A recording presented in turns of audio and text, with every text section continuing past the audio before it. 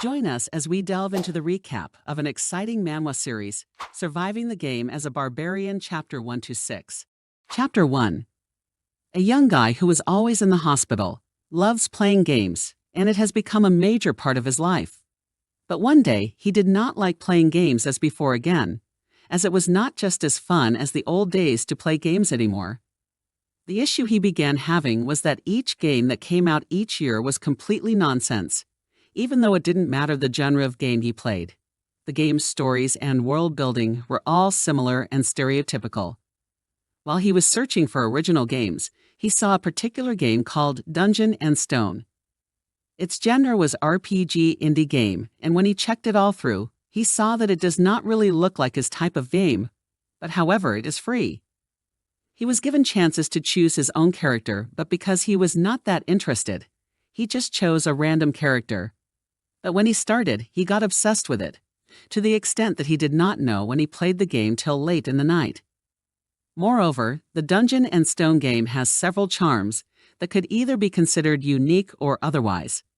Firstly, before one can play the game, an NPC is required, and when one's character dies in the game, it is over. Then you will have to start all over again. He later became stubborn trying to beat the game, but it was considered a failed game since there were no tutorials, neither in English nor Korean. He played the game right from when he was still in the hospital till he graduated from school, and even till when he started work at a company. After 9 years playing the game, he was able to get access to the boss room, and he also completed a tutorial to reach the abyss. He continued playing the game, till he completed the user check of the game, even though he spent his 20s playing the game, and yet, he never gave up playing it. All of a sudden, a strong ray of light poured out while he was playing the game, and a pain burned through his body. Then the system notified as the transmission started, and he lost his consciousness.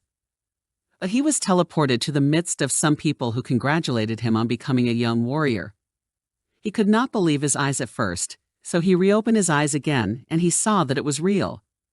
Gradually, his body shape changed, and he became a muscular person, but yet he was still unable to understand where he found himself, even though he had realized that he was in the Dungeon and Stone game. Later on, he got to know that people like him who came into the game were referred to as evil spirits, and that one will die if anyone finds out.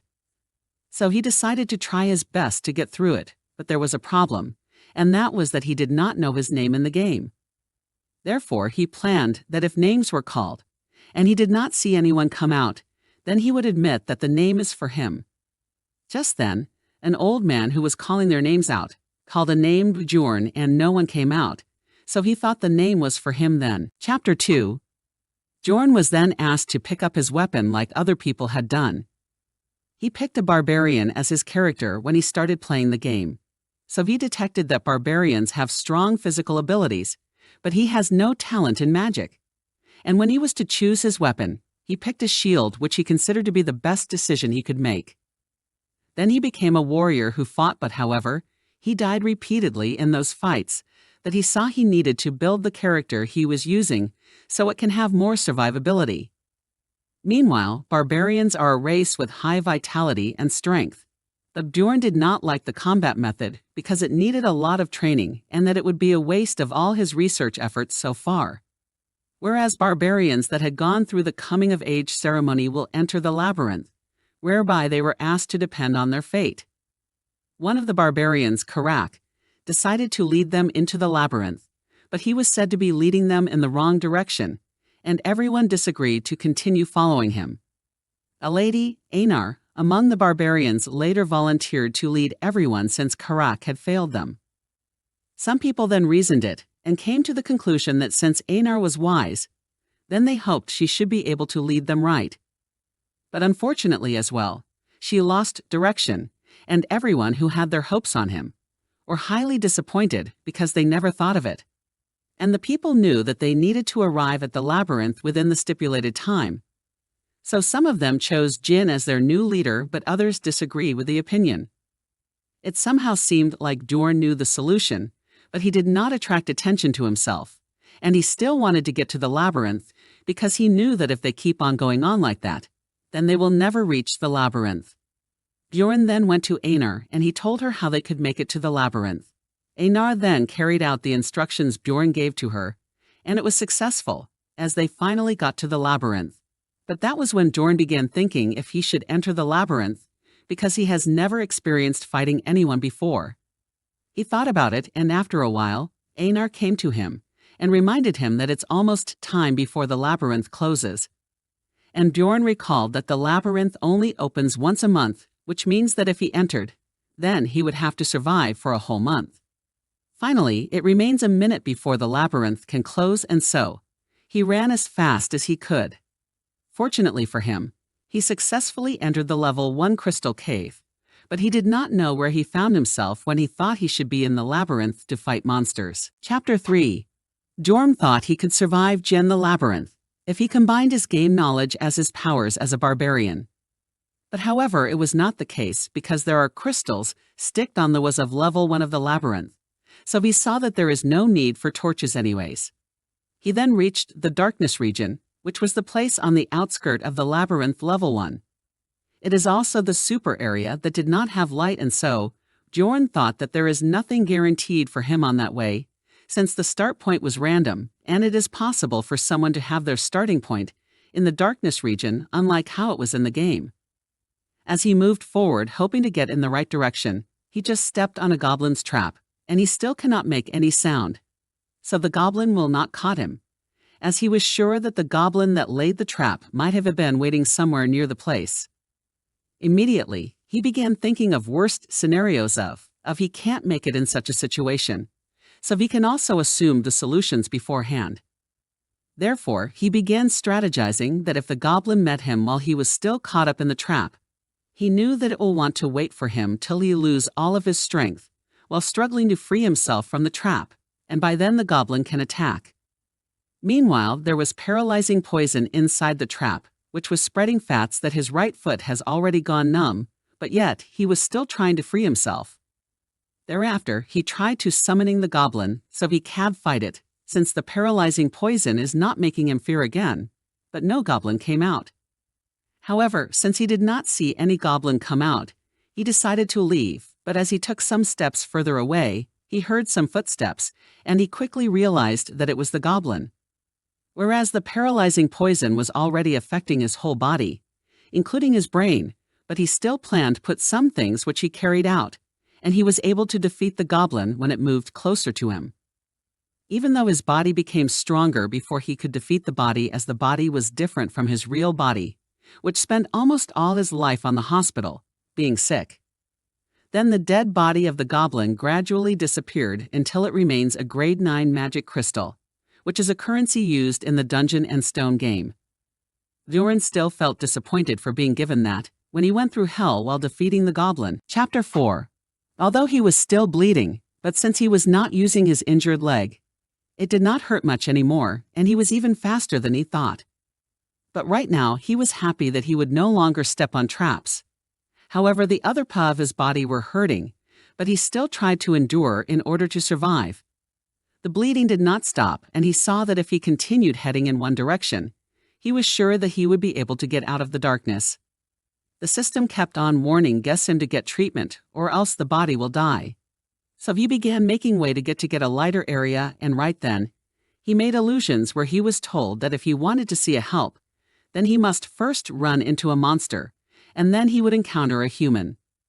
So the body that appeared to him in his illusions was discouraging him to 5-up, as Hiss insisted that Bjorn will just die, but Bjorn insisted that he will never give up, no matter how hard it may want to be. Not long after, he met a party of another barbarians, and he started calling out for help, then noticed him, and they moved closer to where he was, but for the fact that he arrived at that area than them, they doubt if they should just help me, but right in his mind, he prayed they should just help me first. After some time, one of them finally treat him when the priestess among them refused to treat Bjorn. Immediately, the system notified him that his vitality has quickly increased due to the recovery going on. And after they were done treating him, the guy, Thraz, who treated him asked if he knew of any passage on how he was able to get there faster, but he replied that he just found himself in the place after entering the labyrinth. Meanwhile, he noticed a priestess and a mage in their party, which showed how strong they were. So they left him since he claimed that he did not know anything about it. The party then got a map for the first floor, which Dross studied, and so he led them to the first floor successfully, which seemed like they were the first ones to arrive there. They were all happy they make it there. Thereafter, Dross showed his team the portal that will take them to the second floor. Just then, while they were still talking, they noticed the slippers of Bjorn at the place, and they calculated how long he crawled with his injured body, till they came across him to treat him. That made Dross became more suspicious of Bjorn, not to be an ordinary barbarian who was that fast, even though he runs his things himself. Chapter 5. After Bjorn's near-death experience, he was able to defeat the goblins. This was due to the fact that he had regained his vision, to which he was able to get all the goblins' antics and attacks. However, his only problem was due to the fact that he was hungry, so he checked out his food's rations, which he discovered that the 5-day ratio had got lost due to him crawling earlier. However, he had no choice but to eat the one he had left as small as possible. Meanwhile, he began to feel thirsty, to which he recalled that when he was playing the game, he only had to eat, but then, since the deputy chief did not give him water, to which there must be a source of water in the labyrinth. Not long after, he came across a source of water. But he saw a person who was different from the blonde he saw. Meanwhile, he counted the crystal he got from killing the goblins, to which he was so exhausted and sleepy. However, he knew that it's either he risk his safety to sleep, or he find allies and watch after each other, so he decided to go for the second option, to which was to find allies, but surprisingly, he got rejected by all. That was then he came across another man, named Hans, to which he asked Bjorn if he wants to be his night companion, to which he agreed to. Hans was the first person to sleep first, to which Bjorn got to sleep, after he woke up after a particular period of time.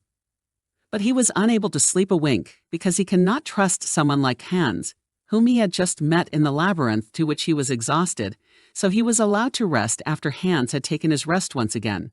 But then Bjorn can't trust him, that he suddenly opened his eyes and saw Hans about to smash his head with a weapon. Chapter 6. Bjorn was seen as he dodged the attack with high reflex, and then attacked Hans, who was claiming that Bjorn should hold on so that he could explain, but Bjorn did not allow any room for excuse, or for Hans to explain, to which he punched and attacked Hans. Looking pissed by the betrayal, to which he attacked it some time until Hans revealed that Barbarian's heart was used to create a new spell, so the Barbarian's heart, and that it is quite high in price. Meanwhile, Bjorn was seen as he continued to attack the Hans, since he knew that he cannot let him go. So Hans then explained that he had a lot of valuables in the city. But Bjorn did not leave any chances, as he killed Hans with a single and powerful punch. However, it was only a day since he had got into the game, to which his overall stats kept increasing, to which he was able to get himself some stuffs. He then met some goblins, to which he was able to defeat them easily, and he was able to rest for a while, but he was unable to sleep as they kept coming. If you like this video, please consider giving it a like, and subscribe to our channel. We have many more reviews and discussions on variety of anime, so be sure to check out our other videos to stay up to date. Thank you for watching, and we hope to see you in our next video. Part 7. Bjorn asked the girl if she was alone. She was alert and tried to fumble for her bow. No wonder any wounded loner would have done the same. She got up but knelt down without strength. At that moment, the young man managed to spot an arrow sticking out of her belly. Suddenly, the fairy began to beg for forgiveness and asked the barbarian to let her go just once, explaining that she had a little brother left at home with no one to care for him. Bjorn hadn't expected her to be so spineless. All the Fae in the game were rather cold to other adventurers. The barbarian decided to release a smile to show that he wasn't going to hurt her. However, it only got worse because of her prejudices. The warrior's smile did not seem kind at all. The fairy thought that he was a real psycho who enjoyed killing. The girl cried out and begged for mercy more than before. He couldn't understand why everyone treated the barbarians as wild, empty-headed natives. Someone had obviously tarnished their image. Bjorn told the fairy that it was better to take care of the wound first and talk later. He handed her some healing ritual leaves and a bandage. The girl couldn't understand why he was giving it to her, to which he countered that one didn't need a reason to help someone in need. Actually, she did, but he wouldn't tell her that, and then added that he would watch her while she treated the sore. It didn't sound like much, but she might make a good night companion. At least she needed it even more. Wounded, tired, and eerily beautiful, she'd make a tempting target for unscrupulous adventurers like Hans. Not a minute later, the fairy announced the end of the procedures. Noticing that she was now a little more relaxed, Bjorn decided to introduce himself by giving his name. The girl reciprocated, introducing herself as Erwin. The young man asked why she was so afraid of him. The girl explained that he was a barbarian and she was a fairy. Bjorn questioned what this had to do with it. Erwin told him that fairies and barbarians were hostile to each other. Now, that was interesting in the game. These races treated each other normally. However, the girl quickly said that the war ended 10 years ago, so she harbors no ill feelings towards her new acquaintance and does not want to fight. Bjorn reassured Erwin, explaining that he was not hostile to fairies either. He then suggested that she become his knight companion. Erwin hesitated. She knew that barbarians valued their honor above all else, so she asked him to swear on it, and she herself promised to swear on the name of her tribe. Bjorn agreed and honored the request. The fairy did the same, giving her full name, Erwin for Naxi de Tertia. Bjorn handed her the watch, telling her to be careful as it was very expensive. He spread a blanket and put his knapsack under his head. He decided to hang on for about 10 minutes just in case, but soon felt Erwin pushing him in an attempt to wake him up. He couldn't believe it had been 2 hours already. It must be the magic combination of the blanket and backpack. If Hans had borrowed them, Bjorn would have surely slept through his death. In that case, he decided to lend the items to the fairy so she could get a good night's rest too. He smiled as he watched the girl fall asleep before he could even lay his head down. She must have had as hard a day as he did. While on guard duty, all sorts of strange thoughts came to mind, such as what had happened in the old world. Maybe he was wanted, though who could have come for him? In any case, even if there was a way to get back, it was impossible to use it now. So, the young man chased these thoughts away to not lose the will to fight. He decided that after a few repetitions of the dream, he would have to move onward. He wondered if he should offer the fairy to go with them. On the one hand, a quiet rest, but on the other hand, it would be necessary to share the booty. Given the fact that goblins began to appear in packs, it was possible to accumulate quite a lot of crystals. His musings were interrupted by a couple of people passing by. The rotund individual directed his friend's attention to Erwin's bow and quiver, noting that it matched the exact description of the fairy they were seeking. They inquired about the barbarian's connection to the slumbering Erwin. Bjorn responded that they were nocturnal companions, and both men shared a laugh. The portly man then questioned how long Erwin would continue to sleep, provoking the ire of the young man who growled that he wouldn't answer. Startled, the men turned and walked away. Bjorn realized they were likely searching for Erwin, so he attempted to awaken her, only to be met with a request for 5 more minutes of sleep. Bjorn nudged his sleeping companion, but she remained unresponsive. When he discovered that Erwin was pretending, he lifted her up and questioned her motives. Erwin explained that she didn't want the warrior to abandon her, as their alliance was only meant for one night. Bjorn inquired about the identity of the 2 men seeking her, and Erwin admitted ignorance but suspected they were from the Crystal Alliance, a group that had previously harmed her. Initially hesitant, Bjorn considered the complications but then remembered Erwin's youthfulness. After careful thought, he urged them to act swiftly and join forces for the time being. Erwin was delighted and asked for Bjorn's assistance, to which he replied that he would listen to the details before making a decision. The fairy informed her that she had recently encountered them, and they had become nighttime companions. However, she opened her eyes when she sensed something strange and found a man above her, licking his lips inappropriately. She managed to escape, and later discovered that he was the leader of the clan that operates the business on the first floor. His men started chasing her and, at one point, wounded her with an arrow. Bjorn couldn't comprehend how they tracked the girl down, but she suggested that they might be using communication stones to coordinate. The boy hadn't heard of these stones before, so he asked for more details. Erwin explained that they are mystical devices for sending messages to each other, working within a range of about 300 meters. The guy realized that this is the equivalent of a handheld radio. There are more of them, and they also have communication tools, so if she's left alone, the girl will surely be captured. Bjorn asked what she had done to them. Erwin awkwardly revealed that she had wielded her knife a little when she first escaped and accidentally struck the right place. The young man asked again, to which the girl said that she understood.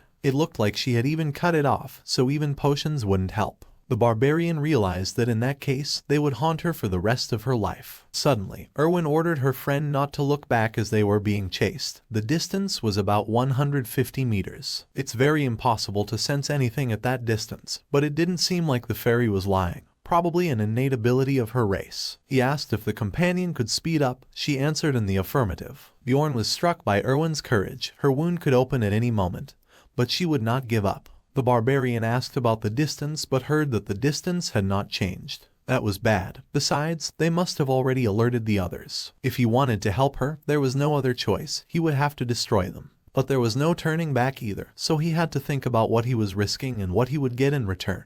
Bjorn asked what Erwin was good at. The girl told him that she is not bad at archery and possesses spirit magic, fire attribute. An archer with one of the rarest magical abilities sounded good. The barbarian asked if she had killed before. Erwin said she hadn't but was willing to do so. The young man liked what he heard and offered to join him before he left the labyrinth, the spoils being divided 9-1, and that was out of the question. Without further thought, the girl agreed. Bjorn asked one last time about the distance. About 100 meters. There was no point in running away anymore. He ordered Erwin to stop and summon a spirit, which illuminated the space around, and the friends saw that the enemies were approaching. Then the barbarian ordered the summoning to be cancelled, and the two hid in the darkness. Suddenly, Bjorn saw one man making his way through the gloom. Suddenly he stopped right in front of them. He ordered Erwin to shoot. She took aim and released the bowstring. The arrow pierced through the boy's head. The barbarian approached him and yanked the communication stone from his hand. A voice from the stone attempted to call out to Surdin,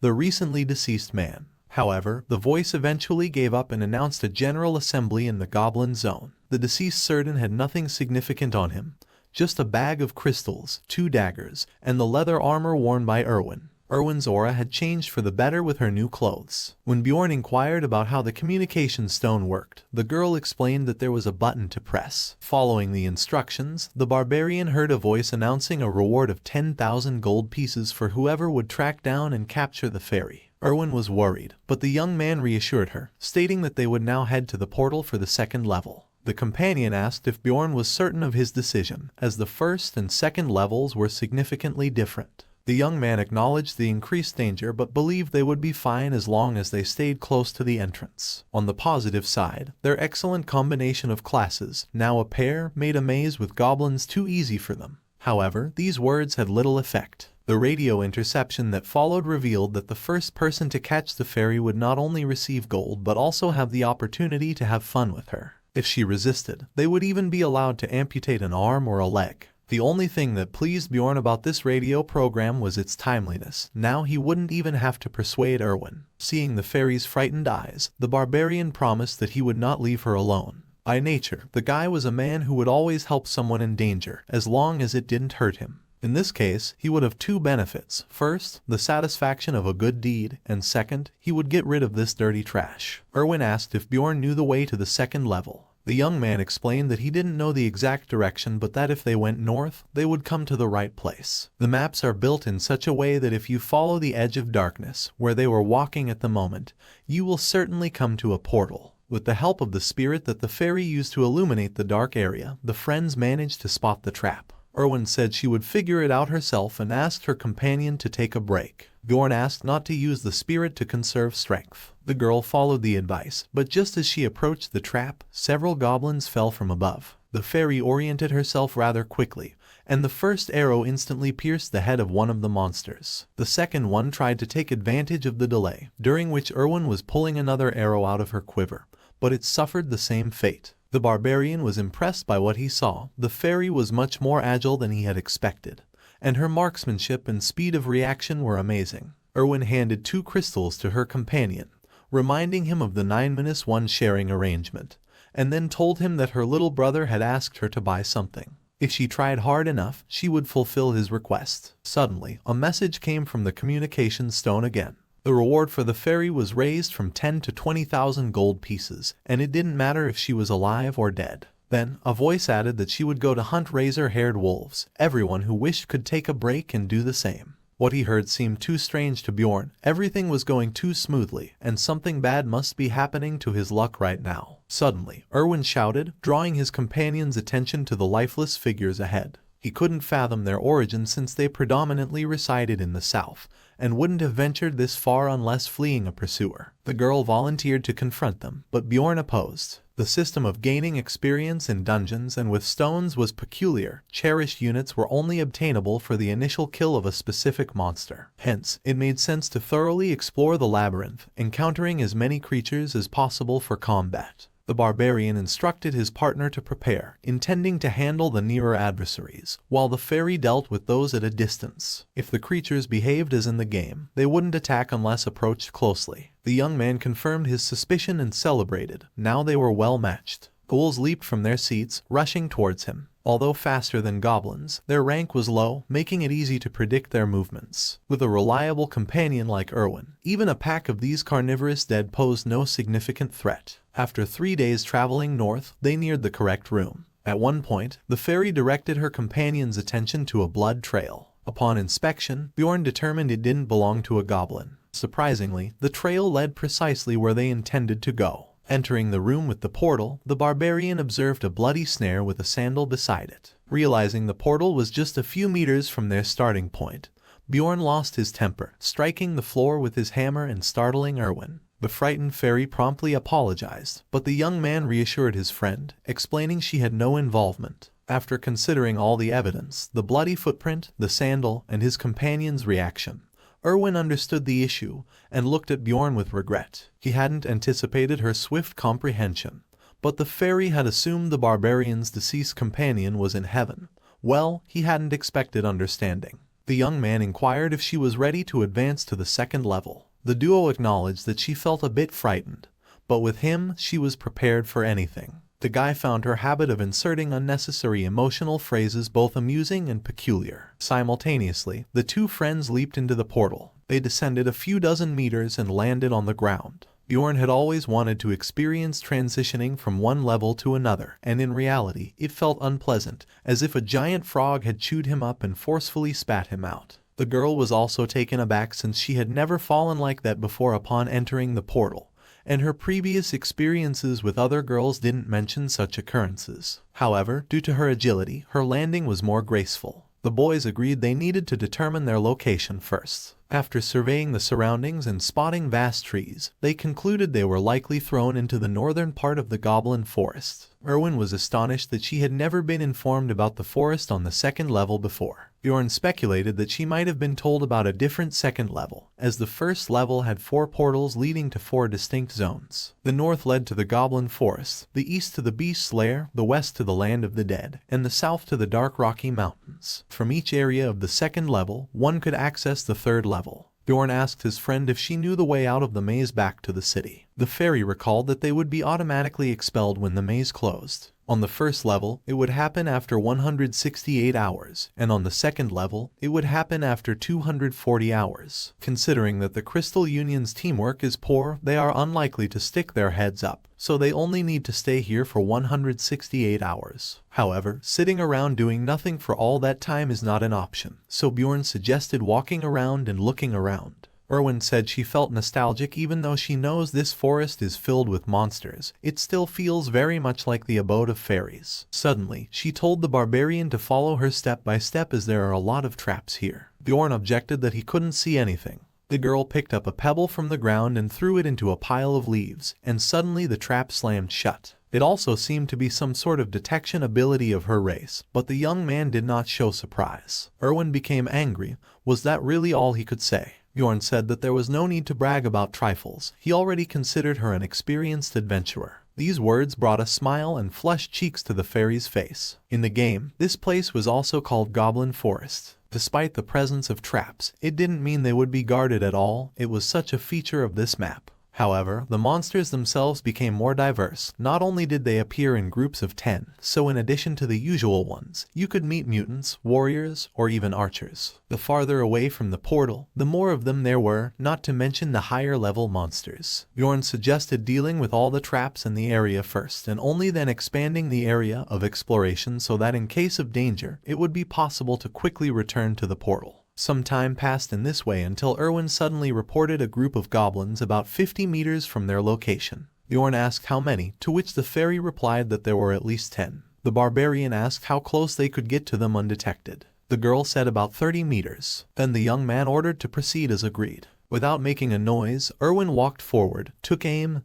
and fired. Bjorn didn't know if she hit or not, as it was too far away, but he ran after her with his hammer raised. The goblins of the second level were much more dangerous than their counterparts on the first level. First of all, there were simply more of them, and secondly, in addition to the usual ones, there were also mutants. 5 was already a big problem. Suddenly, one of the monsters swung a dagger right at the barbarian's head. If he had reacted even a second later, he would have lost his eyes for sure. The goblin wanted to take advantage of the delay and kill the enemy, but his head was already on the arrow. Bjorn saw that his battlemate was in position and decided it was time to finish. At the end of the battle, they had collected 11 crystals, which was an impressive reward, considering that they had collected 44 crystals during the first level of the day. Although they had agreed to divide the spoils at a 9-1 ratio, the warrior's crystals were more valuable, so Bjorn gave his friend 2 instead of the usual 1. After hearing the words of gratitude, the barbarian ordered to move on. When the friends went beyond a 3-kilometer radius, opponents began to meet almost every 5 minutes. However, this wave of goblins also had an archer who, by the way, was able to disappear. It seems to be a skill of camouflage. Of course, this one would be harder to deal with, but hardly enough to lose. To evade an arrow shot by a goblin, attentiveness proved sufficient. Therefore, Bjorn instructed his companion to concentrate. The monster's archer aimed, but to his surprise, the barbarian skillfully dodged the projectile.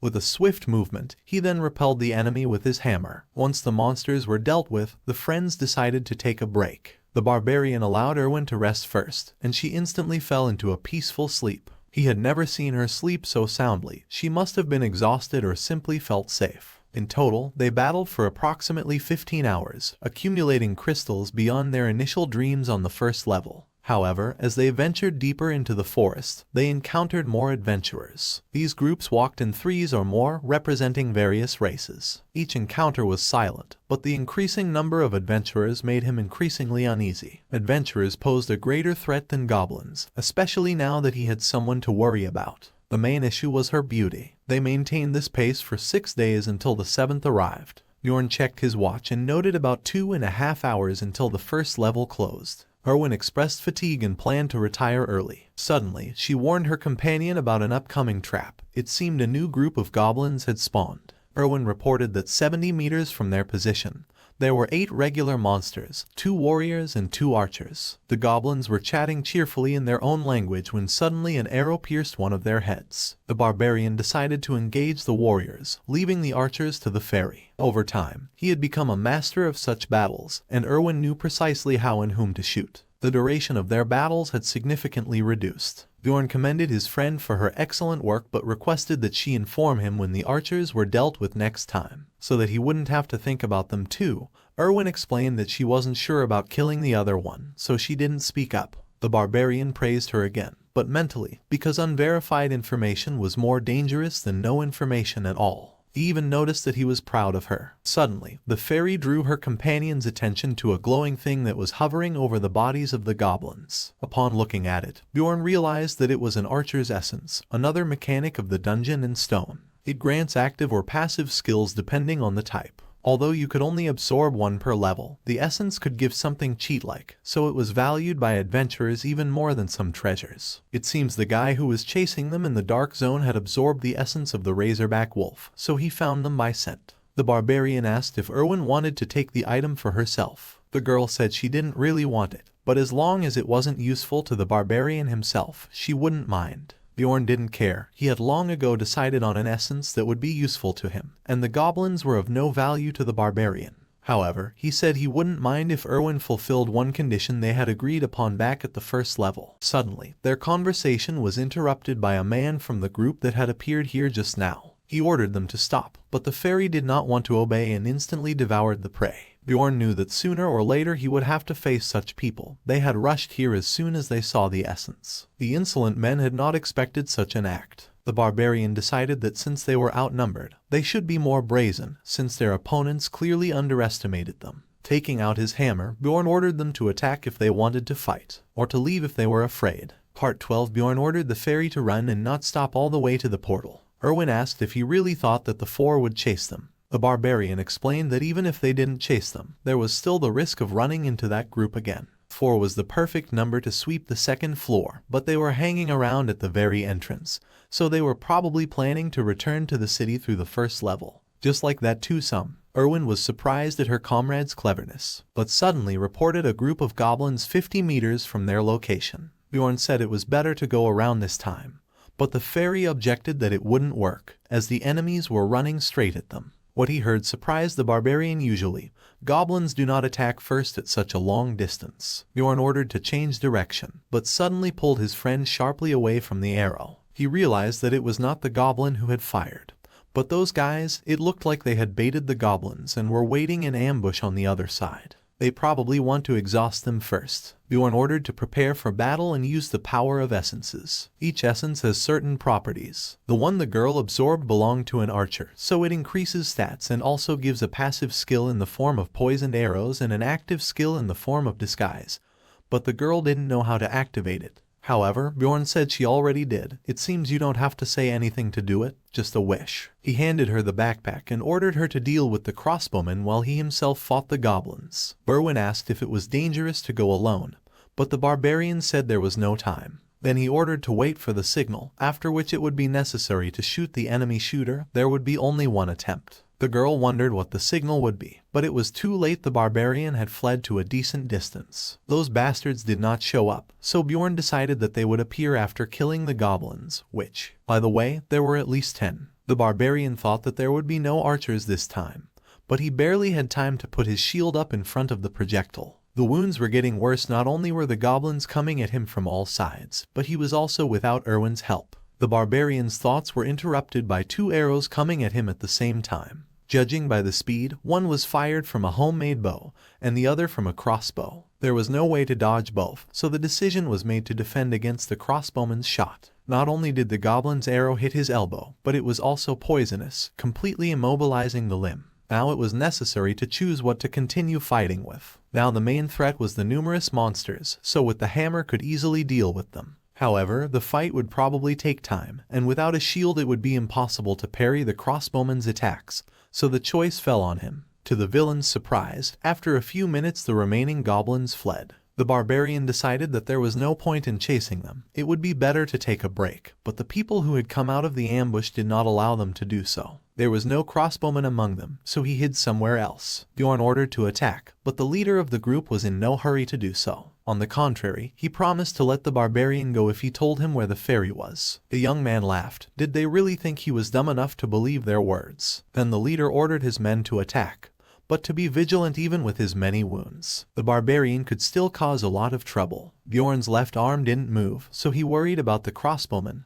He should signal Erwin. It had to be unique to this world, one that definitely could not be mistaken. Suddenly the young man had a great idea. He smiled and raised his middle finger. Part 13. Bjorn and the leader of the group of knights clashed shields. The man gave a command to a samurai named Elias, and he tried to strike the barbarian in the open back with his sword. He barely dodged. This Elias was strong, but there was no retreating. He only hoped that Erwin had completed her part of the task. Suddenly, Bjorn saw an arrow flying in their direction, but couldn't figure out who had fired it until it hit the knight's shield. It was definitely a fairy. The leader ordered his underlings to concentrate on the barbarian while he dealt with the arrows. Damn bastard with a shield, it protects them from projectiles. Bjorn realized he couldn't handle them all at once, so something would have to be sacrificed. He'd have to use his left arm, which wasn't working as well as it should, but he could get the youngest of the knights out of the way. The one fell to the ground with force with a broken nose. The leader tried to block the arrow again, but suddenly it exploded. It looked like Erwin had used a spirit. The knight dropped his shield, and then a second arrow flew into his shoulder as well. The one on the ground grabbed his sword and ran towards the direction the archer had fired from, telling his comrades that he would deal with her. He had already run too far away, so the barbarian only had to believe in his friend. Bjorn tried to hit Elias, but he dodged, so his fist reached the knight's face, knocking him out. Now the samurai was left alone. He was very strong, so the young man wondered why he had decided to join the squad of these assholes, but he knew it was the worst mistake of his life. Elias continued to dodge the enemy's attacks, trying to buy time before the second knight returned, but that wasn't going to happen. The barbarian pretended to strike again, but it was only a deceptive maneuver, after which a shield flew at him, knocking the samurai to the ground. Bjorn grabbed him by the scruff of his neck with his working hand and simply sliced his throat, completely staining his chin in blood. After that, Erwin came up as well. Seeing her friend's wounds and signs of poisoning, she was scared out of her wits and advised him to drink the potion urgently. He didn't understand why he should drink it, but the fairy explained that the effect was much better than from external application. Having drunk the entire ampoule, the young man felt as if his insides were being boiled alive, but he tried not to show it in front of the girl. Erwin glanced at the clock. There were only 40 minutes left before the first level closed. There was no time even for rest. Suddenly, Bjorn ordered the fairy to take off her clothes. She blushed because of such a savory suggestion, but didn't want to do it in the middle of the forest. But the barbarian specified that clothes should be taken off corpses. But then he changed his mind, saying that at this rate they would not have time, so they should take at least the equipment, crystals and backpacks with potions. The girl said she would go get the items from the knight she had killed and come back. After finishing their business, they ran with all their legs to the portal. There was only 30 seconds to go when they jumped in. They were spit out again. Bjorn wondered how the girl managed to land so successfully every time. Suddenly she asked him about the essence. The barbarian asked again, to which Erwin reminded her that before she had absorbed the essence, he had something to say to her. The young man said there was no time for that now, better to talk about it outside. Suddenly he realized that they would be moved randomly, so a meeting place was needed. There were only 10 seconds to go. Bjorn kept trying to remember the name of the tavern. A couple seconds before the maze closed, he told his friend to come to the Black Whale Tavern. The girl made an affirmative sound. The information window announced the return to Raptonia. Part 14. There were a lot of people gathered in the square, though usually it's not very surprising, since all the adventurers gather in one place. But today it was too much. Time flows differently in the labyrinth. No matter how long you stay there, you'll be thrown back to noon the next day, so you have to reset your watch every time, which Bjorn did. When he turned around, he saw the barbarian who had been stripped of his leadership while searching for the way to the portal. After a moment's thought, Bjorn remembered that his name was Karnak, the second son of Vanin. But the latter corrected him, not the second, but the third son. Soon several other members of their tribe came up, lined up around Karnak, listening to his tales of how the razor-black wolves were no match for his axe. Bjorn could not understand what this strange scene of reunion was, for they gaped at each other as if they were brothers separated in childhood, and where all these barbarians had come from. Suddenly one of them suggested to Karnak that they should have a duel of bravery, and he gladly agreed. Then they went to a local pawn shop to count the crystals they had accumulated. Karnak had the most, about 40,000, which caused his brothers to shout with joy. However, when they heard that Bjorn had gotten more than 180,000, they gave him the title of the best warrior, and when they saw that he had also managed to get a hammer and a backpack, they started chanting his name. He seemed to understand why they were so happy. He was the only barbarian who had gone into the labyrinth empty-handed and returned as a civilized man.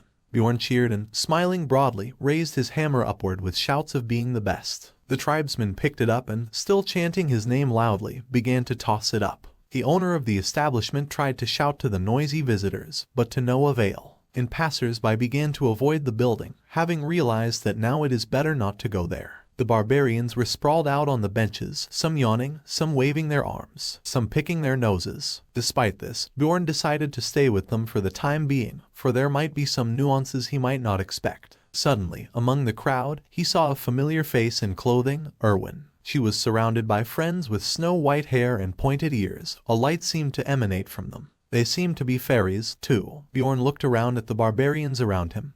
He was even a little envious now. She noticed her friend too and waved her hand. The young man shouted back that they should meet at night. Suddenly Karnak asked if he knew that fairy. Bjorn said he didn't. The answer pleased the barbarian, who added that a better warrior would definitely not have messed around with those cowardly-eared creatures. That hurt one of Erwin's friends. A fight was not to be avoided if the last of the tribesmen didn't come out of the pawn shop. The young man was getting tired of the barbarians never keeping their mouths shut. He realized that it would be impossible to have a normal conversation in such an environment. So he told his wild-eyed companions that it was time to go. Suddenly he noticed that one adventurer's son ran up to him with joyful shouts. There was something similar about the game, to the joy and happiness of families, and the despair and agony over their loss. He'd spent a lot of time in Dungeon and Stone, but seeing faces that used to be displayed in 2D on a monitor screen in person was somehow strange. Bjorn watched in amazement as the barbarians gulped down beer mug by mug. He followed them, so as not to miss some important step, but it looked like they were just going to get drunk, so he would only waste his time. Standing up from the table, Bjorn informed his companions that he had to go. Harnack saw the hero of the day about to leave and raised the alarm. The other barbarians wondered if he wanted to leave them behind. The young man was already afraid that they would start stopping him, but surprisingly, they only wished him good luck and continued having fun, even a little offended. What else surprised the guy in Rapdonia was the peaceful pace of the city. No monsters, no people to harm, law and order reigns here, so you can relax at least for a while. This city is definitely a lot wilder than the megacities of the 21st century, but it's peaceful, so living in it might not be so bad. Bjorn took a hot shower and lay down on the soft bed. But his head was troubled again. He couldn't fool himself that he wanted to go back to his world, even if no one was waiting for him there. He slept for about 5 hours and began to get ready for his meeting with Erwin. However, his expectations were almost shattered by a local who he asked for help with his search, telling him that the Black Whale Tavern had been gone for about 10 years. Bjorn asked what he meant by no. The man explained that the owner's son had gotten into debt because of his gambling addiction, so the place had to be sold. It's now called Fidempos. It seems that the events of the game really did take place much earlier. Once in front of the tavern's entrance, the guy discovered that he could at least read the local writing and decided to visit the library or something sometime. It was pretty noisy inside the establishment, so Bjorn wasn't sure how he was going to find Erwin.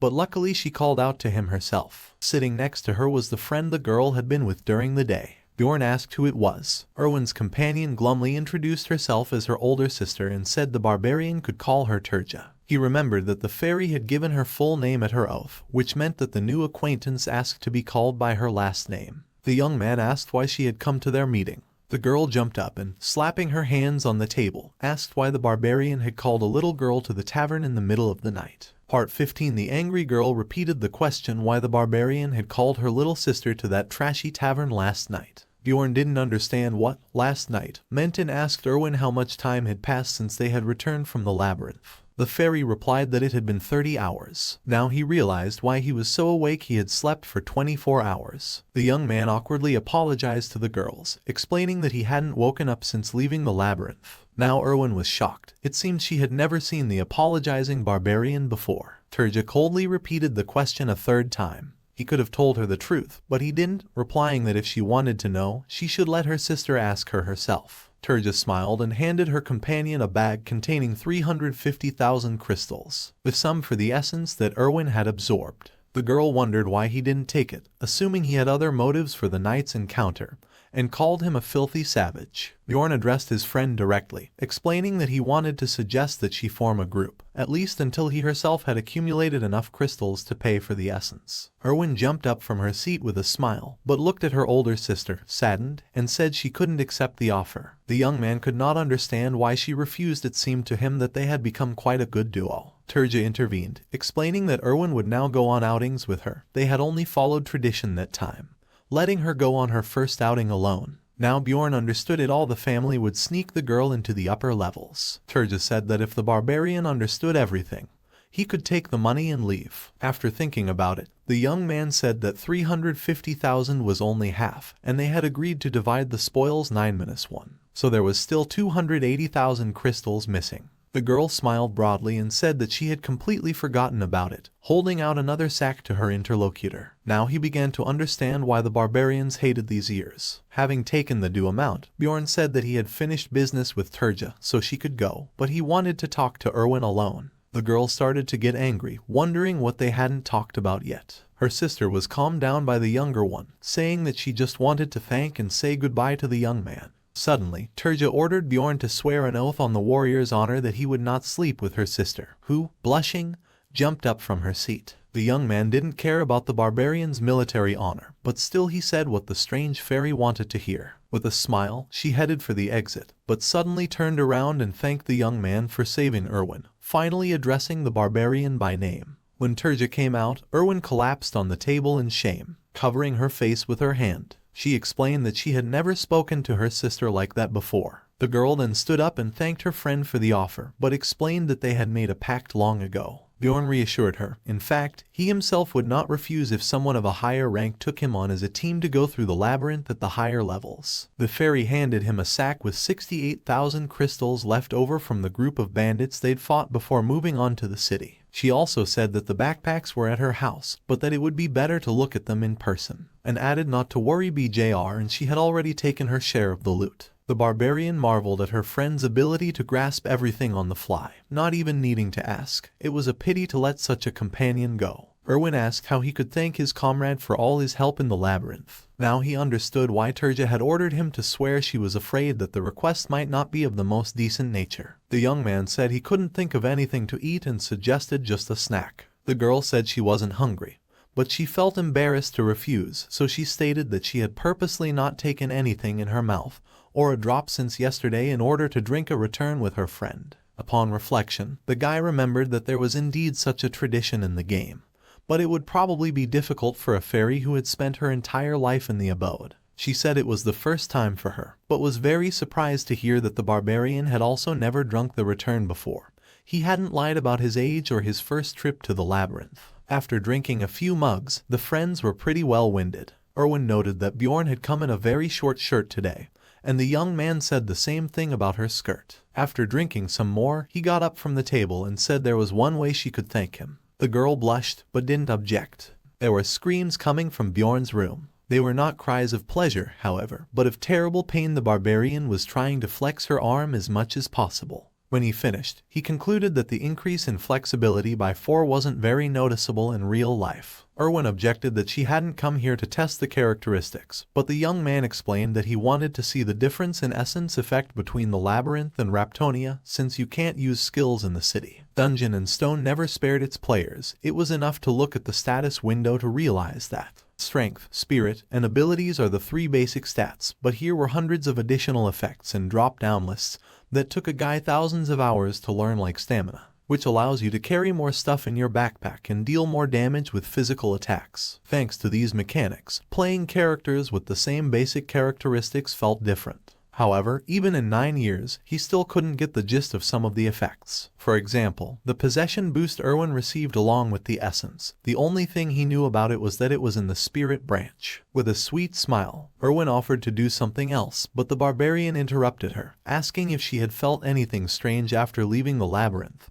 such as intrusive thoughts or intemperance. She thought about the cookies and remembered that she hadn't really liked them before, but she'd eaten a whole bunch of them since she'd come back. Bjorn assumed that the obsession increased the desire, but decided to watch just in case something else happened. His musings were interrupted by Erwin, who sleepily announced that she wanted to lie down. He put out the candle and was about to close his eyes, but he remembered Turd's promise not to sleep with her sister, though he assumed she meant a different sleep. In the morning, the fairy showed him the equipment he'd gotten from that gang of humans. She realized that he would probably want to sell most of it, so she asked permission to keep the leather suit. Bjorn didn't object. The pawnbroker's trip ended very well, with almost 1.5 million crystals for everything. If we subtract Erwin's share, it would be exactly 1,400,000. A smile shone on the barbarian's face, a great straff. Seeing the fairy's face saddened by the fact of parting, Bjorn decided to walk together to the central square. A large crowd had gathered around the guillotine. The young man asked his friend what was going on here. Erwin explained with horror that the execution was probably starting. These unfortunates have committed no serious crimes. They have not killed, raped, or robbed. They are guilty only of not paying taxes. Raptonia is the last city to suffer from the witch's curse. The only place where it is possible to obtain resources is the labyrinth. Those unable to do so will be executed to reduce the number of mouths. Suddenly, a few guys in rags ran up to the guillotine, pushing the people gathered, and began to dip their bread into the pool of blood, after which they ate the delicacy with gusto. The amount of the tax increased every year. The first year it was 700,000, the second year 800, and they also took a commission when exchanging, so it was impossible to stop training. The boy clearly understood that if he didn't find a way to return home or become stronger, his blood would also end up on someone else's bread. The young man decided to visit the library, which the developers had yet to complete in the game. The readers looked at him strangely. It seems they were not used to seeing a book loving suddenly. At one of the tables, he saw a girl snoring, sprawled out on the table. It was Einar, the warrior whom Bjorn had helped to find the way to the labyrinth, thus keeping her in the lead. The barbarian woke the tribeswoman, who cried out in joy when she saw her little brother, as she called him. Bjorn tried to persuade her to keep her voice down, but then abandoned the futile effort. The young man asked what she was doing in the library. Einar reminded him of the advice to think before you do anything, so she decided to gain new knowledge. That's commendable. She seems to be different from her brethren. The warrior said she had also realized that it wasn't just monsters to be wary of in the labyrinth. Bjorn assumed that a lot had happened to her. Einar confirmed the hunch, explaining that that was why she had come here. However, reading was proving to be very difficult, so she wants to go to the temple, where she will be taught how to read and write. The young man asked if she intended to do that right now, to which the warrior said that if she put it off for later, she might forget. The lad noticed that the more he learned about the barbarians, the more he felt sorry for them. Lastly, Einar reminded him of her promise to thank the young man for his help and advice. The girl said that if her friend had any problems, she should come to the Furious Bull Tavern. Bjorn hoped she wouldn't forget about it in a couple days, as he would probably need her help for sure. The library turned out to be truly huge, so the barbarian wasn't sure how he was going to find the book he needed. After a short search, he decided to ask the librarian. It turned out to be a pretty girl, who, by the way, fell asleep on the job. Bjorn coughed to wake her up. She raised her head languidly and also languidly asked how she could help. The young man asked how he could find the history book, but suddenly the girl cast a spell and said to wander around and the book would be found. You could read it as much as you wanted, but you couldn't take it with you. Bjorn wanted to ask another question, but the girl passed out again. Walking around a bit, he realized how her magic worked and the right book began to glow on the shelf. Now it was clear how one person kept track of such a huge library. Bjorn found the right place and began reading from the first book, The Fallen World. For thousands of years these lands have been under the curse of an evil witch and uninhabitable. Rapdonia is the last fortress to escape the catastrophe. The ruling family opened a path to another dimension for people who were dying due to lack of resources. This is what is called a labyrinth. Guy noticed that this story felt like the prologue of a game. The second book, Basic Notes of Alchemy, talked about turning magical monster crystals into bread, water, steel, and the like. Bjorn didn't understand much of it, but he decided to memorize it just in case, because such information would probably come in handy in future raids. The third book was called Holy War, and told about the reasons for the enmity between fairies and barbarians. This is, of course, very interesting, but the fourth seemed the most useful to the guy. Evil spirits of the abyss. Evil spirits in this world are those who come from another dimension to take over someone else's body. The reasons are not described, of course, but purely technically the wording is correct. And, from what I've read, the ruling family and the church have gone to great lengths to get rid of the phenomenon. Simply put, as long as it doesn't give itself away, everything will be fine. The fifth book, The Immortal King, tells about the first ruler of the dynasty, who, strangely enough, was called Immortal Revision 3. The game just started with his death, so 150 years have passed since then in this world. Now I see why there are occasional inconsistencies. The next book was called On the Instability of Dimensions. It seems that this is what the Drow Knight was talking about when he mentioned that a starting point in the darkest zone is a very rare occurrence. However, the book said that going through a portal during the closing time could cause instabilities. After finishing it, he decided it was too late and went to rest. 3 days later, Bjorn remembered that the portal opened every 30 days, which meant that the next raid was 27 days away. The young man decided that from tomorrow he should start looking for companions. Suddenly his thoughts were interrupted by a heavy knock on the door and Erwin's shouts. As soon as the owner of the room appeared on the threshold, the girl hurriedly announced that she had managed to conclude the contract. She had spent the 10 spirit stones given by her sister and was able to master wind as well, which, by the way, combines perfectly with fire. Spirit stones are items that allow you to make a contract with a particular spirit. There's about a 10% chance of that happening. They are quite expensive, and the fairy spent as much as 10. She probably comes from a rich family. Bjorn congratulated his friend on the contract, but wondered why she had taken the time to come here. Wouldn't it have been better to prepare into the labyrinth? The girl agreed, but explained that she wanted Bjorn to be the first to know. She seemed to think of some special bond between the first companions, and while the guy was in favor of a purely working relationship, he was planning on still living here for a while, so it was better to have a good connection. Turning on all his charm, the young man offered the fairy to stay friends and said that she could turn to him for help at any time. The next day, Bjorn decided to stop by the Angry Bull Tavern. The crowd of barbarians standing at the entrance of the building raised a ruckus again when they saw the same Bjorn, son of Yandel, who had taken the most crystals out of the labyrinth. One barbarian could create enough to make blood come out of his ears, and there were at least 5 of them. One of them asked why the hero had come here if it was to live here. He was told that they charged only 300 crystals a night. Bjorn wondered why they charged so little, but the guide explained that the 10 of them slept in a room with 5 beds. The young barbarian asked for Einar, but she came out into the corridor, greeting her brother and asking about the purpose of the visit. Bjorn informed her that he wanted to fight her for training. The girl said there was no point in wasting such a request and led the way to the backyard where the other barbarians were already fighting each other. Einar said she was willing to train any time except early morning. In that case, Bjorn offered to start right away. The crowd cleared the area and waited with interest for the upcoming fight. Although the young man had come here to train, he certainly did not intend to lose. Bjorn struggled to get up from the ground.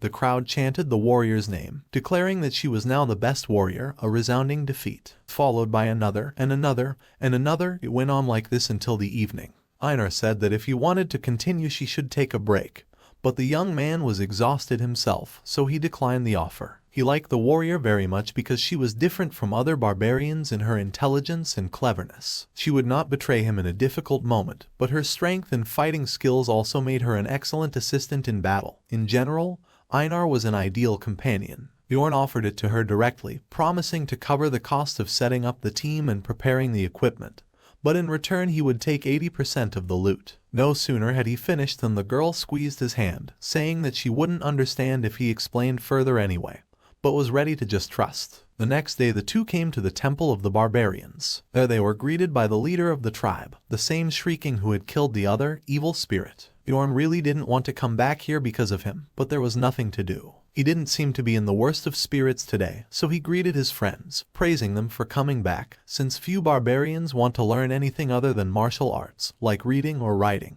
However, Bjorn explained that he had come here today for a different reason.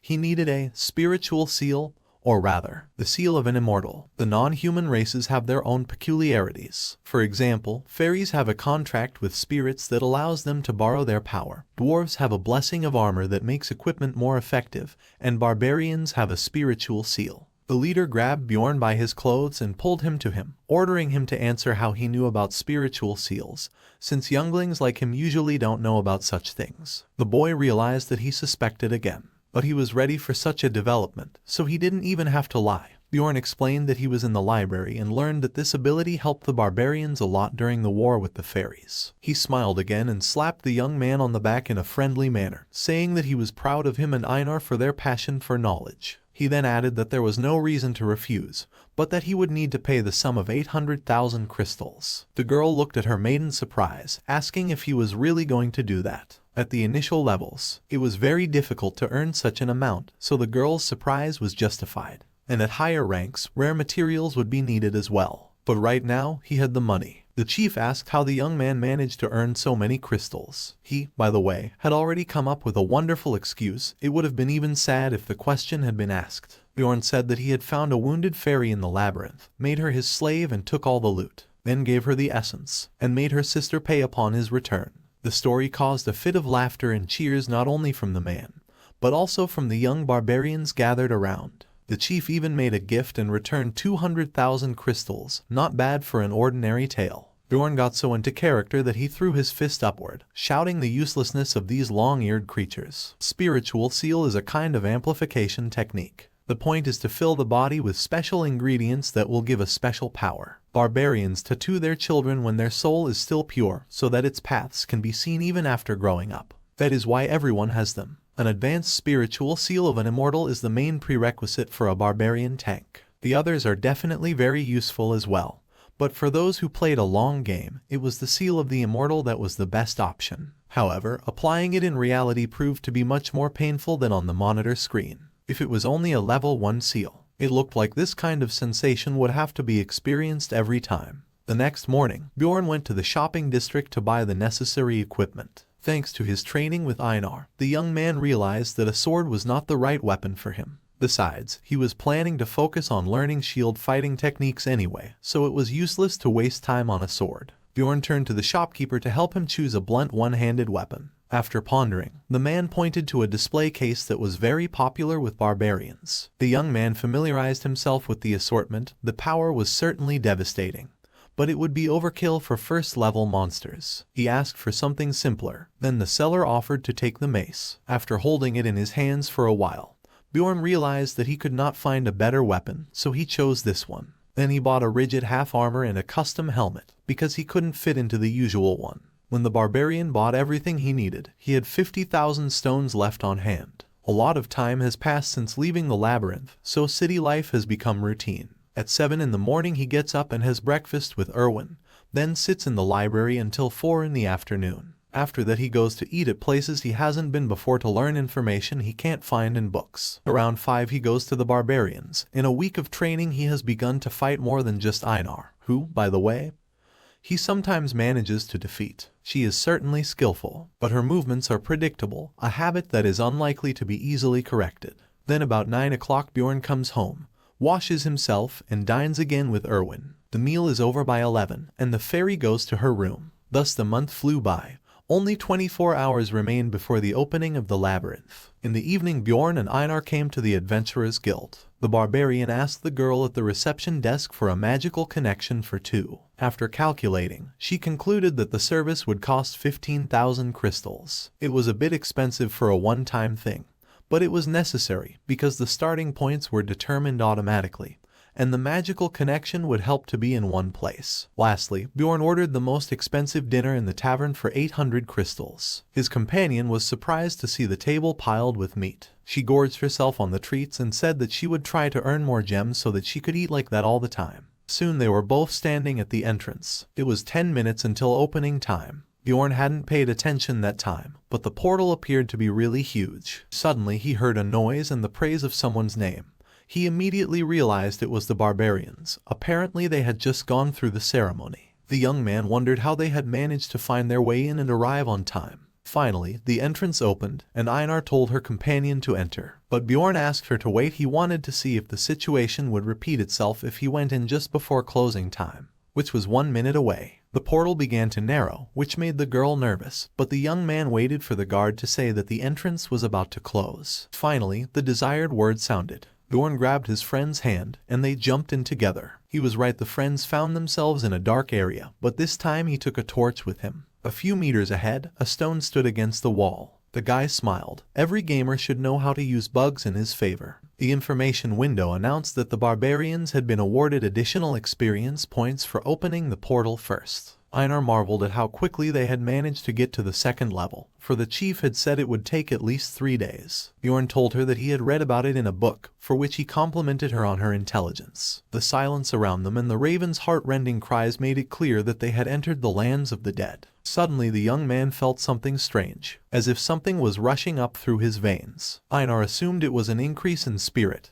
that is, an increase in level. Dungeon and Stone had its own leveling system. The mana needed to use skills and the amount of essences that could be absorbed increased with level. When hunting, the experience needed to level up is given for the first kill of a monster particular species, so it's harder to move up each time. However, there is one more way to do this, to spider the maze. Points for opening portals are given every time. However, in any case, soon there will be more experienced adventurers here, to whom it is better not to reveal all the secrets. Bjorn turned to his companion to tell her that they've been traveling here for 2 days. If anyone asks about it, now she definitely won't blab. In the lands of the dead, there are monsters more dangerous than goblins, but there are no traps, so you can go wild. In general, the ideal location for 2 barbarians. Suddenly Einar noticed a few ghouls ahead of them. There were only 3 of them, probably because it was the first day. The girl said she was tired of wandering around idly, so she would deal with the obstacle herself. Not a minute later, all the dead people were lying on the ground in pieces. Suddenly, Einar instantly turned back to Bjorn when she heard an ominous scream.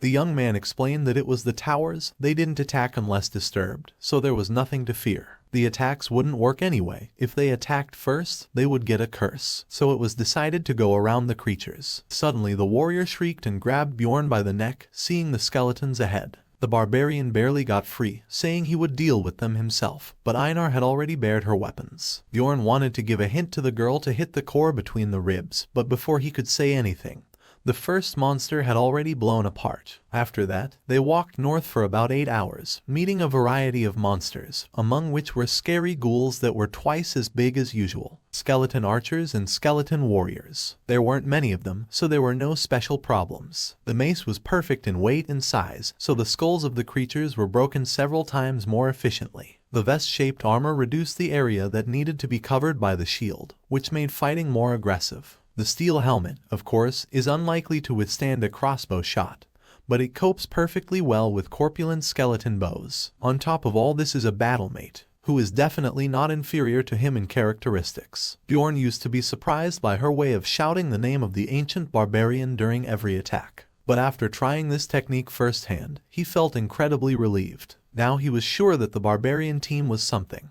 During the break, Ina noticed a wound on his comrade's arm, but he reassured her that it was almost healed. The immortal seal improves natural regeneration and stamina. For example, a cut half a centimeter deep heals in just a minute. The pain is incredible, but the effect is worth it. Suddenly, Bjorn felt the ground become drier, and the tower's screaming intensified. It could only mean one thing.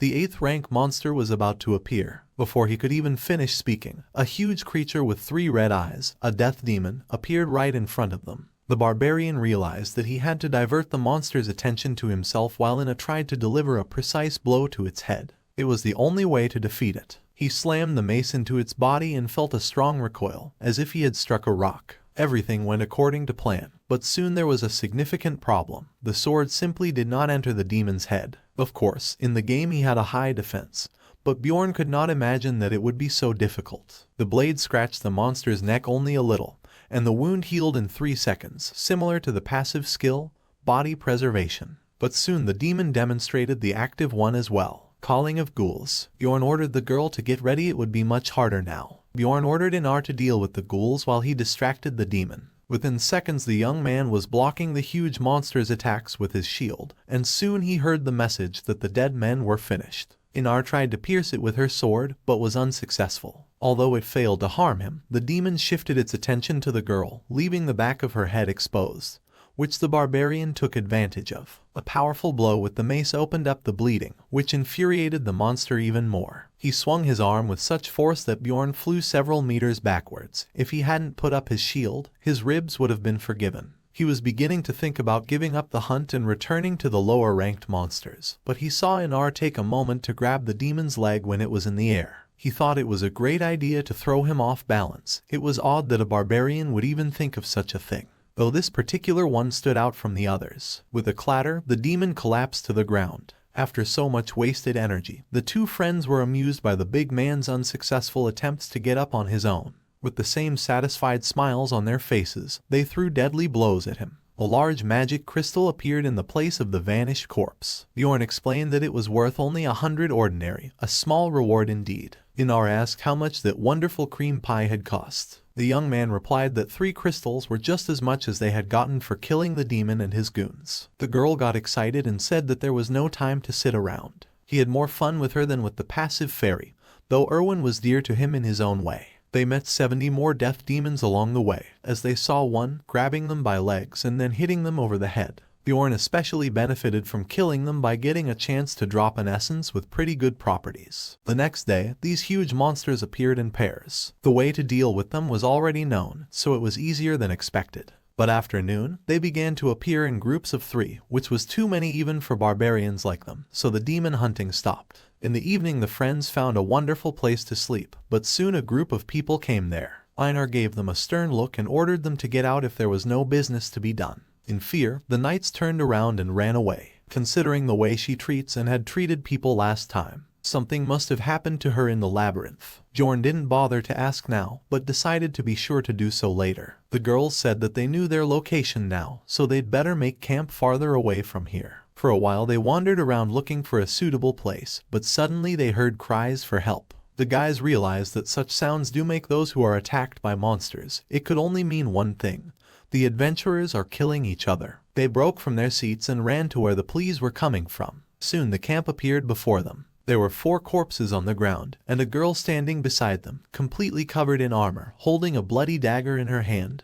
A marauder. Marauders, people who are in the business of preying on other adventurers. Instead of collecting magic crystals and equipment from slain monsters, they do it at the expense of their colleagues. Of course, in Rapdonia, such a crime is punishable by death. But on the other hand, no one convicted Bjorn for killing 6 adventurers, even though it was self-defense. Outside the labyrinth no one would know anything, unless of course there was no one to tell. The girl who stood before them was tall and trim, with shoulder-length red hair, a torn right ear, and a tattoo under her eye. With such attributes, she simply had to be famous, but since she wasn't, she must be insanely good at what she did. Simply put, she never leaves witnesses. Bjorn turned his attention to the 4 corpses behind the marauder. Judging by the rather high-level equipment, they reached at least the 5th floor, plus there was a mage among them. 3 of them had no visible wounds, and the froth from their mouths indicated poisoning. It looked like one of them was immune, so they had to deal with it the old-fashioned way. Bjorn asked the outlaw if it was her team.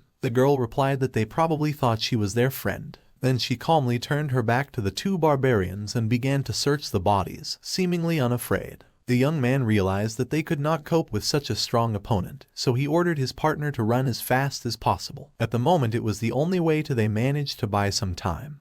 But it was unclear when the criminal would give chase. Just in case, Bjorn left notes on the trees so that he could quickly return to the portal to the 1st level. Suddenly the barbarians came across a squad of 4 men. Trusting them was a questionable decision, but there was no choice. The young man explained the situation and asked for help. The bald man in armor drew his dagger and asked what guarantees they had that they were marauders themselves. Bjorn swore on the warrior's honor, once again convinced it was a cheater's trick. The bald man then stipulated that if the marauder was killed, his team would take all the equipment. The barbarian said no problem. The man then revealed that he was using the gnome's skill to hide the twosome. The gnome's skill makes everyone within a 3-meter radius blend in with their surroundings, a very powerful camouflage ability. The only downside is that you can't move, but it's a good price to pay for avoiding a suicidal battle. After finishing his sorcery, the man smiled, saying that he had been very lucky and that the 2 barbarians had fallen into the trap themselves. Now Bjorn realized that they had been tricked. These bastards had turned out to be marauders themselves. It was impossible to resist or move at all, for the spell cast by the man was not a skill of the dwarf,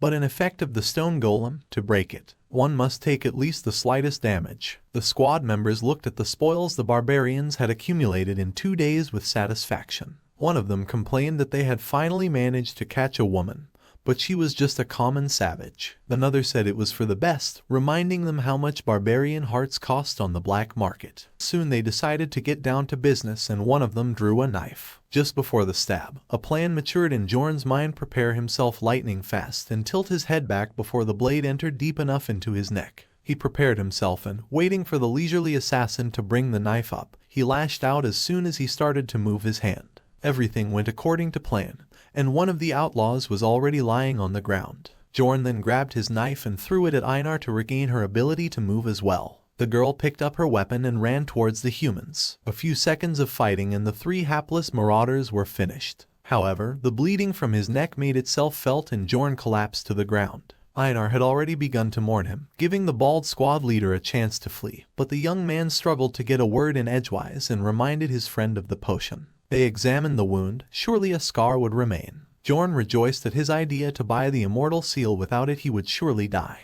Einar was even a little pleased, considering it some kind of achievement. The boy thought about it and also came to the conclusion that few barbarians managed to survive a neck wound, no matter how big you were. He then assumed that the man couldn't have run far, so we should capture him. Not a few minutes later, the criminal was already in Einar's hands. She was about to finish him off, but Bjorn stopped her, reminding her of the gnome's skill needed to hide from the marauder more forcefully. Suddenly a dart flew into the bald man's neck, causing him to gasp for breath as he convulsed. It looked like the tip had been poisoned. Turning around, the barbarians saw the same outlaw who had killed the 4 adventurers. She praised them for their fine fight. Bjorn realized that the outlaw had been watching the whole time, so if they couldn't escape, they would have to fight. Friends rushed into battle. Bjorn swung his sword, but the girl dodged again, so he decided that if he couldn't knock her down, he would push her. Bjorn swung his sword, but the girl dodged again. He decided that if he couldn't throw her down, he would push her. The barbarian grabbed his opponent, but in the same second he fell without the slightest opportunity to move. She was hit in the back, piercing the armor with a regular knife. Einar, her mouth bleed. Their opponent outmatched them in strength, speed, yes, in everything. Would they really meet their end here? The marauder told the young man not to even try to move, as the basilisk's paralyzing poison was already spreading through his body, but suddenly promised to spare the barbarians' lives if they promised not to tell anyone anything.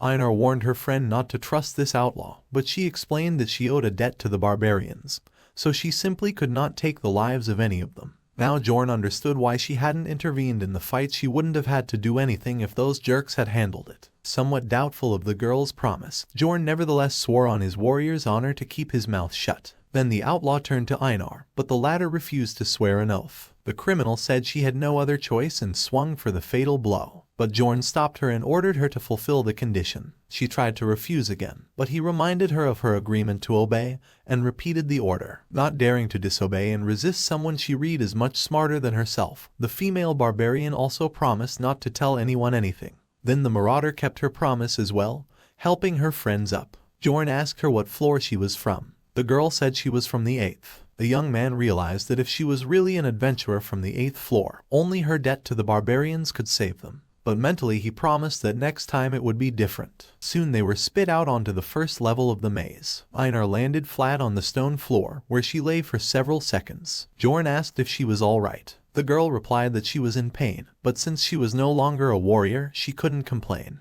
It was much worse than the guy had expected. He wondered why begging for mercy with he explained that only the strongest warriors could survive and become stronger, so they had a chance to prepare and take revenge on this criminal next time. Einar stood up and said that she didn't understand anything when the young man talked a lot, but this time was different. She thanked him for his support and said she would endure the shame and desire to kill herself to become a glorious warrior like him. They had been up for 20 hours, and although the guy was mentally destroyed after today's events to the point where he couldn't even sleep, he still couldn't understand his battle but his feelings, though today he felt feelings similar to those when he was saved by that drowned knight's group. When the priestess had refused to heal him and the swordsman had tossed the potion vial as if it wasn't worth it, then he felt like a wounded dog that everyone wanted to kick. Though he was happy to be alive, it was a feeling he would never forget. From that moment on, Bjorn vowed not to let the situation happen again.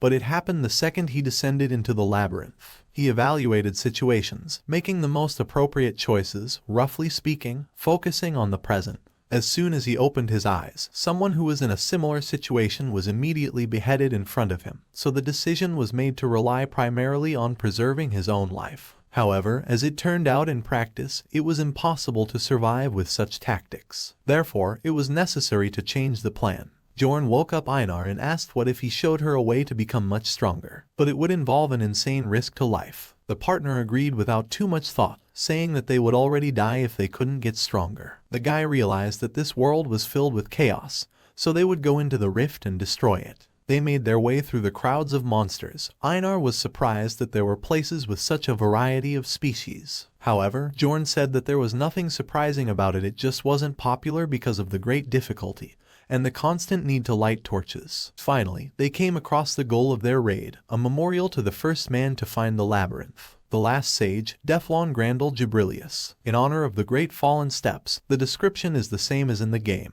Bjorn warned his friend that everything further must remain a secret. She was instantly sworn to warrior's honor, but asked what a rift was. A rift is a maze within a maze. In Dungeon and Stone it was called an instance dungeon. It is cleared by selected characters within a limited amount of time. It requires 4 crystals from monsters of various kinds to activate. Specifically, they now had crystals from a goblin, ghoul, razor-haired wolf and dwarf, and the magic stone of a monster of rank 8. In this case it was a death demon, allows you to open a rift for 5 people. The difficulty would depend on the number of participants. Finally, the passage opened and the 2 barbarians jumped in. A rift or instance dungeon is a passageway to another reality that appears randomly on each level. They have a recovery time on the first floor. It opens every 3 months according to city time. But just waiting is very inefficient, so there were those who found a way to open the rift forcibly. There are 4 rifts on the first level. The one where the 2 barbarians go, the whole sky is draped in red, as if the world is about to be destroyed, and clouds of ravens that fly over the heads of the adventurers on the way to the dark castle, the Blood Citadel. Bjorn knew where they would end up since he had used the Death Demon Crystal. Regardless of the difficulty, all the rifts of the first level are passable, so the main question is not about the monsters they will meet here, but about the squad members that will be chosen randomly. Suddenly, Einar drew her friend's attention to a portal that had opened, saying that someone was coming.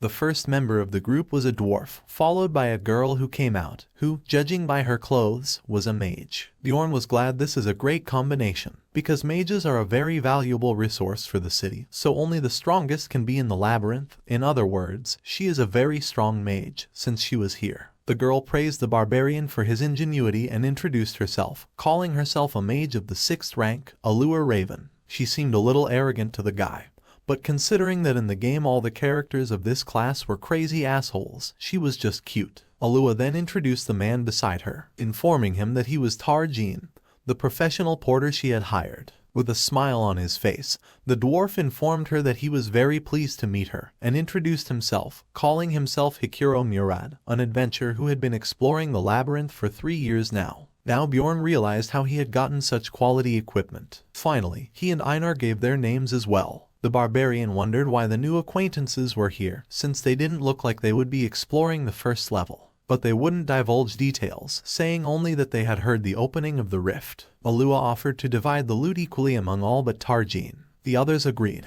Then the girl offered to follow her. The dwarf gladly agreed, declaring that following a mage in a labyrinth was a smart decision. Bjorn decided to follow his example.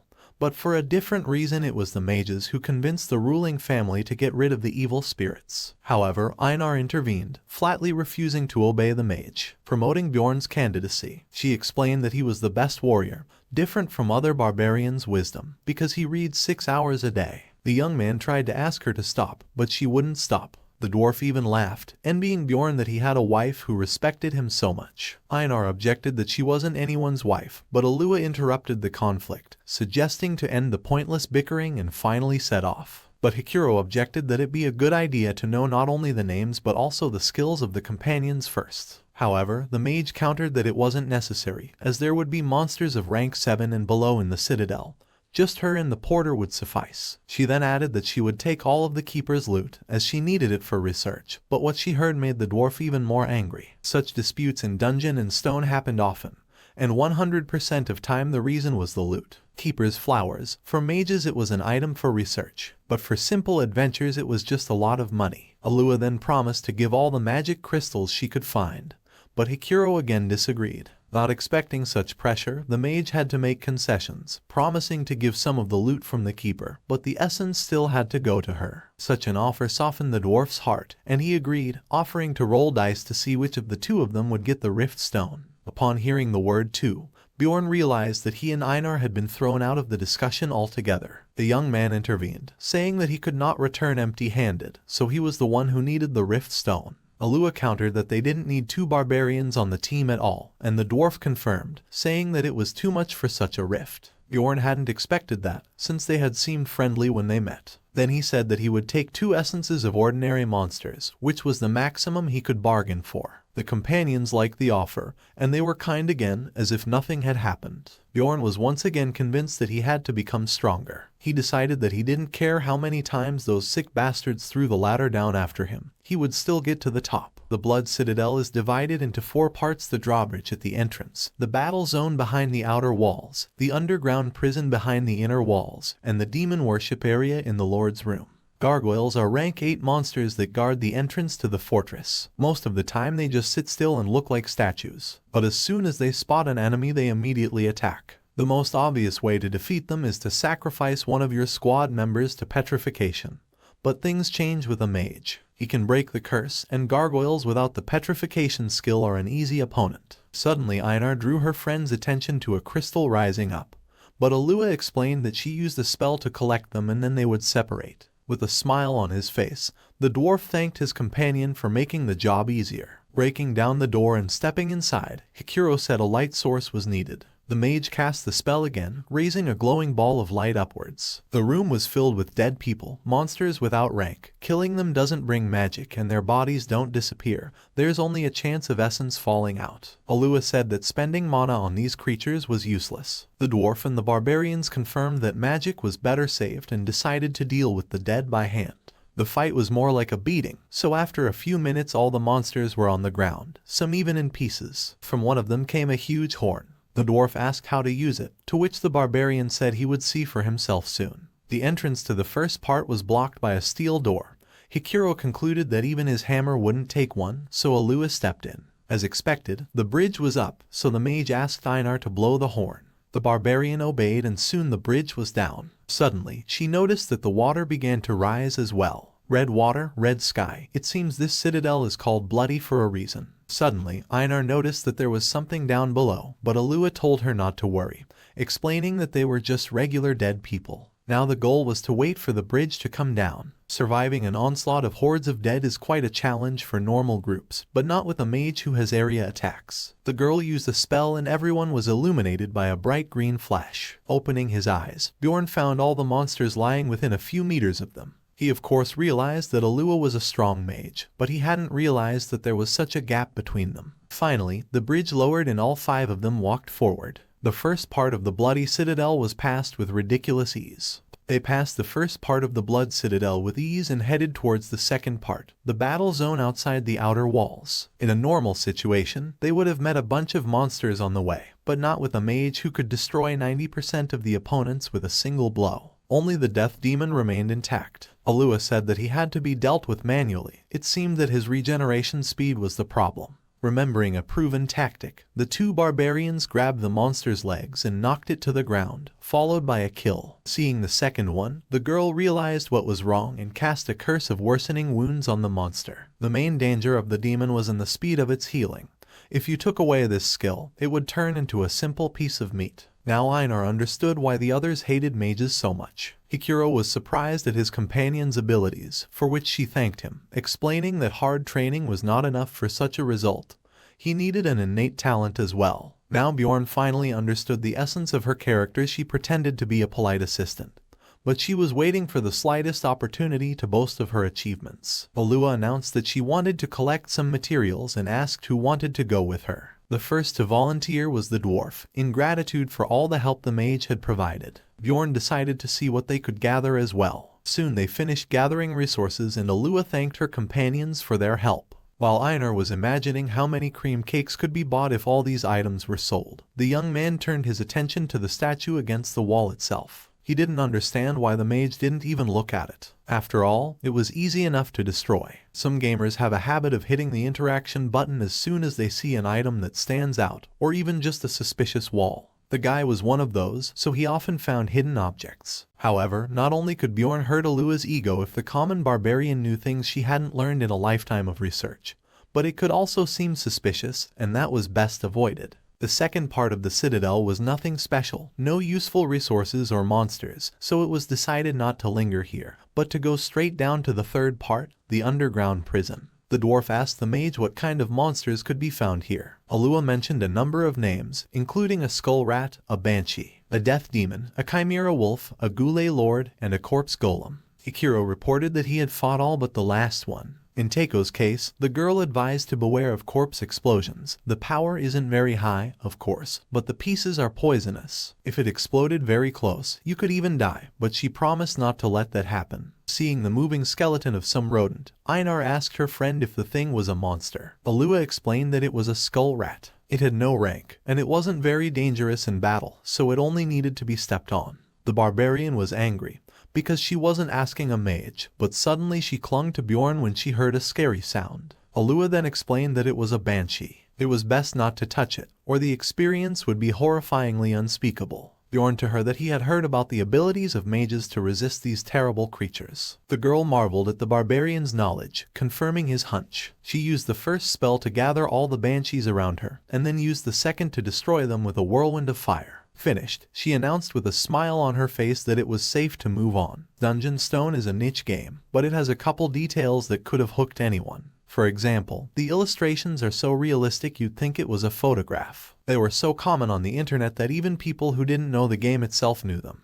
But the guy is once again convinced that no matter how frightening the pictures are, the reality is much scarier. A mage, who has an impressive experience of autopsies, a dwarf, who spent more than 1 year in the labyrinths and met a lot of different monsters on his way, and even a porter, who looked strong enough for his profession. All of them underestimated the barbarian newcomers. But in the end, they are the only ones who kept their sanity. Suddenly something happened that Alua, who was still tearing up, had promised to protect against a corpse explosion. Suddenly the dwarf screamed as the green liquid hit his eyes. Bjorn ordered his friend to get Hikuro away and protect the mage. The young man realized that he had to distract the monster or everyone would die. The attack tactic of the corpse golem was simple blast to hit distant targets, and the near ones catch to absorb. It couldn't get too close, because then the blow would hit the mage who hadn't come to her senses yet.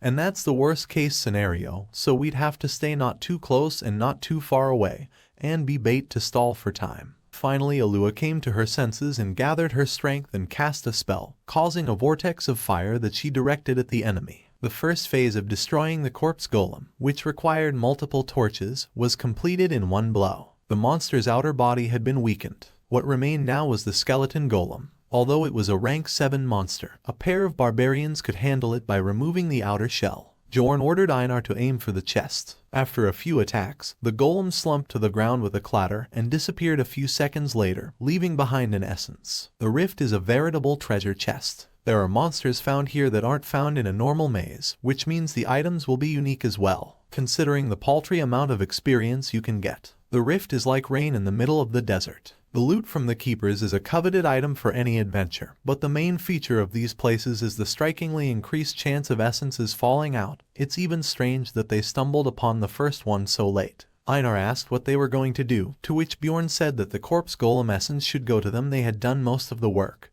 and that was the deal. Besides, the characteristics are just right for a tank. Sure, the movements will be dulled by the drop in perceptions, but it's worth it. The only problem is the skills. Corpse Blast, of course, is quite powerful, but you have to pay with your own health points, and because of the acid fluid, when wounded blood will get on the equipment, reducing its durability. In short, the skills were good, but they would cost a lot of money on potions and equipment. Bjorn suggested leaving the thinking for now, since the essence wouldn't be gone for another half hour, and getting busy treating the gnome. Hikuro berated himself for petrifying himself at the sight of the golem and thanked the barbarians for saving him. Bjorn marveled that they had almost lost to the intermediate boss due to mental problems, having enough strength to handle him. Another reminder that this was reality, not a game. Hearing that Alua had come to her senses as well, Bjorn decided to discuss the fee with her. Bjorn told her that he and Einar were the ones who saved everyone, as one spell would not have solved anything. Raven agreed and asked what the barbarian wanted.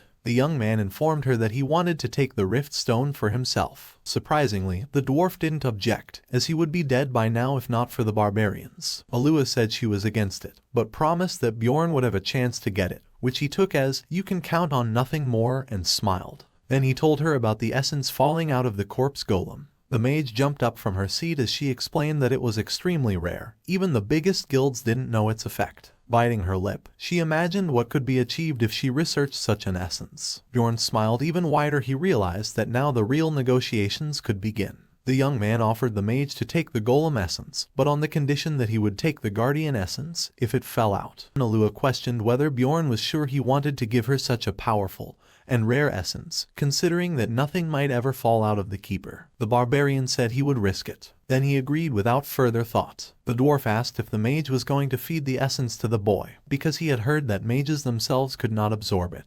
But Alua explained that it would be good for research, then pulled out a vial that was so expensive that it wouldn't pay for itself with an essence below rank 6. The mage said she had one of those alone. Bjorn wondered, did she, and rightly so, want to spend her only vial on a corpse golem? It seemed to be a very rare item, so she was taking such a risk. Having finished her business, Alua signaled that it was okay to move on. They came to a corridor with 2 statues standing against one of the walls. Although they looked like gargoyles, the girl didn't feel any mana. She touched one of them and a book fell from above, which she deftly caught. The dwarf wondered if she knew about it beforehand, but she just laughed, saying she was lucky. Unfortunately for Bjorn, she stated that she would keep the item since she had found it. The young man wanted to come back here later and retrieve it, but would just have to watch the mage take his loot. Hikuro said they didn't know the first thing about distortion magic anyway, so he didn't mind. Normally, taking side items and monster items outside isn't allowed, but distortion magic helps avoid detection.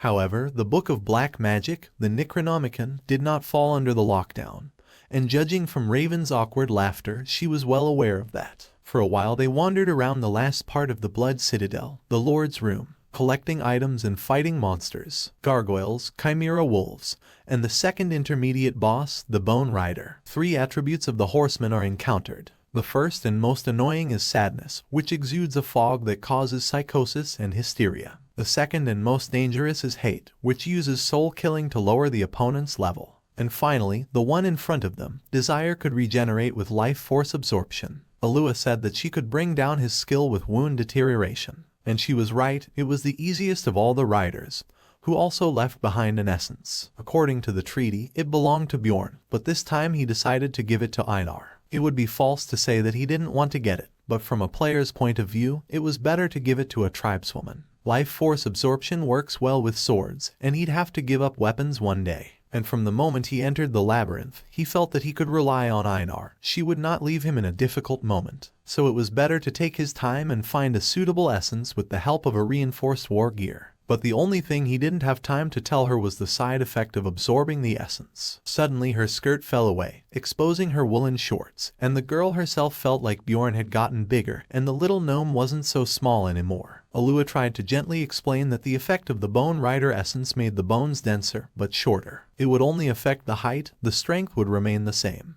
But what she heard caused Einar to scream hysterically, saying that everyone already looked down on her because she was a woman, and now they would stop seeing her as a warrior. The mage noticed that she was much prettier that way.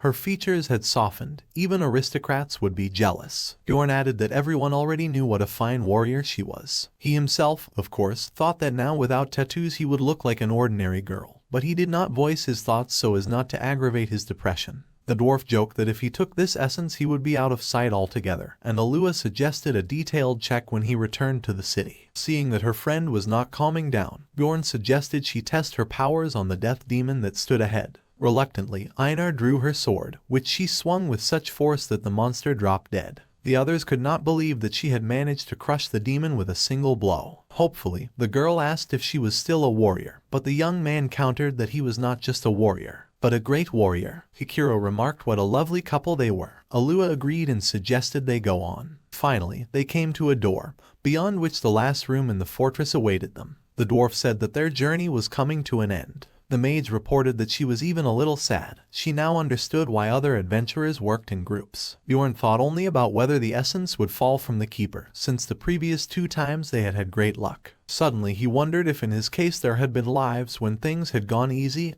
and simple. He couldn't wait to find out what lurked behind that door. As Hikiro reached for the handle to open the passage, Bjorn noticed that it was of some strange color, and suddenly ordered the dwarf with horror to slam the door shut. But it was too late. The information window reported that the master of the Blood Citadel had awakened from a deep sleep. Once inside, the squad members were horrified to find that the guardian had changed. Now it was no longer the Horseman of Death, but a monster which is found only after the 6th level and rarely, and an advanced mutated version with intelligence and a name, the Vampire Duke Cambermere. Sprawled on his throne, he stuck his tongue out of his toothy mouth and rejoiced at the appearance of living creatures he said he hadn't seen in a long time. In general, monsters fall into 4 categories. Mutants, critters that do not change race or characteristics, but gain new classes, for example, Goblin Archer or Goblin Swordsman. The second is advanced. It includes monsters whose rank is above the average level, Death Demon. A rare category are opponents like the Corpse Golem, which can only be found in special rifts or mimics, which are difficult to find on a normal floor. And finally, the last are those with individual character and name. Advanced mutants are named monsters. Hikiro couldn't understand where a vampire could come from in this room, but Bjorn ordered him to shut up and keep running. Vampire Duke Cambermere, a rank 5 boss who can act out of the box, strong in both melee and black magic. Alua noticed that the keeper was an advanced mutant. Bjorn knew it too, because in the game, such monsters could only be found in rifts starting on the 3rd floor, even a person who had spent time in them. However, the enchantress couldn't understand how Bjorn knew this in advance, for he had definitely asked to close the door at the last moment. The barbarian was annoyed by her curiosity. Seriously, even in a situation like this, he asked again to run in silence, but Alua didn't run either. Then he explained that he just felt it. The red color of the pen. In the game, the guy tried hundreds of times to find the vampire, repeating after that blogger, but all attempts were in vain. Rewatching the video over and over again, he managed to notice a very small single detail, the color of the handle on the door. Suddenly the gnome stopped, asking if it was better to fight. After all, there was no escape from the tower while the keeper was alive anyway. Bjorn tried to explain that they had to get to the sunlight, but it was too late. Cambermere, who had taken on spiritual form, had already found them. That was why Bjorn hated magical monsters overly imbued. Alua ordered her companions to close their eyes and released a spell that illuminated the room with a bright light. When the effect passed, everyone was surprised to find that the vampire had disappeared. Spirit form is a type of black magic that vampires use. It allows you to move quickly, but your real body remains in place. There's just one problem with the help of release. The Duke can swap his shells at any time. If not for Raven's reaction, there could have been serious trouble. They had managed to gain about 3 minutes. Cambermere should be waking up in his room now. Suddenly Bjorn was horrified to hear that the sorceress had been injured. However, he didn't remember vampires having such an essence, which meant it was most likely the essence of another monster. Since each video ended before the player could do anything, he didn't know the full capabilities of the Duke. Right now the Barbarian had a couple of ideas on his mind, but there was no time to sort it out now. First he needed to get out of here. Bjorn ordered his companions to get out of the tower, but the dwarf objected that only Alua knew the way, and now she was wounded. The young man said he knew the right way too, but Hikuro was surprised, for everyone present thought it was the Barbarian's first time descending into the Blood Citadel. Bjorn really didn't want to seem suspicious, but survival came first, so he said that he had memorized the way and ordered to run after him. In principle, he wasn't lying, because he simply couldn't forget the map of the place he had been hundreds of times, though in a video game. Soon the exit showed up, which was a short walk away, but the vampire was already on his tail. Bjorn ordered him to run even faster. The Duke had almost caught up with the adventurers, but they managed to reach the sunlight, because of which the vampire had to hide. The guy knew very well the weakness of the spiritual form, and therefore was very glad that the sun had not yet set. The panting dwarf could not understand how the Barbarian managed to memorize the road from the first time,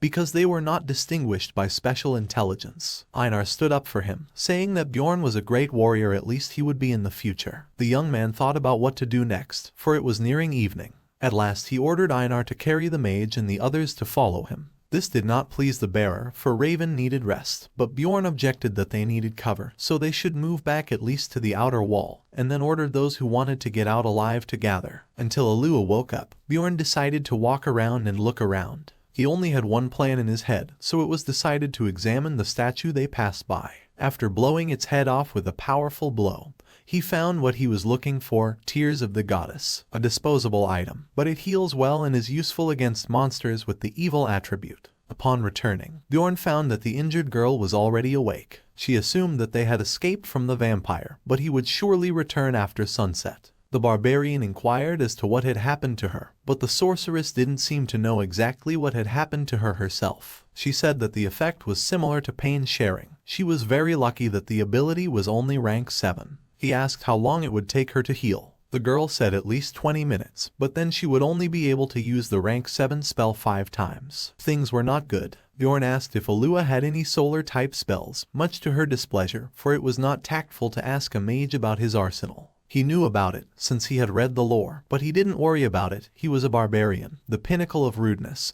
someone who didn't even care about talking to the king. Raven grudgingly informed him that he could use sunspots. A sun sphere is a rank 6 spell, which is like a fire sphere, but with the attribute of the sun. Bjorn asked if she could use the attribute enhancement at the same time as this. Alua said she would try it if she had enough mana, but would need another 10 minutes. Bjorn said that would buy the squad 30 minutes, and ordered the mage not to interfere, but to accumulate mana. She wondered why he spoke as if he had become the leader, but the young man objected. It right now, besides, who would if not him? Hikuro laughed loudly, saying that he trusted the Barbarian because he had an eye for humanity. Night had fallen. The vampire had already appeared in the doorway. Cambermere laughed, asking the adventurers why he could not contain his bloodlust when he saw them. Bjorn ignored the taunt, ordering his comrades to prepare for battle. They would have to hold out for a full half-hour until the spell was ready. And unveiling its huge wings and claws, the vampire headed towards the squad. Bjorn ordered the porter to pick up Raven and run away.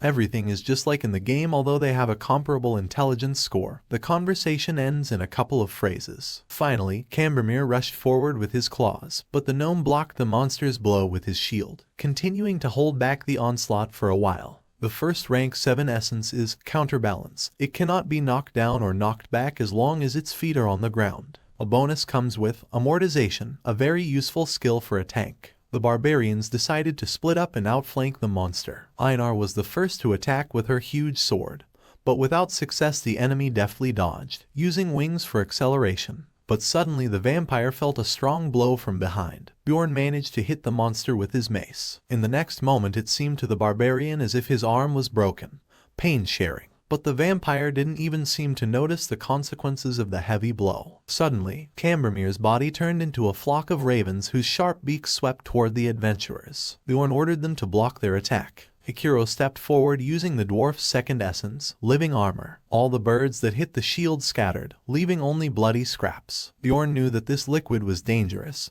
so it was better not to touch it. But it was too late, his comrades had already fallen under the influence. The sacrificial seal is another deadly skill of the vampire. Now Cambermere will receive a boost in physical stats, depending on the number of victims within a 100-meter radius. Sacrificial seal, eternal life, which increases regeneration in proportion to health points lost.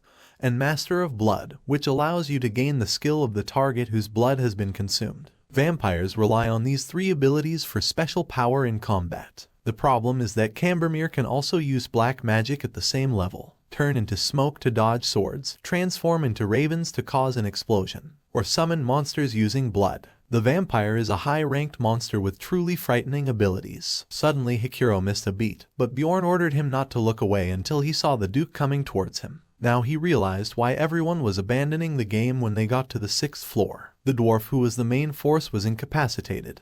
He and Einar were already exhausted, and the mage was still 5 minutes away from being reaped. Unable to find a better solution, Bjorn ordered his friend to take Hikuro and retreat back while he himself would stall for time. Reluctantly, Einar obeyed, and the young man threw away his weapon. It would not be needed, as now it was no longer a battle. Bjorn endured one attack of the Duke after another and constantly drank potions that he had taken out of his bag beforehand. Alua marveled at what she saw. She had never seen anyone fight like this before. The pain from the potions was unbearable on its own, but became worse if the wounds were serious. The vampire's long claws tore through the young man's body time after time.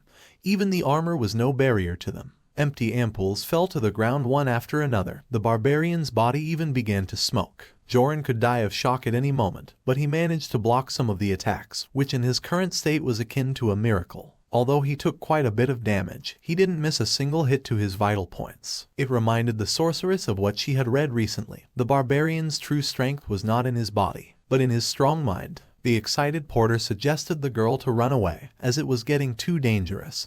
But there was nowhere to go. The only way to get out was to defeat the keeper. Alua couldn't understand what she was doing here. Even a barbarian who had recently undergone a maturation ceremony could make rational decisions, and she was a mage. The girl clearly understood that everything would be over for them if Bjorn died, so she ordered the porter to help Hikuro so that Einar could return to the battle. The mage's job is not only to fire spells with the backs of their comrades. They should analyze the situation and, based on their knowledge, choose the best solutions for the team's success. Alua realized that she too had to choose a solution if she wanted to survive, so she chose the best option in her opinion. The sorceress took out an ampoule, used her aiming abilities and threw the object at the barbarian. Suddenly, Bjorn felt a surge of strength and an increase in performance. Alua spent her corpse golem essence. Head went blank and his vision dimmed. At a crossroads, a person always has to choose what to sacrifice and what to keep. The barbarian had to set aside his weak heart. He realized that it would not be possible to block every attack, so he had to protect the key places by sacrificing the insignificant ones, for example, his arms or legs. However, at one point the course of the battle changed when the vampire failed to pierce the barbarian's bones. Bjorn realized that he had been fed essence. It looked like he would have to change his training plan significantly because of that.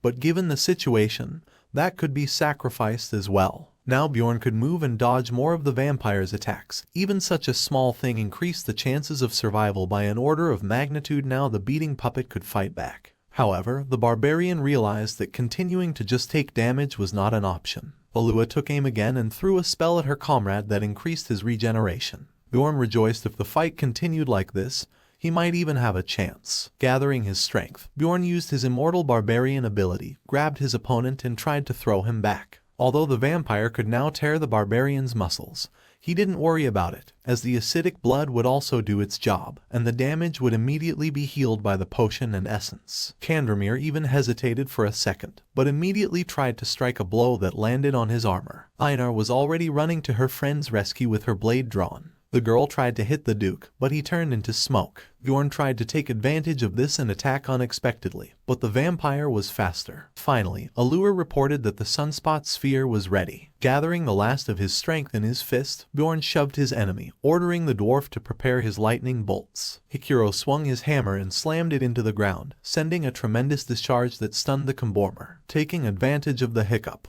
Bjorn pulled out the tears of the goddess that he had saved despite everything.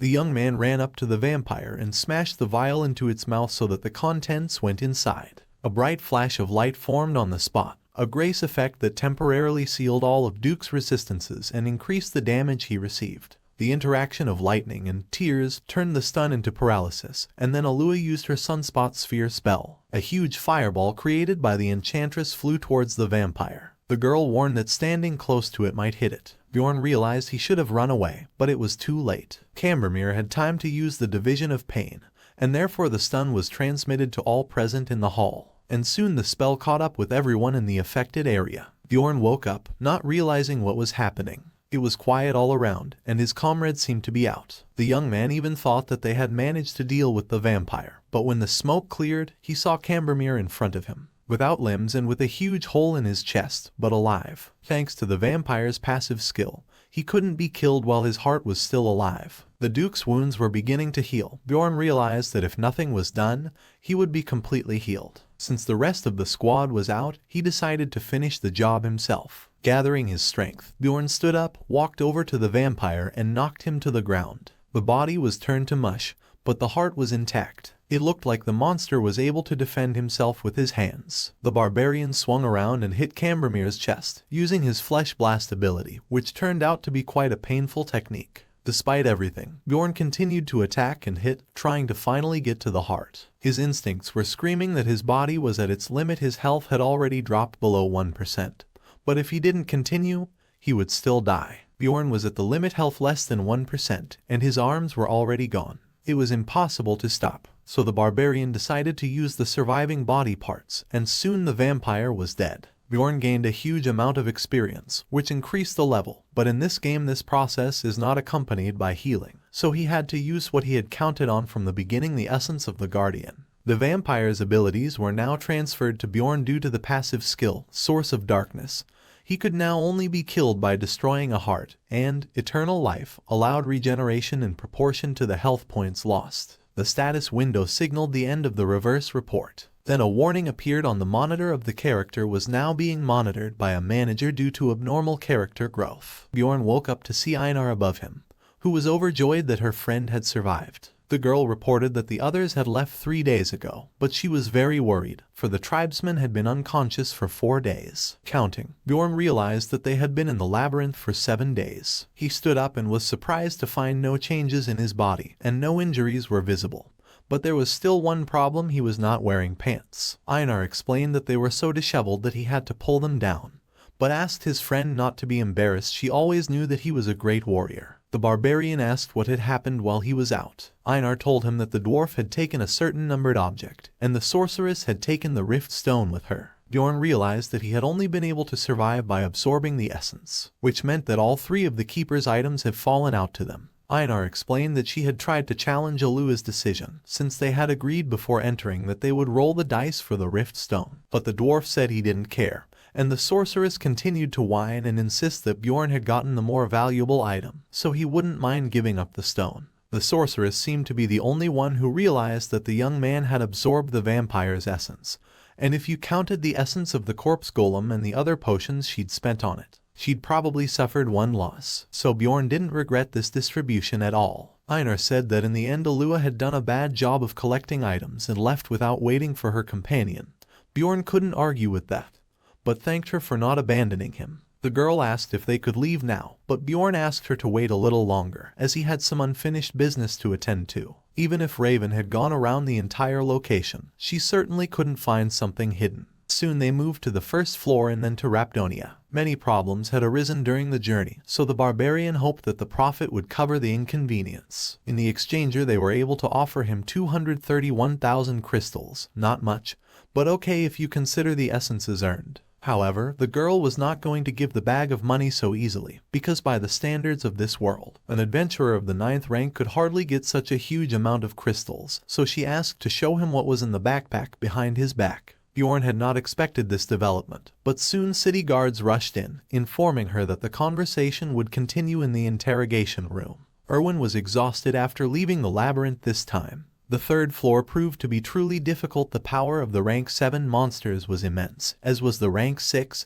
though her sister was fighting them. This time the raid was more like an adventure than survival. The fairy couldn't wait to brag about her successes in front of the barbarian. However, he was not at the exchange house. Erwin even thought that he had gotten lost. She dreamed again of bragging about her essence to him. She wondered if Bjorn would test it like last time. The 184,000 stones Erwin had collected seemed a suspiciously large number to the administrator, but the girl excused herself by saying that she had gone to the labyrinth with her sister. Upon hearing the name, the administrator let the fairy go, saying that her sister was a proven adventurer, so there was no problem. After taking a shower, Erwin decided to stop by Bjorn's room and invite him to dinner, but she was informed that her host had not yet returned. Bad thoughts began to creep into Erwin's head, but she dismissed them, determined to believe that the barbarian would return soon. A week later, she decided to visit her friend again, but saw the innkeeper vacating the room, which she didn't like. However, the man objected that he had waited longer than he should have, and since the labyrinth had closed long ago, it was obvious the adventurer was dead. Erwin sat under the awning of the building, weeping at the terrible fate that had befallen the barbarian. Her sister, who had barely found the girl, tried to calm her down and take her home. But Erwin objected. She was now determined to become stronger, to be able to protect anyone she cared about. Bjorn had been in jail for a week. He was accused of being a marauder. At the first interrogation, he was shown a crossbow he had obtained and asked how he had gotten it, for barbarians do not usually use crossbows. He said he had taken it from his attacker, but the interrogator argued that he had to find out who had attacked whom first. Bjorn knew for sure that something was wrong. There's an unwritten rule: don't question adventurers without solid evidence of wrongdoing, no matter what they bring. However, the man explained that the rules had changed recently. It was now possible to investigate rank 9 explorers to reduce attacks. Life is always harsh on those without money and power, so Bjorn concluded that they cling to anyone with no connections but plenty of loot. The investigator kept asking the same question, but the barbarian stood his ground. It's about the crossbow he managed to get after the incident with the marauding group. But he didn't say anything about that mysterious girl, because she could have guessed that she had encountered an evil spirit, because barbarians always keep their promise. The investigator did not believe that the accused could survive a neck wound, and asked to demonstrate the scar. Bjorn wanted to point, but he couldn't find anything. The vampire essence seemed to heal but even old wounds. Bad luck again. Reluctantly, he had to tell about the rift, but the story of the vampire amused the man, because he couldn't have been on such a low floor, and it looked like the barbarian was just lying. Then Bjorn asked to call a mage to check his memory, but the investigator objected that only adventurers of the 7th rank and above were given such an opportunity. Bjorn was ready to pay for it, but the man argued that they would get all the money after his death anyway, so there was no need to waste it, but he promised to think about inviting a mage from the guild. On the first day, everything went as badly as possible. 2 days later, it was no better. The summoned 9th rank mage couldn't break through Bjorn's mental barrier, but the investigator refused to summon a mage from the tower for such a small matter, and she didn't want to hear anything about Raven and the dwarf. The man kept pressing the barbarian to write a clean confession, but to no avail. On the 7th interrogation, the investigator showed the communication stone taken from the Crystal Union and concluded that the crossbowman was not Bjorn's first victim. He reported that he had checked the unique number of the stone and received confirmation from the Union. The execution was to take place in 3 hours. Bjorn realized that the point of no return had been passed, and words would not solve this case. But he couldn't run away, because he would be wanted anyway. The only option left was to prove his innocence. Bjorn used Flesh Blast and broke the bars, stunning the sleeping guard. He tried to scream, but a kick to the head silenced the guard. The first part of the plan was done. Now he needed to get out of here. He took the keys from the guard and wanted to head for the exit, but the other prisoners asked to be released as well. Bjorn realized that some of them might have committed real crimes, but the innocent barbarian didn't care, so in a minute all the cages were open. The escapees broke through the door of the Adventurers Guild Hall, rushing inside. The guards asked the other warriors to help capture the prisoners, promising a reward, so a scuffle soon broke out. Taking advantage of the confusion, Bjorn stealthily began to make his way up the stairs. He realized that those who didn't even have weapons other than a few sticks would be captured sooner or later. It was necessary to hold out at least 5 minutes. The young man did not want to run away for nothing.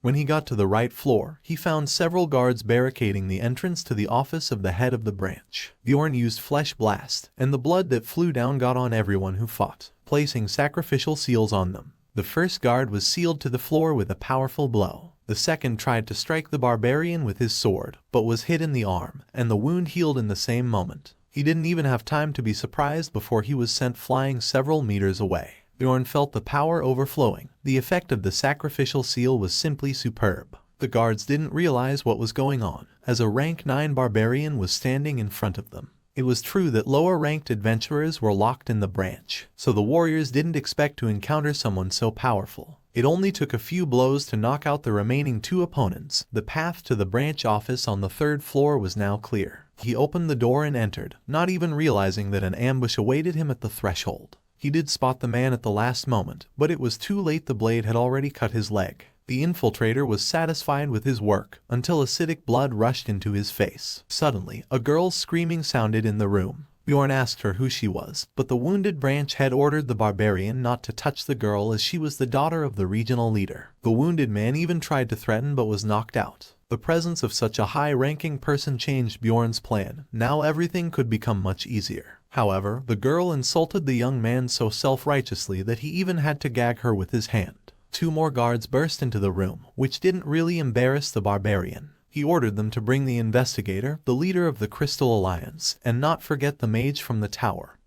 or the leader's daughter would be dead. Now Bjorn decided to counterattack. He went to the balcony and loudly introduced himself to the common townspeople and other adventurers gathered in the square. Bjorn then announced that the guild was trying to frame him, an ordinary researcher of rank 9, and swore that it wasn't his fault. He was sure that now this simple abuse of power would not be hushed up so easily. The man informed Raven, who was experimenting in the magic tower, that there was an urgent call from the guild. Some madman had broken into the office of the head of the branch. He threatens to kill the daughter of the head, and also demands that a mage be sent to him. The girl said that she was ready to go, because she was just about to find someone in the city, and she herself is interested to look at this madman, as she knows one such. But she had no idea who the madman was. When Alua saw Bjorn, she was furious with him for such a reckless act. The barbarian asked her to stop lecturing. Since she understood the situation, it was better to get down to business and use a spell to test her memory. The girl didn't mind, but said she would do it in exchange for one wish. The barbarian agreed, but asked that it be within reasonable limits. However, Alua could not test her memory due to the hard mental barrier. She asked if Bjorn had any artifact, but he countered that in this situation there was nowhere for such an artifact to come from. Resigned, he asked to at least visualize the memory. Suddenly, an investigator burst into the room and asked the wounded head what had happened. The man explained that the rebellion on the lower floors was almost quelled,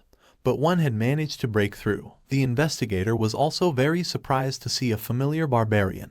However, the man said that this defendant insisted on his innocence and recalled that this was the investigator in charge of the case, and therefore asked what the basis was for the conclusion that the barbarian was a marauder. The investigator called the barbarian's objections nonsense, because they had seized an amount of stones that the adventurer of the 9th rank simply could not have collected, and the backpack was full of equipment, including the taken crossbow and the stolen communication stone. Bjorn countered that the testimonies of the Crystal Union members had not been verified. Then the head asked why the barbarian had not been checked by the mages. The investigator justified that the check had not been done because the accused kept lying, claiming a wound in the neck, although there was no scar, as well as absorbing the vampire's essence. The head was also surprised to hear about the vampire on the 1st floor, but the investigator kept making excuses, saying that this barbarian had an ability that blocked magic, and he didn't dare to disturb the precious mages from the tower. The man was sure that now he would definitely crush the hated barbarian.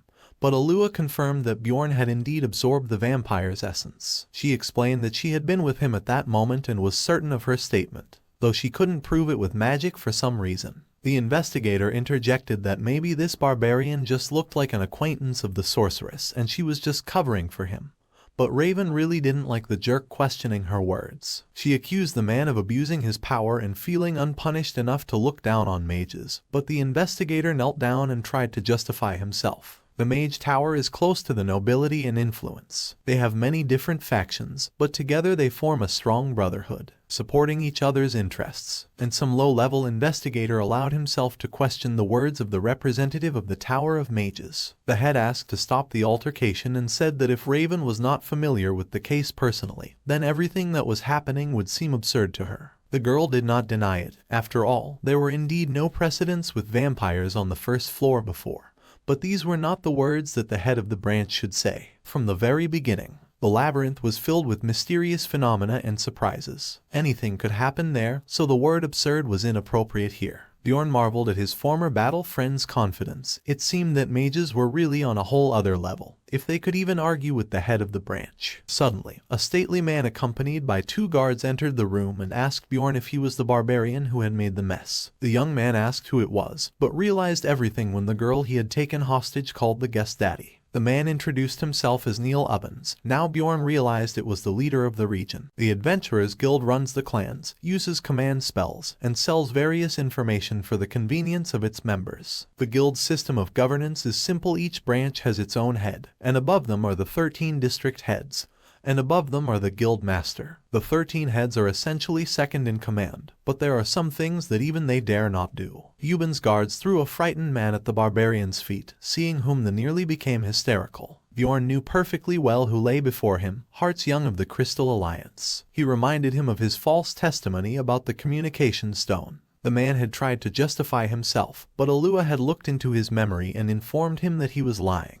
They wouldn't just shut this up now, for the representative of the Magic Tower herself had confirmed the false testimony. Ubbins turned to Bjorn, informing him that all charges had been dropped. The barbarian released the girl and asked what would happen to the perjurer. The regional leader stated that the investigation would continue and then they would decide what to do with him. Bjorn advised the supervisor to also look into the clan headed by Jung. Ubbins reported that he would have done so anyway, as the Crystal Union had been the guild's main troublemaker for a long time. The man also said that the investigator who was in charge of the barbarian's case would be fired. The one tried to justify that he did everything according to the rules, but this made the leader mad. He stated that each case would be reinvestigated and if anything improper came to light, the investigator would be punished accordingly. Neil Ubbins then approached the barbarian, offering to raise his adventurer rank to 7th as compensation, as well as replace all of his current equipment with new ones. However, Bjorn didn't like this, because he himself could reach rank 7 by possessing the essence of rank 5, so it couldn't be compensation.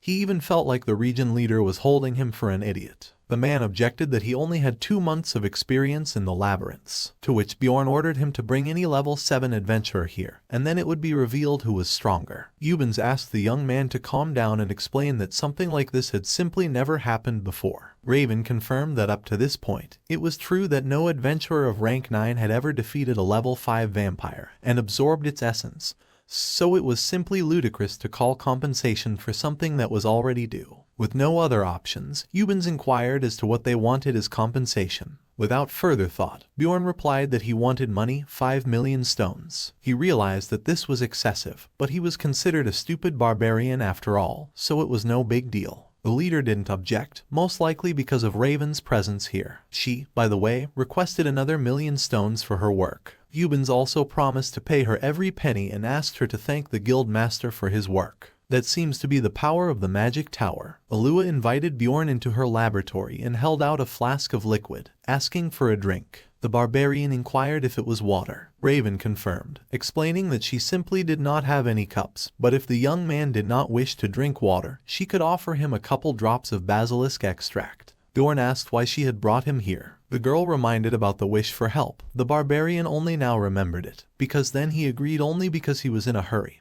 but decided that friendship with the mage would not be bad. Alua said she wanted to investigate the essence the barbarian had absorbed, because it would be useful for him to learn about its possible hidden properties. Bjorn noticed that her eyes had changed now, they were full of passion for knowledge. In any case, a corpse golem was rare enough to be caught, and this was the first time the vampire had ever been the keeper of a first-floor rift, so her interest was understandable. However, she was so excited. It seems that mages in this world are something like graduate students. Alua stated that it was a mutually beneficial offer anyway. Bjorn remembered that when signing the non-disclosure documents, the sorceress had agreed to do so only on the condition that the leader would also not disclose that the barbarian had absorbed the essence, so she had done it for the sake of research, though she had tried to object. In any case, Raven had asked the young man to come here once a week and help her for 3 hours for 6 months. But that was too long, so Bjorn said he would come here for 3 months and demanded to report back on the results of the experiments. This made the girl angry. She reminded him that he had survived and even received 5 million stones thanks to her, so he should behave a little more gratefully. In his heart Bjorn agreed, but he didn't want to give in to the sorceress. To make this relationship strong and long-lasting, the barbarian decided to show what kind of man he was. Now he began to push, saying that she owed him money because she had force-fed him the golem essence. Alua didn't see the problem. She had given it to him for free so that the barbarian could survive. But Bjorn didn't back down. He claimed that she had done it forcibly to survive and that it seriously disrupted his plans.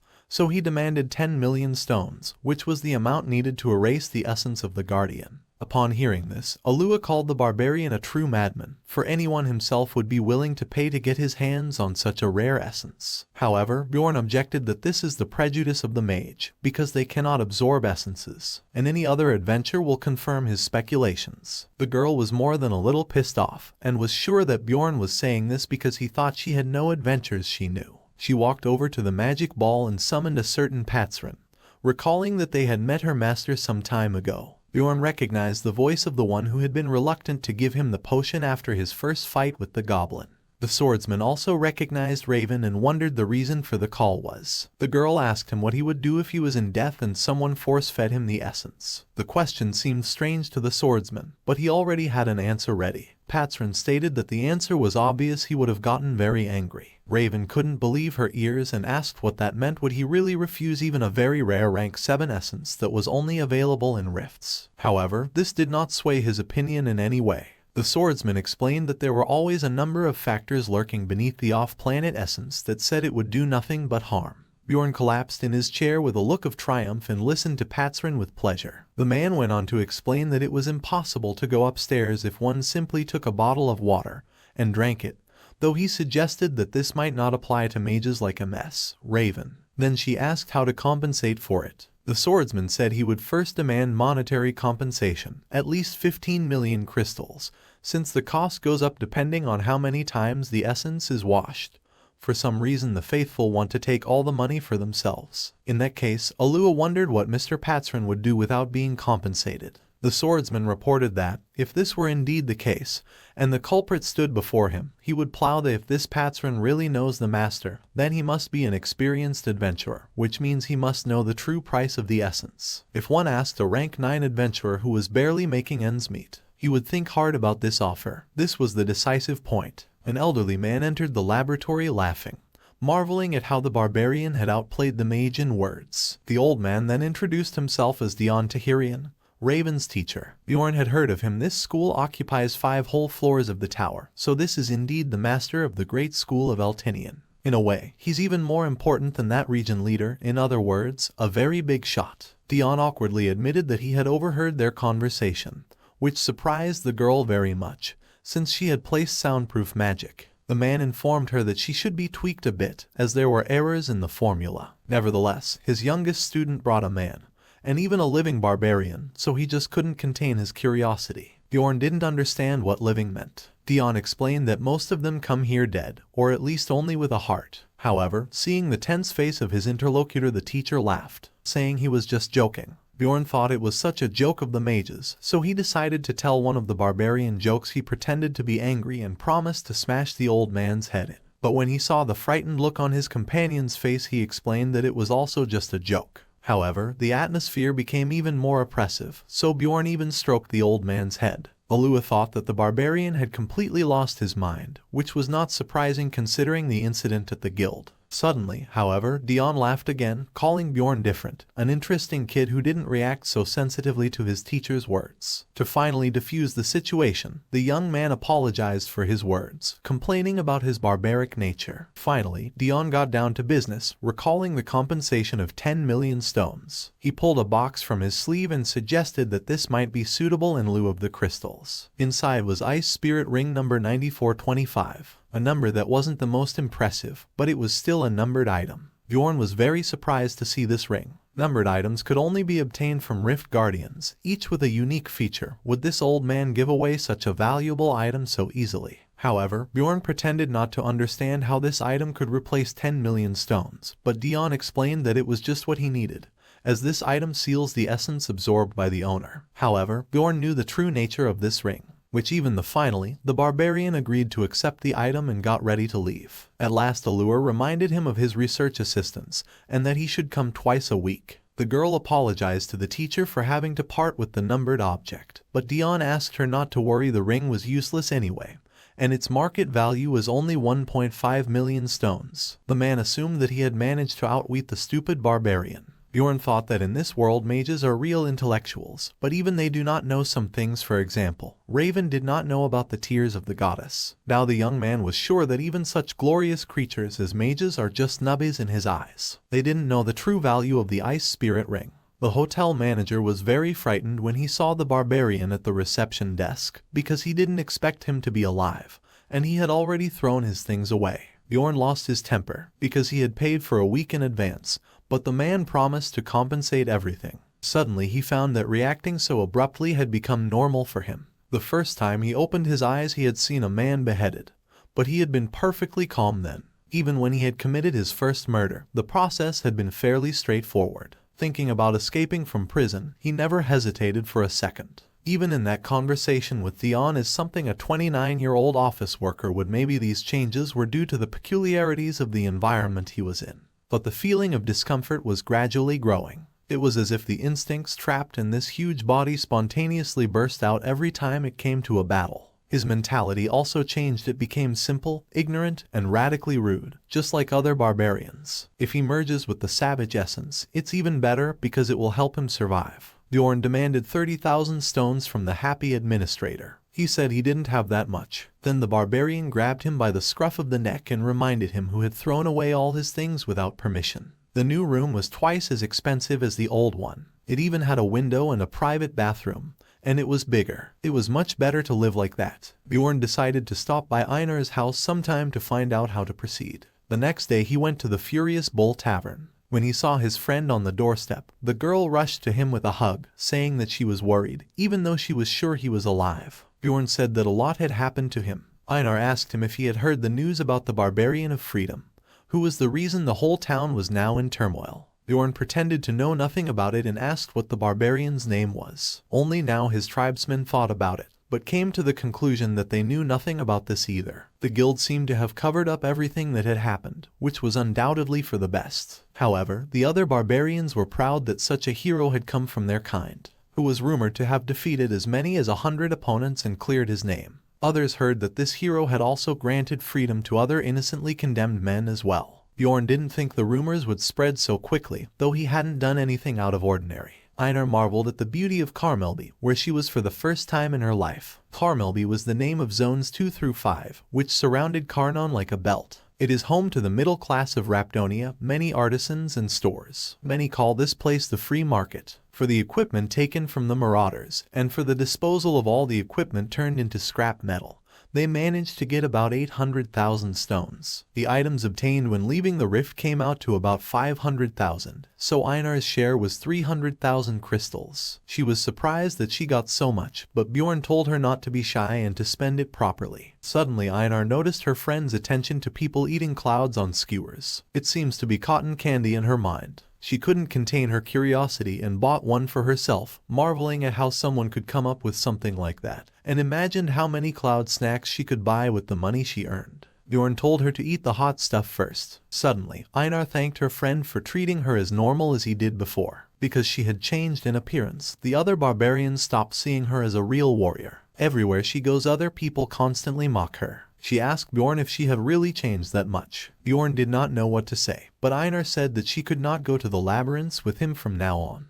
Einar had indeed left the team. No wonder, since her appearance had changed, but that wasn't the reason. The girl had taken a fancy to an elder saint of the land known as a sword master. Today, Einar had agreed to learn swordsmanship under his guidance after all. Bjorn even wanted to offer the master to take a day off and go to the labyrinth with them. But his friend explained that because of the beginning of special training he was forbidden to leave the Holy Land for 6 months. Now the young man understood why Einar had agreed to the training. It was, indeed, a great opportunity. However, the girl promised that she would not ask to go back when that time came, but would train hard to become a fighter who would not pull her comrade back. To make a long story short, Bjorn was unable to hold Einar back. During the second sortie, the raiders crushed her and forced her to take an oath. She then had to watch helplessly while the others fought.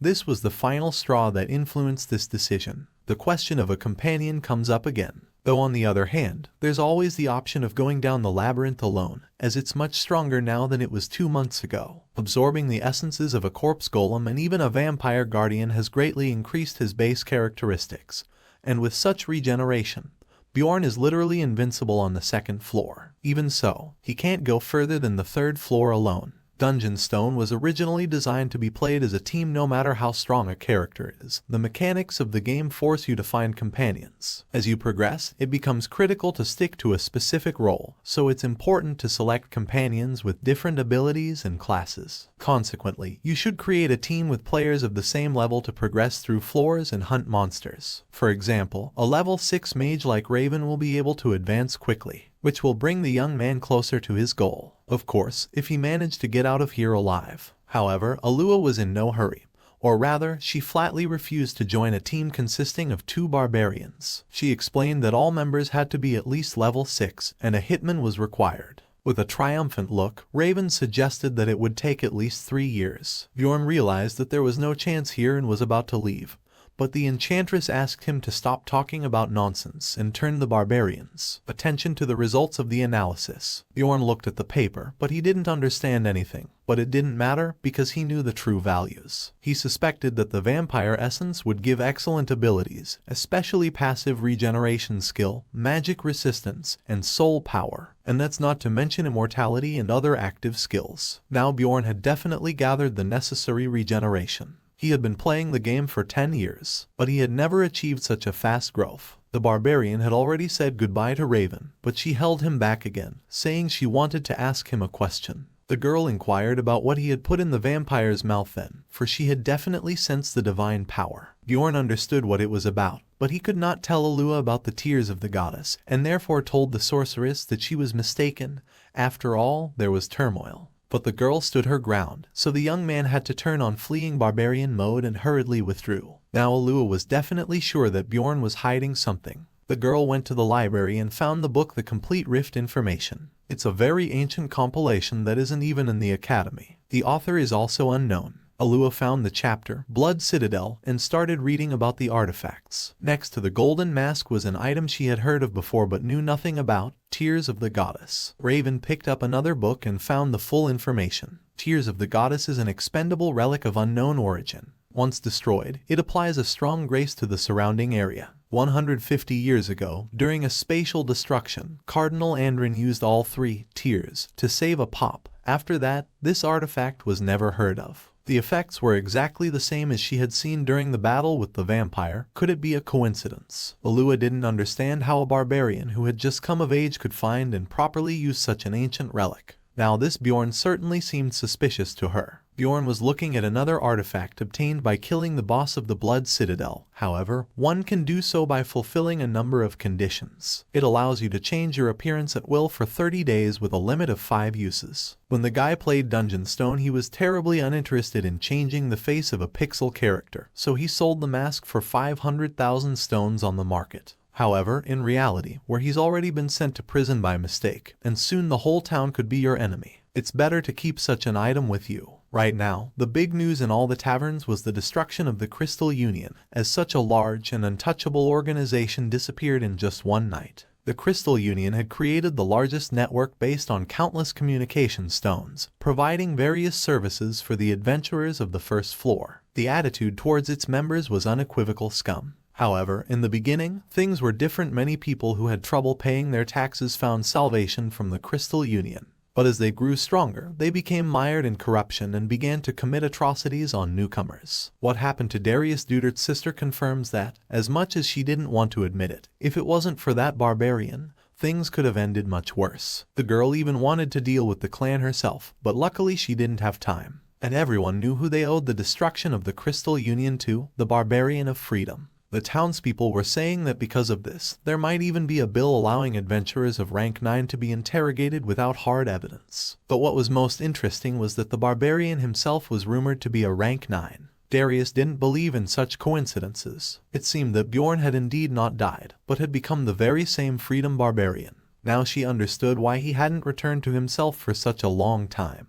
But she didn't know if she should tell her sister this news. Bjorn had come to the guild to look for companions there. He approached the administrator with the question, He asked to see his ID and badge, and to state his preferences. Bjorn said he wanted a team of 4, clearing floors 3 and up. Looking at the Barbarian's information, the admin was very surprised to see 5 stars there. Bjorn didn't realize which stars they were talking about, but the man remembered that he hadn't said anything about them and handed over a list of suitable companions. Bjorn assumed that these stars were some kind of code within the guild. Either way, he was pleased to receive a warm welcome, but suddenly he noticed a familiar name on the list. Soon Bjorn was already sitting in the tavern with Akiro, who was happy to see his former partner, but informed him that someone else should be coming up now. The Barbarian asked if the dwarf had chosen companions. He said he hadn't yet, but there was a mage who could be considered chosen. Bjorn was pleased that they would have such a rare class on their team. He was curious to see what the mage would be like. Finally, Akiro turned the Barbarian's attention to the newcomers. Bjorn didn't even immediately realize which of the people who entered the tavern was a mage. The young man who introduced himself as Ryal Warb came up to them and announced that he had come here to join the group of dwarves and barbarians. Akiro also introduced himself and asked if he was a mage. Ryal asked what the odds were of meeting a mage at the right time and place, which confused the new acquaintances. In any case, the gnome indicated that it was a pleasure to meet him. Ryal identified himself as an 8th rank mage from the royal family of Raptonia. The Barbarian was surprised, for that meant that the mage did not work for the guild as well as the magic tower, but more importantly why this dwarf knew nothing about the potential companion. Ryal praised the Barbarian for such knowledge. Now Bjorn realized exactly that this self-confident young man annoyed him. Finally, the dwarf invited the companions to sit down at the table. The Barbarian got straight to the point and asked the mage why he wanted to become an adventurer. Since representatives of this class rarely go to the labyrinth with rank 8, he is not skilled enough to work on the middle and upper floors, and mopping up the lower floors would not bring any tangible profit.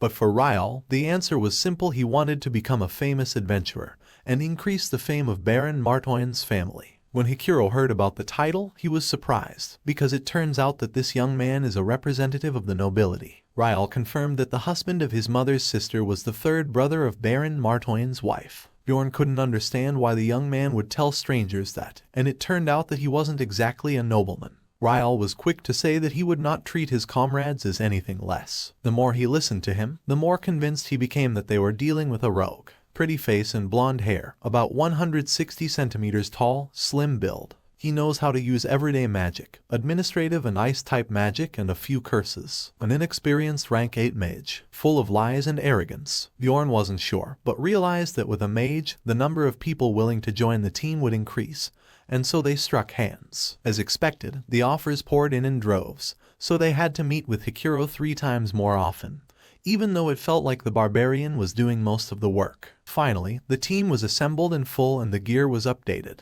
Bjorn even bragged to the receptionist about his lithium armor and shield, as well as his expanding backpack. But the girl reported complaints and asked that the equipment be removed. She didn't seem to like jokes. Walking down the street, Bjorn spotted the unfortunate congener sitting near the corner of a building. The young man marveled at his lack of weapons, for barbarians everywhere walk with them as if their lives depended on it. And no matter how poor or hungry he was, Bjorn turned to his frightened counterpart, asking where his weapons were. The Barbarian informed him that he had no money, so he had to sell it. Then Bjorn introduced himself and demanded the same of his interlocutor. The boy awkwardly, as if remembering, blurted out that his name was Teraikan, son of Rain. After comparing all the facts, Bjorn came to the conclusion that this jerk was undoubtedly an evil spirit. Teraikan appetizingly devoured everything on the table in front of him, promising his new acquaintance that he would never forget his kindness. After questioning, the spirit revealed that he had gone through the ceremony a month early, but had been unable to enter the labyrinth because he had gotten lost. Though he had most likely run away for fear of fighting monsters. Running away from an excited mob of barbarians isn't difficult. The real trouble starts after that. It seems that Teraikan had tried to find work in the city, but of course no one would risk taking some savage to his place. Bjorn wondered if these players had discovered the boss room as well. Someone so experienced surely must have known how barbarians were treated here, but they still didn't go into the labyrinth. Bjorn asked the poor man to continue what he was doing for the next month, but the man claimed he had not gone to the labyrinth. This pissed the young man off, but Teraikan justified that he couldn't fight monsters with his bare hands. That was the reason it was worth going to the sweep the first time. It was elemental. Bjorn began to question whether this guy had even played Dungeon and Stone. Teraikan then reported that he had been kicked out of the inn for lack of money. He tried to come to the barbarians, but they wouldn't let him in. so he had to live on the streets, fighting cold, hunger, and disease. Although this was exactly what Bjorn expected, he still couldn't understand how this guy managed to last 3 months if he behaved like this. The young man wondered that if he too had chickened out and ran away the moment the portal opened, he would have suffered the same fate. Finally, Terrakin finished his story and wondered if he didn't feel sorry for him, if he didn't want to help. Then he added that he knew the labyrinth very well, but Bjorn flatly refused to take him with him. Instead, he handed the boy 150,000 stones and advised him to spend them on weapons so that he could go down into the dungeon. Terrakin thanked his savior and promised to repay his kindness. In that case, Bjorn asked him to leave and not come back. Whether he wasted the money, spent it on weapons, or even got rich and decided to repay the favor, Bjorn threatened him to never try to look for him again. Sitting in his chambers, Bjorn regretted being so rude to Terrakin. It reminded him of how a group of overconfident knights had nearly left him for dead on his first trip into the labyrinth. Any sane person would have said it was foolish to act that way, and an emotional one might have chided the poor man for not helping enough. Either of them would have been right, but that was the best Bjorn could do in that situation.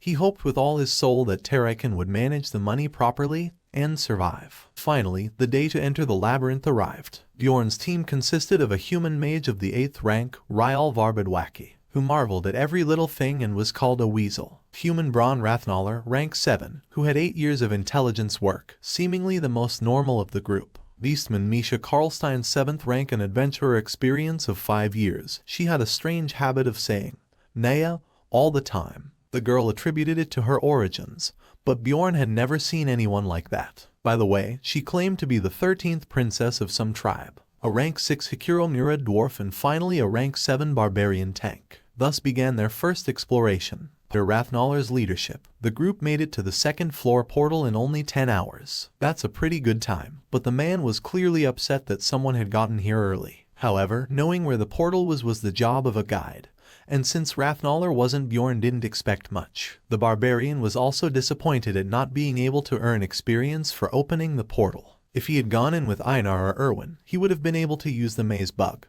but decided to hold off on revealing such a valuable observation until he was sure his comrades were reliable. Finally, they stepped through the portal and found themselves in the den of beasts on the 2nd floor. This is an area that can only be accessed from the eastern end of the labyrinth. As the name implies, it is home to mostly beast-type monsters. The dwarf bantered with the mage, who vomited from the stench of the area. Bjorn asked Rathnaller how he was feeling, for he had the olfactory essence. The scout said he was fine, as it was not the first time he had cleared the lair, but he warned about the many mud pits and asked those who didn't want to fall through to follow him. The lair of the beast is an area in a canyon and looks like a labyrinth, where you have intertwined rock crevices in search of the right path. There are no traps here, but the role of a guide is much more important than in Goblin Forests. The monsters here are so simple that they shouldn't pose much of a threat. A razor-headed wolf, a saber-toothed tiger, and a werewolf were dealt with fairly quickly. Thanks to Dwarka's alarm magic, there could be 4 guard shifts, so Bjorn managed to sleep for a full 6 hours. The mage didn't understand at all why there was a need to be on duty, but the dwarf explained that the alarms only warned of approaching monsters, but adventures were much more dangerous in the labyrinth. Hikuro advised Rilf to rest, since it wasn't his turn to be on duty. Bjorn, who had overheard the dialogue, suggested that this was the last exploration with this mage. On the 2nd day, the travelers were almost at the portal. The 3rd floor is a huge map. If the location of the 2nd depends on the place you moved from, the 3rd floor is the same for everyone. Misha asked the barbarian how long it took him to get to the 3rd floor and told him that it took her 3 years. Bjorn asked in surprise how long it took her to get to the 4th floor. The girl replied that 4 years was as long as it took the dwarf. She didn't like that, because Hikuro had less experience, but he argued that she was from a good family. Rasmuller ordered the altercation to end before it went too far. Both apologized and stopped arguing. Bjorn noticed that his throat sounded more irritated now than it had before. The scout works hard on his own though, so he had a right to be angry. Soon the team moved to the 3rd floor, and found themselves at a hill of steel rocks. Suddenly, Bjorn ordered the scout to retreat and covered himself with his shield. In the next second, a huge monster lion struck that shield with tremendous force. While holding back the monster's onslaught, Bjorn couldn't understand why it appeared right next to the portal. The beast appeared very unexpectedly. If it wasn't for the shield, the barbarian would have been trampled, just like a dwarf. Fortunately, Hikuro had time to apply emergency recovery and got to his feet. He informed Bjorn that the huge creature was called the enro. The gnome advised that they should not let themselves be thrown further away. Doing so would be difficult due to the enro's active skill, weight balance, which gives it extra stability and resistance to toppling over. By the way, this ability that Hikuro possessed came in very handy in the Blood Citadel, as it did now. While the dwarf held back the onslaught of the boar, the mage cast a corrosion spell on him. Taking advantage of the hiccup, Mura jumped up and sealed the monster's head to the ground with a powerful hammer blow. There was only one left. He was being held back by the barbarian. Misha unsheathed her blade, summoned the essence, and in a deft leap struck the enro in the neck, causing him to fall off his feet with a clatter. At last the monsters were finished, but Bjorn had one thought: this was not the place where the lions were supposed to appear, so where did they come from? The barbarian asked Rathmiller if there were any people nearby. The one used his active skill, Heat Search, which was a special mode of vision that illuminated the heat nearby. No one was detected, but judging by the smell, someone had been here recently. The scout reported that they were about 2 minutes away. It appeared that someone had watched them hunt,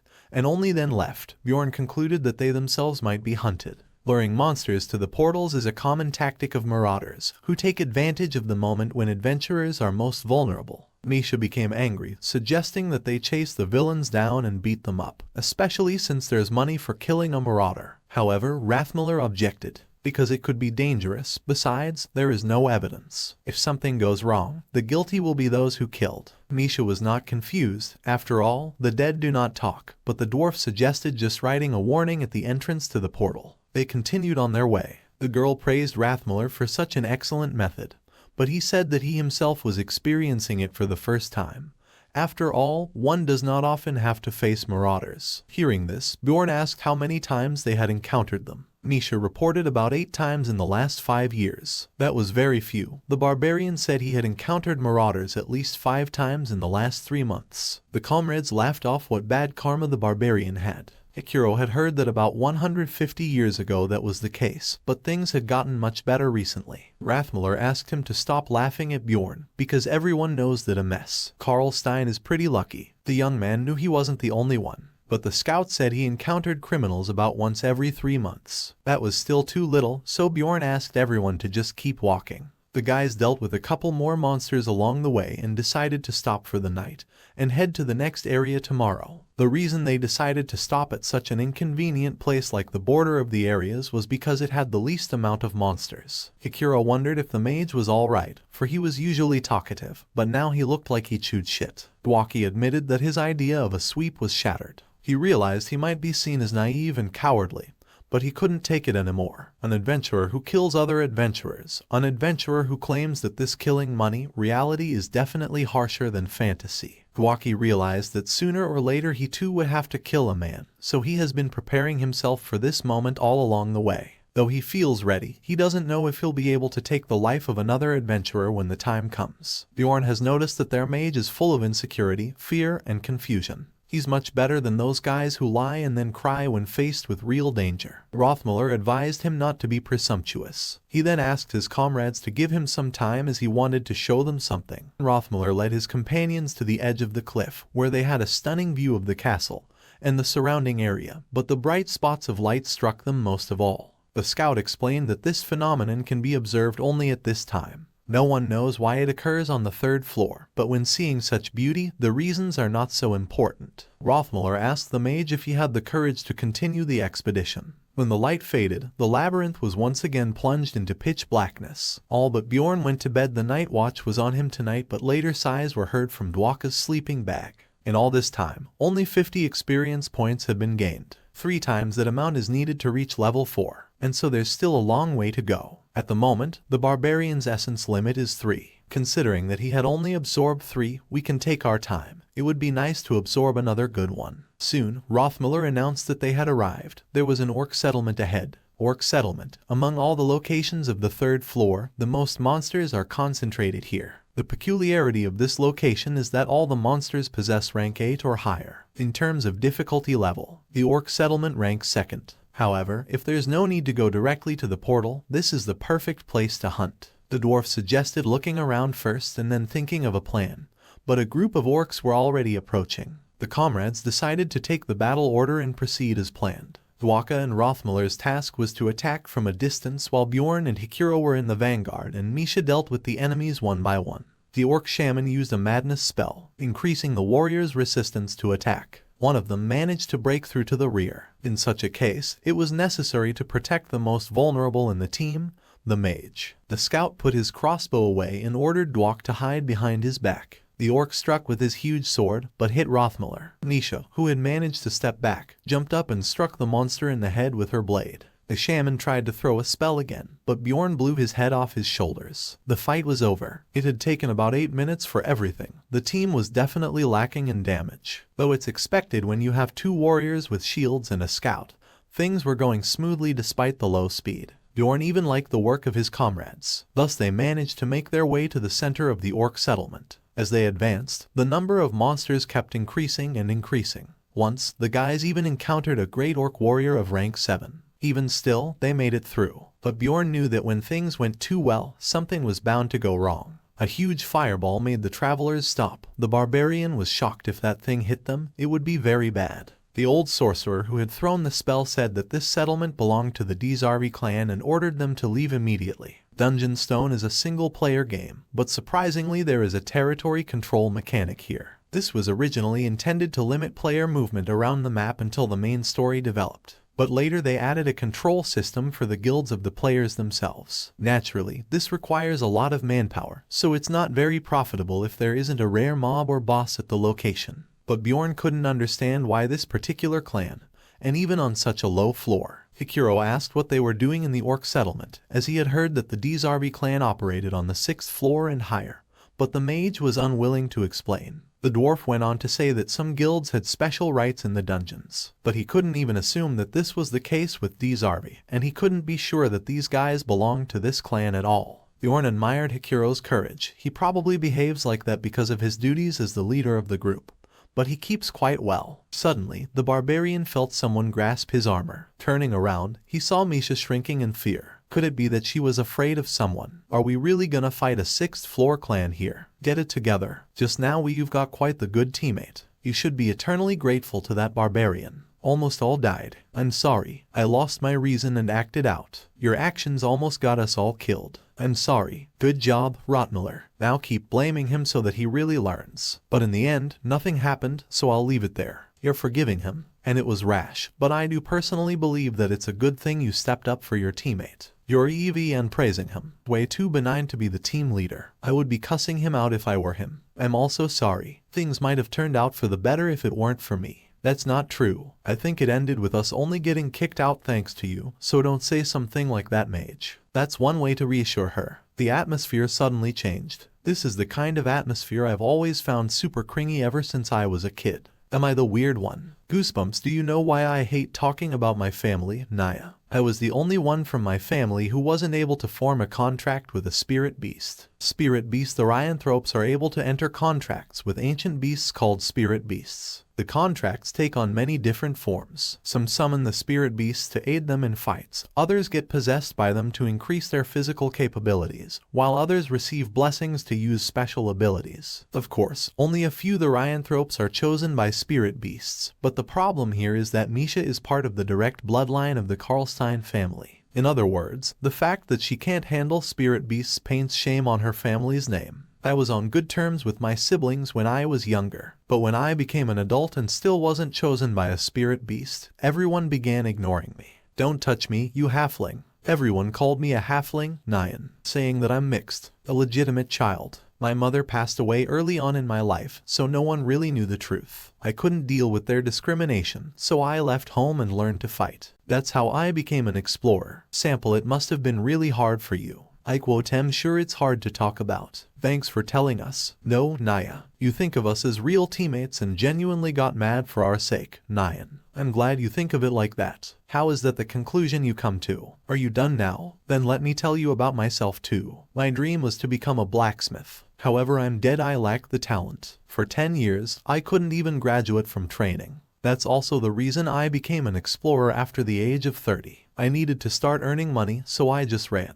I quote, I'm sure I'm the most untalented. I was able to get into magic thanks to my family's societal status, but I wasn't talented enough to get into the magic tower. Thank you. I'm sure that mage would have respected me at least a little. No, it was that mage that was the bad guy. You're a great mage. What the hell? Had I been a proper mage lead, I've been in many teams, but I've never experienced this kind of thing before. I need to apologize too. That's what I'm saying. What the you two? When Murad and Miss Karlstein talked about age and experiences, I was very upset. It was because of my sickening envy. I thought that you two had no right to complain since you both were lucky enough to have been born as non-human species, without even knowing what you might have gone through. Is that so? But aren't there any advantages to being a human explorer, right? NYAN. Humans can use aura and can become spirit mages, ordinary mages or saints. But that's only for the small minority who are talented. I shouldn't say that right now though. Then is our team made of halflings? Well, that's great. We can just look after one another and not feel bad. I'll do my best to be helpful to the team. Let's try our best, Naya. I hope we last long. They're all confessing their troubles and comforting each other. Stare now, the remaining one is stare me. Why are they all staring at me in expectation? Am I going to be left out of the party if I don't say anything? What do I say? I'm not used to these kinds of groups. I don't have a mom. Don't HADON't have a mom, don't have a mom. Is that not good enough? Don't have a mom. My mother passed away after giving birth to me. My father also went to the labyrinth and never came back when I was young. I became an adult, but I can't meet them now even if I wanted. How's that? This is 100% true. I heard it from Einar. That must have been hard at a young age. I am sorry. I complained about my own family not even knowing that. You've been pretending to be fine all this time. Bjorn, I can't be your parent, but if you want it's okay. Please screw off. You don't need to hold it back with us, right? Bam's the youngest one in our team. I feel like I became the most pitiful guy in this team somehow. Well, whatever. Not like I really don't have a mom. Plus, I'm a Munchkin barbarian who's become a 7th rank explorer in just 3 months. I did have to get dragged into a game realm and risk death multiple times, but the important thing is, Bjorn, what's wrong? Did you think of your mom? Fuck, why is my life so pitiful? What are we gonna do now? It's okay. If you miss your family, you can think of me as your sister. I was thinking of going to the Witch's Forest. Witch's Forest? How about Greentail Swamps? It'll take 6 days to get there from here. Then how about we just head up to the 4th floor? I heard that the Witch's Forest isn't that great for warriors. I think it's too early for the 4th floor right now. He's firm. I've seen many teams go there underestimating the difficulty and get killed. It won't be too late to move on to the 4th floor after working together a bit more. The Witch's Forest is thought of as an area that you go to only when absolutely necessary. It's not a great place for hunting. I assume the reason the dwarf is adamant anyway is because the 4th floor is just that dangerous. On the 4th floor, there are 7th and 8th rank monsters just like on the 3rd floor. But there are also sometimes 6th rank monsters. It's a rare enough chance that you have to walk around all day for 4 days to come across one. But that just means that we would come across one no matter what once we're there. I've actually died many times on the 4th floor because I wasn't prepared enough. You died one, I thought it'd be fine this time. So I get the dwarf, but Hikirad, I think we should go to the 4th floor. I think advancing to the 4th floor would be fine for us. Hikirad and I are pretty sturdy tankers. Even if we do come across a 6th rank monster, we can create an opening for us to escape. To be honest, considering that I now have the vampire's essence, I should be able to tank fine against 6th rank monsters. Although our DPS is a bit lacking. However, we still have a mage and the other 2 are veterans. It'll be a bit slow, but we should be able to manage on the 4th floor. He's right. But I'm a bit anxious, Barbarian. Since he's a tray, I agree. Well, even a broken clock is right twice a day. Should we listen to him this time, Nyan? Yes, I think it should be okay. I can hear you, you shitheads. I still think it'll be dangerous. Alright. Let's vote. As a result of the vote, let's go to the 4th floor. Our little pity party decided to try out the 4th floor. 3rd day after entering the labyrinth. Let's camp here for tonight. Rotmiller, I think we're all pretty energetic still. How about we go a bit further? We'd need to go another 3 hours to find a better place than this one. Do you want some jerky, Nyan? Thanks. Is that so? Then let's set up camp here. Right now, it's 9 p.m. That's the same time we set up camp on the 1st and 2nd day.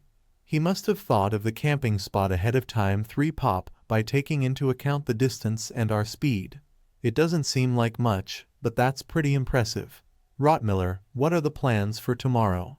In a labyrinth where there is no night and day, I think we should arrive at the Witch's Forest before noon tomorrow. He didn't even think beforehand. He's like a human GPS, as expected of a veteran explorer. He's dependable. It'll be pretty tiring once we enter the forest, so we should all rest now. Good night, everyone. All right. I was the first night watch for tonight, right, Bjorn? Is it my turn already? Not yet. Is it a monster? Both. Does he mean both monsters and explorers? Help! This sound. Is someone being chased by a monster? It sounds like it. But that's not what's important. Do you remember coming across the intro a couple days ago by the portal? You'd said that there were signs of someone having set a trap for us before running away. Right. The smells I'm tracing right now are the exact same as then too. Then you mean they're the plunderers from before? Yes. I don't know who they are, but they're targeting us specifically. I assume they're trying to infiltrate us by pretending to need help. Then what are we gonna do now? They're already almost here. Fire, it's fire. I better use this opportunity. If you're not confident in your acting, don't do anything. Don't come any closer. I will crush your skull if you come even one step closer. Help.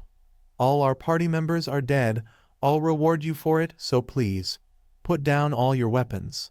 But there are monsters right behind us. Do you need to do this? The orcs that followed are just watching. Are they inspecting the surroundings because there are more people now? Well, they're making things easier for me at least. It's your choice, and put your weapons down or get out of here. Alright, I'll do as you wish, so help us. Alright? Rotmiller, gather all the weapons to one side. Are they backing off now that it looks like they're joining us? These damn monsters sure are smart. Thank you for the help. I'm Alyssa. You saved our lives. I'm Hikiradnarad. I don't know what happened, but it must have been rough. That dwarf bastard. He completely fell for her looks. I'm Erita Tayson. Hans. I'm Hans Argut. The plunderer I met in my first labyrinth run was also Hans. Well, it's a common name. What a coincidence. Do you know another Hans? Well, sure. Although he's already dead, I don't even want to think about what would have happened to us if it weren't for you. God Leetless must have protected us. Leetless? Yes. Are you perhaps a priestess? I serve the goddess of light who watches over exploration and relationships. The star that rises in the twilight will guide us. You think I would fucking believe that? I already know that you're plunderers. Pretending to be a priestess. Lady Alyssa, could you take a look at my injury? Yes, of course. Okay, she's actually using a divine spell. Sorry. I understand how he feels. She really is a priestess. Romular, are you sure you weren't mistaken, Nyan? But I was certain.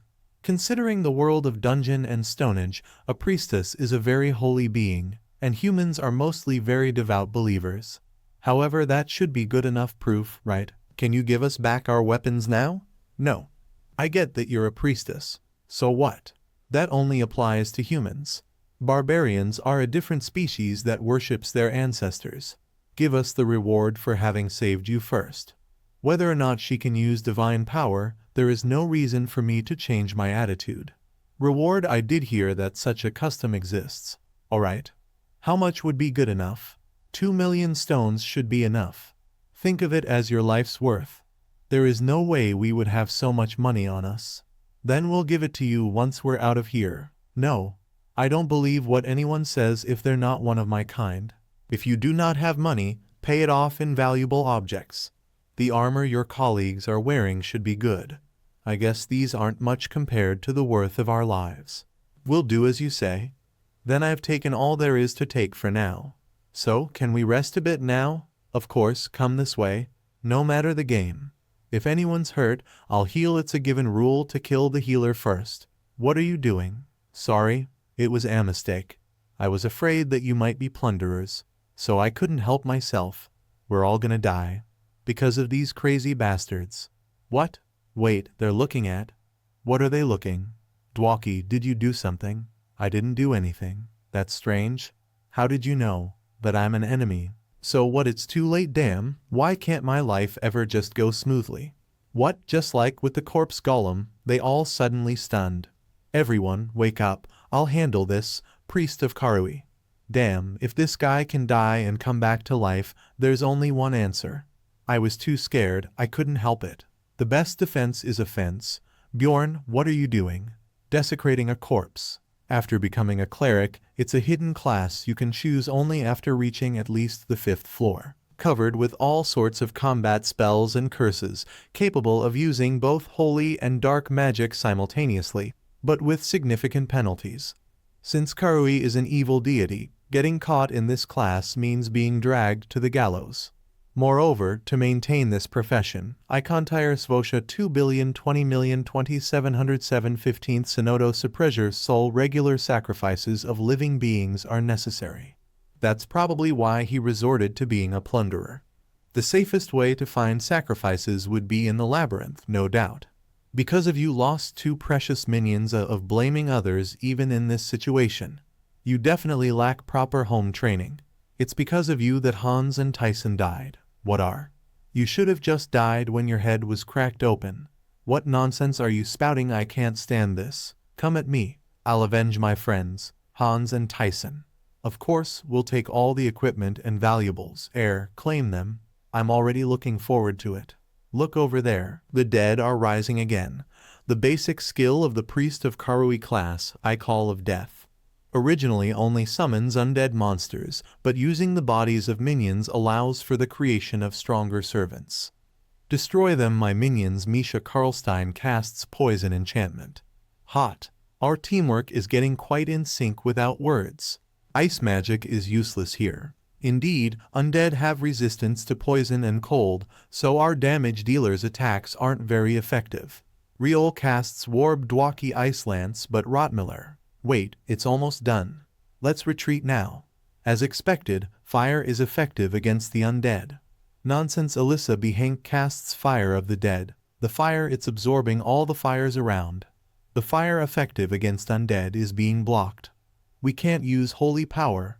Everyone, attack the priestess. Hikirod and I will hold these 2 off. Since we've already disarmed them, the 2 of us can buy time. Come more. Alyssa Behank summons shadow guards. Something's coming out. Everyone be careful. Why, Maya will handle this side. The hot. Miglial bring me their heads a curse. Hikirod. Bjorn told me to stick with you here. So, Bjorn is alone. Damn it, the idiot. It's Tyson and Hans. You supposed to protect me. You trash. Listen, sorry, but these guys are too busy right now. This humiliation I will not forget. Alyssa Behank casts Spectrification. What, damn it? No, is she running away like this? You want live to fight another day. The boss mob we caught just escaped, leaving us full of conscience. Energy drain is ongoing. Minor decay is ongoing. Tracking is ongoing. Spirit Halkle is ongoing. Strength reduction is ongoing. Warning, your character has over 15 stacked curses. Damn, that crazy priestess left us with all sorts of curses. Well, at least Dworki said he could handle curse magic. I need your curse removal magic. Curse removal magic, you mean? Didn't you say you could use curse magic? Well, that's true, but just because I can use a few curse spells doesn't mean I can remove them, does it? This useless Dworki. Without treatment through holy power or magic, the character's physical abilities may be permanently reduced. The character's stamina is continuously decreasing. If not resolved promptly, permanent stat reduction may occur. Damn it. Bjorn, are you okay? I can hold on. Don't worry about me. Honestly, I feel like I might die. Running for over 5 hours with curses piled on. If it weren't for Vampire Essence's anti-magic and dark resistance stats, I would have collapsed from exhaustion long ago. Of course, these guys are also cursed. We're almost there. Bjorn, did you hear that? Just hold on a little longer. Unlike me, they only have 2 or 3 curses. That crazy bastard dumped over a dozen curses on me. You won't be able to leave this place alive, Barbarian, to top it off. I got hit with that damn stamina reduction curse. Stamina is used every time you move, and it's separate from life force, so high natural regeneration is useless. In the game, when a character's stamina gauge dropped below 10%, they couldn't move. I'm still moving, so maybe I have about 30% left. Achievement unlocked. Endurance stamina level dropped below 5% reward. Permanent +1 to mental stat, just a little more, that's we're almost there. The Witch's Forest. 5 hours ago. The Karui priest is targeting us. If it's a Karui priest, they must be at least a level 5 practitioner. A direct confrontation would have meant preparing for total annihilation. That's how formidable they are. If we hadn't disarmed them and struck first, several of us here would have been killed instantly. A dependable barbarian is truly the best. I thought Rottmiller had mistaken due to the use of holy power. But without hesitation, you smashed the head in one go. Rottmiller, is there a way to track that woman? Unfortunately, no. We can't even find a trace. She knows we've discovered her identity, so she'll definitely come before we leave the labyrinth. Then we just have to face her like we did now, right? It seems we did a decent job, didn't we? But what if they attack us from behind while we're dealing with the monsters? Well, that's why we need to head to the Witch's Forest right now. The Witch's Forest, a vast forest surrounding the portal connected to the 4th floor, mainly inhabited by 7-8 grade monsters. There are many incorporeal monsters immune to physical attacks, making it unsuitable for our party with 2 warriors, but right now, this is the best choice. Character has entered a special area. All status effects, excluding field effects, nullified. I feel lighter, it seems. The curse has disappeared. I didn't expect you to utilize the geographical features of the Witch's Forest. You said it was your first time on the 3rd floor, didn't you? I studied in the library. You sure are quick-witted. Don't lie. A barbarian reading books? That's unheard of. Anyway, instead of the curse from the Karui priest, field effects are now in play. Status impairment applied. Die day del motherless freak. Mother missing. I'm hearing some hallucinations. I do have a mother. The mental attacks and insults they're throwing at us don't really have much impact. I guess not all of us. Bjorn, how can you stay calm listening to these curses? It's just barely tolerable. But the 3 of us who have been to the Witch's Forest before seem relatively okay. But our useless Dwaki. It's strange though. Is this the effect of hallucination and disorientation? It feels like looking at the world through a convex mirror. Can you use magic in that state? Don't worry, my magic will work just fine. Why are magic users so squeamish?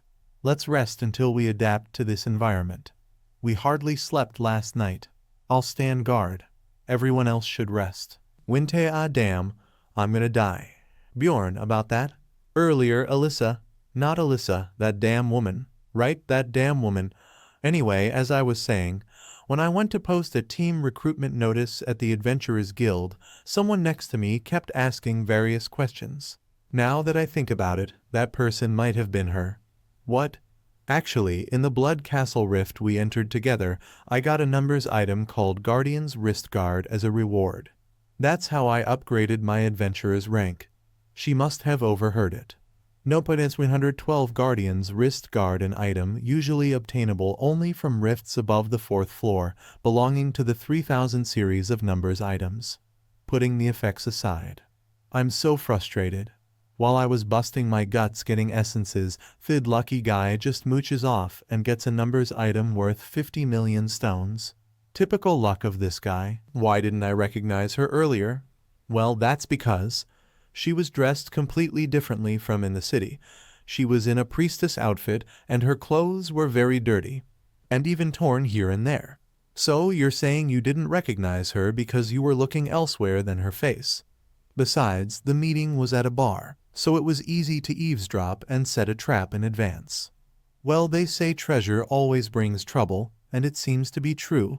Don't shift the blame elsewhere. It's all because of your lack of caution. I guess I should have expected this. Let's rest for now. Is this party really okay? Max Demon. Org Bjorn, wake up. You really slept soundly. Even for a mentally strong barbarian, it would be hard on the first trip. How could you sleep through all that noise? Anyway, what about the monsters? Over there. A group of fairies. 9th grade monster fairy. Its skill is to emit a poisonous powder mixed with awakening drug components. In the game, it belonged to non-aggressive mobs, but the fact that fairies are gathering like that means he must be nearby too. Are we going to fight? It seems likely since it's not an easy opponent to deal with. It looks like Dwaki has also recovered a bit. Let's try calling him out. Hikurad Murad casts full power. Hikurad Murad casts discharged. He pushed back the fairies, X+1 a monster that only appears in the witch's forest, known for stalking groups of fairies. 7th grade monster half-troll. Unlike me, the dwarf doesn't have resistance to pain, right? This is one of the main reasons why the witch's forest is avoided by warrior classes. Warriors are used to being on the front lines and getting hit, but here pain amplification increases the pain several times. Moreover, most monsters here are immune to physical attacks and use mental skills, causing warriors all sorts of trouble. And in the midst of this, the appearing monsters are mostly immune to physical attacks. Is the magic not ready yet? It's done, it's done. Real Warb Dwaki casts 8th grade support attack freeze enhancement. The power of the next magic barrier spell increases significantly. Real Harb Dwaki casts 8th grade attack magic ice spian. He stopped the half-troll. X+3 unfortunately, no essence came out. It wasn't an easy monster to deal with. Let's move on. It's not good to rest in the witch's forest, so let's quickly move to the 4th floor. Adventurers, those are the ones. They are the ones who killed my companions. Miss Alyssa, please stay back. Damn it, that bitch was enough trouble, but now there's more of them? This is a losing battle. There's only one way. Hikurad, use that item. Hikurad Murad has activated the Guardian's wrist guards. It drives enemies away and temporarily grants allies immunity to any harm. The abnormal status effect has been disabled. Now's the chance. Everyone run. What is this? How did that woman follow us here? Didn't you say that the witch's forest was safe? If I had to make a guess about the current situation, I'd probably say, after we entered the witch's forest, it would have gotten hard for that bitch Alyssa to track us down. So she must have found some explorers who'd be of use to her and acted like a pitiful priest who had lost her comrades to ruthless plunderers. And after throwing us into a fight with these enraged guys, she must have planned on devouring all of us. Stop rambling and run. Guardian's wrist guards' effect lasts for 5 minutes. It should be about time for the effect to wear off, right? The duration of effect has ended. The field effect Witch's Forest has been reinstated. The first to detect enemy movement and the one who guides their teammates towards the best path. They use data from prior knowledge and experiences within the labyrinth to find the way. But that's only possible until the 3rd floor. A scout's true skills are revealed in the Witch's Forest, the last gateway before the 4th floor. Rottmiller's main power is smell. I use the essence to get the right smell stats. This way. In this horrifying forest where even the trees move disorientingly, it's surprisingly accurate with finding the way to the 4th floor. When the sense of smell reaches a certain level, it can pick up the scent of mana and use it to find the way. Their scout isn't your average guy either. They're closing the distance between us with precision. I'm going to speed up now. That way it comes down to who gets to the 4th floor portal first. Problem is, everyone's pretty tired. I'm okay. Are you okay? It's just a cramp, so don't mind me. Let's get going. A cramp? Bullshit. She clearly fell and broke her ankle. Bjorn? Don't move. Just stay still. Okay. That midget was right in front of me just now, wasn't he? Don't Bjorn? Tell me we get split from the team. Fuck in that little time. Why aren't you following them? At times like this, it's best to stay put. Rottmiller must know we're gone as well, so he'll come for us soon. This time, it's really dangerous. The Witch's Forest, you can't find your way without a scout. How long do we have to wait? This voice. That midget. Bjorn, what do we do now? Shouldn't we go help them? Following the sound will only get us to some weird place. Since they've been attacked, they won't have the time to look for us either. First, we've got to get out of here. What matters most in a disastrous situation? Water, food, stamina, tools? Those are all important, but if I had to pick just one, I'd say it's a mental strength. No, I can't die like this. I held out so relentlessly, but this is way too meaningless. Calm down, Misha. When you find yourself in a shitty situation, you have to accept it without denying reality. If only I hadn't fallen there, Misha. Unless you want to kick the bucket here, do as I say. Right now, I must focus on the present. First, find the potion inside my bag and drink it. And walk yourself. John, okay, we're taking a short break. I can't believe I drank a potion on top of a running. I really thought I was going to die. Is your foot okay now? Think you can fight? For now, yeah. We're 4 days into the labyrinth, and the remaining days won't be any easier. On top of that, I have to hold out with just one melee dealer and a tank for 11 days. Worst of all, the majority of the field monsters are spirits, so I can't attack them. Right now, I need attribute powers. I've decided. Misha, are you married? Out of the blue. No, but so, do you have a belief that says you shouldn't show your naked body to a stranger, or something like that? You're asking really, Bjorn? Weird questions. I don't think so. That's great. What's so great about it? Stop. Don't come any closer. What are you trying to do? I'm not ready for this. Get away from here. Take this. This is a ring I've been saving until I found someone that was worth giving it to. A ring? But why are you giving it to me? Swear to your guardian god that in exchange for this you will stay by my side. Bjorn, have you gone crazy? The moment you accept this ring, with my honor as a warrior at stake, I will stand by your side and support you. And I hope you will do the same. Are you serious? Such though it's sudden, this is my first time receiving a proposal, so it's not that I'm not happy. I'm glad to hear that.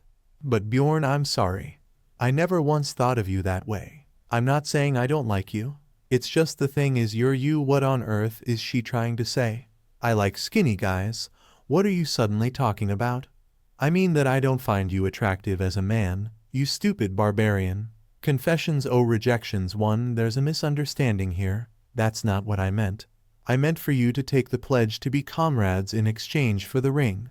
So that's what it was. You almost got me there. Of course, you can end the agreement at any time by getting me the same ring or by making me a profit of 15 million stones.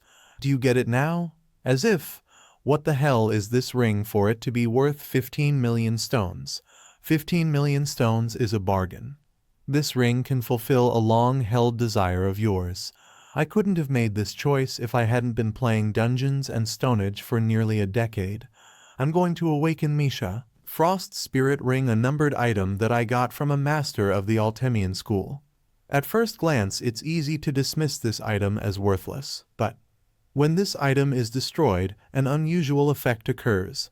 It may seem like a practically pointless option that doesn't even deal damage. The Frost Spirit Ring has been destroyed.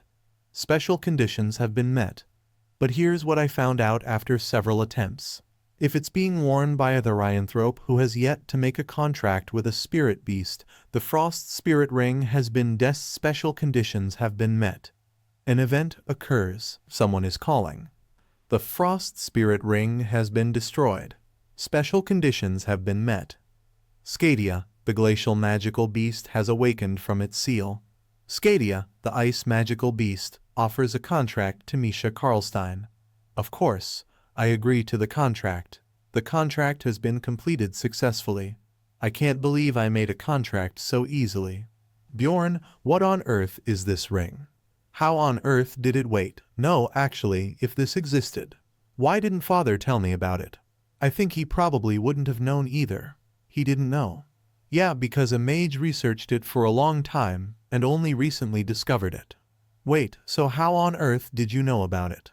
How did you get your hands on this ring? I think you should get dressed first before we talk. Since when was? I've got them all laid out for you, so put them on first. I put the plunderer's gear beside them as well, so wear those too. Come to think of it, you're also wearing something new. Your overall item level has increased by plus 83. Bjorn, why was I naked? Well, because I took your clothes off. I heard that all the equipment you are wearing gets destroyed during this ritual. Why the hell did you ask me about marriage then? Because if you had a spouse, he'd probably feel offended by this. You thought all that, yet you didn't think to tell me beforehand. Enough. Rather than that, don't you have something to say to me? I was in a hurry. What'd you say? Thank you very much. Is that it? Don't try to brush past it. Do I really have to say it out loud? Bjorn, I once tried to die in the past.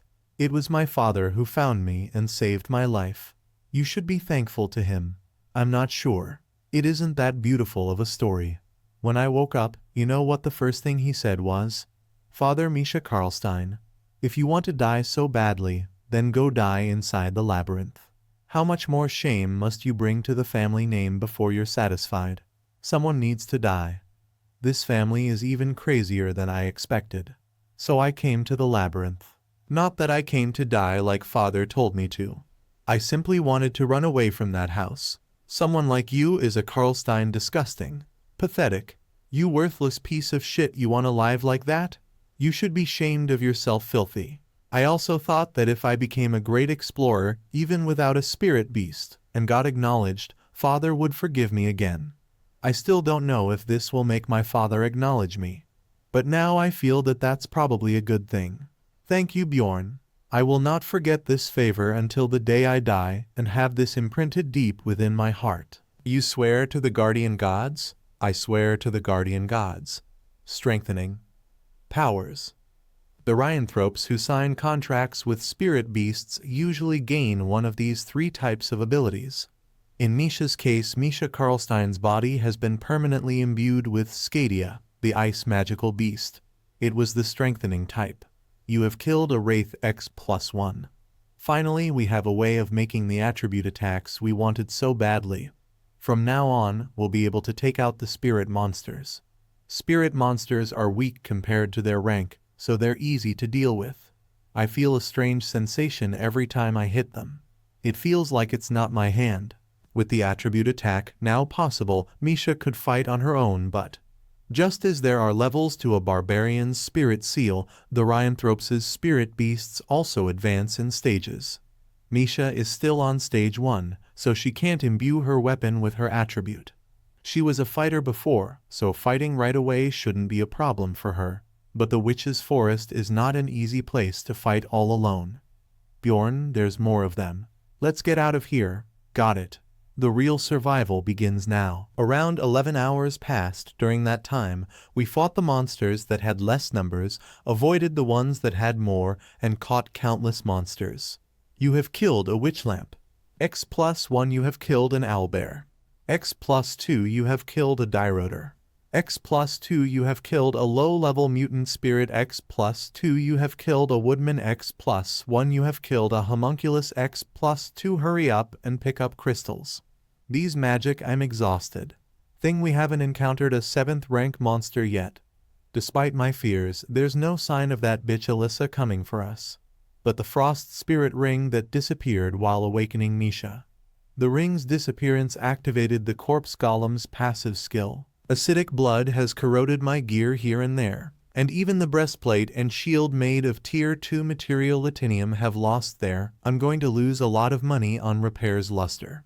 Another thing that's a shame is that I didn't get a single attributable essence in all that time. I can see that Misha's fatigue is building up too.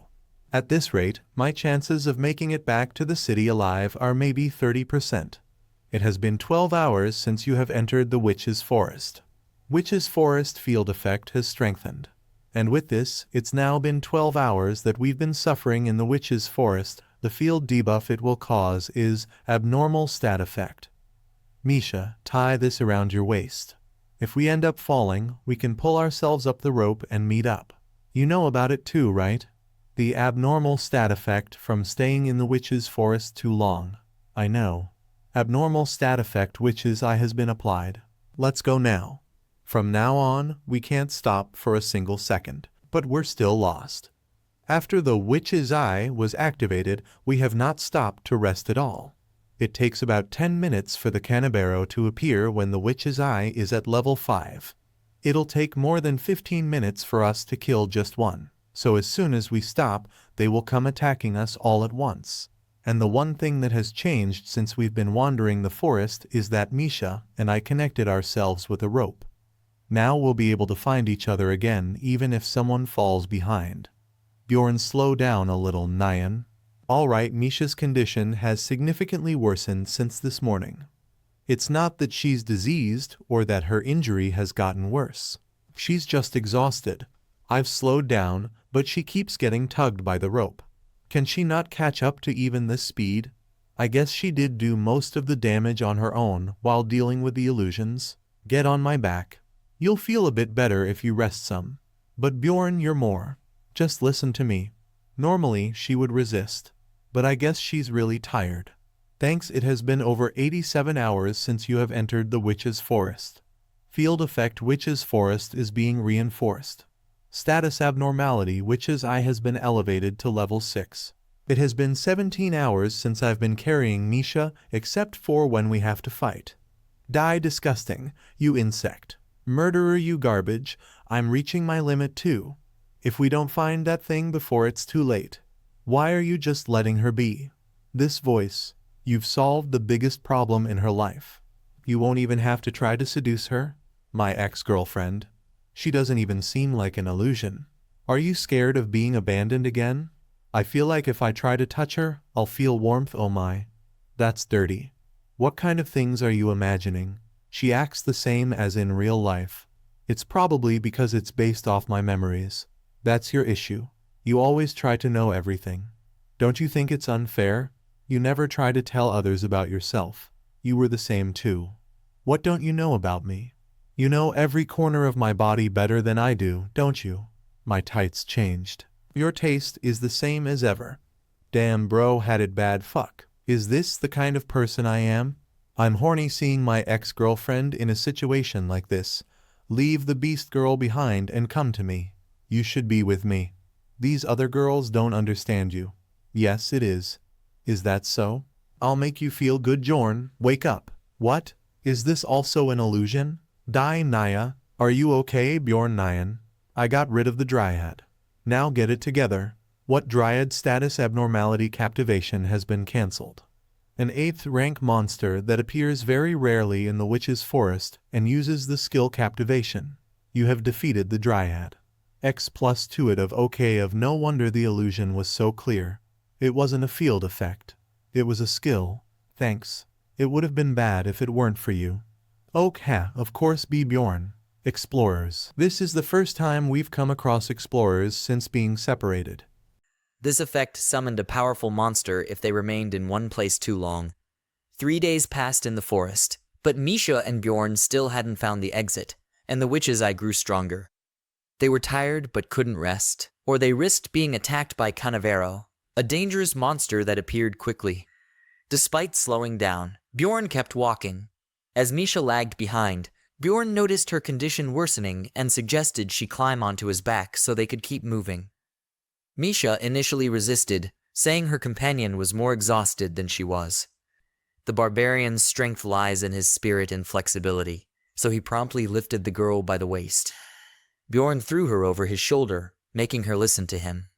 17 hours have passed since he started carrying Misha on his shoulder, amid curses from the trees.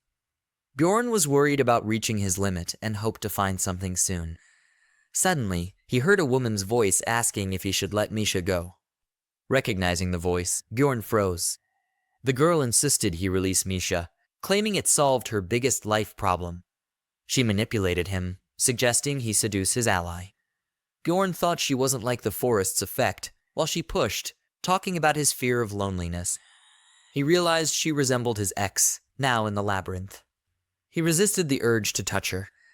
As the barbarian thought these were just memories, his ex approached and asked to know everything about him. She felt it was unfair for him to know everything without sharing about himself.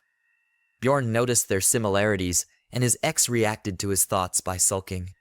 She straightened her hair and asked if he thought he knew everything about her body. Bjorn felt spellbound when she touched his cheek. She continued to play with his imagination, mentioning his liking for tights. Bjorn quietly panicked as he realized he was becoming aroused by his ex, a dangerous situation. She hugged him again and urged him to leave Misha the Beastman and choose her. Soon, Bjorn's briefcase lay on the ground. The girl's hands moved over his shocked body. The ex tried to convince him to choose her, claiming no one else would understand him like she did. She looked defiantly at him and promised to bring him pleasure, but Misha intervened, punching the ex in the jaw. The girl flew back a few meters but seemed unfazed.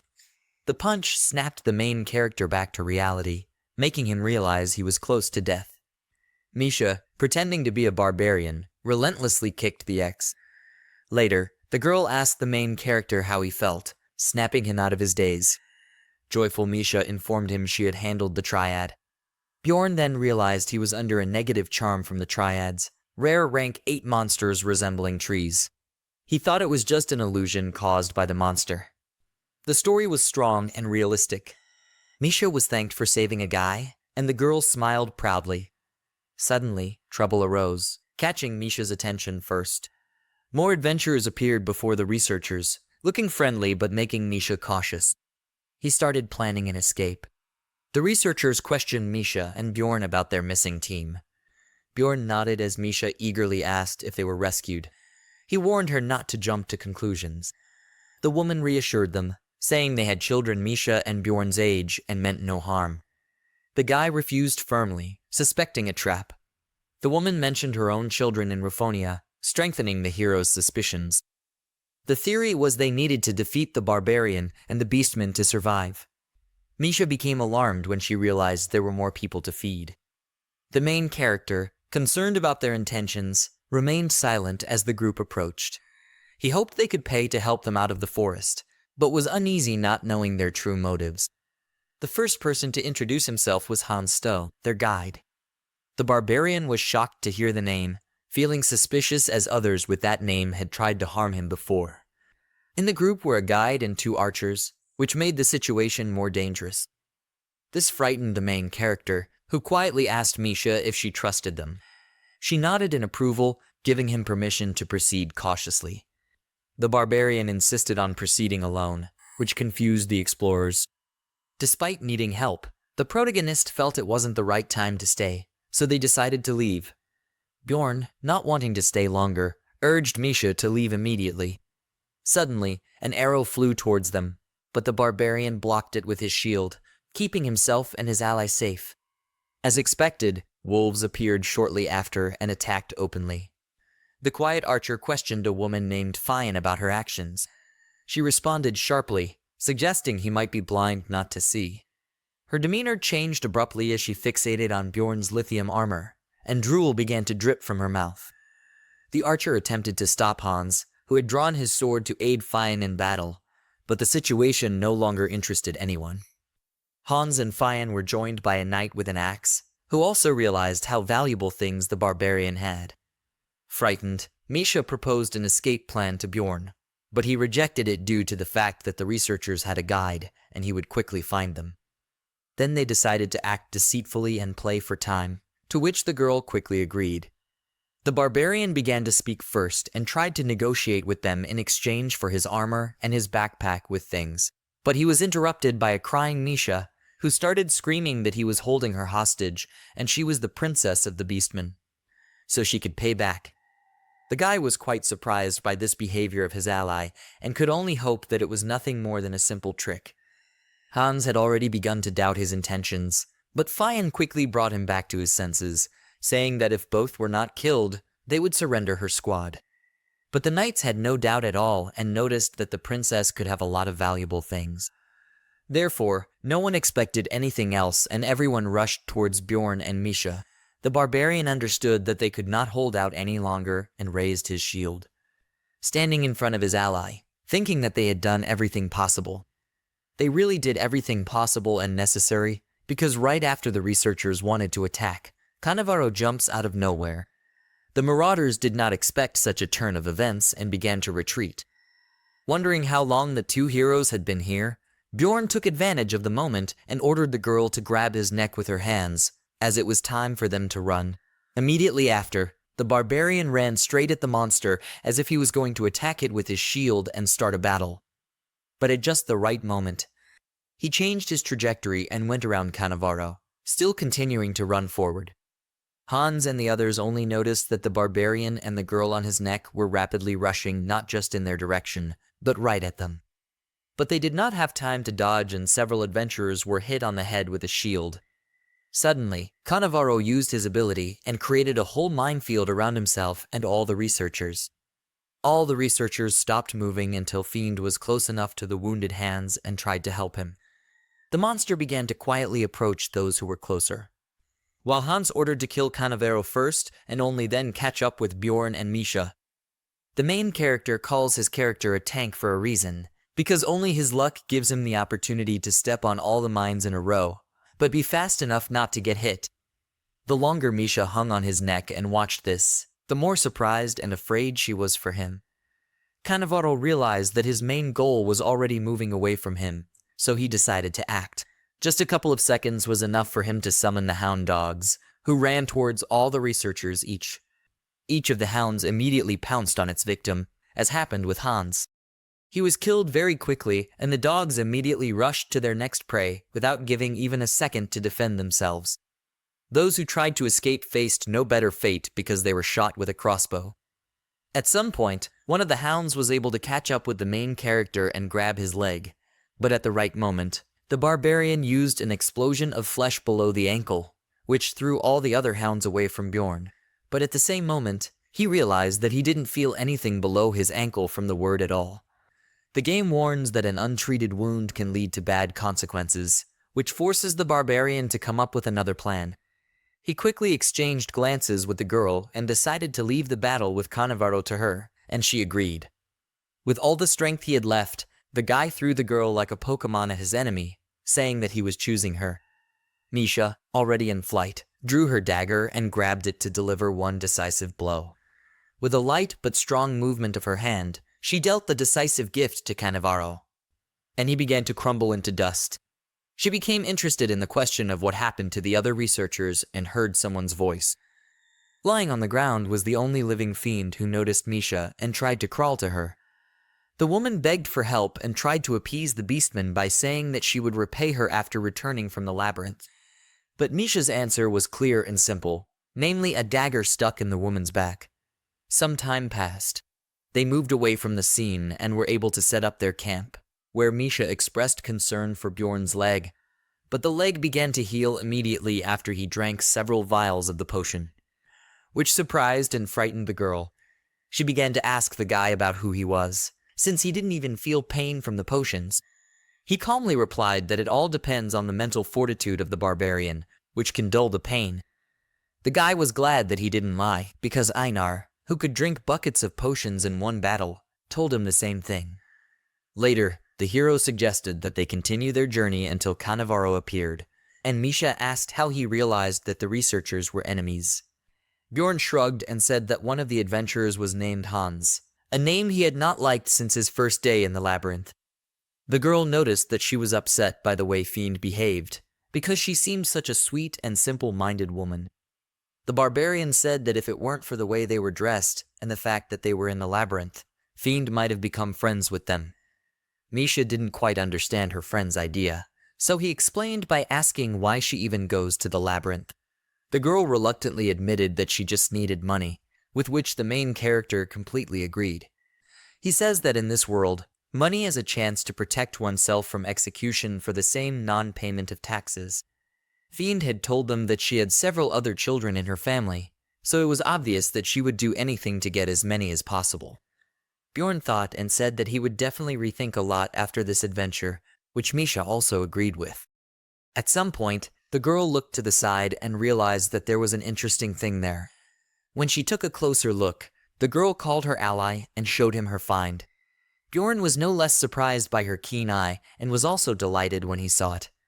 Since there was nowhere else to go, and they found the thing they wanted, the barbarian approached the thing and extended his hand, touching it. The white light transports both to the world of the witch's hut, the place they were looking for. Grass grows around, flowers grow, and the sun shines, the rays of which illuminate the warm and cozy house itself. Misha was ready to jump into the grass with joy and lie down there to rest, but Bjorn stopped her. He suggested that she wait to rest, since there are clear signs that they are not the first here.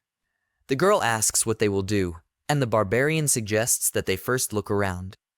Very nearby on the grass, they notice someone's helmet and an axe, which could indicate the presence of an owner here. The barbarian stood silently and watched the picture that was in front of him. An exhausted and beaten researcher, whom they saw among the crowd of researchers, from which the entire squad of the protagonist fled. Misha immediately recognized him and asked what they would do next, and the hero suggested knocking him out. The blow turned out to be too strong for the man, which even Bjorn's companion noticed, and said that he needed to know the limits of his strength. That's how all three explorers who came here before them were tied up and placed in the center of the room in the witch's hut. Misha noticed that they had no chance of escaping, not to mention their condition, which was extremely difficult. Bjorn opened one bottle of potion and poured it on the head of one of the bound men, which immediately woke him up. The pain from the potion began to affect all three, and they began to beg the hero and his ally to let them go.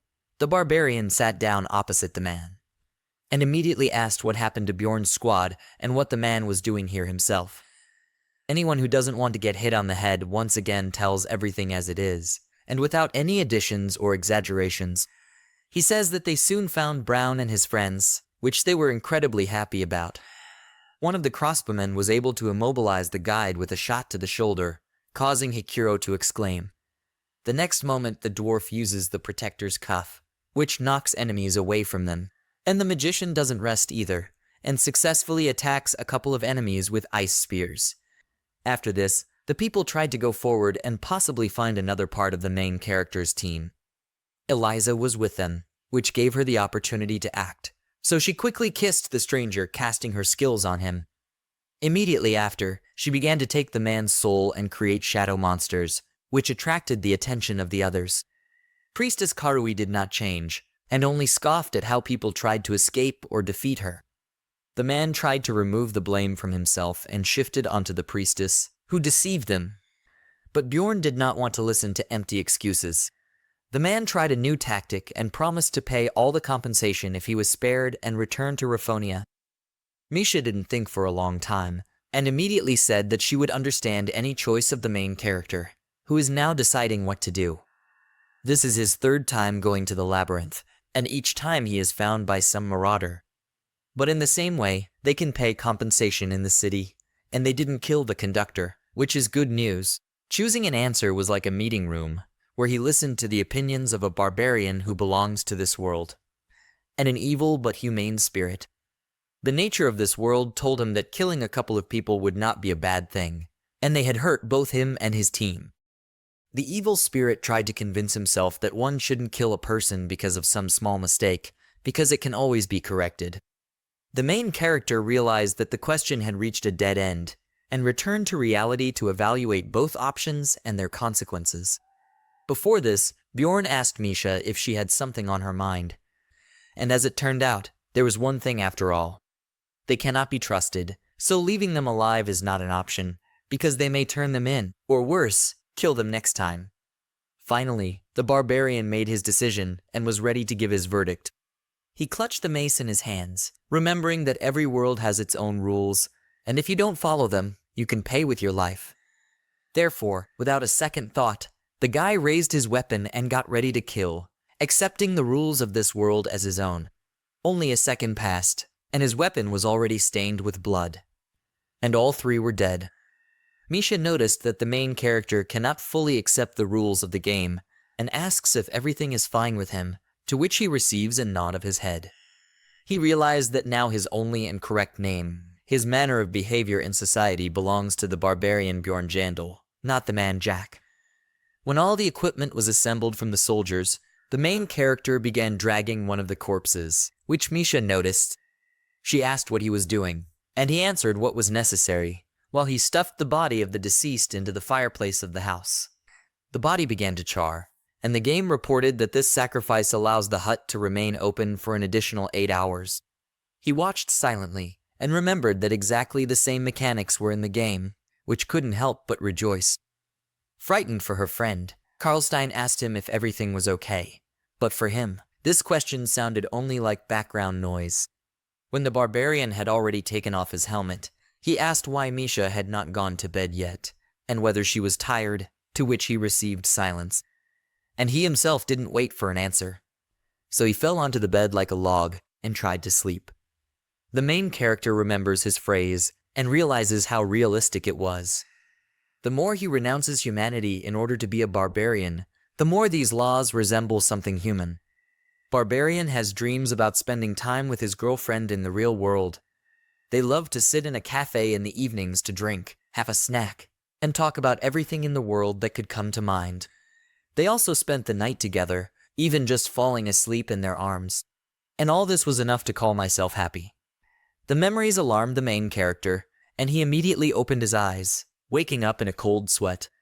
He was still in the witch's hut, and Misha's head was already perched on his leg, sleeping very sweetly. The barbarian stood up and thought about what he had just dreamed, and why. He realizes that it was just a dream, and life in a monstrous body in battles with monsters is his new reality. Soon, the first corpse burned in the fire, and all that was left of it was a charred skeleton, which meant that the hero slept for 7 hours. Bjorn also noticed Misha, who was sleeping with her head on his leg and enjoying her dream. The guy sighed and told the girl that it was time to wake up and act, but in response, he received a request to sleep for another 5 minutes. Such jokes did not suit him, and he became angry as soon as he heard and realized her answer. The cry of Misha, whom Bjorn was already running away trying to wake up, brought the whole house to its feet. The next day nothing had changed, but the hut was about to be closed and they were thrown back. The barbarian and the girl, satisfied, were able to rest and be satisfied, so they were ready to return from the witch's hut and survive another day. They returned back to the witch's forest, but something strange happened because they were greeted by a bloody eclipse in the sky. Bjorn and Misha looked up and fell silent, trying to figure out what happened. The barbarian began to guess what happened in the witch's forest while they were in the hut. The computer screen began to glow bright red, indicating that 7 offerings had been made in the hut, which was a special condition. A special condition in order to awaken the real owner of the 3rd floor named Chaos Lord Ryakis. The main character shared his thoughts with a girl who could not understand how the myth turned into reality. Then Bjorn thought that fighting against the owner of the floor was useless, and they needed to avoid him at all costs. It was not difficult for Ryakis to understand where to be, since his aura killed all monsters in the area of effect. Also, the strength of Ryakis is many times greater than that of other monsters, since it is he who is capable of temporarily closing all the portals on the 3rd floor. Misha began to panic and asked why the Lord appeared right now, and Bjorn replied that they could well be the reason. He explained that the calling required 7 people to be sacrificed in the hut. The girl got angry at the barbarian and began to blame him for the fact that they would die because of his mistake. The guy tried to ask his girlfriend to keep quiet about this, but she had already begun to panic, repeating that she would not be able to return home because of the stupid barbarian. In the end, they came to a common decision, so they decided not to linger and went ahead. The barbarian and beastman duo decided to return to the Dzarvi clan, already familiar to them, where they could ask for protection and wait out the storm. The main character realized that the meeting with Lord Ryakis could end in their death if they did not join the clan. Bjorn thought that the chances of survival are not 100%, since only part of the clan is here, and Misha notices how many researchers there are. At some point, the adventurer's attention is caught by a man in armor standing on a dais about to speak. None of the people and races were going to listen to him, and they tried to blame the clan, ask for protection from him, and ask him to open a portal. Over time, the noise only became greater, so Bjorn and Misha decided to stay away from the entire angry crowd. Suddenly, one of the priestesses clasped her hands and brought them to her lips, beginning to read a spell. A golden and translucent shield appeared around the entire Dzarvi clan, the field of action of which covered all the researchers who were here. The man again took the initiative and drew attention to himself, saying that now it was safe here and they just needed to hold out for the day. He also added that by this time the agreement with the royal family will be fulfilled and all survivors will be able to leave. At the end of his speech he added one, which is that if someone is against their rules, he will be driven out of this place. The main character silently praised the military commander's ability to calm the people, without saying anything unnecessary, just everything to the point. The priestess used a spell called Warning and Destroying Evil, which destroys monsters as soon as they touch the barrier. So far, no one was going to be driven away, which made Bjorn happy. But both decided to be on their guard. The barbarian asked how confident his ally was in her ears and received the answer that all the kids loved them. Only when he realized that he had formulated the question incorrectly again and asked how well she could hear. Misha quickly replied that it was quite good, so he ordered her to listen to the conversations and speak if she heard something interesting. The barbarian himself also listened to the researchers, who said that Ryakis had not been awakened for 10 years. The adventurers call the guy who called the monster gone, but they are not worried about being near the Dzarvi clan. Bjorn notes that if the clan came here for one thing, then their chances of survival could rapidly increase. He had already decided to ask Misha about something, but she had already fallen asleep sweetly on his shoulder. The kindest barbarian in the world removed his hand from the girl, and she began to fall to the ground. Misha woke up when she hit her head on the ground and asked what was wrong. Bjorn told her to watch the researchers carefully. A whole crowd of new researchers has gathered here, of which there are definitely at least 500 when there are only a couple dozen from the clan. This could have a negative impact on the clan's control of the situation, so Misha and the barbarian decided to observe the situation. The man came out to speak again and said that everything was going great and they were safe, but there was one thing. According to him, the priestess asked the researchers to show proper worship to the god and pay 1,000,000 crystals per person. The main character noted that this is a pretty good method to maintain control over the crowd, because not everyone has such a sum. The man added that if they could not pay now, the researchers could turn in their armor instead of the crystals. He turned out to be quite open in his statements and assured that next to his team, adventurers had nothing to fear. The barbarian realizes that they have something to worry about, since the priestess's spell is powerful, but not even close to the power of the Chaos Lord. One way or another, they must now stay here, together with the clan. So Bjorn suggested that Misha collect all the unnecessary things that they received in the hut and give them away. The girl grabbed a lot of things and was about to leave. But the guy gave her another helmet from one of the researchers. In terms of the clan, it seemed that everything was fine, but very soon outcries began to appear who did not want to give up their things. Bjorn sat silently under a tree and watched as very soon people began to leave the clan in groups. Soon Misha returned with the task completed and the main character praised her. The only thing that bothered the barbarian was the ease with which Dzarvi earned at least 300 million stones. All that remains is to pray to the heavens, because if the Lord of Chaos Ryakas gets here, they will all be doomed. Both those who remained and those who left are trying to maintain optimism, but it is always worth preparing for the worst. There were 5 hours left before the labyrinth closed when black rain began to fall on the heads of the researchers. Bjorn sighed and realized that the owner of the floor was somewhere close to them, since they were under the influence of his aura. Rain of Despair not only deals constant damage in an area, but also creates erosion in the area, which removes all effects. Under the prolonged effect of the Rain of Despair, you can get the status of confusion, which is what Misha did, who began to call the hero. And this was not just because of the rain, because the clan's defense had fallen, and the Lord of Chaos himself appeared in front of them, ready to kill everyone without hesitation. Frightened researchers began to panic and ordered the Dzarvi clan to start doing something. The head looked at Ryakas, who continued to approach the camp, preparing to destroy and break. The man was not going to wait any longer for the order for all troops to use everything they had prepared back in Raphonia. Warriors began to accept the power of sacred scrolls, which enhanced their speed, energy recovery, or stamina. The head himself used a numbered item, namely the banner of the Lord of the Sun. Bjorn thought about the fact that only a couple of seconds had passed, and all that was worth millions of crystals had been spent. The man raised the banner of the Overlord and ordered his soldiers not to spare supplies, because they must get out alive. The main character is amused by the fact that he was not the only one preparing for the worst, not to mention how they were going to defeat Ryakas.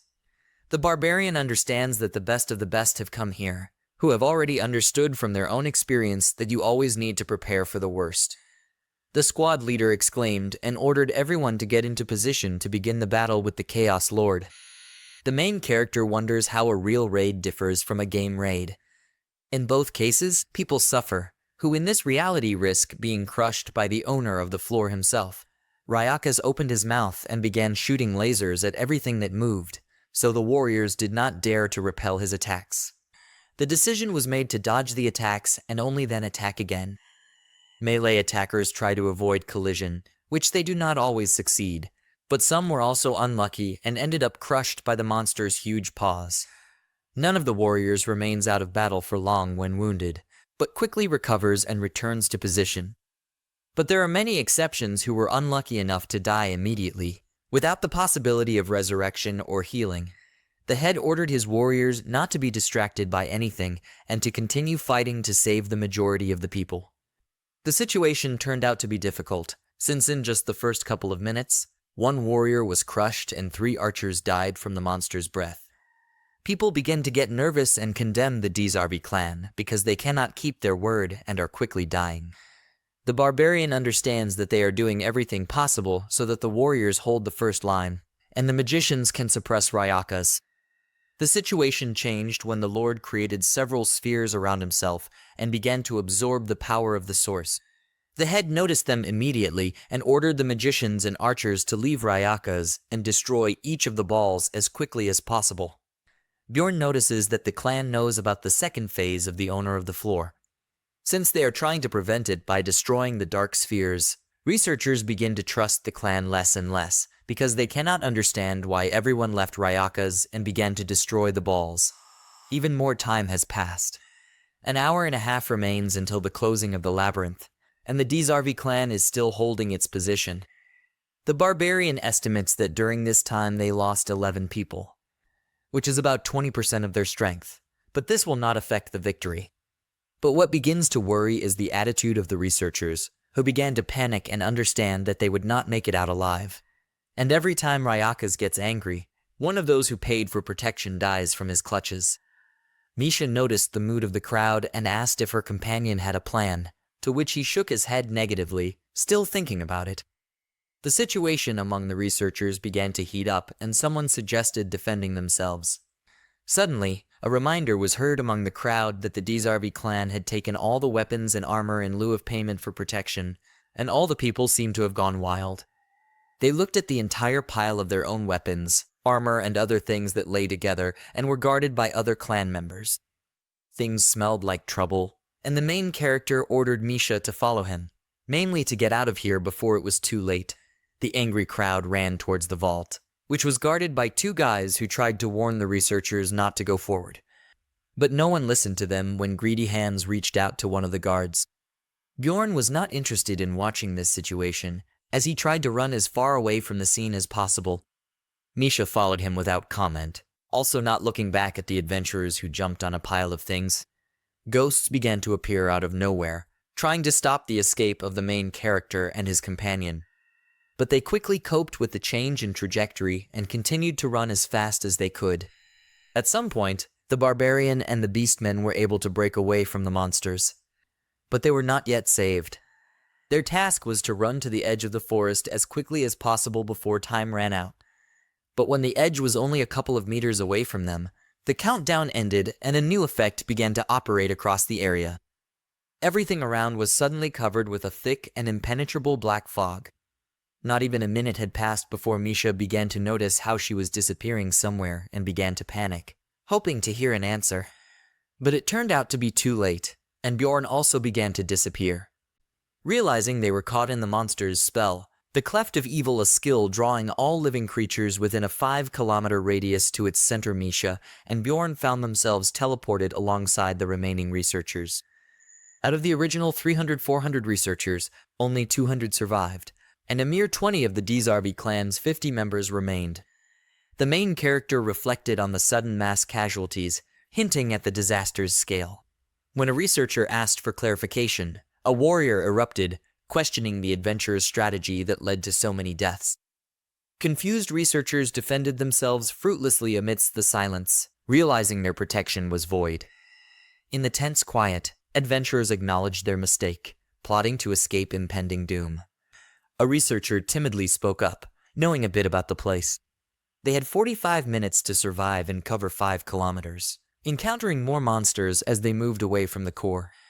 Despite doubts, the group rallied together for survival. Most researchers headed towards what seemed like certain death, according to the Barbarian. He, however, chose another path, leading a girl with him towards a more reliable option. They reached a stairway guarded by Talon, who recognized the Barbarian. Surprised, Talon questioned why he was there. Ignoring doubts from his friend Misha, he confidently spoke about their progress, unaware of her concerns.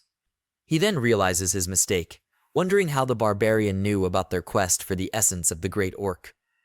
Taeon drew his sword, pointing it at Bjorn, demanding an answer. The hero's initial guess proved correct, which pleased him, and he decided to capitalize on it. The losses suffered by the Dzarby clan were significant. Only a few archers, one magician, and one melee warrior remained among their warriors. The clan's vice captain grew nervous, unsure of what to do next. Before activating the evil cleft, they lost another comrade due to lack of support. Dzarvi personally approached the vice captain to inquire about their next actions and orders. However, the man was at a loss, given the fatal shortage of warriors, with only 2 melee fighters remaining, a spearman and a swordsman who were insufficient to clear the way for the researchers.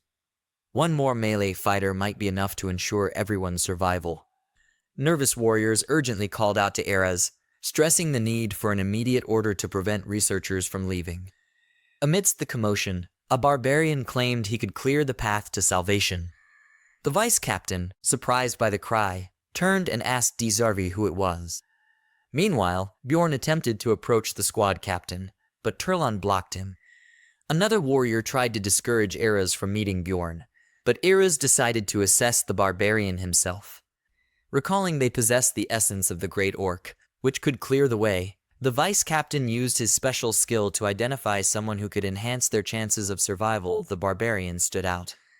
Instantly, the vice captain descended to talk with Bjorn, ignoring Turlan's attempts to dissuade him. Eras signaled his readiness to hear the barbarian's proposal. Bjorn, relying on this, smiled quietly as his second bet succeeded. They introduced themselves, the vice captain as Eras Migraine, and asked how the barbarian knew of their goal to find the essence of the Great Orc. Bjorn introduced himself and explained his assumption. He mentioned their thorough preparation and expensive gear hinted at a higher purpose. The Great Orc, a rank 5 monster, requires an altar in an orc settlement and 777 crystals for summoning.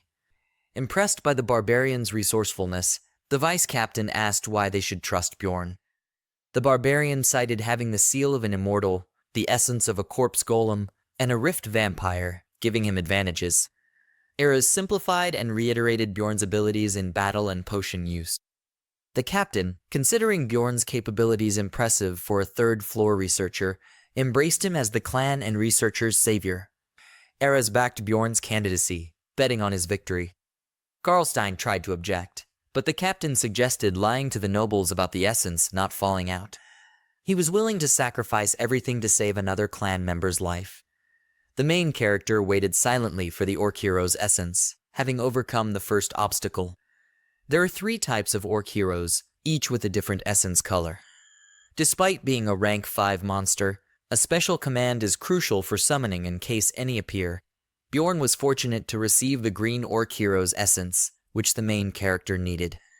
This luck pleased the barbarian, but also made him wary of potential trouble. When the barbarian touched the liquid, he felt the orc hero's power overwhelm him, sparking a desire to possess it all, causing him to bare his teeth. Eras advised the protagonist to remove his helmet for better essence absorption. Bjorn then gave the girl the backpack and began shedding his armor. The Dzarvi clan provided special scroll enhancements which he activated eagerly. He consumed various potions to boost survival chances and received magical aid with spells and positive effects. Lastly, Eras requested Karlstein's blood for the barbarian, citing desperate times. Misha's brother willingly cut his hand, and Bjorn drank Tylon's blood to acquire Karlstein's skill. Bjorn's eyes opened wide with the sudden body changes, and Eras smiled at the new unholy skill, reducing essences but enhancing abilities. After all preparations were done, the vice captain suggested the main character try using the essence of the orc hero. Bjorn slowly attempted this, opening his eyes and imagining the transformation. His body rapidly grew larger, becoming a giant within moments, which startled the researchers and amazed Misha. Tylon and the explorers shared their fear, prompting Eras to offer his cloak and others for cover. Once Bjorn tied these cloaks to his belt, they were ready to leave. With only 30 minutes left, the vice captain urged them on, and Bjorn reassured Eras they would arrive in time. Bjorn then shouted the name of his patron goddess Vekla and charged forward, clearing the way as Eras directed everyone to follow after the giant. Currently, everyone followed and ran, striving to catch up with the main character. Behind the giant were 23 clan members, Misha, and another 40 people who stayed with them, allowed to join in exchange for equipment. Migraine offered to pay with their lives, allowing them to use the sacrificial seal on them. The orc hero and the researcher's strength overwhelmed her, and Bjorn was eager to start a fight. An excellent option for combat and utilizing powers fully would be Chaos Lord Ryakis. Instead of facing directly, Ryakis created small copies of himself suitable for battle. Bjorn attacked vigorously, dealing with each clone, although this tactic caused him injuries due to Ryakis' unique trait. Despite this, Bjorn was unconcerned due to the vampire essence's healing properties. Nonetheless, there is expressed concern for the main character's well-being, urging more caution in the future. Unable to be more careful, as within the Titan's body he registered a high Argo indicator, signifying attention diversion. They proceeded silently, listening to Evil's cleft noise and tiny explorer's footsteps. Tai Lion, not wanting to lag behind, leapt onto the monster, thrusting his sword in. Yet, he winced in pain. Tai Lion summoned the priest for aid and healing. Bjorn yelled at the guy to stay back and not act heroically. The cat refrained from responding and let the priest heal him. The main character, a barbarian, wanted to keep things that way for personal reasons. The orc hero essence fully enhances skills and defenses when the wearer's health drops below 50%, which is why the main character desired it so much to utilize its power effectively. Only Bjorn should approach the front line. The barbarian giant ran on, smashing the faces of attacking creatures. Tai Lion hurried to the final rows, catching Tsarvi's attention and sparking a conversation. Tsarvi praised Eraza Migraine's decision to entrust the essence to Bjorn. Tai Lion felt terrible after a single blow inflicted so much pain. Reflecting on this, the guy concluded that no one could withstand such attacks. Initially, he mistook Bjorn for an ordinary researcher collaborating with his sister on the 3rd floor. Ignoring requests to leave, Bjorn appeared as an ordinary warrior. Karlstein now wonders how Bjorn fights without hesitation. Whispers followed, claiming that with such a barbarian in the clan, no trouble was too scary. Soon, they questioned the name of their savior. Someone even asked Misha if she knew his name, but she protected her friend's identity.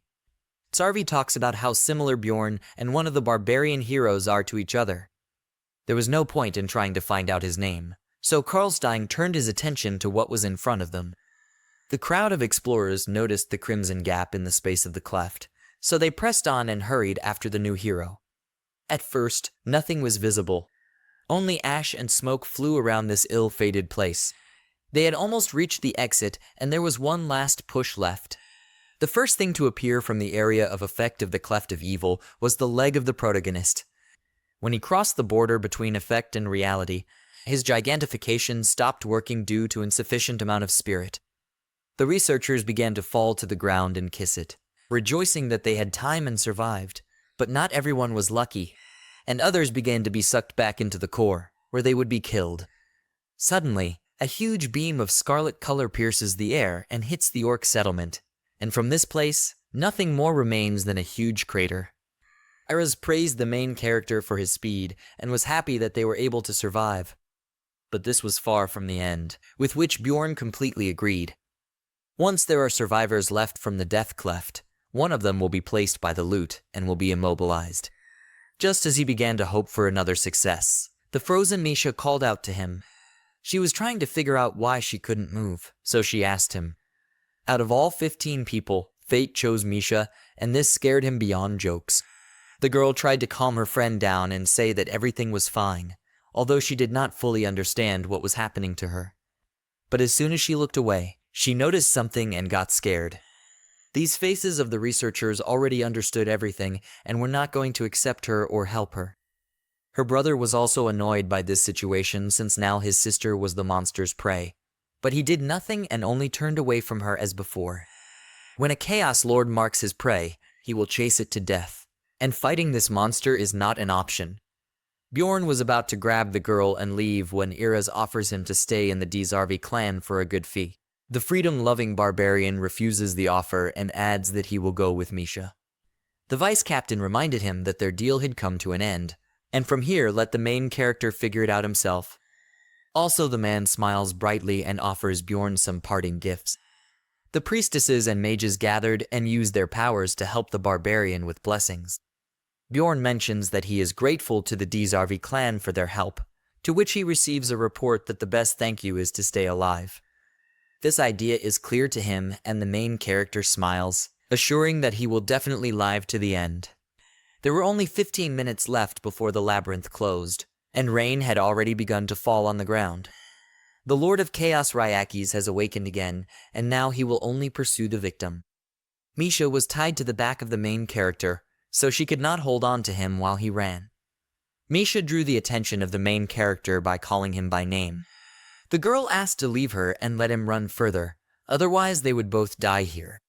She noticed even then with what faces they looked at her, and how the family turned away from her again. She didn't want to be a burden to the barbarian either. Then she started insisting that he let her go while he rejected the idea. Misha tried to press the fact that they were not that close, and her dream had come true. But the barbarian is not going to just let her go as he tells her right to her face. He knows that she doesn't want to die from the word at all, and continues to talk to her while running away from the monsters. While escaping from the monsters, he says that he understands her feelings. He sincerely understands the fact that she is afraid of being abandoned by everyone who is dear to her. Misha tried to change the subject and said that she simply did not want others to suffer because of her. Bjorn asks if this feeling is more important than her life, and adds that she just needs to ask him for help and she will survive. Such simple words of the barbarian left an imprint on her subconscious, and she thought about it. All this time, Bjorn did everything to help her survive. And now she says that she wants to give up and die. Misha promised her ally that if he could save her, the girl would always be on his side. When the repetition did not suit him, his companion smiled and promised to give all the money from this expedition, which Bjorn liked more. Soon all the reinforcements from the Tsarvi clan dried up and the rain of despair began to fall. The Lord of Chaos was nearby, forcing the protagonists to think about what they would do next. There were also much more spirits of chaos, and they began to interfere with the main hero.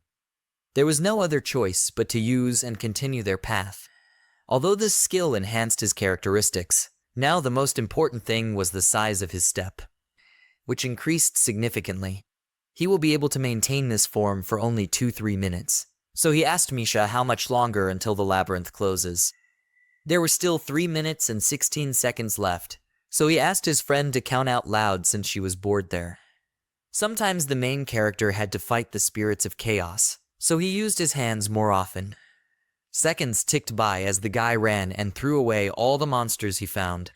At 120 seconds, he was able to kill a large number of spirits and remain unharmed, which was good news. Already starting from 103 seconds, the main character began to get more and more exhausted, but at some point a beam appeared behind him, which almost killed both of them. The main character was dumbfounded when he realized what had happened and looked back. They are in the laser zone, or breathing, as other researchers used to say. The monsters began to disappear, but the rain continued to fall and the ground became covered with an erosion effect again. At some point, the barbarian found himself directly under a clawed paw that tried to crush him. Nothing happened, and the guy continued to dodge the attacks of the owner of the 3rd floor. Ryakes finally appeared before the heroes and was ready to torment and throw. Misha tries to persuade Bjorn to leave her, but he remains adamant and is going to save her life.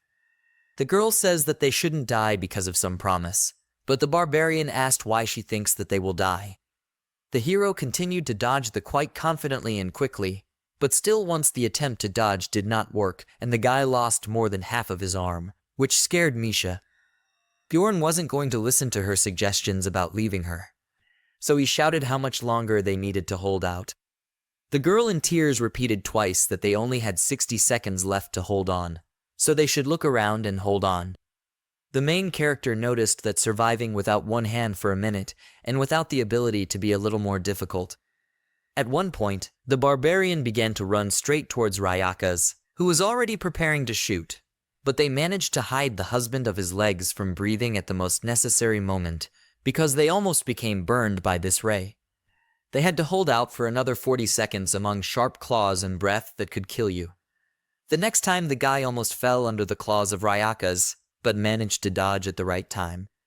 Bjorn tells how he managed to learn all the attacks and movements back when they fought with the owner of the floor. He tried to swat the adventurers with his paws, but the explorers were able to quickly dodge again. This did not exclude the fact that Bjorn began to get very tired, especially when there were only 25 seconds left to run. At the last moment, the barbarian noticed a tail that began to move around him, and the guy realized that this time he would not be able to dodge. After a successful kick to the stomach, the main character was thrown towards the stones. A paw with sharp claws suddenly hung on the duo, which began to rapidly descend, and the hero could no longer get up. This could have spelled the end if the gigantification effect had not stopped working and Bjorn had not shrunk back to his normal size. Then there were only 10 seconds left, so the barbarian ran towards the same paw that was trying to kill them. The hero jumped onto the claw and grabbed it with his one hand and two legs so as not to fall. The guy could not restrain himself and bit the Lord of Chaos to gain another foothold. The monster tried to shake the barbarian out of his paw, but nothing happened. At some point, everything worked out and Bjorn was sent flying, where his tail was already waiting for him. The monster's tail wrapped around them and began squeezing them like juice, as Ryakis was about to swallow them both. But they didn't buy enough time to tell the Lord of Chaos to go to hell and disappear. Meanwhile, people have already gathered in Raphonia who want to see their relatives after the labyrinth. As soon as the portal opens, all the half-dead and living researchers fall out onto the ground, which scares the people. The crowd began to panic and call the guild for help, as there were many wounded here. Everyone couldn't help but wonder what had happened that even a barbarian couldn't survive it. Some time passed and Misha was able to open her eyes. She found herself behind the crowd and began to look for Bjorn, who was lying unconscious. The people could not come to terms with the fact that even a barbarian could not cope with what was in the labyrinth and now lies dead. Misha began to seep through the entire crowd, trying to find her ally. His condition turned out to be very deplorable, since half of his arm was missing, blood was flowing from his mouth, and he himself lay motionless. Frightened, Misha immediately ran to her friend and tried to wake him up, praying that he would not die prematurely. As soon as she put her ear to his chest, the girl heard the beating of his heart, which made her happy. Misha sat down next to her and began to cry with happiness after learning that her faithful ally was still alive. Soon a story spread throughout the city about how someone called the owner of the third floor. A survivor of the situation said that they were able to escape only thanks to one person, and it was not the vice captain. This name was Bjorn Yandel, who was now lying and recovering from injuries received in the labyrinth.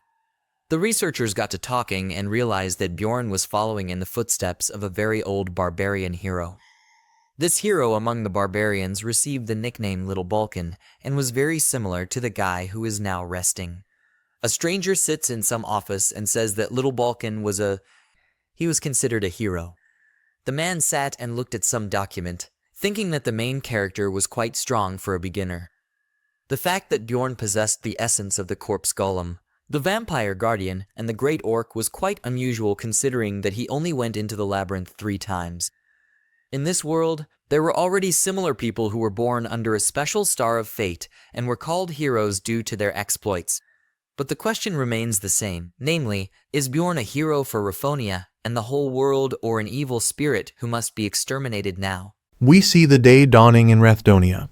The sunlight wakes our barbarian. He puts his thoughts in order, remembering that he came out of the labyrinth, along with his companion Misha. 2 days later, in a tavern, people are talking about the Lord who appeared on the 3rd floor and the barbarian who saved everyone, calling him Little Valken, while discussing how no one discovered who summoned Ryakis. Bjorn's fame rises. In the same place, Bjorn and Misha meet their companions who were separated in the labyrinth. Before talking about everything that happened, the Mick wants to ask for something to eat. He must be starving. Then the dwarf explains that after Rotmiller was injured, he used the wrist guards again to buy time. Misha is surprised that he could use the item again. For Bjorn they must have used the combination. And the dwarf explains that by using emergency restoration, it's possible to reset an item's count. After treating Rotmiller, they tried to find the duo, but they were too far to be detected. Then they say they found Alyssa, surprising Misha once again, but ended up fleeing from her. As Rotmiller recounts that they reached the 4th floor, Bjorn thinks they used the entrance restriction to their advantage. If they enter a portal just before it changes color, the people who come after will have their entry blocked. After clearing the 100 floors of the tower, it does not regenerate, becoming a safe place. Bjorn gets angry with them for complaining about doing nothing for 10 days while he almost died fighting a floor boss. To irritate the Mick further, the dwarf says they found the essence of a mimic, a rank 7 monster. A rare type of monster with valuable essence that grants the treasure room ability, allowing one to open their own pocket plane. The best part is that when the treasure room is opened for the first time, items of all kinds are randomly distributed. Bjorn can hardly believe they got 2 million mana stones, high-level potions, and 2 numbered items. Not understanding the barbarian's anger, High Karad asks him to calm down. Twisting cutlery to calm himself, the barbarian celebrates his companion's achievements. Noticing that Misha and Bjorn are closer, the dwarf wants to know what happened to them during that time. Before Misha could say more, Bjorn steps forward to tell what happened, commenting that he will summarize the story. He skipped several parts, such as giving the ring that allowed Misha to make a contract with a spirit beast. Even so, the rest of the group is surprised by the part they hear, and Rot Miller congratulates the girl for securing the contract. The dwarf decides to reimburse the amount the duo paid to the clan, even knowing they earned the hero's essence. To Ryal, the duo's story was incredible, and according to the dwarf, no one will question the nickname Little Valken. The barbarian doesn't understand this nickname story, and High Karad explains that people are calling him Little Valken in comparison to the barbarian hero of the past. To Bjorn, this came too quickly, although in the game a nickname is a good thing. In this world, it means he will receive unwanted attention if he becomes famous too quickly. Changing the subject, Misha wants to discuss more important things, like how they will distribute the group's earnings. Despite some losses, they reach nearly 8 million stones as profit. At this moment, the MC is very happy, remembering that Misha promised to give her earnings to him. A few days later, Misha is commenting that the labyrinth is painful, but the real world is not easy either. At this point, the barbarian has already resolved most of the things he needed.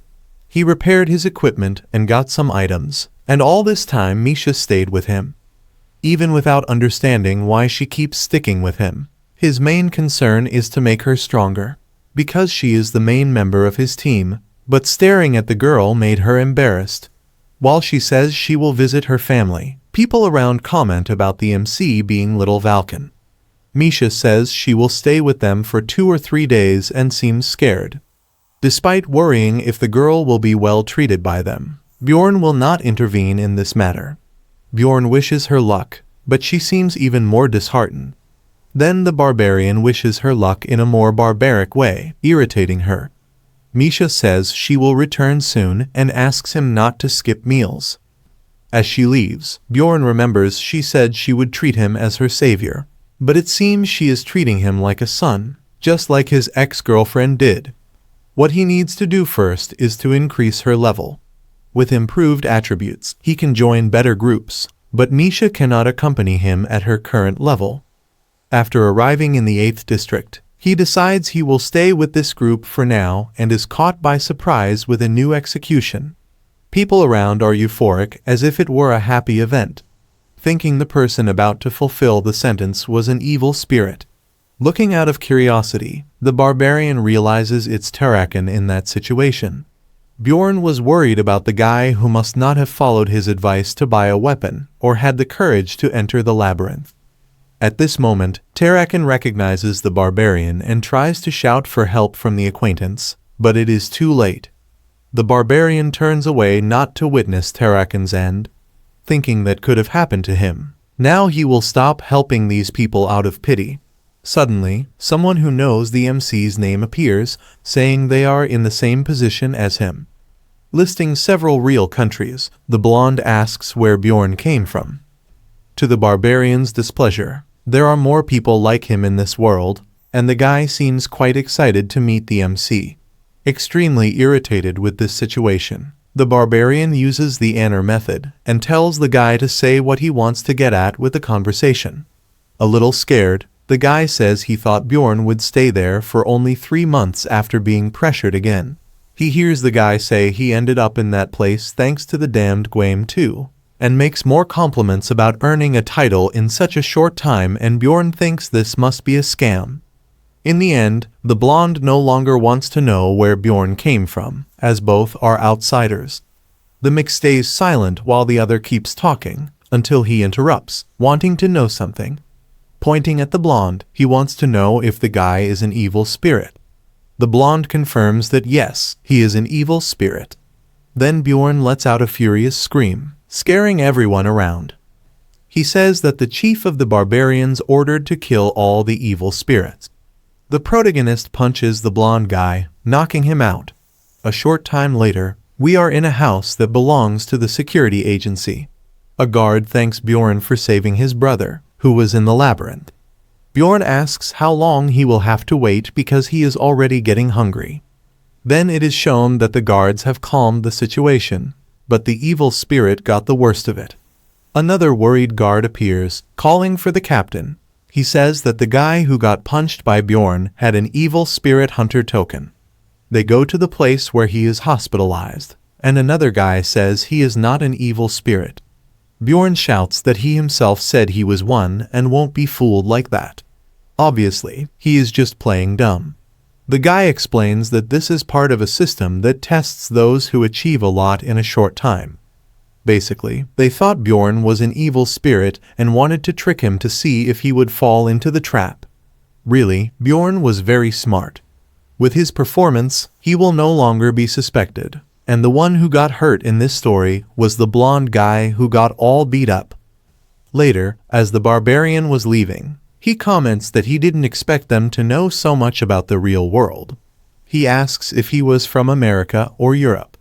Bjorn only realized it was a trap when the blonde guy pronounced the word game.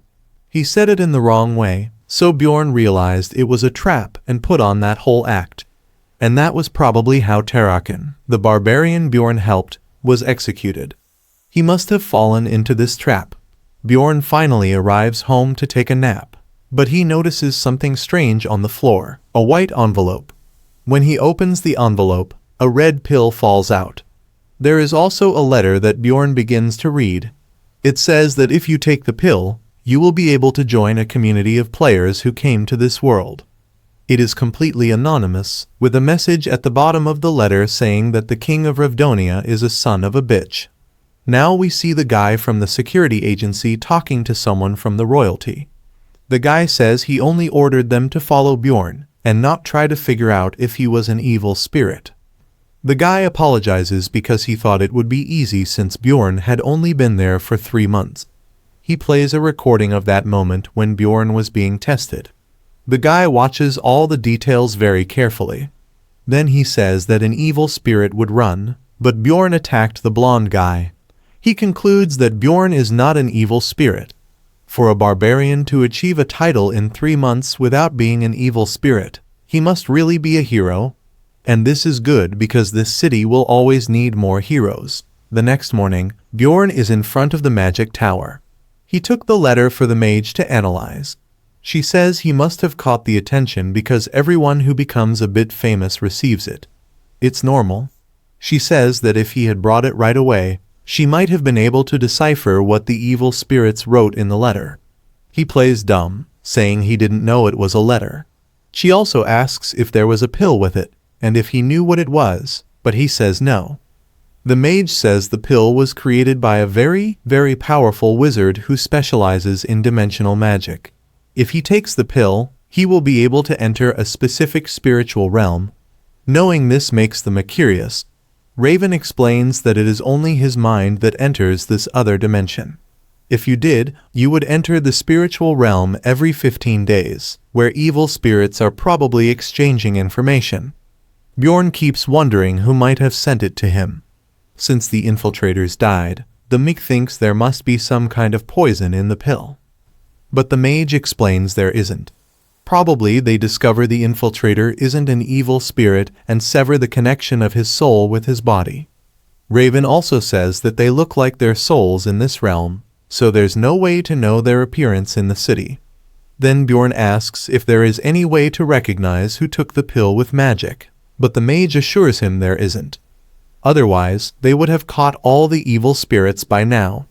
Changing the subject, Raven wants to start the day's tests, first draining the barbarian's blood.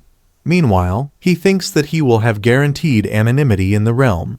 Maybe this is a good opportunity to get information, and even find a way to return to reality in the meantime. As he thinks about what he should do, the mage conducts the tests on his body. After calculating the risks, the barbarian decides to take the pill. If it were so dangerous, this community wouldn't even exist. And even though the entry is anonymous, it's better not to take it now, or they would know who the newcomer is. If his letter was the only one sent recently, they would know it was him who entered the community.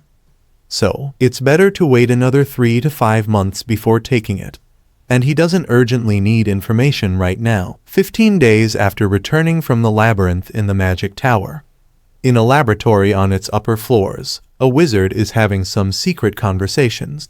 The wizard asks about the newcomer, but the voice in the crystal ball replies that he didn't come, which makes the wizard assume that the guy shouldn't be one of the players. Talking to the crystal ball, he says they should stop delaying the other letters and start sending them. He had expectations for this letter, but things didn't go as he wanted. At the guild branch, one of the workers informs that Bjorn was promoted to the 6th rank. Every day, he took care of the things he needed, and during this time, he spent a lot of money. But this doesn't sadden him because he spent it on things he needed. He bought a new weapon and reinforced his shield and breastplate with acid-resistant magic and something very necessary. Pants imbued with magic that won't wear out when Bjorn takes his giant form. Bjorn also asks about Misha's new equipment. The girl still hasn't gotten used to using it normally in a training field. Misha is getting the hang of using her twin blades. Bjorn finds it amazing that she can imbue attacks with the element of her spirit beast, but she needs to improve her movement. During this time, the barbarian also increased the level of his immortal seal. He didn't expect 10 minutes of pain to feel like 12 hours. With the seal at level 2, some other attributes also increase. For being conscious during the seal's update, the shaman offers to read Bjorn's fortune. The barbarian chooses one of the sticks from the pot, and the shaman starts staring at the stick as if seeing something in it. Suddenly, he asks when Bjorn's birthday is, and he wonders if barbarians remember that sort of thing. Fortunately, the shaman was joking, saying there's no way a warrior would remember that kind of thing. Then the shaman reveals that things people usually experience only once in a lifetime. He will go through these things countless times, for that is the fate of heroes. In his room, the barbarian refuses to believe in that sort of thing. He will just do what is necessary. That way, he can get through any problem he encounters. Speaking of problems, Misha seems cheerful, inviting him to have breakfast with her. The next day, Bjorn returns to the shaman to raise the seal to level 3. He asks the barbarian to choose between one of the 3 routes, the Spirit of Flames, Rigid Steel, or the Wild Region. Since none differ much from the gang, Bjorn chooses the Spirit of the Wild Region. As soon as the ritual begins, the cabin shakes with the barbarian's screams of pain. At level 3, his threat level increases, and he receives the Wild Outburst, which increases his threat level 3-fold and enhances his physical stats. By wounding monsters, his physical stats increase, which is perfect for a tank. With gigantification, he increases his threat level even more. Bjorn certainly didn't expect so many advances in just 3 months. Suddenly, the shaman whispers in his ear that he can go now.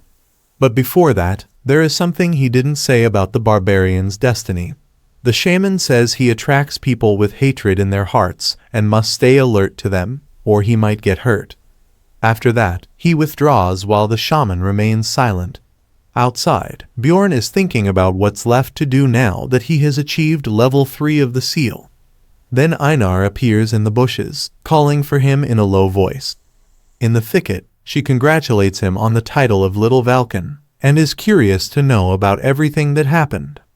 The girl's eyes even sparkle when she hears the story about his last trip to the labyrinth, feeling a bit more at ease that he was with Hikerad and the team, and not just strangers.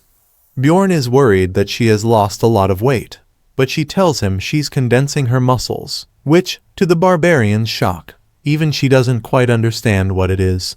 Suddenly, a voice shouting calls for her, and the girl says she has to leave.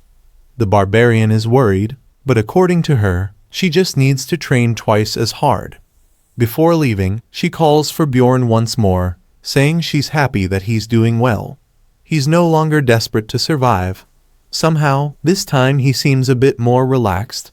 Alone, he wonders if he really is more relaxed. After that, in the library, the librarian comments that he has become famous. It's the first time she speaks to him first, and this kind of conversation seems unnecessary. So he leaves. There's no more reason to approach her now that he's at rank 6 and has a title. He even has a mage on his team now. Since she works in this place, she must be practically at the same level as Dwaki. Being someone who prioritizes survival, he doesn't have the capacity to take care of others. That's why he doubted everyone he crossed paths with and analyzed their actions. He assessed the value and benefits someone could bring him. He killed those who threatened him, wondered if he could use someone or be betrayed, acting only for his own benefit. Then he remembers Misha, saying he should leave her behind or die with her. Thinking about it, what Aina said to him before makes sense. Now he wants to do things that are not necessary for his survival. So he returns to the library, determined to live as a barbarian. He asks what the girl had to say to him, and she doesn't understand how he knew she had something to say. Then he tells her that from her eyes, it seemed she wanted to say something. The next day at a cafe during lunchtime, Bjorn is trying to get through the door that, even being normal-sized, is small for a barbarian. As soon as he enters, a woman he thinks is his client calls for him at a table.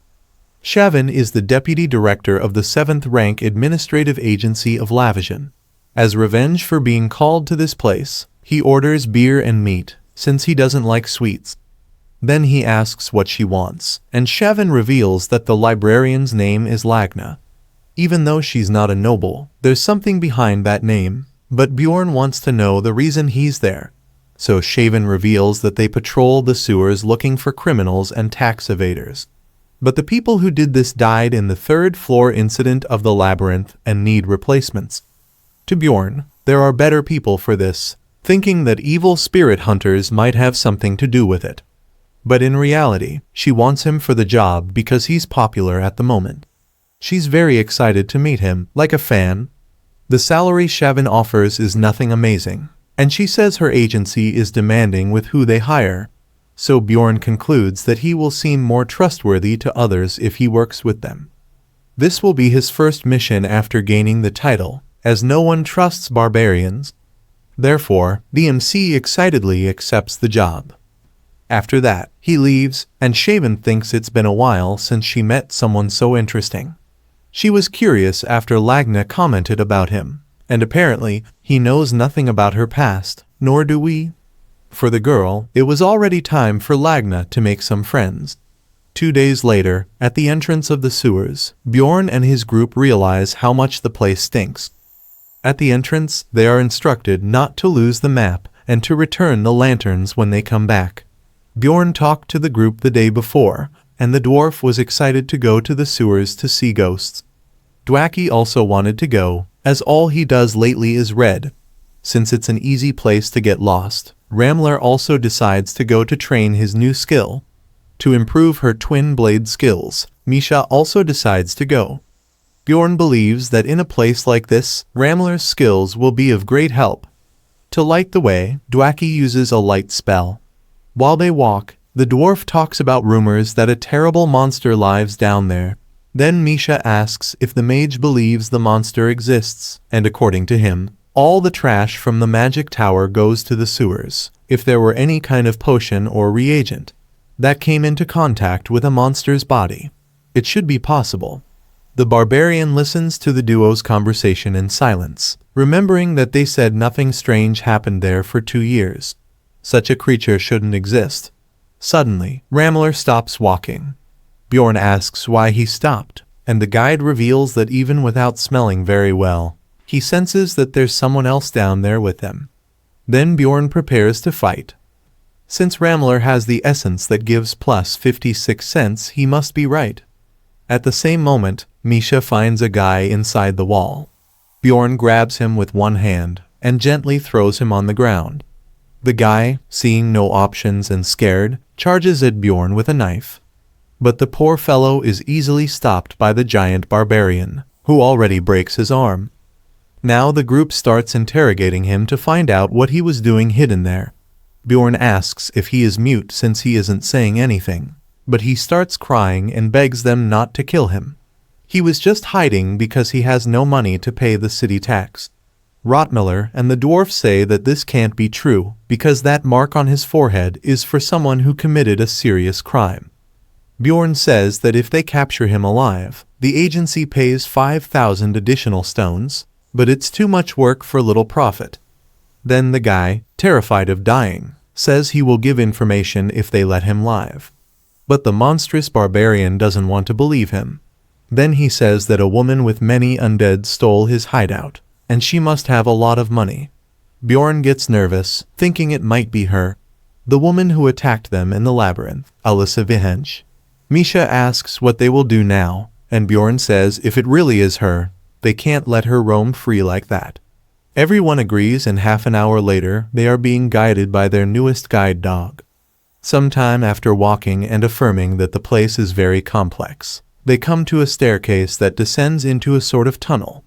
Bjorn asks the prisoner if there are other exits, but the prisoner says this is the only one. Then Bjorn chuckles and says this time he will show her what justice is. They all go down while the prisoner goes ahead. Suddenly, they arrive at a pile of bodies thrown on the ground, and Bjorn yells for them to get back, saying she set a trap. The poor prisoner was left to take the fall. The next morning, the group meets the wizard, who looks tired. At least he got permission to enter the labyrinth again. Bjorn thinks having power is good and starts planning to rise to a higher position. Hikerad offers the reward, but no one takes it. He apologizes for the mix, setting aside his warrior pride, but Bjorn doesn't mind since he'll gain 1,000,000 stones. The dwarf insists he won't forget what happened and will repay him somehow. Since the favor helped Dwaki, he promises to repay Bjorn with 10 times more. Time flies, and the day comes when the labyrinth reopens. Young barbarians cross paths with the MC, who guides them on the warrior's path. They're excited, thinking they'll become famous warriors like him. Bjorn wishes them luck and leaves, while the youth shout that little Valken is a great warrior who gave them advice. Seeing this, the dwarf remarks that Bjorn is kind to his people. Bjorn reflects that he only did what he could because learning through experience is tough. He then gets serious, remembering how Karak, a barbarian, mentioned working as a guard for a team whose members likely died. Bjorn thinks that if the barbarians had prepared the youths for the labyrinth instead of focusing on traditions, they might have survived. In Bjorn's group, they talk about Rod Miller leaving his weapon in the treasury room as usual until the barbarian joins them. This will be Bjorn's 4th time in the labyrinth, and he wonders what challenges he'll face this time. He knows more problems will come, so he needs to be ready. The screen shows the character entering the crystal cave. A hint says he's at the maximum essence level and must hunt more monsters to level up. Thanks to their starting location, the group reached the stone desert in 9 hours and hunted various monsters for XP. They reached the portal to the next level in just 4 days. The screen shows the barbarian defeating many different monsters. On day 8, they passed through the witch's forest on the 3rd floor. At the sky tower on the 4th floor, they found rank 6 monsters and others exclusive to that area, a perfect place to earn a lot of XP, known as the training tower. The screen shows Bjorn defeating more monsters. Their hunt earned them 3.9 million, boosted by the mimic skill, which increases the drop rate of magical crystals by 30%. Bjorn earned less than before, possibly due to the increase in looters. This amount is typical. After returning, he stayed productive, helping Raven with her experiments. He found out that the book piece he took was made 150 years ago, the same year the game started, and the founding king died. Bjorn is curious about what happened back then, but he has no way to find out. All he can do now is head to the labyrinth. During his 5th trip there, nothing special happens, except leveling up. and they each get 790,000 stones. Back in his room, Bjorn tries not to get anxious since things have been going well, but then he gets worried, reminding himself that when things go well, it's even more dangerous. He knows he can't let his guard down because bad things happen when he does. Bjorn can't stop. He must keep getting stronger. Determined to survive, he slaps his face to clear his thoughts. He knows he looks crazy, but it's better to be a crazy person who survives. The next day, Misha notices something different about him as she prepares coffee, sensing a fierce spark in his eyes. Bjorn, not wanting to show his worries, tries to act normal. Suddenly, Misha shyly asks if he'd like to touch her ears, surprising him. She explains it used to comfort her brother. Realizing she's just being kind, Bjorn tells her not to mention it to others, as they might misunderstand. If he didn't know Misha likes skinnier guys, he might have thought she was trying to seduce him. Misha offers meat to Bjorn, who accepts it without complaint. Afterward, the barbarian heads to the library, where he greets the librarian. He asks if she has any news for him. She warns him about an upcoming dimensional collapse in the labyrinth, much stronger than any floor boss. Bjorn realizes this is why things have been calm lately. When he asks about her source, she mentions a mage studying these collapses. Bjorn thanks her and leaves quickly. Now focused on a new task, he begins to doubt the existence of the mage mentioned in Ragna's story. 10 days later, rumors spread, and Misha rushes to warn him about the dimensional collapse. In a tavern, the barbarian overhears people talking about it. He suspects someone might be spreading the rumors on purpose, as there's no clear source. Frustrated, he wishes for more hidden information, but knows he can't get it easily. He had planned to wait 3 months before taking the pill, but now decides 2 months should be enough. He swallows the pill, and his soul is pulled into another realm, in a place that looks like a Korean police station. Someone is reading his personal information. They mention that his company reported him missing after a month and that he only has his mother. When notified of the disappearance, she said she didn't care. The guy is curious why this case is being assigned to them. Cameras show him entering his home but never leaving, with all windows locked, which is strange. There are no signs of forced entry, no missing items, and his credit card hasn't been used. The clothes he wore were found, as if his body vanished while wearing them. The guy thinks whoever did this is crazy and wants forensic analysis, but his colleague shows him something surprising: a monitor in the missing person's room, inexplicably on,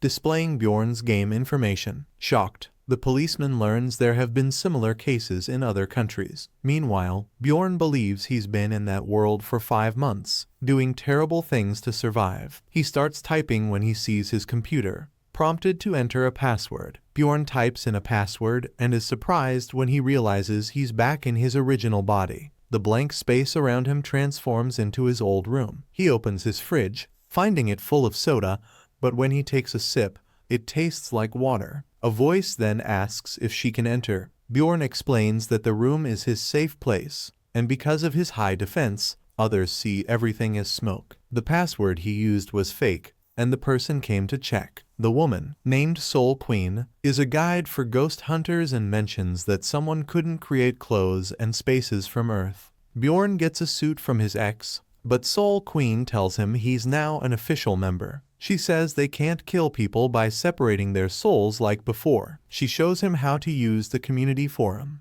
and Bjorn has to change his username because someone took his original one. After Soul Queen leaves, Bjorn explores the forum and joins a chat room. He gets teleported there and is welcomed by several people. The room leader, Darn Man, asks Bjorn to make his nickname visible and introduce himself. Darn Man explains that Bjorn can use his thoughts to make things appear. Bjorn decides to act like he's using a skill and introduces himself as Elf Nunna. Everyone is surprised by the nickname because they thought the person was a developer. Bjorn is also surprised by their reaction. He explains that the nickname was one he used a long time ago, and that he summarized the status 3 years ago, but it only had about 100 views. He doesn't understand why people are acting like he's famous. Soul Queen wonders if he became famous without realizing it. Bjorn, not wanting unwanted attention, clarifies it's a misunderstanding and points out that there's an extra N in his nickname, showing he's just a fan. They quickly get discouraged. but the leader comforts them, saying it's normal. Later, Bjorn is left alone and a passerby notices him. The passerby asks how long he's been there. Bjorn says a year, and the passerby thinks that's a long time for receiving a letter. Most people get their invitations early if they're seen as evil spirits. The passerby praises Bjorn's acting skills and says that 70 days must have passed on Earth. Pink Guy explains that 5 months there equals 1 month on Earth. Bjorn wonders if anyone reported him missing. Pink Guy tells him a few things about returning, but says there's no certainty. He mentions that the first player must have arrived around 20 years ago when the community started, and is amazed they finished the game in just 5 years. Bjorn agrees but feels less confident about his veteran status. Everyone reaches the Abyss Gate before Bjorn, making a strong impression. Pink Guy asks Bjorn what difficulty he played on. Bjorn is confused. Pink Guy guesses it couldn't be the original game. He wonders what difficulty Bjorn completed in the remake, mentioning Korea's cheat mode that changes XP and item rates. Proudly, Bjorn says he used the 50x version. Pink Guy then asks what multiplier the protagonist used, despite completing the hardest version without changing the multiplier. The protagonist claims it was 50x to avoid suspicion. The creator of that place won with 15x. Bjorn is very irritated. Meanwhile, someone asks if the other person took the computer. The woman confirms and adds they erased memories to prevent articles about it. The other person then asks about the man. According to her, he was ordinary in every way, except for his skills in the game, which were quite impressive. The old man wonders if he surpassed the legendary Oreo Gabai. She mentions that the world building in the game was excellent, but it closed 5 years ago because no one could finish it. Since he managed to finish it, maybe it wasn't a flawed game. This makes the old man curious about Hansoo, the only person who reached the end of a game thought to be impossible. How far will he go? Talking to Pink Guy was helpful. Bjorn talked about missing hot soup with rice, which he finds to be the best food. This conversation helped reduce his stress. He realizes there's little time left before the space closes, so he decides to search for information about the dimensional collapse in the trading market. Information there is bought and sold with ghost points, with every 100,000 GP worth 2 million stones. Bjorn seeks valuable info and efficient methods for in-game challenges. He earns 70,000 GP for info about the first floor boss and 139,000 GP for a hidden piece on the 6th floor. Proud of his knowledge, he posts his earnings and gets a message from a player. The player offers to share details about the Terratane School and Mage Sharno Fergan. Bjorn asks about recent actions and the source of rumors. The player confirms the mage discussed a potential collapse, but assures it's unlikely to happen. To verify, Bjorn offers an additional 20,000 GP. The guy explains that the Terratane School studies dimensional magic and labyrinths. They spread a rumor about a collapse to reduce the number of explorers. Bjorn wonders if it's a problem to share this info, but the guy says he's selling it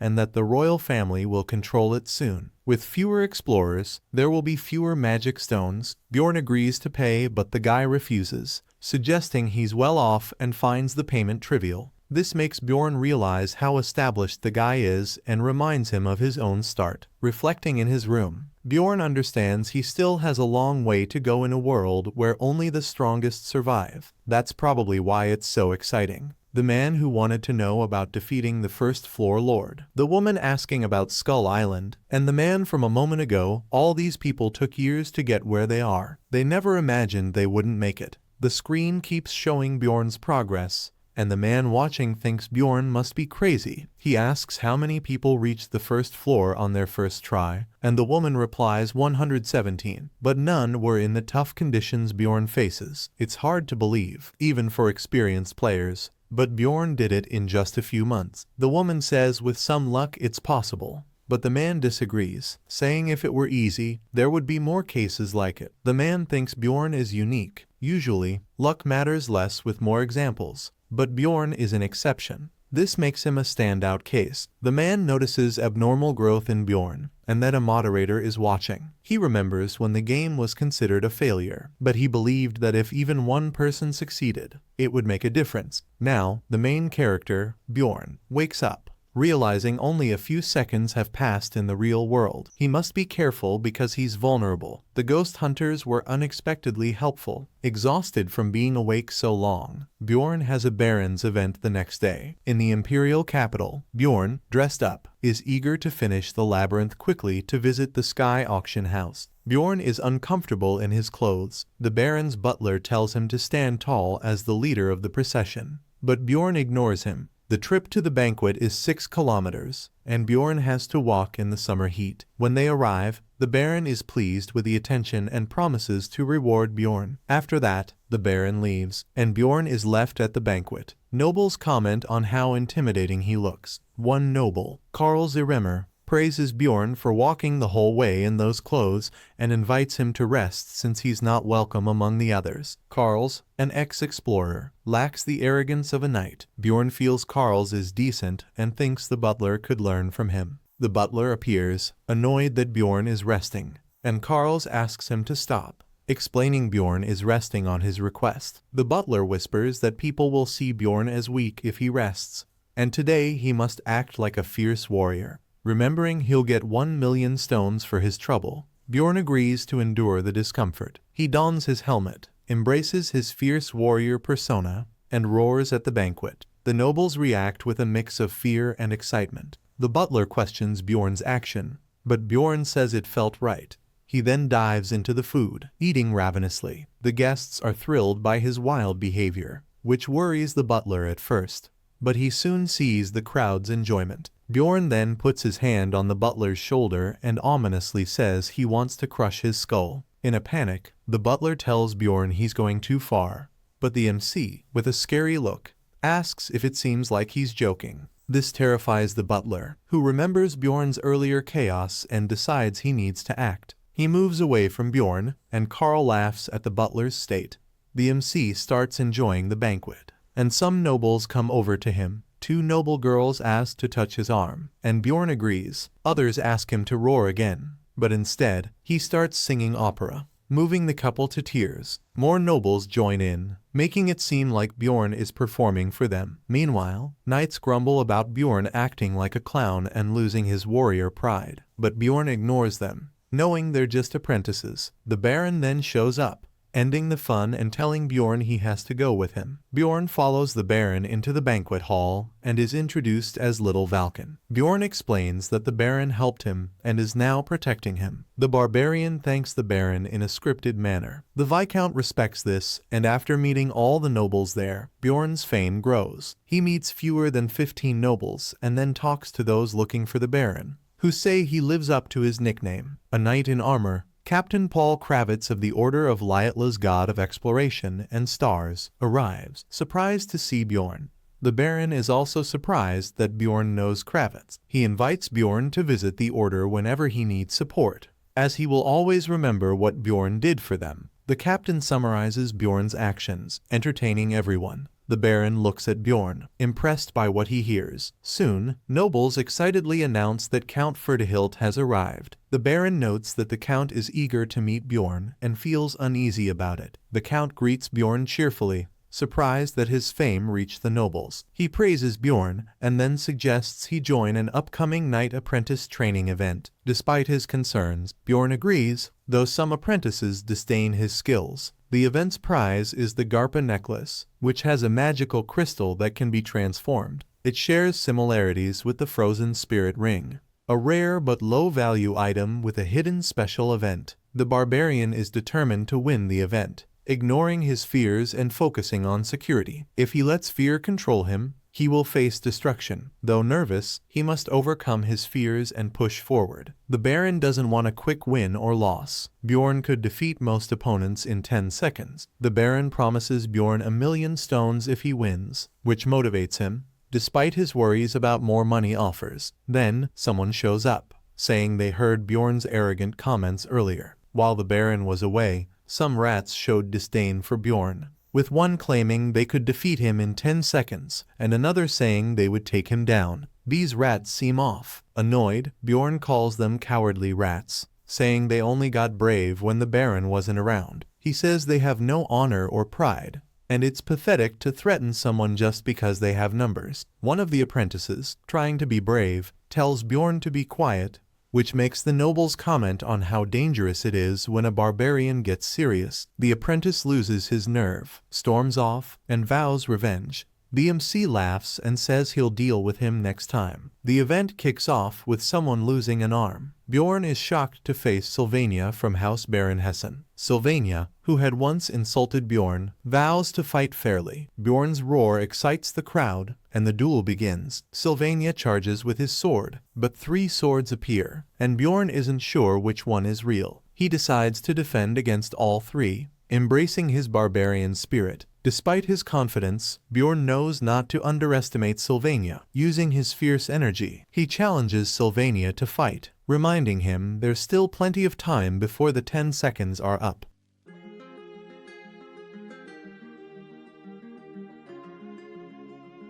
Wild outburst raises my threat level, but it does not work on humans. It does, however, make those that are already afraid cower in fear. Don't come near me. Let's go. Come at me. For those who are courageous, it gives them more fighting spirit.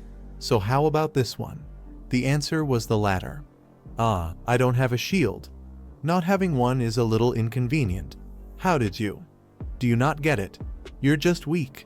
What a dirty little trick. What? I was just standing here. He definitely has a problem with his head. Worry. Do you remember? I promised you that. The next time we met, I'd get rid of that problem in your head for you. Yeah, if there's a problem in the head, you just need to get rid of the head. I'm sure that's how any barbarian would think. If not, then oh well. Followers of Leetla's temporary medic tent, is he dead? He's not dead, but you should have gone easier on him. I didn't think he was this weak. I hit him with my fist, not even my axe. How was I supposed to know that he'd get knocked out with just that? Knocked out. You hit him hard enough for some of his cerebral fluid to leak out. Well, it's a knockout since he's still alive. The priestess felt as if she was witnessing 3 barbarians' worth of stupidity. I was definitely on my way to the duels. You must have lost your memories from the injury you took during the duel. I just healed you, so your memories should be coming back soon. I see. Thank you for helping me. Do you really not remember anything? I don't. Don't come near me. It's unpleasant. It doesn't look like he's lying. I'll leave right away if you'll just do one thing for me. What? The legend? I told him what he had told me earlier verbatim and asked him to repeat it to me. Is that all you need? Yes, do it. Who? I heard that he got the little part because his thing is small. I remember now. Looks like your memories are back. Good. Keep going. Stop. I'm sorry. I was in the wrong. Please have mercy. Looks like the problem in your head is gone. I don't want to die. Help. G, get out of here. I fixed a problem even the priestess couldn't solve. Ah, there you are. I've been looking for you everywhere. Where were you? I went to check on the knight in training or whatever's condition. That's unexpected. You were attacking him without a hint of mercy just earlier. Had it been in the labyrinth, I would have hit him with the axe instead. To be honest, I didn't expect him to be that weak. I thought he'd be sturdy since he was slow. Right, you're not to blame. It's their fault for not training properly. But is this okay? They might be knights in training, but they're still from noble households, aren't they? Don't worry about it. Why do you think we do this in the first place? It's because it's not a big issue even if someone does die. I'll resolve things even if an issue arises, so just focus on winning. The more wild you are, the more pleased the count will be. Alright, I'll crush all their skulls then. I'm getting real lucky today, aren't I?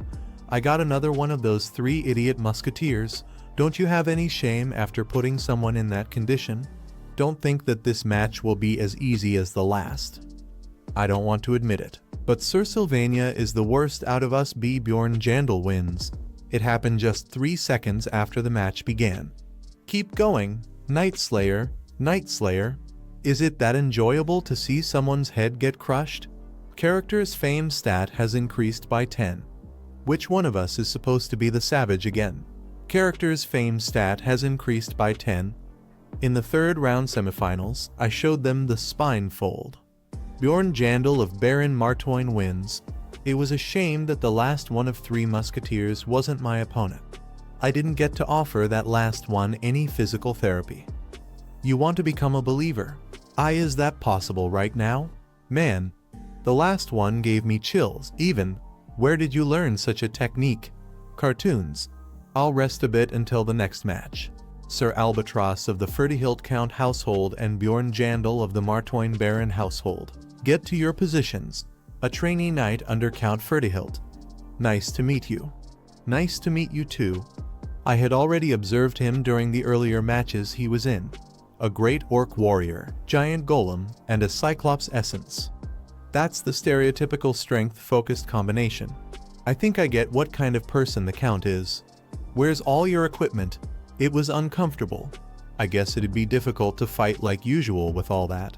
I was worried that it'd end too easily, but I'm relieved to see that you're taking this seriously. Come at me.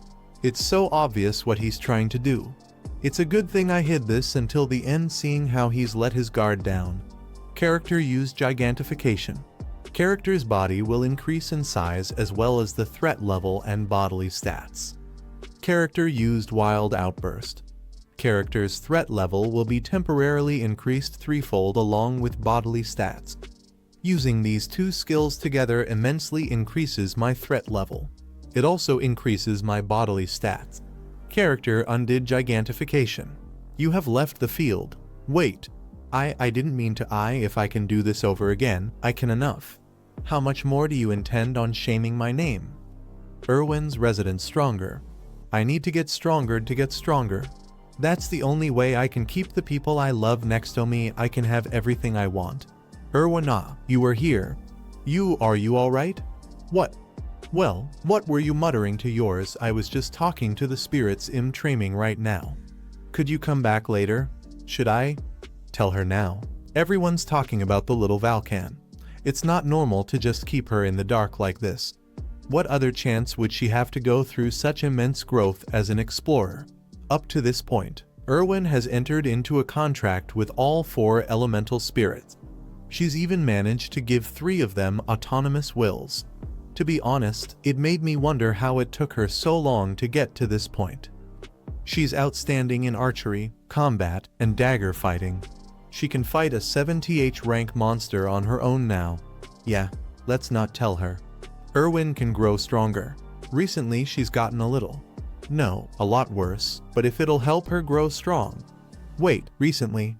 Is it because she took that essence? Canberra Basic Essence Analysis, a book describing all essences from STH to 7th bank. Found it. Canberra 7th rank agility intermediate, dark resistance low, concentration low, accuracy intermediate, 6th sense low, hearing intermediate, obsessiveness high. Asterisk agility and senses heightened during movement asterisk mana trap cred asterisk hound blue asterisk tracking arrow green obsessiveness is high. Steel Valley Guardian 8th rank low, physical resistance low, leg strength low, jump strength intermediate, earth resistance low, agility intermediate, obsessiveness intermediate. Goblin Archer 9th rank flexibility low, smell low, poison resistance low, detection interference low, accuracy low, vision low, agility low, obsessiveness clowo asterisk paralysis poison imbued on any bow type weapons used. I get it now. This stat is the reason she's so obsessed with power. I don't feel good about it, but I can't just erase the essences she took. Yeah, when we find an essence that can replace them, that's when I'll have her erase them. I know the cause now. It should be easier to deal with. If she realizes that he's alive before we erase the essences, what will her obsession change to? 7th District, we're here. Thanks. 2M. Bjorn returns home. Then shall I begin? I'm sure you and I will be the talk of society for a few months now, so come find me if anything troubles you. He should be happy considering all that I've done. On the other hand, Count Ferdihilt seemed irritated. Anyway, if you're more prepared, I'll call you here. What do you mean? You just ignore the calls from other nobles until then, alright? He looked like he was going to do something terrible, said no. I just nodded. I'm not that stupid, after all. I didn't expect to get this so early on. An item that was impossible to obtain no matter how hard you tried if you got unlucky in Dungeon and Stone. How high is my luck stat from now on? Next morning. So this is what the count was talking about. They were mostly asking for the same thing. Banquet. A small reward. However, if I go to these, the count will be mad. I can't just ignore these either since I'm afraid of the retaliation. What's the count thinking? People like him are the scariest, the calm ones that go insane when pushed over the edge. It's bad enough that I can't tell what his intentions are. What reason could a count have for being interested in some barbarian explorer? I'll look into him during the next community meeting. Now that I think about it, this is the last month that I have to help Raven with her research. So who am I supposed to help today? Ah, that's long time no see. You told me I was helping your seniors, not a literal senior. Sorry. He was just so adamant. Don't be nervous. It's nothing great. So he forced this to happen. I just wanted to see if the magical tool I made can detect the soul of an evil spirit or not. Magical tool. I need to calm down. I need to assume the worst. You're sure it's safe, right? This is the most reasonable reaction to have considering what Raven's done to me until now. Do you not trust me? I'm the master of Altemian school. Do you underestimate me? Don't worry. Alua will prove that it's safe. I will? It's nothing difficult. Yes, well, if I'm just checking the formulas, it's more likely that she will side with her master. It's hard to trust either one, but if he's acting like this, then it means that he's not certain himself. In the first place, it never existed. Of course, it could suddenly have appeared. If it really did exist, I'm sure he would have tricked me somehow to test me. So what will you do? It's not dangerous, and it won't take much time. It won't take long, about 5 minutes. All right then. Are you sure? What do you mean? You were worried about it being dangerous. You said Raven would check. That's true, but let's hurry. I want to get this over with and go to sleep. He's gone. So what was that? It looks strange, but it's just a normal chair. I played along like you wanted. Are you really not going to tell me anything? So, you thought that Yandel was an evil spirit, huh? Is that also why you interrogated him about what happened in the labyrinth? So are your doubts gone then? Yes, I was wrong. Well, I understand why you would have had such doubts. He's a unique person. But please answer this. What? If you thought he was suspicious, you could have just tipped him off to the secret police. If I did that, had the... What? What are you? It's whatever. I'm tired. I'll get going. Master, wait, he'd die. That means that he needs a living evil spirit. What is he trying to do? Phew. I'm already tired. That was really shocking. The anxiety won't go away. But I didn't make a mistake. I reacted pretty well, I'd say. But that old man, why did he look disappointed? Well, not that I care. Bjorn, are you sleeping? Naya? How? I gave her the keys. I needed you. At this hour, isn't it too bright? Naya, wait. I'm not even ready, Yi. Are you sure it's alright to send letters like this to nobility? Naya, of course. This is pretty good. I'd say I'm too busy to go. Alright. Then tell me what happened yesterday while we write these. Nyan, why aren't you saying anything? I'm thinking. Wait. Outcast team's regular meeting are right. 10 days until the opening of the labyrinth. The dwarf announced that he will not be attending. If a dimensional collapse actually happens, it'll be the end of us. The legend, where there is smoke, there is fire. I think it's only right that we rest for this one. I could convince them with the information I got from the community. But I guess it's not really necessary. Now that I think about it, it's been 3 months since I've been to the blood-tinted castle. Anyone who's played the game knows that you clear the first floor rupture whenever you get a cooldown in the beginning of the game. But I can't just tell them how to open the rupture. I'll just take Misha with me. Alright, then just the two of us will go this time. Were you gonna leave me to go alone? It's clear that you don't want to go. Ugh, you barbarian. Nyan, don't you think you should ask me first? Naya? Or try talking a bit more nicely than usual. Nyan, will you please go with me? I wouldn't let you go alone. Of course, Nyan. Anyway, it's decided. An announcement from the royal family that the rumors about the dimensional collapse were false. The Tarain school of the Magic Tower spread false rumors. I already accepted a request. Can't. A bodyguard request. When did you get a request like that? Nyan, don't mind it. I was just making an excuse. How? Did you figure out a way to get inside from the library? Nyan? Well, yes. But why are you keeping it a secret from Hikirad? Naya, isn't it good if we all go together? Naya? Misha, have you ever told anyone that you used the Frost Spirit Ring to get into a contract with the Spirit Beast? Huh? No. Well? Really? You told with Kirit a secret, Naya? That's right. How do you think it would have been if Hikirad were in your position? He would have told everyone once he got drunk. What about Dwaki or Root Miller? I think Dwaki might blurt it out by accident. As for Rotmiller, I'm not sure. Nyan, what Misha said is almost exactly what I think too, except for Rotmiller. He's the easiest person in the group to figure out. He would have kept the secret, but he would have asked himself how I knew the truth and considered me suspicious. Ah, so that's why you kept it a secret, Naya. Huh. Then what about me? Why are you telling me, Naya? There are several reasons. Misha's unexpectedly thorough with everything and doesn't spill secrets easily. Plus, she's terrible at lying, so I'll be able to know whether a secret has been spread or not. I can just summarize that into one sentence though. You're someone I can trust. I'll be pretty busy preparing for it. We're buying equipment again. Enchantments. The equipment has been imbued with the aura of lightning. The imbued equipment will possess the lightning element for a certain period of time. That's the most expensive potion there is. Are you really getting this one? Lightning Scroll. Thunder Herb. Advanced Potion. I've wanted one for a while now. It won't be a waste of money. You're doing pretty good, it seems. Bringing in 4 million stones in just 2 months. Level 4 of Immortal Seal has been activated. Mental Fortitude and Magic Power have been increased. Mentality Stat E has been increased plus 40. Skill Stat E has been increased plus 40. Hurry and go wash up. You should eat that. Thanks to the increase in MP, I am now able to stay in the giant mode for 1.5 times longer than before. You're going to the library? Can I come with, Naya? What's with that face? I read sometimes too. Naya, same.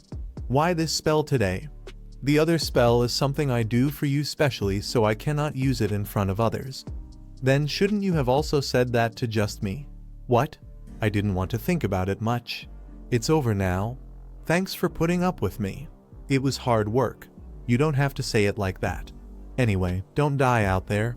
Aren't you gonna take back the entry pass for the Magic Tower? Keep it and come find me when you need something. I'll be curious to see what you're up to sometimes. You seem to be a magnet for trouble after all. Yandel's son Bjorn, thanks for the advice. Be careful of humans. Protect the heart. We won't forget. They even said thanks. They're so polite, aren't they? I just told them which way to go. Don't be so humble. Be careful. Doubt anyone who's being friendly. Do I look like those young barbarians to you? Root Miller, I'm trusting you. We're gonna go in now. Aren't you going in? See you, Tomer, later? Half an hour later, Bjorn.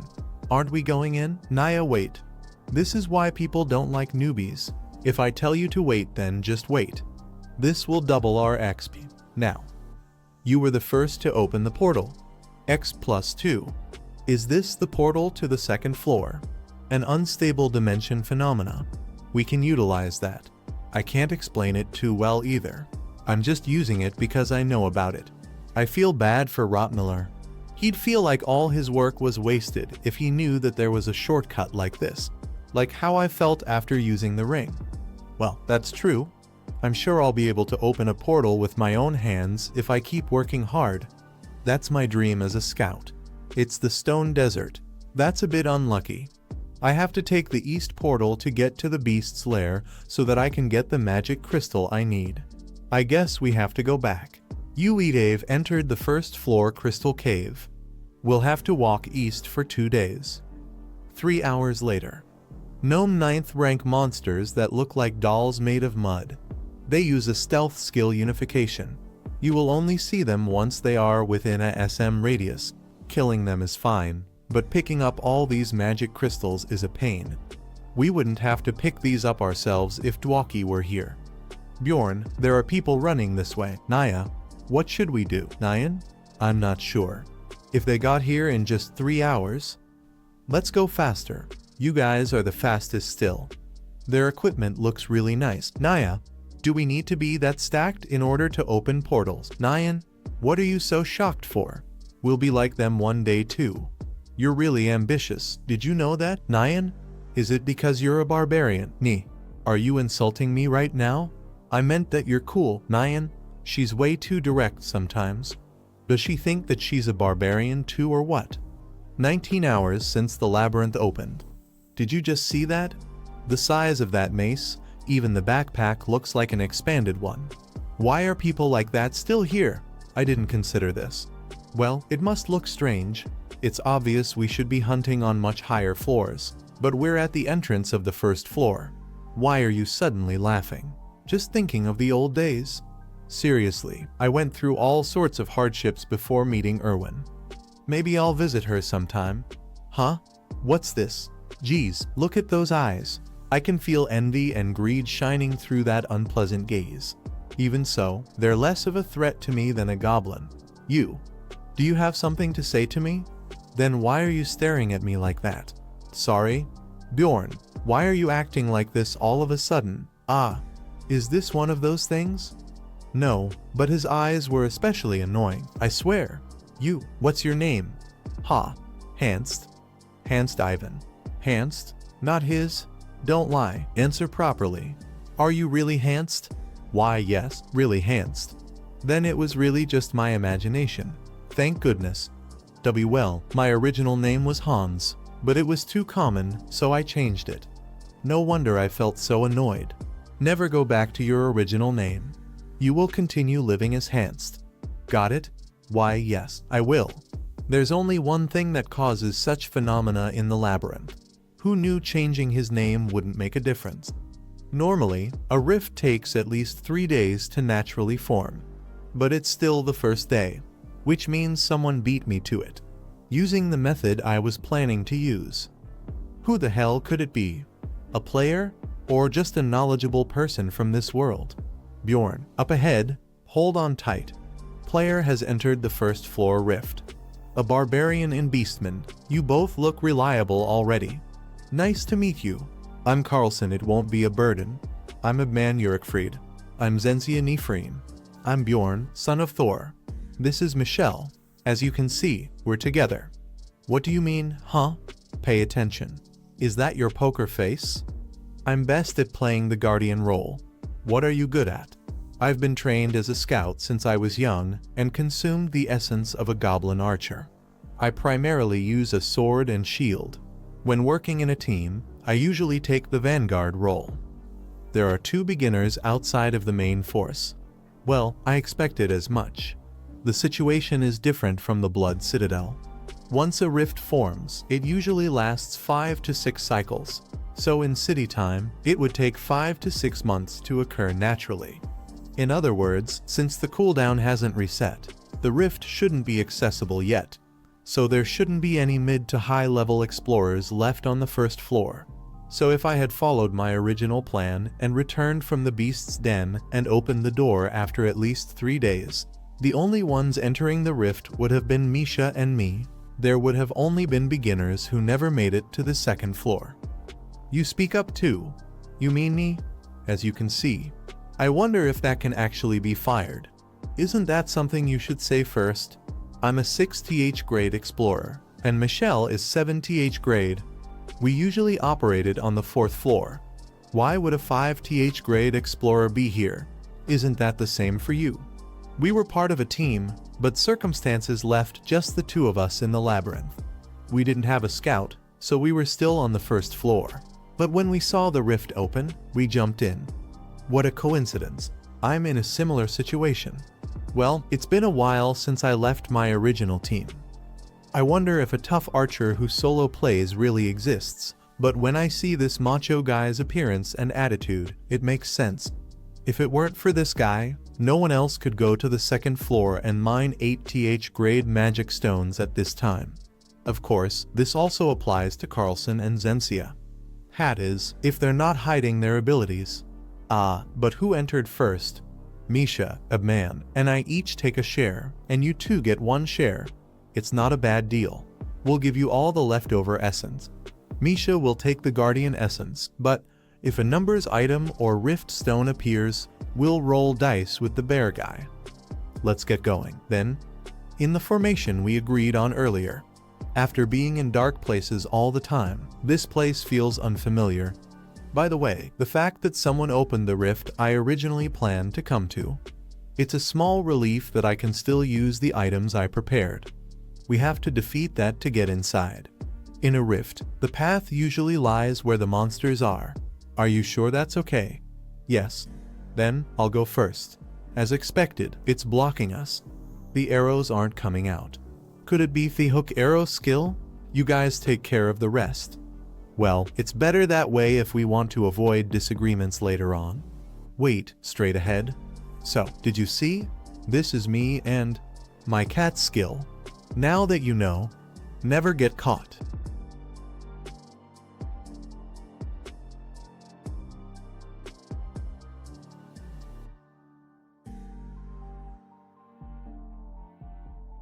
We see a fierce battle as a massive frost wolf is taken down. A notification appears, indicating the defeat of the creature and the experience points gained. The team enters an icy cave, battling against countless frost wolves. The action is intense, with enemies attacking from all sides. 2 frost wolves leap toward the screen, snarling and baring their teeth as they charge forward. We see 2 large frost wolves closing in on a lone warrior with red hair. That the person, along with Misha, took on most of the battle. A warrior wielding a large axe lands a powerful blow on one of the frost wolves. He is referred to as the Bear Man and has also contributed to the battle against the wolves. The group is seen navigating through a complex icy environment, with directions provided for their next steps. They continue to push forward, knowing it will take a long time to get through this part of the cave. The group descends a set of eerie, ominous stairs. They are cautious as they move forward, unsure of what awaits them below. A boot stepping cautiously on the ground as someone moves forward. There's a sense of careful observation, hinted by the Q-roop hesitation. The group walks through the icy hallway, with one member noting if they'll just pass by a hidden piece inside the pillar. The group enters a large chamber, their surroundings now glowing with bright light despite being underground. One member is mesmerized by the beauty of the glowing walls. One of the members touches the glowing pillar, which begins to light up even more. The touch triggers an immediate reaction. A man speaks confidently, pointing out that the glowing object they found might be the key. The woman next to him is surprised by this revelation. Another comments that while the assumption seems accurate, the challenge ahead might be more than just a few monsters. The ice cracks and shakes as a caption reveals that a long-sealed tyrant has been awakened. A horde of demonic beasts emerges, snarling and charging toward the group, indicating they must first face the minions of the newly awakened tyrant. The group stands in shock as one of the girls panics, asking what they should do. A more composed member of the team suggests moving toward the stairs for better defense. A large group of frost wolves charges toward the team. The first wave consists of about 20 wolves, their icy claws digging into the ground as they rush forward. The second wave introduces stronger monsters, 8th rank beasts that descend upon the team, with member locking into fierce combat. One of the member notices a massive ice golem emerging from the fray, alerting their teammates to the new threat. A warrior charges forward with determination, the battle intensifying as he prepares to strike the enemy. The warrior brings his blade down on the ice golem, shattering it into pieces. A message confirms the defeat of the golem, along with experience points earned. A new foe appears, the Frost Lord Kathumba, an intermediate boss-level monster. Its intimidating form towers over the battlefield. Cthulhu uses a powerful skill called suppression, roaring as the attack is unleashed on the group. A memory surfaces of the warrior experiencing the same suppression skill before, during a previous encounter with the plunderers. The member is now in a state of suppression. Two other members react in shock as they too are paralyzed, realizing they can't move due to the effects of suppression. One recalls how to cleanse the effect either by getting hit or by biting their tongue to continue bleeding, a method that had worked for Misha before. Another option to break free is revealed, raising their resistance stat. A member manages to break free by having a high resistance stat, resisting the effect. A warrior charges forward, unleashing a powerful move called Wild Outburst. The action is intense as flames surround the battlefield. The group continues to fight off the Frost Wolves, but one member is scolded for recklessly jumping into battle alone. The Frost Lord Cthulhu retaliates with a powerful skill called Cold Outburst, releasing a freezing wave of energy toward the warriors. One of the warriors is hit by the icy attack, but remains determined, acknowledging the sting of the cold but refusing to back down. The warrior shouts in rage, swinging his weapon down with full force, landing a devastating blow on his enemy. The strike continues, slicing through the enemy with relentless power, leaving a trail of blood as the frost beast is torn apart. The Frost Lord roars in pain as the warrior's attack continues, landing a second, even more powerful hit, pushing the beast back. The final blow lands, and the beast crumbles as the warrior's blade digs deep into its body, delivering the finishing strike. The warrior finds himself face to face with a powerful foe, barely holding his ground as the enemy prepares for another strike. A powerful reinforcement skill is used by Avman Jurgfried, amplifying all active abilities proportionate to his mana pool. Avman Jurgfried follows up with another dangerous skill, Dangerous Material, preparing to unleash devastating power. The scene explodes in red energy as Avman releases the full power of his skill, sending shockwaves through the battlefield. A surprised enemy looks on as the skill connects, unable to react in time. The red glowing eye of the enemy, now filled with a mixture of rage and fear as they realize the gravity of the situation. A massive explosion of energy tears through the battlefield, with a message confirming the bonus experience earned for defeating an advanced mutant. The destructive energy spreads across the battlefield, damaging all the surrounding monsters within its range. One of the members is in disbelief, questioning the type of attack used. They thought it was just a burst damage move, but are now seeing its full potential. A man, seemingly one of the fighters, stands with determination in his eyes, surrounded by the aftermath of the battle as smoke and debris fill the air. A shadowy figure seems to disappear into the light as the battle comes to an end. The group gathers, standing around the fallen foes. The narration mentions uncertainty about the nature of the last attack, but credits the Bear Man for the swift victory. Two glowing essences appear in the aftermath of the battle, much to the group's surprise. One of the members suggests the others can share the rewards, showing little interest in them himself. The group is offered one of the essences, while the Bear Man shows interest in the other, a more valuable one. The Bear Man kneels next to the glowing blue essence, deciding to take it for himself. The group asks if it's the Yeti's essence. The members seem relieved as they discuss their current situation, one member trying to reassure the other that there's no problem if they don't feel bad about the situation. The girl congratulates Bjorn, excitedly telling him that he will be stronger now. Bjorn seems confused, telling the girl that the essence is hers, not his. The girl looks almost mischievous as she confirms that there's no problem with Bjorn giving it to her. She eagerly admits that she wants the essence badly. The girl, looking flustered, clarifies that she doesn't want Bjorn to misunderstand her intentions. She anxiously waits for his response. The scene ends humorously, as the girl asks how much she owes if she eats the essence. Bjorn is left utterly confused by her question. The member tries to explain the value of essences, struggling to express just how valuable they are. A 7th rank Yeti, showcasing that the essences of these creatures have excellent stats.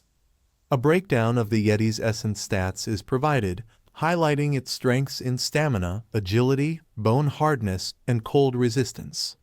The essence's affinity stat, crucial for elemental dealers, is discussed, showing how it buffs pre-existing elements. 2 skills are revealed: chills, a passive skill that adds cold damage to attacks, and cold concentrate, an active skill that increases cold affinity. One of member laments that the stats could have been even better if the Yeti had been a 5th rank monster, revealing the game's balanced nature. The girl grabs the man's arm in desperation, still focused on asking about the essence. Visibly flustered, the girl asks why it's taking so long for him to answer her, wondering if he's going to charge her for the essence. The man brushes off her concerns, telling her not to worry about things like that since they're not just temporary party members. The girl kneels, overwhelmed by his words, and questions why he keeps saying such things, clearly flustered. Frustrated but determined, the girl reaches out to accept the essence. The Yeti's essence is absorbed into the girl's soul, as she looks stunned by the process. The girl comments on how strange the feeling is after absorbing the essence. The armored man reassures her that she will get used to it. Meanwhile, he turns to ask the others what their plan is. The 2 other members awkwardly smile, revealing that neither of them plans on taking the essence. The armored man is visibly frustrated, thinking to himself that they are wasting such a precious essence. A man nervously explains that the essence dropped from a frost wolf, but he didn't think it was fitting for him to take it. Meanwhile, a woman beside him listens quietly, the group standing together. Bjorn questions how much they know about frost wolves, noting that they aren't very well known. The man from before hesitates and admits that the essence is ranked 9th, but he's waiting for something better. Bjorn is suspicious of the group's responses, thinks to himself that he can't make a clear judgment just yet. He knows that the area is known for dropping valuable essences and wonders if others have similar intentions. The woman explains that erasing essences is expensive, and she doesn't want to make the same mistake again. The warrior recalls that she consumed a goblin archer essence in the past. Bjorn, still deep in thought, considers ruling out someone as the mafia if they had taken the frost wolf essence. However, both suspects give perfect answers, which leaves him uncertain. The group continues talking, but Bjorn grows increasingly suspicious. He now wonders if everyone in the group is truly on the same side. The ice cracks as an intense force breaks through it, sending shards flying everywhere. Misha shouts out, pointing above as something ominous descends from the sky. A large white-clawed hand crashes through the ice, its sharp talons glinting in the light. The creature is revealed a massive, white-furred beast with glowing red eyes. It looks enraged and ready to strike. Misha exclaims in shock that the creature is way too large to be a regular lycanthrope. Bjorn confirms it's the final boss. The lycanthrope lets out an enraged howl, its claws tearing through the air as it prepares to fight. It's named Tyrant Taruntas. The massive beast leaps into the air, shattering the ice below with its tremendous power. The group below scrambles as debris and ice rain down around them. Misha shouts in panic, calling out to Bjorn as they realize the ground beneath their feet is about to collapse. The group begins to fall as the ice collapses beneath them. Shock and fear are visible on their faces as they are swallowed by the icy depths. A series of status explain that he entered a special region, the ice cave, causing hypothermia and doubling the ice elemental damage they receive. Agility stats are significantly reduced. Bjorn cries out in anger and pain, struggling to withstand the freezing conditions. He gasps in disbelief, their frustration evident as they blame the reality patch for their predicament. A loading screen appears with the title Dungeon and Stone. The narrator mentions that if you wait through the loading screen, you would begin the 3rd chapter with reduced health points after getting out of the water. In reality, Bjorn is shown being violently tossed around in the water, knocked left and right by the current before plunging down a waterfall. He sits exhausted on the ground, bruised and sore after being tossed around in the water. They reflect on why they started the chapter with less HP. Misha rushes over, calling out to Bjorn to check if he's all right. Bjorn, still recovering, thinks to himself that he can't take a break yet. Bjorn reassures Misha that he's fine, and she responds with relief. Another girl nearby asks if they're all right. Nyan calls the group over to a fire, lighting it up to warm them. Misha comments on whether he always carries firewood with him. Nyan sits by the fire and mentions that since he goes around on his own, it makes sense that he carries supplies. The narration hints that he must be a solo player. Clothes dry over the fire, but someone nervously starts to speak, suggesting something is wrong. Two members of the group, shivering and wrapped in blankets, comment on how strangely cold it is, even though the fire is burning right in front of them. Nyan suggests that they must be in a special region, likening it to a place called the Witch's Forest. As they sit by the fire, Misha asks if it's really that cold, as he doesn't feel much discomfort himself. Nyan quietly observes, thinking that the cold resistance of one member must be incredibly high. Misha checks Bjorn, asking if he's cold. He shrugs off the chill, admitting it's cold but not unbearable. Misha looks confused and asks what Bjorn means. He explains that even though he's shivering, the cold doesn't hurt. With a sigh, Misha teases him, calling him a stupid barbarian. Misha then gestures for him to come closer, assuring him that he'll feel better if he sits with her.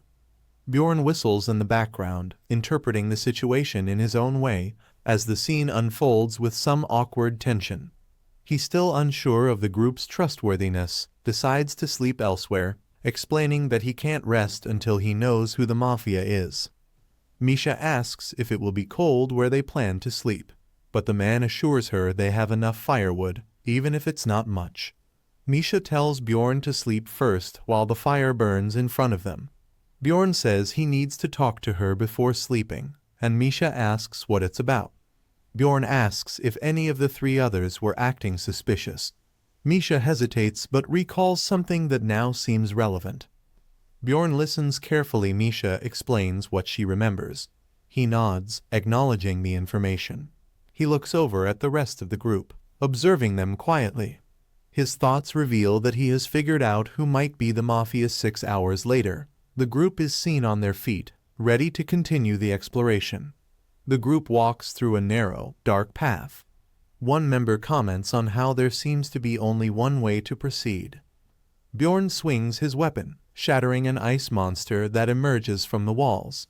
Misha charges into the fight, her face filled with determination as she attacks with precision.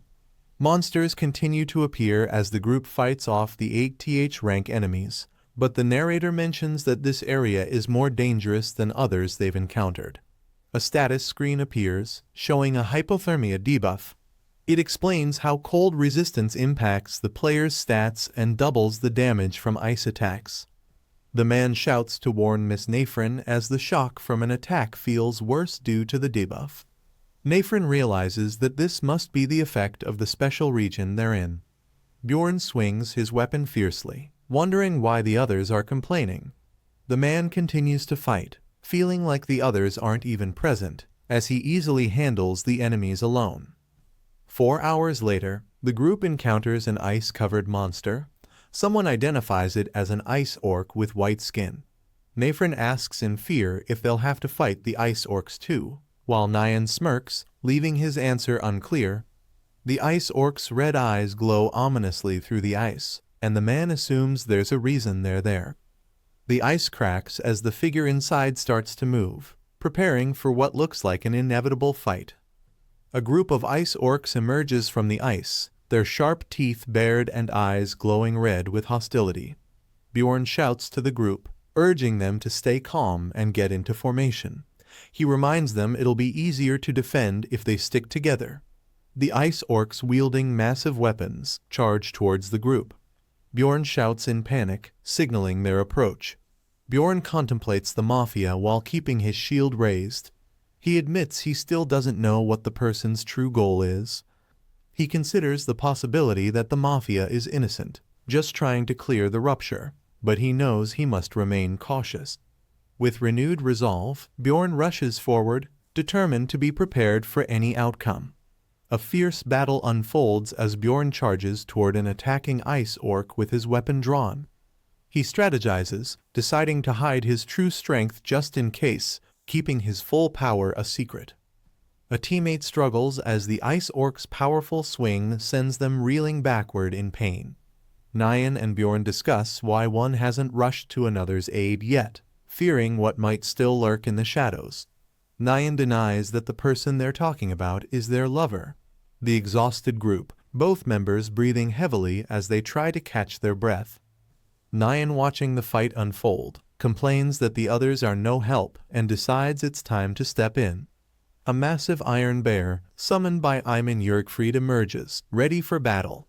The claws of the iron bear come crashing down, and the team is shocked to realize that Ayman is a summoner. The ice orc faces off against the iron bear, but the summon's sheer strength leaves the enemy vulnerable. The iron bear's powerful attacks continue, smashing through defenses as the warrior contemplates how Ayman has been able to fight solo. With the iron bear dominating the battlefield, Bjorn believes Ayman will clear this challenge before the mafia can intervene. A new plan begins to form, with a cunning enemy deciding to switch to Plan B as the fight continues. Bjorn struggles as he is struck hard by the enemy, his body reeling from the impact. Misha screams in shock, her face filled with terror as she witnesses the attack. Bjorn receives a direct hit to the head, blood splattering as he takes a brutal hit. His vision blurs as his eyes begin to fade, showing signs of exhaustion and pain. Bjorn warrior collapses to the ground, blood pooling beneath him as he struggles to get back up.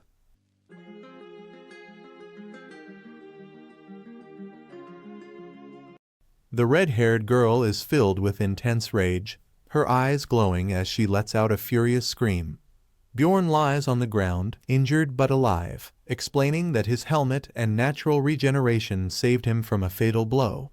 With a pained expression, Bjorn closes his eyes, entrusting the mission to someone named Misha as planned.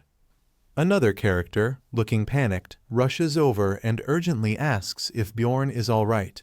A towering creature holding a massive hammer appears, causing Bjorn to shout desperately for it to stop. The creature's ferocious attack is unleashed, filling the scene with blood and destruction. A shocked character stares in disbelief as he realizes he has just slain an ice orc warrior, earning a small amount of experience points. An ominous portal swirls in the background as a menacing ice orc, with a crazed look, lets out a fierce battle cry. Two characters look up in terror, realizing they need to run as a powerful force descends upon them from the portal. Amid the chaos, Ayman Yerkfried activates a deadly skill called Hazardous Substance, preparing for a fierce confrontation. In response, the ice orc shaman raises his arms and casts Steel Ice Wall, summoning a massive shield of ice. The summoned ice wall explodes with energy, filling the scene with powerful shards and force. The ice orc lets out a startled scream as a powerful strike lands directly on its forehead. One man and his companion stand victorious as a message confirms that they have slain the ice orc shaman, gaining more experience points. Bjorn reflects on his plan, noting that the soul count has reached the required level, allowing them to proceed as intended. Another character casts Weapon Shift, transforming her weapon into a glowing blade, ready for the next move. With a confident smile, she activates Beast Step, gaining advanced stealth and a brief speed boost. Another warrior invokes Vengeance, charging his attack with powerful piercing energy, ready to inflict the bleed status on his enemy. A brutal attack lands, with blood splattering as a blade pierces through its target, showcasing the intensity of the battle.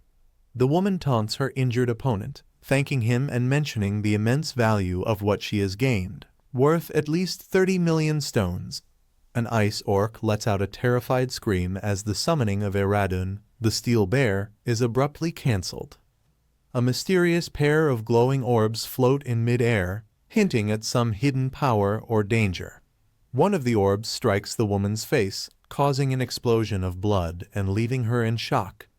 As she stares in horror, her red-haired ally shouts for Bjorn to seize this moment, indicating an opening for a decisive move. Bjorn unleashes Wild Surge, catching her enemy off guard with a sudden burst of power. A massive energy beam strikes the ground, creating a powerful shockwave that sends everyone around reeling. Realizing her opponent anticipated her move, she decides to use Beast Step to enter stealth again. To her shock, her stealth is immediately dispelled by a witch's lamp solvent, leaving her exposed. A man taunts her, pointing out her mistake, explaining that her slip about the goblin archer's essence revealed her identity and stealth. Reflecting on how each of their actions seemed planned, she wonders if the strategy was known to them all along, suspicious of how they hit every key point. The narration reveals that Misha's tip was crucial, as she noted a change in Zensia's scent after falling into the water. She explains that Zensia's scent, which once smelled like a beast's den, has shifted, with dirt from the den sticking to his shoes as evidence. To access the glacier cave, it's clear that one must first go through the beast's den, as hinted by the character's knowing smile. The red-haired woman charges with fury, engaging her opponent in a fierce clash, causing her to yell in pain. Their battle intensifies as the red-haired woman's blade comes dangerously close to her opponent's face, who looks terrified. With swift agility, the black-haired woman flips away, preparing for her next move in their deadly encounter. The black-haired woman tries to retreat, but her opponent grabs her, stopping her mid-action as she shouts in surprise. With a powerful smash, he slams her down, radiating force and intensity in his attack. Blood spills from her mouth as she struggles, visibly affected by the brutal blow. Despite the pain, she reaches her hand out, determined to continue the fight. She observes her opponent's enhanced defense stats, realizing he's more formidable than she expected, and mutters angrily about the NPC bastards. He responds to her remark, deducing that she was a player all along, not an NPC. With his shield raised, Bjorn states that it doesn't change anything, viewing anyone who tries to kill him as mere trash. An ally warns Bjorn to be careful, but he remains unfazed, noting that after leveling up with Wild Surge, his opponent can't deal significant damage to him. Bjorn contemplates sparing the ice orc, deciding not to kill it now to avoid summoning the final boss prematurely. The black-haired woman, shocked by Bjorn's resilience, exclaims in disbelief, wondering what kind of freak he is. She starts to run away, yelling for an escape, while Bjorn questions where she thinks she's going, realizing that she's heading in the wrong direction.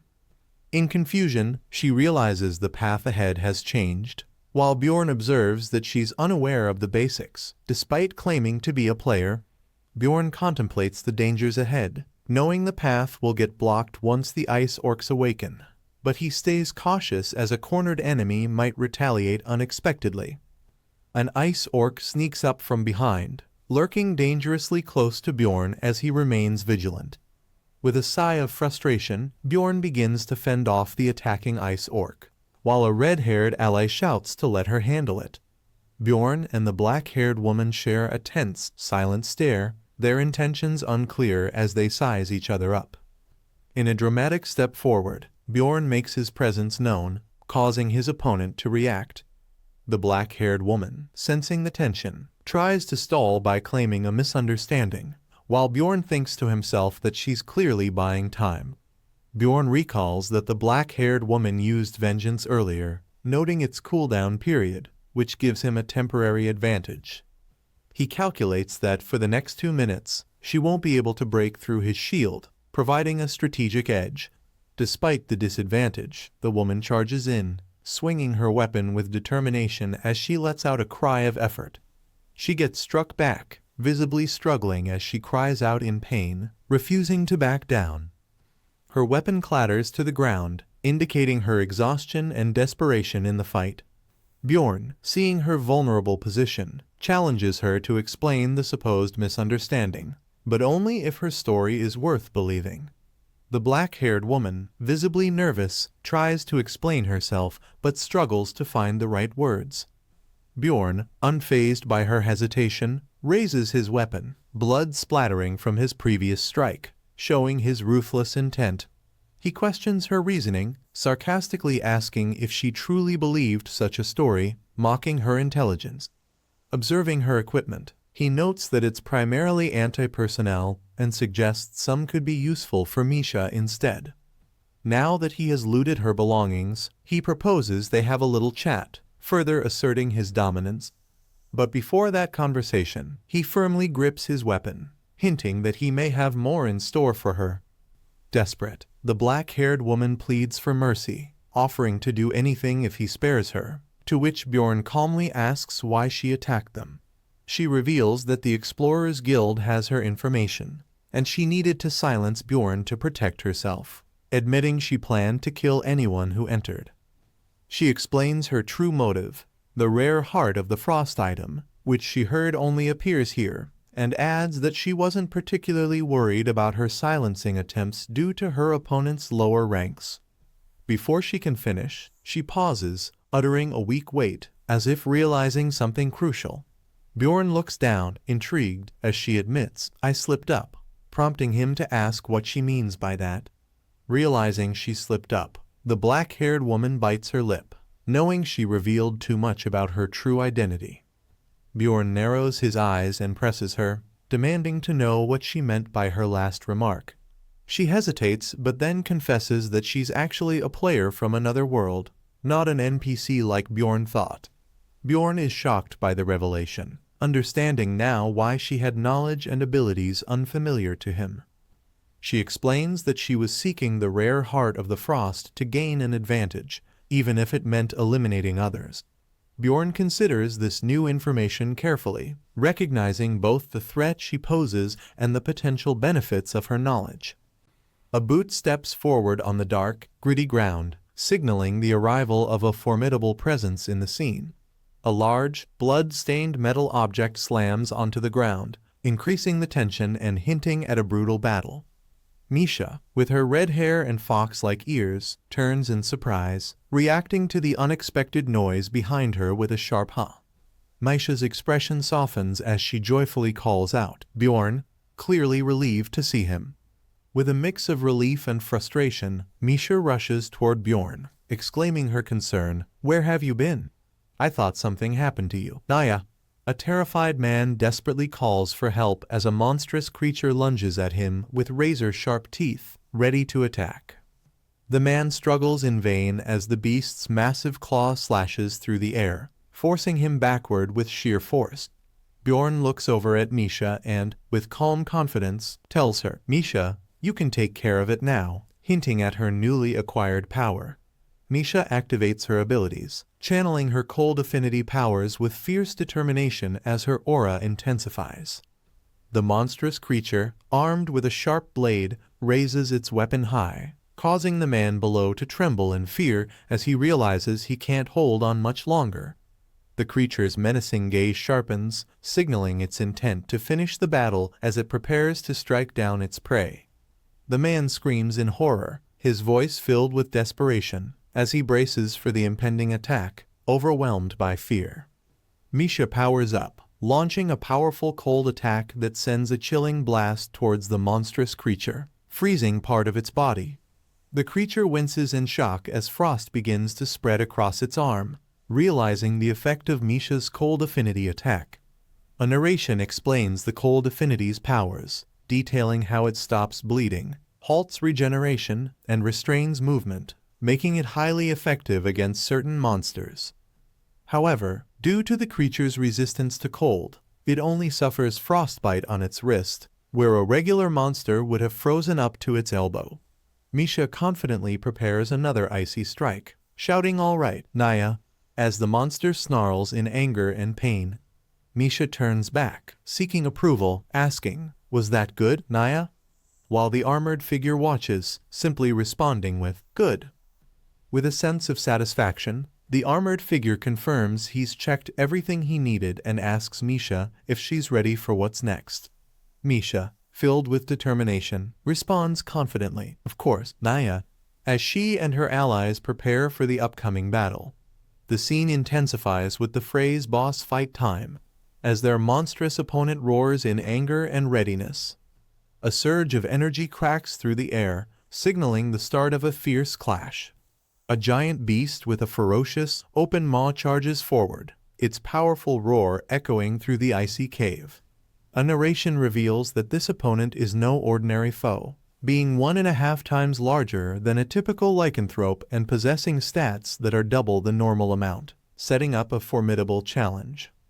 The narration reveals that the monster wields an ice club capable of inflicting hypothermia, enhancing its damage. With a fierce and terrifying roar, the creature's red eyes burn with intense malice, showing it's ready for a fight. One of the warriors boldly declares, "I can finish it off in 10 seconds, displaying fierce confidence as he prepares to engage. The beast charges forward, its massive form surging with power and intent to crush its opponent. A hand reaches for a weapon, indicating a swift and determined counterattack. The clash begins in a whirlwind of energy and violence, as the warrior and the beast collide in a powerful struggle. The character consumes a lightning herb, boosting their lightning element damage significantly for the next 10 seconds. With intense focus, they activate the lightning scroll, preparing to unleash a powerful attack. Electricity surges through the beast as lightning crackles around it, showcasing the devastating effect of the enhanced power. The narration reveals that Tyrant Tarumbas is paralyzed, immobilized by the sheer force of the lightning. However, the creature activates Fortitude, a skill that cleanses movement restrictions, breaking free of its paralysis with a roar. Confident, Misha notes that since it only cleansed the debuff instead of gaining resistance, she can paralyze it again, preparing for her next move. The scene describes lightning bombs, also known as storm explosions in the game, detonating with a fierce glow. The massive beast charges at the warrior, while he coolly calculates if 3 seconds have passed, keeping track of his strategy. A playful illustration advises the characters to simply beat up their foe with lightning-imbued weapons, adding a touch of humor to the intense battle. A notification appears, awarding exp for defeating Tyrant Tarumbas, with a stunned character reacting in disbelief at the achievement. The defeated beast drops its essence, a mystical glowing item floating in the aftermath of the battle. Misha questions if she's supposed to consume this essence too, while her companion reassures her that it was intended for her from the start, leaving him wondering if she thought he'd claim it. The warrior encourages Misha to eat the essence quickly before it disappears, playfully patting her on the head. A notification confirms that Misha Karlstein's soul has absorbed the lycanthrope's essence guardian, marking her successful power-up. With the essence absorbed, they turn to their injured comrade lying on the ground, struggling to move. Surprised to see him alive, Misha exclaims with relief, while he weakly requests a potion, leaving her companions confused as he was unresponsive moments ago. Misha carefully administers the potion, warning him not to complain about using it, while he insists she pour it as he gasps in pain. Misha is puzzled when the potion seems ineffective, wondering why the injury remains, even though she continues pouring with concern. The warrior deduces that the blade must have been coated with a poison that prevents healing and regeneration, explaining the wound's persistence. Struggling, the injured man whispers for an antidote, and Misha hurriedly hands it to him, urging him to drink it quickly. The warrior realizes that a standard antidote may not counter this kind of poison, as it seems designed specifically to worsen injuries. Desperate, Misha notices the bleeding isn't stopping and frantically calls out to their comrade, urging him to wake up. In a moment of resolve, Misha suggests using a top-tier potion and calls out to Bjorn to assist. Bjorn looks on with a serious expression, ready to take action as they attempt their final hope to save their friend. After using multiple advanced potions along with a top-tier potion, the injury finally begins to close, albeit slowly, highlighting the strength of the poison. Bjorn praises his ally, saying, "Why, you did great," and hands him part of the loot as a reward. The ally, surprised by the generosity, questions if the amount is too much. Bjorn reassures him to accept it, reminding him he didn't get an essence from the fight. A narration reflects on Bjorn's generosity, hinting that he's offering the loot to keep the ally quiet about what happened. Bjorn adds that if he feels guilty about taking it, he should simply not tell anyone about today's events, prompting Misha to quickly acknowledge and head out. Mr. Bear finally wakes up after Carlson leaves, remarking that he was lucky to survive, as the others look on, relieved. Grateful for the assistance, he offers to pay for the top-tier potion, asking the cost, which is revealed to be a steep 5 million stones. With a sly smile, he hints at the situational value of items, acknowledging how the cost can vary depending on circumstances. Since he doesn't have the payment on hand, he decides to leave a valuable numbered item as collateral, offering the necromancer's arrogance artifact. Bjorn, contemplating the rare item, wonders if he should ask to keep it instead of the payment, considering its unique properties. However, he's cautioned against keeping the artifact for himself by a voice addressing him as Yandel's son, Bjorn, reminding him of his honor. Misha exclaims, "What?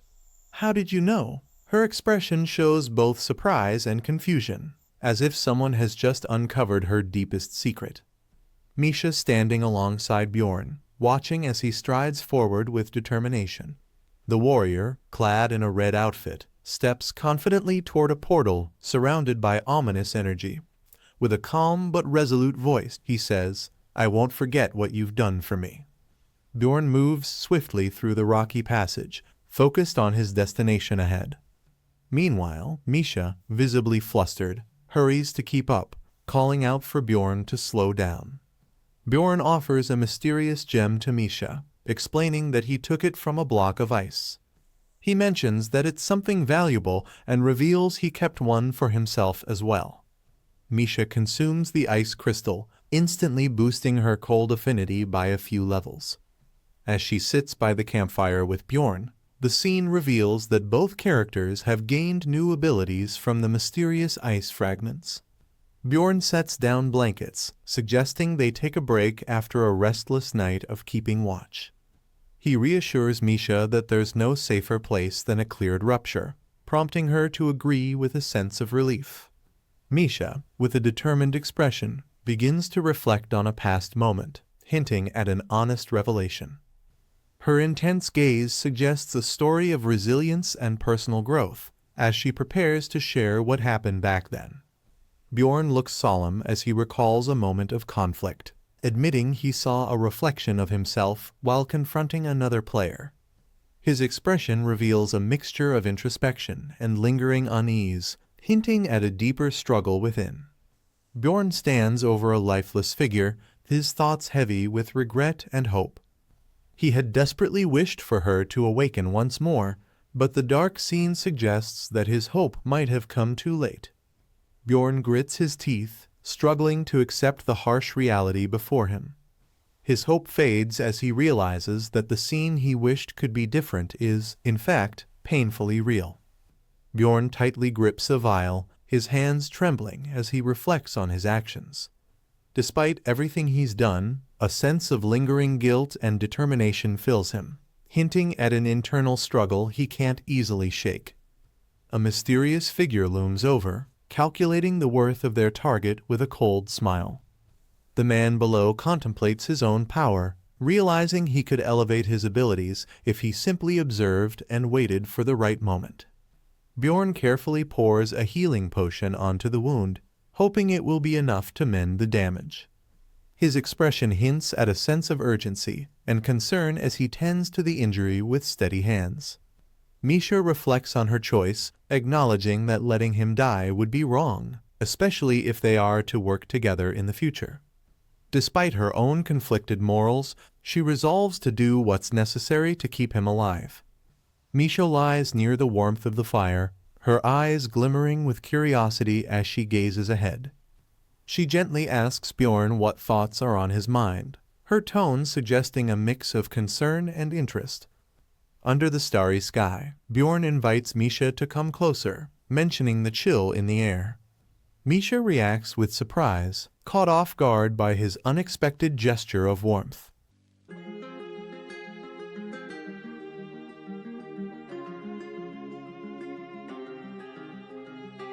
Bjorn invites Misha to come closer because it's cold.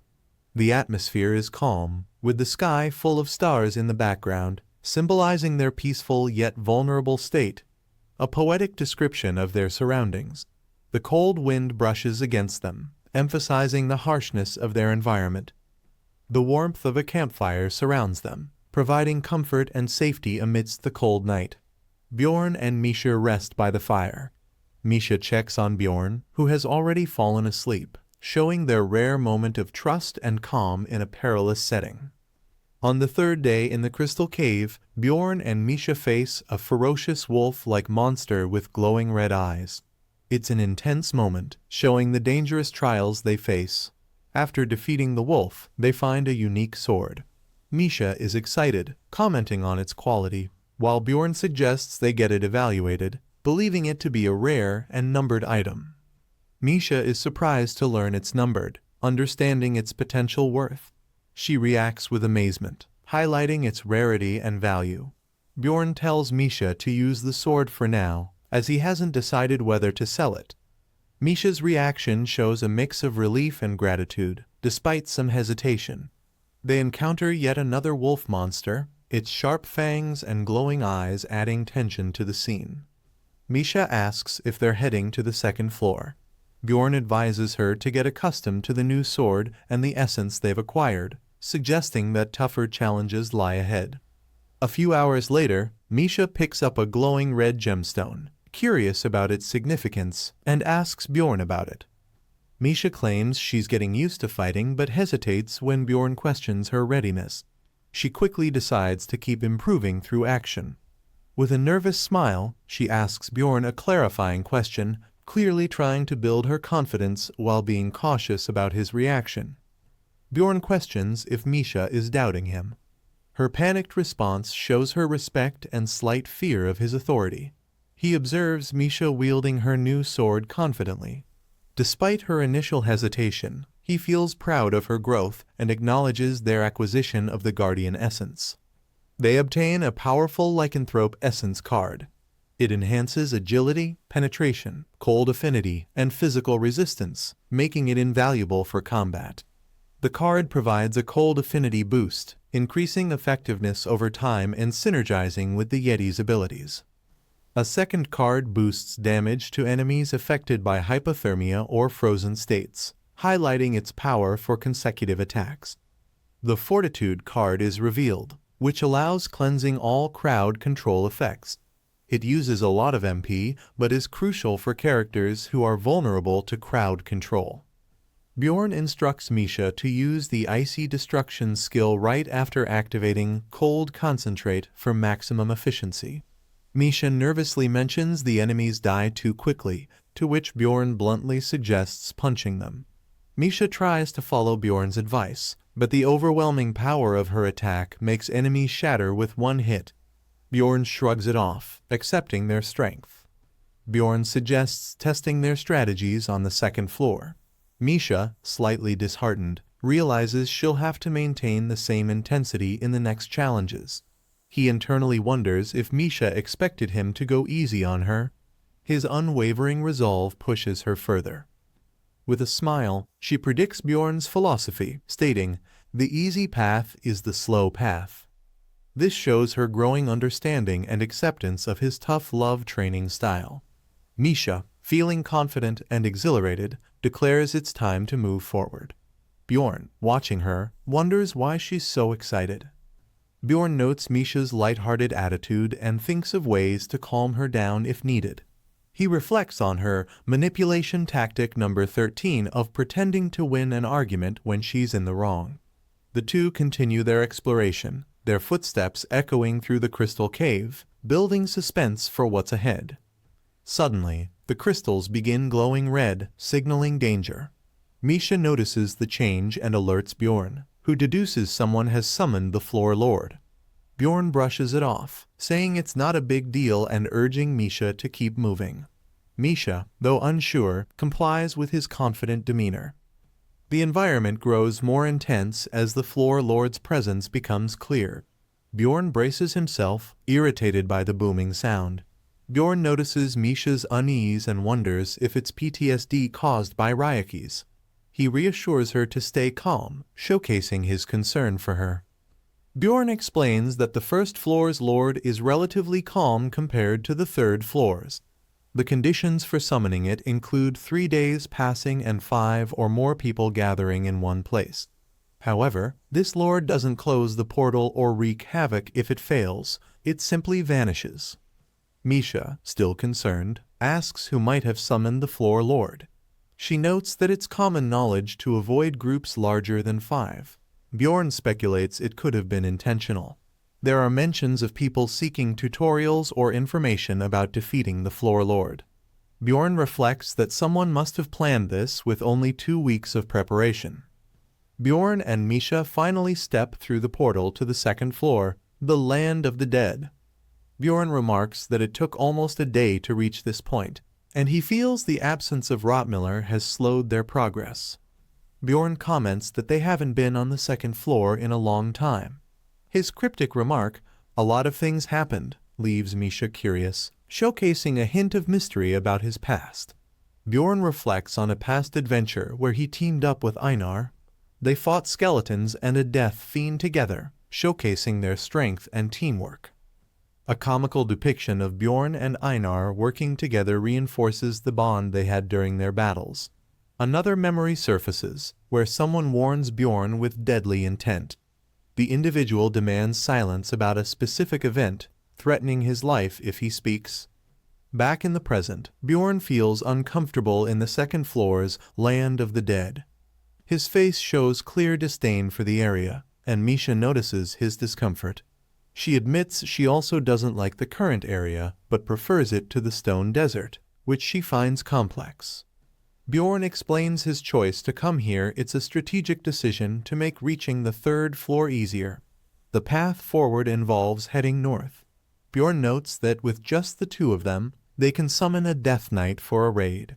It's a 6th rank monster, and he plans to use it to measure Misha's progress while gaining experience.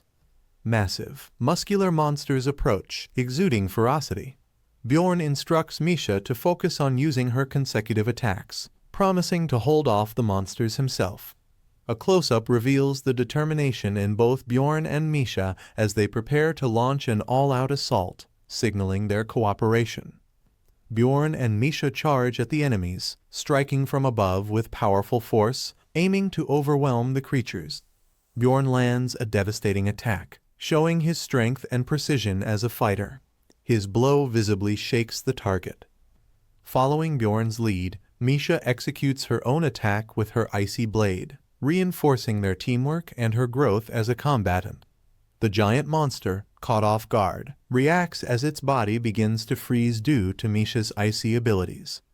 Misha uses her skills, Cold Concentrate and Icy Destruction, to deal a devastating blow. The combination showcases her growing strength.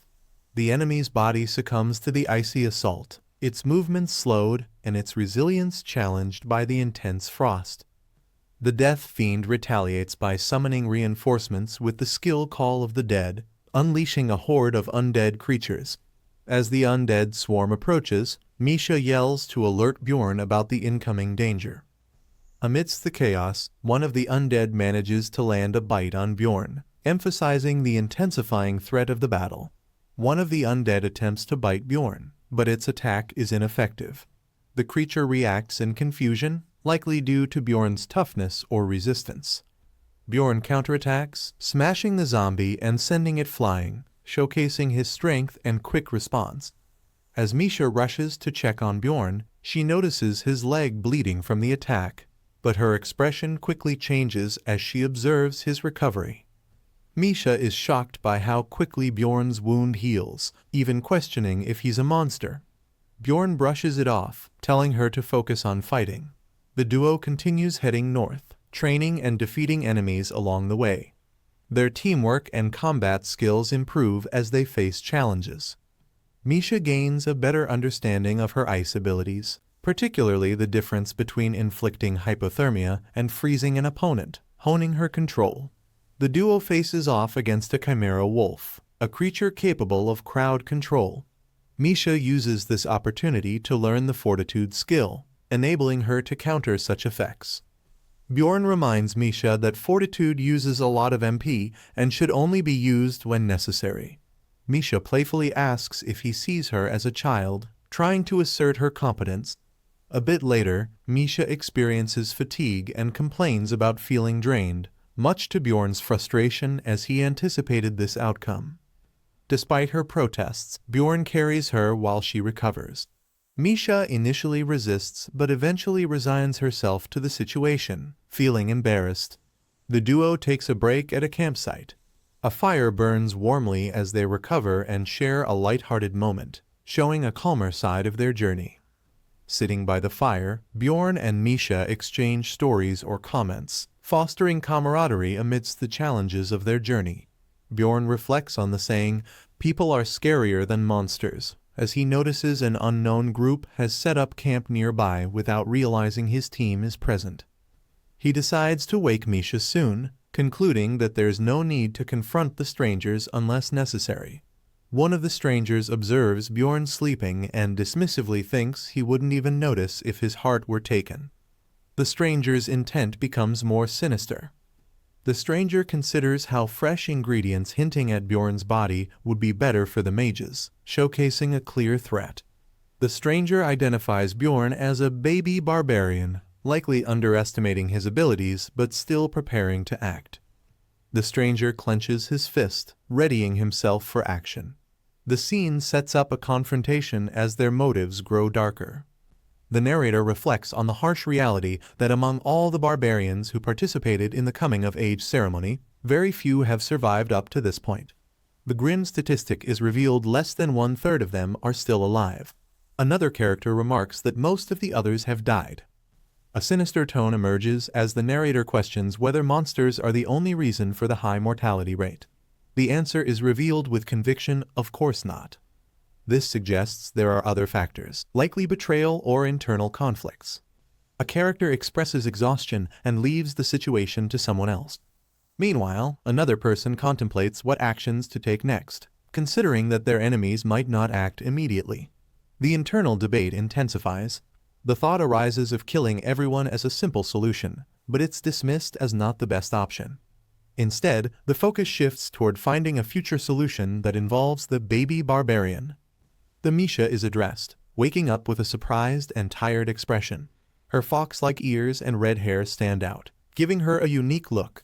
The group is resting around a campfire at night. Some are asleep under blankets, while one person is awake, seemingly keeping watch but yawning from exhaustion. A close-up of a muscular Bjorn exhaling forcefully, adding tension to the moment. This suggests someone is preparing for action or intensifying their presence. A group of people reacts in shock and fear, screaming as they sense an unexpected presence. The panic is palpable as they demand to know who is there. Another character, annoyed, responds to the sudden shouting, exclaiming they were startled for no reason. The humor in the dialogue lightens the tense atmosphere. Two new figures emerge from the shadows, one of them immediately exclaiming, "People." The sudden appearance surprises the group around the campfire, as seen by their confused reactions. One of the characters spots someone in the distance and shouts, "There are people." The group reacts cautiously, alarmed by the sudden announcement. The scene focuses on a shocked individual, who appears to be startled by the presence of something unexpected. Someone anxiously asks, "What is it?" "Monsters." However, another person identifies the newcomers as explorers, which slightly relieves but also confuses the group. One character, annoyed at being woken up, complains about being disturbed from their sleep. However, the other insists that explorers are just as dangerous as monsters, emphasizing the potential threat. A realization strikes one of the characters. He identifies the helmeted newcomer as being one of my kind, recognizing a shared identity or origin with excitement. The final panel captures the joy of the character as they excitedly celebrate this discovery, with exaggerated happiness and enthusiasm. "A cheerful introduction," Bjorn exclaims, "Yo," with a big smile, radiating friendliness and energy, setting a light-hearted mood. A firm handshake between two individuals. The character introduces himself with pride as Tarson's son, Karen. This marks a moment of camaraderie and connection. Another character, in response, says, "Nice to meet you, I'm Thor's son, Bjorn." The scene emphasizes a shared heritage among the two, deepening the bond. A wider shot shows the two barbarians laughing heartily while the others in the background, particularly Misha, look on with confusion or discomfort. Misha internally questions their behavior, indicating a mix of curiosity and hesitation. The barbarians defend themselves enthusiastically. One yells, "Put your weapons down," while insisting that Bjorn is not a bad explorer. Their attempt to appear harmless seems both sincere and humorous. The other characters still seem skeptical, but are at least willing to engage, saying, "So, Barbarian," this hints at a tentative effort to build trust. Bjorn clarifies in an exaggerated tone that Thor is my father's name, emphasizing the pride and heritage tied to his lineage. Bjorn is flustered or unsure how to respond, and there's an awkward pause in the air, likely from the unexpected reaction. The Bjorn aggressively questions, "Is there a problem?" with an intimidating stance. This further escalates the tension with their group. Someone reluctantly agrees, addressing him properly as Thor's son Bjorn, but requests him to move along, pointing out that the group was resting peacefully before this interruption. A fire is shown burning, and another character exclaims, "Ah," suggesting they're either startled or realizing something significant. Bjorn enthusiastically insists they've been looking for a place to rest too, showing his eagerness to join the group. However, this sentiment isn't reciprocated warmly. The phrase, "overnight companions," comes up, causing confusion among some members. It seems like Bjorn is proposing they stay together for the night, adding to the discomfort. A character advises the group to stick with people they trust, pointing out that it's common sense when dealing with unknown individuals like Bjorn. Bjorn's persistence causes further exasperation, with someone sarcastically agreeing, but it's clear no one is thrilled with the idea of being overnight companions. Bjorn dramatically yells, "You guys are too stupid," in frustration, perhaps upset at their reluctance to understand or accept his perspective. A character tries to reason with the group, emphasizing that having 7 people for night watches would allow everyone to get more sleep. However, their logic appears desperate, and tension remains high. The barbarian dramatically exclaims, "Oh my God," as he realizes the practicality of the suggestion, praising it as an excellent solution. However, the exaggerated reaction likely causes more frustration among the group. The group's leader or a key member seems exasperated, thinking to themselves, "This is pointless." Their patience wears thin as they decide it's no longer worth continuing the conversation. The barbarians, oblivious to the group's growing irritation, thank them warmly for their hospitality. They insist they'll handle things themselves, but their enthusiasm is misplaced. A shift in focus to one of the group members who notices something unusual or surprising, indicated by their wide eyes and an "oh" expression. The attention turns to Misha, who seems confident and charismatic, drawing the group's gaze.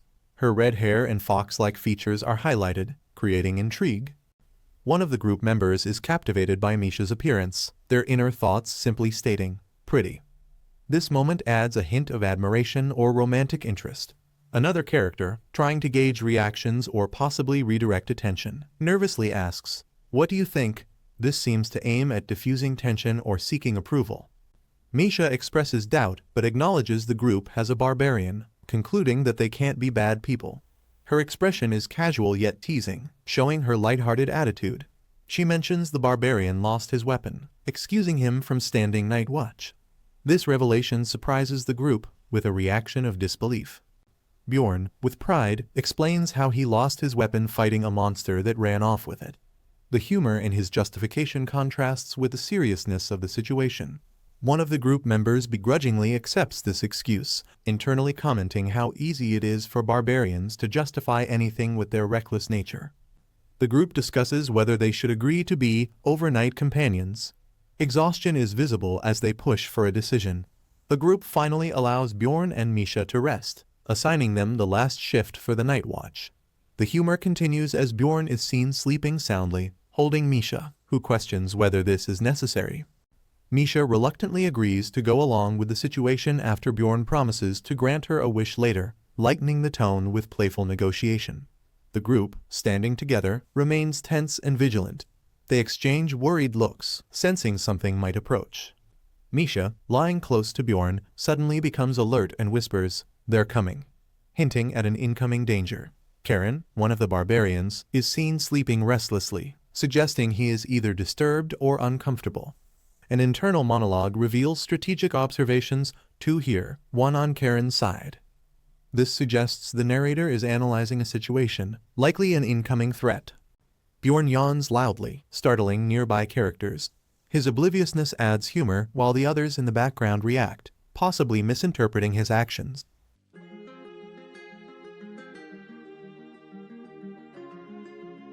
Bjorn mocks the group, asking if hunger finally woke them. Nervously, they offer beef jerky, but Bjorn aggressively demands it. Tensions rise as Bjorn overpowers an opponent with a powerful blow. The opponent is thrown back while Bjorn remains calm and menacing. Bjorn taunts the opponent, increasing their fear with his composure. He warns them not to act carelessly, forcing an apology. Bjorn punches brutally, showing no tolerance for disrespect. Another opponent freezes as Bjorn's sarcastic words become a threat. A terrified group member calls for action against Bjorn. Bjorn notices an arrow flying toward him, narrowing his eyes. Furious and injured, Bjorn retaliates with explosive strength. Louis, panicked, is accused of betrayal as blood splatters. Bjorn grabs Louis by the throat, demanding an explanation. Bjorn shouts, demanding why Louis shot him. Terrified, Louis struggles to explain, gasping under Bjorn's grip. Misha defeats an attacker, reflecting on her hesitation. Misha trusts Bjorn's judgment, realizing their foes were plunderers. A trembling character records a suspicious conversation, doubting Bjorn's actions. Bjorn's strength is questioned, but his dominance remains firm. The group feels powerless as Bjorn and his allies move through the chaos. Bjorn intimidates a character, leaving no room for negotiation. Terrified, the character obeys, realizing the danger.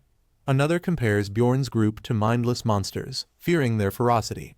Bjorn's ally mocks the opponents, amplifying their fear. The scene shifts, showing enemies cowering or scheming. A nervous comment about Misha's looks reveals the enemy's misplaced priorities. Misha erupts in fury, confronting her enemies with raw energy. She scans a document, finding evidence that deepens her anger. Misha demands answers from Bjorn, determined to find who insulted her. Resolute, Misha says she'll handle the culprit herself, forcing Bjorn to reluctantly agree. One enemy considers betraying his group out of frustration. A confused ally questions their actions, unsure of their wrongdoings. Bjorn ends the conflict swiftly by executing the archer. Misha takes brutal revenge on the leader, showcasing her strength. The last enemy begs for mercy, promising to change in terror. Bjorn mocks the plea, asking if they'll be a kind plunderer now. Panicked, the captive agrees to anything under Bjorn's intimidation. Bjorn scars himself as a reminder of his errors, following barbarian tradition. The scar symbolizes honoring struggles and growing stronger. Bjorn refuses extra spoils, leaving them for his companion, who hesitates but accepts. Karen humorously grabs a large hammer, calling it perfect for what his axe can't handle. Despite Misha's insistence, Bjorn declines more loot, deeming it unnecessary. The group prepares to move forward, with Misha and another ally offering to escort Bjorn to the next floor. Bjorn introduces himself as Yandel's son, shocking the group, who are honored to meet little Vulcan. Bjorn accepts the spoils, planning to sell them for better gear. A mentor reminds him his strength can inspire younger warriors, fueling his resolve. A flashback shows barbarians as the weakest, often exploited and struggling to survive. Many barbarians die young due to hardship and lack of guidance. Bjorn vows to break this cycle and lead his people to strength. The narrative reflects on barbarians uniting to overcome adversity. Bjorn's ally recognizes their heritage as a source of strength. A mage tower symbolizes the elite's arrogance, contrasting with the barbarians' struggles. Bjorn advises Karen to ally with otherworldly beings for survival. A monologue admires Bjorn's cunning, hiding his weapon within his madness. Bjorn vows to trust only humans, warning of brutal consequences for betrayal. With a chilling grin, he promises to crush traitors, unnerving his allies. Bjorn pledges to mentor young warriors, showing responsibility. His resolve leaves his allies impressed but uneasy. Misha and Karen reflect on their situation, awed by Bjorn's presence. Karen considers abandoning a Death Knight quest, but Misha cheers him up playfully. They discuss Death Knight lore, with Misha introducing new details. Misha teases Karen, encouraging him to explore more and rely less on books. Her playful demeanor catches Karen off guard, but she changes the subject. Karen is suddenly slashed on his back, shocking the group. An ominous aura reveals they're exposed to resentment, weakening healing and regeneration. Karen's unhealed wounds confirm the skill's effects, raising alarm. Misha recalls Bjorn's warning, realizing the danger. The group analyzes resentment, understanding its strategic activation.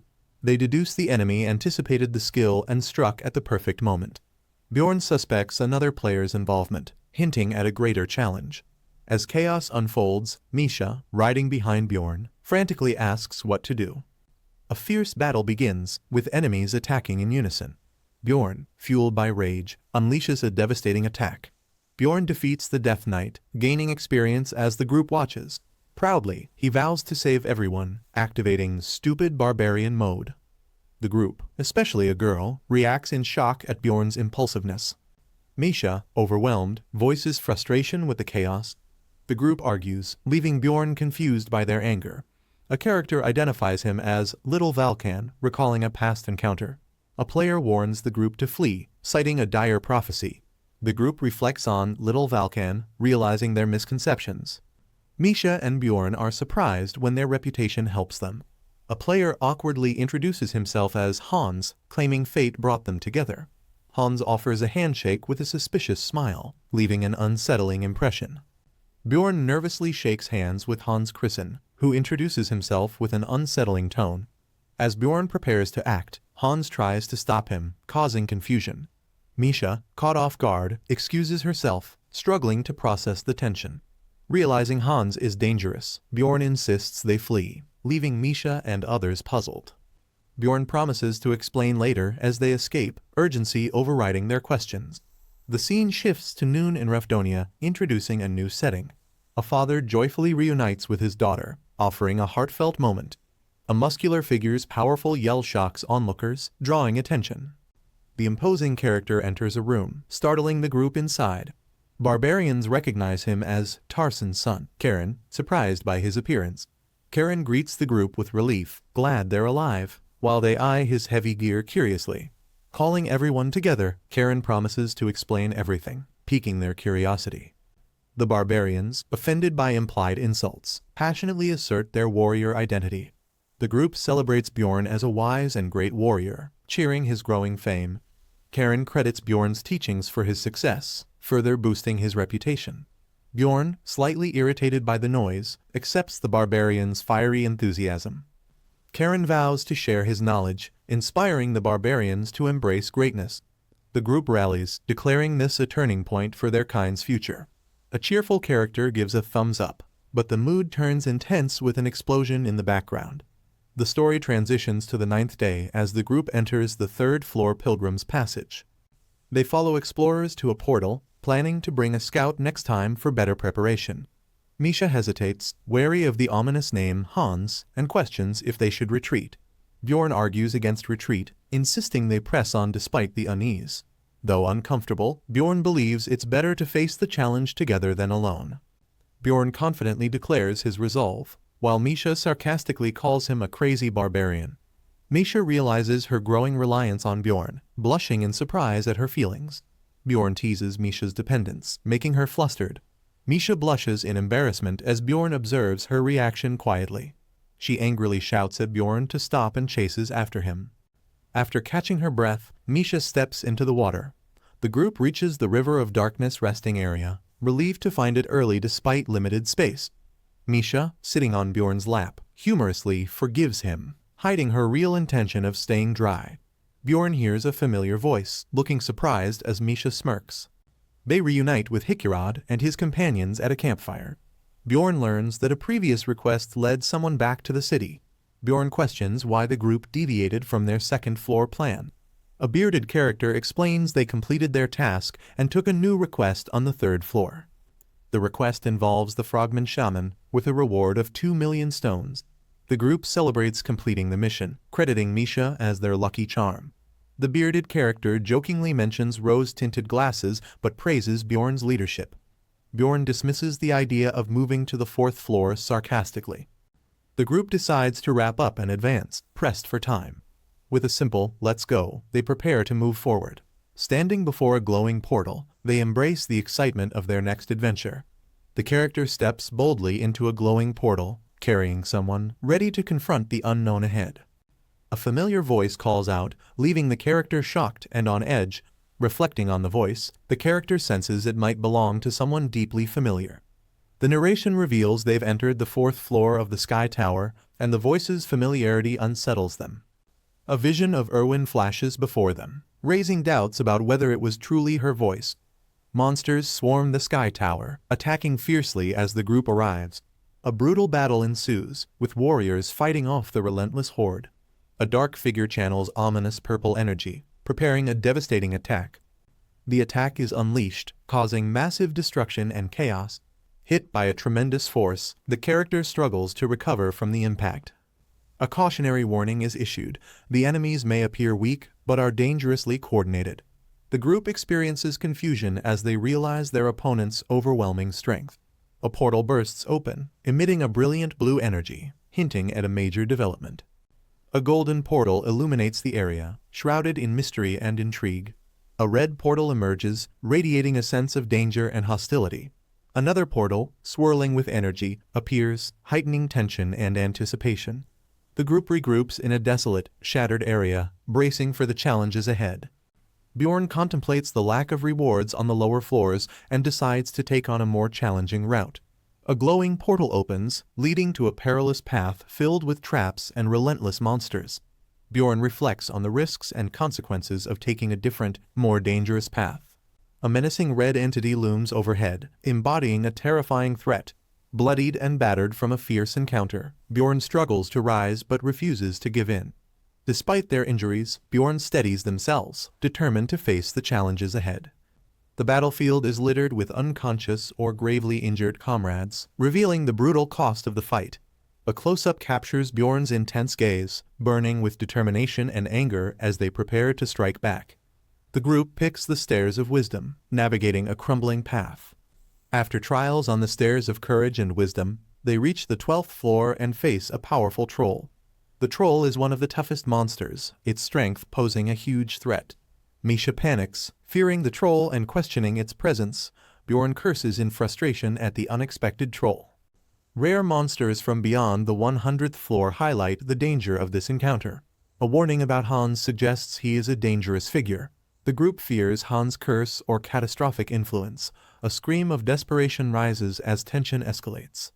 Bjorn charges the troll with a fierce battle cry. His attacks fail against the troll's thick skin, leading to frustration. The mage prepares a spell. Supported by ranged attacks, combined magic and ranged attacks strike the troll. The troll is knocked back, but readies to retaliate. The troll breaks through the ice attack, roaring defiantly. A character expresses disbelief at the troll's resilience. Misha struggles to pierce the troll's thick skin despite continued attacks. Misha admits the difficulty of breaking through. A panicked character urges the group to retreat. Bjorn demands they stay focused and keep fighting. The group realizes there's no escape route. A flashback recalls a past fight with a 5th rank monster. A powerful mage once used sun elemental attacks, effectively goddess tears, gave immense power in a critical fight. The narrator defeated a death knight using goddess tears. The troll's regeneration and defense make it nearly unbeatable. Bjorn believes teamwork is their only chance. The group prepares for a grueling, risky battle. 15 minutes into the fight feels like an eternity. Lear casts curse spells to weaken the troll. Hicurod heals the team with emergency restoration. Rottmiller distracts the troll with bold moves. Misha charges with determination and attacks. Her blade aims for a critical strike. She executes a precise, energy-filled slash on the troll's weak spot. The troll roars in fury, becoming more dangerous as it grows angrier. It charges toward the group, forcing them to scatter to avoid its rampage. A character shouts for everyone to move as the troll prepares a massive attack.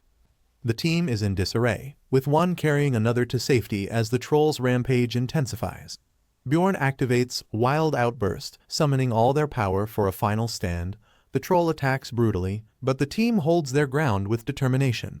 Another character calls out, showing the team's desperation amidst the chaos. The team discusses the remaining mana of a key character, estimating their limits. Misha struggles to land an effective blow on the troll, feeling the pressure from her allies. Bjorn steps in, asking for a clear plan and preparing to act decisively.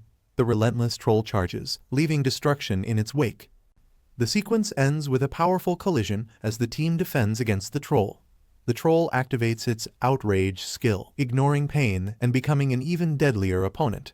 The supercharged troll launches a destructive attack with immense power. The aftermath of the strike causes massive destruction, showcasing the troll's strength.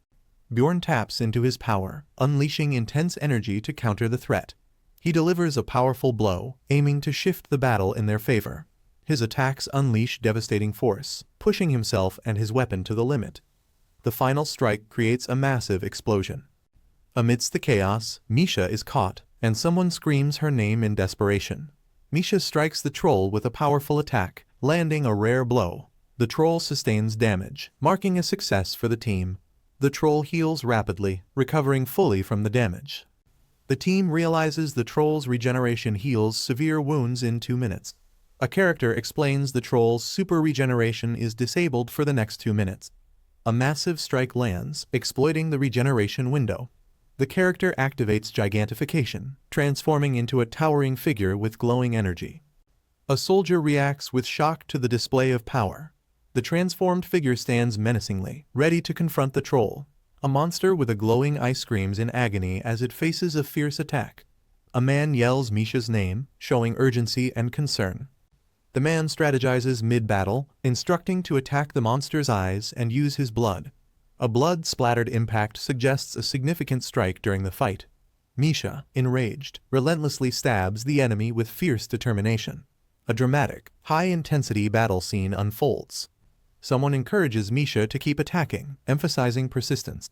Misha screams in fury, blood and rage on her face, showing unyielding resolve. A teammate struggles with their weapon, frustrated that it's ineffective against the enemy's defense. A character shouts, "Here," while delivering a powerful strike. The weapon hits, but the enemy's thick skull proves impenetrable. Another character urges to destroy the monster's brain as the team acknowledges the challenge. A gruesome close-up of the monster's face shows its agony. The monster switches targets and charges toward a different character, causing alarm. 2 characters panic as they realize the monster can still see them, barely evading its attack. The monster charges ferociously, causing destruction, while the targeted characters narrowly escape. The main fighter wonders if the monster senses mana as it attacks tactically despite presumed blindness. A soldier with a shield shouts, trying to stop the enemy's advance. The monster's powerful attack breaks through, hitting the soldier and causing him to scream. Bjorn is struck down by the monster, while another character watches in shock. Someone yells to focus on killing the monster. Ignoring distractions, Misha charges forward, screaming with determination, wielding glowing weapons. A powerful, bloody impact marks the battle's intensity. The aftermath shows destruction, with the characters struggling to survive. A character's hand reaches out, possibly signaling hope or resistance. The climactic moment shows Misha atop the monster, stabbing it with glowing energy weapons. The curses affecting the troll are undone, signaling a dangerous shift in the battle. A character grips their weapon, preparing to strike against overwhelming odds. Someone yells Misha, urging her to keep attacking. A powerful explosion impacts the enemy with icy force. Misha delivers a devastating blow, channeling icy energy. She uses icy destruction, shouting to finish the monster. Misha screams, demanding the monster die as she attacks. The monster retaliates with brute strength. Bjorn is thrown to the ground, exhausted but alive. A monstrous claw indicates a deadly enemy. A man kneels, shocked and possibly injured, observing the creature. The beast looms over him, ready to attack. After the battle, a red crystal is the only reward. The protagonist reflects on the harsh reality, while a companion expresses concern. He confirms everything is real, reaffirming his decision. A flashback shows Dwaki injured in a critical battle. A girl tries desperately to wake her injured companions. The protagonist is relieved that Rotmiller is not seriously injured. Dwaki lies unconscious, with the real problem being his condition. Misha panics, telling Bjorn Dwaki isn't breathing. While he tells her to move, Bjorn gives Dwaki a potion. Realizing it's a temporary fix, Dwaki is critically injured with internal damage. A broken leg and a damaged spine. Bjorn slams his fist in frustration, feeling the gravity of the situation. He regrets using a valuable potion earlier, reflecting on his thoughts. A companion offers a top-tier potion for Dwaki. After using the potion, Dwaki stabilizes, and the group feels relief. Misha calls out to Bjorn, holding back tears. Overwhelmed, Misha cries, expressing relief. Bjorn, determined, starts giving a directive. A flashback shows Misha defeating a monster, implying her past success. Bjorn struggles against a massive troll in battle. Bjorn reflects on their survival being due to luck. The brutal life of an explorer is highlighted as a companion falls. A horrifying figure appears, symbolizing danger as Bjorn fights. A grim reaper-like figure suggests their luck won't last forever. A bearded companion expresses relief that everyone survived. Another resolves to thank the temple for their survival. Bjorn apologizes for underestimating the troll, reassured it wasn't his fault. The group thanks Bjorn, acknowledging their survival was due to his leadership. Dwaki wakes up, and Misha anxiously asks if he's alright. Misha reassures him that everyone is safe, and Dwaki feels relieved. Misha playfully scolds Dwaki for worrying about them instead of himself. Dwaki laughs weakly, accepting the scolding with lightheartedness. The group reflects on the battle, appreciating their survival despite no tangible reward. They discuss the potion and agree to share the cost, lightening the mood with humor. Misha asks Bjorn about their next steps. Trusting his leadership, Bjorn decides they'll wait until the labyrinth closes, asserting his authority, though another reminds her he's the leader. The scene transitions to the next afternoon, focusing on a mysterious wooden sign under a serene sky. A smiling woman with a butterfly necklace asks excitedly if she's at the right place. The woman joyfully exclaims, "Mr." with a glowing expression, happy to see someone she recognizes. Dwaki, healed by holy power, walks confidently, though his mental recovery is pending. Dwaki assures the group he's fit to re-enter the labyrinth despite concerns. The group agrees to rest for 2 days before their next venture. Each member will get 400,000 mana stones, causing frustration over the lack of essence. The group discusses their plans, frustrated with the troll's lack of essence. Bjorn suggests they go to the inn to wash and plan, surprising Misha. Misha, flustered, assures Bjorn she wasn't planning to run off. Bjorn insists on washing at her inn, leaving Misha more flustered. Misha asks why Bjorn finished washing so quickly. Bjorn tells Misha to take her time while he sorts the items. Misha agrees cheerfully as Bjorn organizes their belongings. Bjorn evaluates what to sell or keep, showing his strategic mindset. Someone calls for Bjorn from outside, breaking his focus. Bjorn steps outside, questioned by a visitor from the Adventurers Guild. The guild representative nervously mentions an urgent matter. The guild informs Bjorn that Karen Tarson has requested him as a witness. The visitor explains the testimony is to prove Karen isn't a marauder, implying a serious accusation. Bjorn realizes the gravity, revealing the baby barbarian is in trouble. Misha is told the plans are cancelled, catching her off guard as someone rushes out. Misha asks about the change, and Bjorn explains he must go to the guild due to Karen. Misha, frustrated while bathing, stays silent as she processes everything. Bjorn asks why it's so hard to get an explanation, urging the other person to hurry. The scene shifts to District 8, setting up the next events. A silver-haired girl runs down the street, and a voice remarks, "So you're still alive." The girl exclaims, "Mister," upon meeting someone important to her. A figure advises her to follow magic waves to the 4th floor, hinting at a quest. The girl concentrates deeply on her mission ahead. The group decides on the direction and proceeds further. A close-up shows their determined steps as they move deeper. The girl notices stronger magic waves and looks to her sister for confirmation. She's surprised when someone praises her, calling her Rotmiller. Someone calls out for Erwin, but she charges forward, drawn by a familiar voice. The intense purple atmosphere confirms the significance of the voice. The character is sure the voice belongs to Mr., someone she trusts deeply. A fiery portal opens, and a figure emerges, marking a dramatic arrival. The girl exclaims, "Mr." with surprise as the armored figure stands in light. The armored figure appears resolute, surrounded by a radiant glow. The girl rushes forward, eager to join the action. A powerful energy blast surges, highlighting the moment's intensity. The girl charges at someone with fierce determination. The elder sibling scolds the younger for rashly following, warning of raider confusion. The younger sister cries out in frustration, begging to be let go. Erwin, the older sibling, looks at her sister with concern, softly calling her name. Adventurers discuss Bjorn Yandel, mentioning his reputation as Little Vulcan. The younger sister reflects on past misunderstandings, frustrated by her sister's silence. The girl dismisses her sister's ignorance, focusing on the task at hand.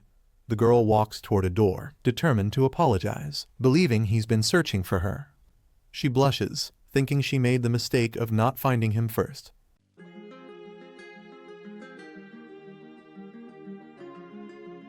Someone knocks on the door gently. A person wearing slippers walks toward the door. A surprised girl, Lin, is shown, looking startled. Lin's heart races, and she feels nervous or excited. Misha opens the door and looks surprised, asking who Lin is. Lin awkwardly explains she might have entered the wrong room and asks about Bjorn. Misha, with her cat ears twitching, clarifies if Lin is searching for Bjorn, confusing Lin further. Misha informs Lin that Bjorn just left and invites her to wait inside. Lin gets flustered, realizing she missed seeing Bjorn, and exclaims in surprise. Misha offers to pass along a message to Bjorn if Lin doesn't want to wait, asking for her name. Lin gets flustered, misunderstanding and thinking it sounds like Misha and Bjorn live together. Lin nervously repeats Misha's words, asking if Bjorn really left after washing up. Misha asks if Lin plans to leave now. Lin confidently replies no, refusing to leave. Lin asks if she can wait inside. Misha hesitantly agrees. Lin notices something in the room, and Misha apologizes for the mess, but Lin says she understands what it is. Misha reveals she has done similar things with Bjorn before, surprising Lin. Misha realizes Lin might also be an adventurer. Misha gets defensive, telling Lin not to get the wrong idea. Lin calmly reassures Misha, saying she knows Bjorn isn't the type of person to do anything inappropriate. A strong magical aura with intense colors surrounds the scene, hinting at a surge of power. A voice warns about the consequences of coveting what doesn't belong to someone. Lin speaks with a dark and menacing tone, suggesting that anyone who tries to take what isn't theirs should face the consequences. Misha looks shocked and scared by Lin's sudden transformation. The scene introduces the 7th District Explorer Guild with a dramatic backdrop of stormy clouds. A man questions why the woman he previously held hostage wants to meet him. Another man hints he'll find out soon. The man smirks and sarcastically says, "Is that so?" The man declares he doesn't want to meet her, shocking the other man. He adds he's too hungry to waste time. He begins to leave, but the other man panics, trying to stop him. The man nervously tells him to wait and tries to explain that the woman means no harm. The man stubbornly tells him to refuse the meeting and storms off. The other man urgently calls after him, addressing him as Bjorn Yandel, and starts to explain the situation. Another character clarifies that Bjorn can leave, as it has been confirmed his previous actions were in self-defense. It's revealed that Karen was just a bait in the situation. The man mentions he wanted to speak with Bjorn anyway. Bjorn curiously asks why. He explains that Miss Urbans wants to meet Bjorn. Bjorn questions who she is. The man reminds Bjorn that Miss Urbans is the daughter of the district manager, the person Bjorn had taken hostage before. A flashback shows the incident. Annoyed, Bjorn wonders why the man didn't just explain this earlier. A flashback shows Miss Urbans rebelling against her father, refusing to be controlled like a doll. Her father questions if she's trying to take his position. The father expresses his belief that a woman should live according to her role and assumes the branch manager encouraged his daughter's actions. The father suspects his daughter planned a meeting with the barbarian Bjorn and feels her rebellious attitude is foolish. Looking at a picture of his daughter, he notes her defiance but finds it amusing that the branch manager is using her to retain power. The father coldly decides he must eliminate both his daughter and the branch manager to resolve the situation. The narrator reveals that Bjorn, the barbarian, irritates him for an unknown reason. The scene shifts to a dark, stormy night, setting a tense atmosphere. Bjorn gets caught in a sudden rainstorm. Visibly annoyed as others scramble for cover, Bjorn excitedly reacts as a waiter brings him a large meal, telling him to enjoy. A steaming bowl of soup is served alongside the meal, highlighting the detail in the feast. Bjorn stares intently at the food, showing his anticipation and hunger. A fork pierces a juicy piece of meat, emphasizing the quality of the meal. Bjorn takes a bite, enjoying the taste with a satisfied expression. Bjorn notes that Misha is better at cooking meat and considers buying ingredients to have her prepare it for him. Bjorn looks outside the window and thinks about enjoying spring onion pancakes and rice wine. He envisions a deliciously prepared spring onion pancake with a teapot of rice wine. Realizing it might not exist here, Bjorn picks up a drink, appearing thoughtful while seated in a tavern. He takes a sip of the drink, savoring it quietly. Plates are shown on a messy table, as Bjorn reflects on adjusting to his environment, including the squeaky bed and shared bathroom. He recalls his life with his party members, venturing into dangerous areas together.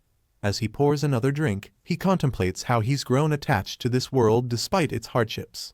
Bjorn is seen sitting alone at his table. emphasizing his quiet and reflective mood. A montage of his party members, highlighting their unique appearances and roles, shows their importance to his journey. Bjorn realizes he wants to climb higher in life and decides that his current group cannot help him achieve his goals. He acknowledges that the higher floors contain monsters far more terrifying than trolls. A bear-like man introduces himself as Urodbrag, suggesting Bjorn call him Avman if his name is too hard to pronounce. Avman mentions he didn't expect to see Bjorn as a customer since his wife runs the place. Bjorn is surprised that Avman is an explorer and has a wife, hinting at the unusual balance of their life. Avman explains that the restaurant has been struggling, so he feels responsible for stepping up to help. Avman hints that their meeting might be fate and shares his newfound certainty about something. Avman surprises Bjorn by asking to join his team, leaving Bjorn confused. Avman explains that he trusts Bjorn because he saved him in a desperate situation, making Bjorn ponder how things will proceed. Avman is shown as a powerful character with the ability to summon a massive bear, supporting tanks and launching strong long-range attacks. Bjorn clarifies that his team is already fixed and suggests discussing again if a spot opens up or someone leaves. Avman hints that Bjorn understands his true intentions. Leaving a sense of unease, they decide to meet again in 10 days. Bjorn borrows a raincoat from Avman before leaving. A dramatic atmosphere is created with thunder and lightning, hinting at looming danger or tension. Misha and Lin enter a room with eerie lighting. Increasing the suspense, Lin compliments Misha's toughness but seems surprised by her own words. Lin begins to realize that Mr. Bjorn wasn't stolen from her, as he is not an object. Lin internalizes that Bjorn is his own person, showing growth in her thoughts and emotions. Lin expresses regret, saying she decided to team up with her sister instead. Lin questions her emotions, unsure of what she's feeling. Misha introduces herself to Lin and wonders if she could defeat Lin in a fight. Misha compliments Lin's name and clears a space for her, showing politeness but with a playful tone. Misha and Lin sit across from each other in a quiet and tense atmosphere. Lin looks nervous, clenching her fists as she hesitates to speak. Misha reacts in shock, denying any romantic relationship with Bjorn, calling him just a teammate. Lin teases Misha, mentioning a misunderstanding about her showering with Bjorn, which flusters Misha. Misha blushes and defensively explains, saying she was just borrowing Bjorn's bathroom, hinting at her embarrassment. Lin appears suspicious, thinking that Misha might be playing manipulative tricks. Misha asks Lin how she knows Bjorn. Lin explains they were teammates, and she calls Bjorn Mr. as a nickname. Misha reacts, questioning the nickname and feeling slightly uneasy. Misha sarcastically says there's no problem while subtly expressing her frustration. Lin talks about her special bond with Bjorn, mentioning their shared memories. Misha questions whether those memories are significant only to Lin, implying skepticism. Lin hesitates and nervously apologizes, unsure how to respond. Misha doubts Lin's story, stating she has been with Bjorn for months and has never heard of her.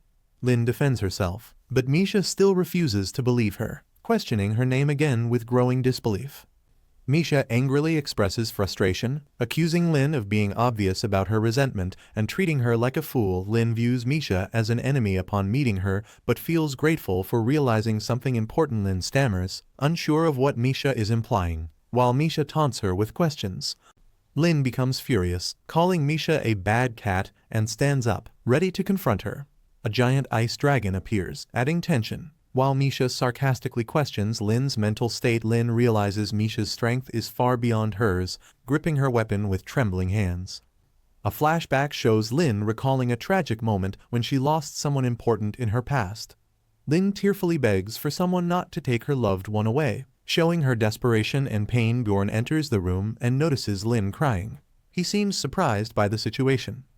Misha sarcastically greets Bjorn, while Lin nervously points out that Bjorn is her guest. Lin runs toward Bjorn, calling him Mr. in a dramatic and emotional way. Bjorn pushes Lin away forcefully, causing her to fall to the ground. Lin is heartbroken and suspects Bjorn's actions are because of Misha. Bjorn looks confused and questions Lin about what she means and who she is referring to. Misha teases Bjorn, wondering aloud if nothing significant happened between him and Lin. Bjorn denies anything happened, explaining that Karen was mistaken for a plunderer, and he cleared the misunderstanding. Misha praises Bjorn with a cheeky "good job" and affectionately pats his stomach. Bjorn questions Misha's behavior as she playfully praises him while holding his arm. Lin, clearly flustered and frustrated, reacts with an angry expression. Misha laughs joyfully while clinging to Bjorn, who looks annoyed and uncomfortable. Bjorn tries to process the situation as Lin looks on, appearing cheerful but hiding her emotions. Bjorn wraps a towel around his neck and tries to remain composed while speaking to Lin. Misha has a smug, slightly creepy smile, plotting something mischievous. The three characters gather in a tense confrontation. Lin kneels, pleading, while Bjorn and Misha stand by. A depiction of elemental powers, showing fire and wind in an artistic manner. The scene transitions to water and earth, symbolizing balance and strength. Bjorn listens to Lin, who appears distressed, while elemental powers water and earth glow near her.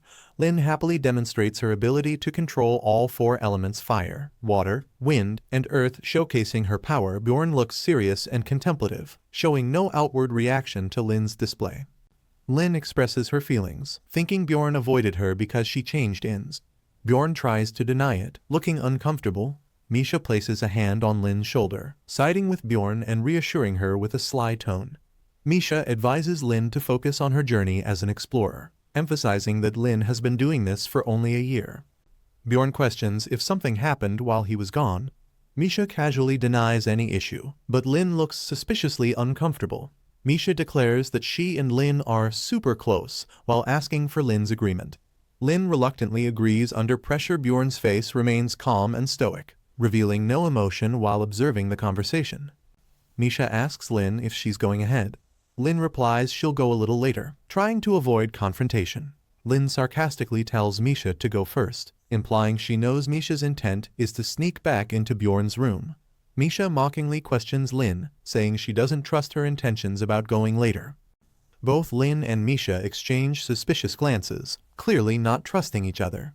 They both reluctantly agree to go together, realizing it's the only solution to their mutual distrust. Lin reflects on the tense situation, thinking about how much worse things could have been if Bjorn hadn't entered earlier. A flashback shows Lin imagining herself begging on her knees, emphasizing her vulnerability and relief. When Bjorn intervened, Lin becomes self-conscious, assuming Misha thinks she's a strange woman after all the awkward events. Misha says she's going one way and asks Lin about her direction. Lin responds she's heading the opposite way. Misha asks if Lin will return tomorrow. Lin confirms with a yes. Misha feels frustrated, saying she wanted to spend time with Bjorn. Lin looks surprised. Misha says she's leaving and tells Lin to return home safely.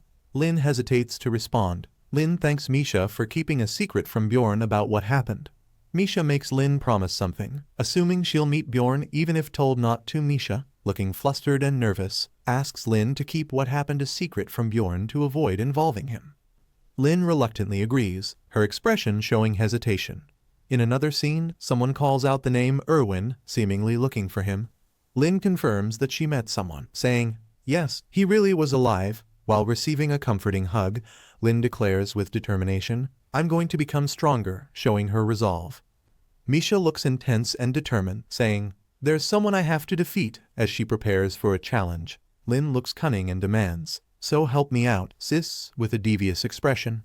Someone knocks on a door, shouting for the person inside to wake up, asking how long they plan to sleep. Bjorn wakes up in bed, frustrated and rubbing his head as the knocking continues loudly. Bjorn checks the time on a clock, which shows it's 6:30 am, and he seems annoyed. Bjorn opens the door and asks Misha why she's there so early, looking irritated. Misha cheerfully suggests going out and promises to treat Bjorn to something delicious.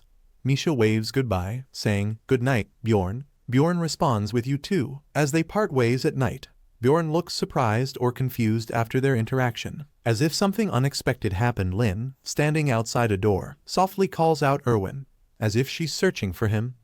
Lin's face lights up with joy as she excitedly exclaims. Mr. Bjorn asks Lin how long she's been waiting, and Lin cheerfully replies, not long, while hinting they were out together. Bjorn explains they had to stop somewhere together, and Lin casually acknowledges it, asking what Bjorn is doing there. Lin tells Bjorn she will start special training with her sister tomorrow and mentions she can only meet him once a week now. Lin admits she would like to visit more often, but says it would take too much time. Lin bids goodbye to Bjorn, saying she'll see him next week. Bjorn replies hesitantly, all right. The scene shifts to the 7th District Guild Manager's office, revealing details about Bjorn Yandel, aged 34. A formal meeting begins, where someone mentions it has been 8 years since the other person became an explorer. The explorer confirms with a yes. The guild manager notes the explorer isn't asking questions and assumes they're curious about the meeting's purpose. The explorer directly asks them to get to the point. The guild manager smirks menacingly, commenting that the explorer is too wary of him. The group shares a meal and comments that the byproducts sold for more than expected, crediting Rottmiller's excellent work. Bjorn explains he contributed to the exploration because he couldn't do much in battle. The other person compliments him, calling him humble. Bjorn smiles confidently, thinking to himself that at this rate, he'll soon reach level 6 engraving. Bjorn drinks from his mug, while another member scolds him for starting without everyone. The member insists on celebrating the group's return together and raises a toast. The group clinks their mugs together, cheering loudly to their successful return. Misha excuses herself, saying she needs to visit her family. The others agree to meet at the next regular gathering. A man looks serious and slightly concerned, sweating as if thinking deeply. Someone declares they'll call it a day, tapping the table as they prepare to leave. Bjorn hesitates to leave, thinking if he leaves now, the dwarf might sulk. The dwarf happily joins another table, laughing loudly with others, leaving Bjorn relieved, seeing the dwarf distracted. Bjorn decides it's a good time to head back. A blonde man stops Bjorn, asking to have a quiet conversation with him, something they haven't done before. Bjorn wonders if the blonde man has something important to say to him. The blonde man nervously suggests a toast first. While Bjorn thinks he should have left earlier, Bjorn casually asks the blonde man about his physical condition, showing slight concern. Bjorn probes further, sarcastically mentioning the blonde man's first experience of being folded in half during combat. The blonde man appears nervous, reflecting Bjorn's intense image in his glasses, suggesting he feels uneasy. A fierce monster attacks the group, who are fighting desperately to survive. One of the group members lies unconscious or dead, implying a tragic moment during the battle. A girl reflects on the challenges and resolves to prepare herself for the next exploration. A conversation questions whether it's worth overcoming such struggles, hinting at the character's motivation. The character replies that they continue because they find joy in the adventure. Bjorn is reminded of the encouragement to bring honor to his family as a great explorer. The character admits that their motivation to explore was initially a lie, seeking their father's attention. After their father's death, they felt insignificant as their brother ignored them and society dismissed them. Despite feeling lost, the character reveals they overcame this despair through determination. The character admits their strength came from the support of their companions, surprising Bjorn. Despite their struggles, the character laughs with others, deciding not to dwell on the hardships. Bjorn gets teased for being affectionate, though he feels he should have left earlier. The blonde character has a curious question for Bjorn and asks him to speak. The question involves a red-haired girl named Misha, creating an awkward tension. The blonde character nervously asks if Bjorn and Misha are in a relationship. Blushing. A scene of people walking in a calm village setting, hinting at a change in pace or mood. A man appears deep in thought, possibly reflecting on something troubling. The man is told how unfair it must feel that he took 8 years to advance in rank while others did it much faster. A man confidently states that Bjorn's companions will likely continue to grow stronger. He reveals that Bjorn's companions are extraordinary, unlike ordinary humans like Bjorn. The man questions how long Bjorn can stay with his companions, suggesting their bond might not last. He insinuates that the companions might stay with Bjorn out of pity, further challenging Bjorn's confidence. The man advises Bjorn to make a wise decision, leaving Bjorn deep in thought. Bjorn reacts with frustration, shouting in anger after the conversation. Bjorn notices someone drinking heavily and passing out, likely due to exhaustion or recklessness. Bjorn realizes she's the district leader's daughter, suspecting she's here because of his refusal to meet through the branch manager. Bjorn refuses the woman's request, telling her to leave, but she mentions someone named Brown Rottmiller meeting her father. The woman warns Bjorn to be cautious as her father might have done something suspicious. Bjorn finds her explanation unconvincing and asks her what her real goal is. She declares her goal is to bring down her father, shocking Bjorn. She explains that unless she succeeds, she'll remain a puppet, pleading for Bjorn's help. Bjorn firmly rejects her, standing his ground against her request.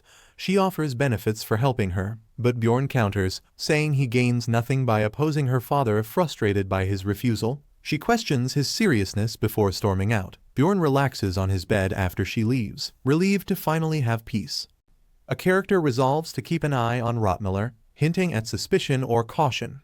Bjorn recalls starting his mornings with meat grilled by Misha, showing her care for him. Bjorn spends his afternoons at the library, learning more about the world. Elwyn visits once a week to share meals with Bjorn and Misha, strengthening their bond. Bjorn attends regular meetings with his team and has discussions with the district leader. Bjorn receives a large sum of stones and a bracelet from Bear Uncle, who jokes about its use. Time passes quickly, and the story shifts to the 15th day, indicating an important event. A character works at their computer, planning to check the exchange later but focusing on chat rooms for now. The Barbarian chat room is empty, leading Bjorn to speculate that it's unpopular or too challenging. The chat room list shows only 3 tankers in the shielders category, surprising the character with its low number. A character is surprised by the setting, expecting it to look more basic but finding it more elaborate instead. The character reacts with shock upon recognizing someone as Sergeant Lee, indicating a connection from their past. The 2 characters recognize each other, confirming their identities with surprise. The man recalls the emotional day of his discharge from the military. Tearing up, a character steps back in disbelief, unable to process the situation. Tension builds as one of them reacts dramatically, startled by the encounter. After calming down, they decide to introduce themselves formally. The man introduces himself as Hansoo Lee, age 29, and notices a connection in their last names. The other man, Lee Biko, introduces himself as 23, surprising Hansoo. Biko reveals he has been in this place for over 10 years, shocking Hansoo even more. Hansoo argues about their age difference, but Biko insists on counting by real-world age, humorously dismissing Hansoo's point. Biko asks Hansoo to drop formal speech, making their conversation more casual. Biko enthusiastically suggests running a quick test, calling Hansoo Hyung older brother. Hansoo is confused but curious about the test, while Biko appears slyly determined. Biko decides the test is necessary, despite his trust in Hansoo. The test is revealed to be a Korean test to ensure authenticity, hinting that Hansoo's identity is important. Biko explains people sometimes fake being Korean for benefits and prepares to test Hansoo. Biko gets ready to start the test, adding tension to the situation. Hansoo agrees nervously, sensing unease about the upcoming challenge. A steaming bowl of stew appears, possibly part of the test or conversation, setting the scene further. A dish of soup rice is shown, possibly part of a cultural or contextual test. Biko jokingly brings up Saudi Arabia, referencing another place or culture in the conversation. Biko shouts, "Service, creed," in a commanding tone, possibly part of his Korean test or military references. Hansoo explains that he served as a public service worker rather than in active military duty. Biko declares there's one last test left, his serious expression intensifying the moment. Biko suddenly accuses Hansoo of being a traitor, Yiwan Yang, shocking him. Hansoo retaliates, frustrated by the test and Biko's antics. Biko finally admits he believes Hansoo is Korean, ending the test. Biko is revealed to be a Korean player who was transported to this world on his discharge day and has survived for over 10 years. The character suspects there might be something odd about the other person's behavior despite thinking he seems nice. A formal conversation happens, where one apologizes for informal speech and explains he prepared a greeting for whoever passed the test. The soldier expresses happiness about finally meeting the other, showing his loneliness and appreciation for staying connected through the community. The narrator reflects on the tough environment and resolves to take care of the soldier, recognizing the challenges he must have faced. A conversation about sharing personal information ends in mutual hesitation as both avoid revealing too much. The soldier realizes the other person isn't like typical newcomers and starts a discussion about experience in the game. The soldier boasts about clearing the game multiple times, showing pride in his achievements and Korean pride while reflecting on isolation from foreigners.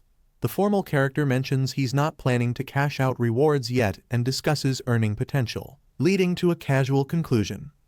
Bjorn, the muscular warrior, and a shadowy figure contrast in appearance, symbolizing different aspects of his identity. The soldier becomes emotional and sniffles as he expresses gratitude, suggesting they meet occasionally to stay in touch. The soldier suddenly reacts energetically, surprising the calm man sitting across from him. The soldier gives a suspicious smile, showing he has something unexpected or cunning on his mind.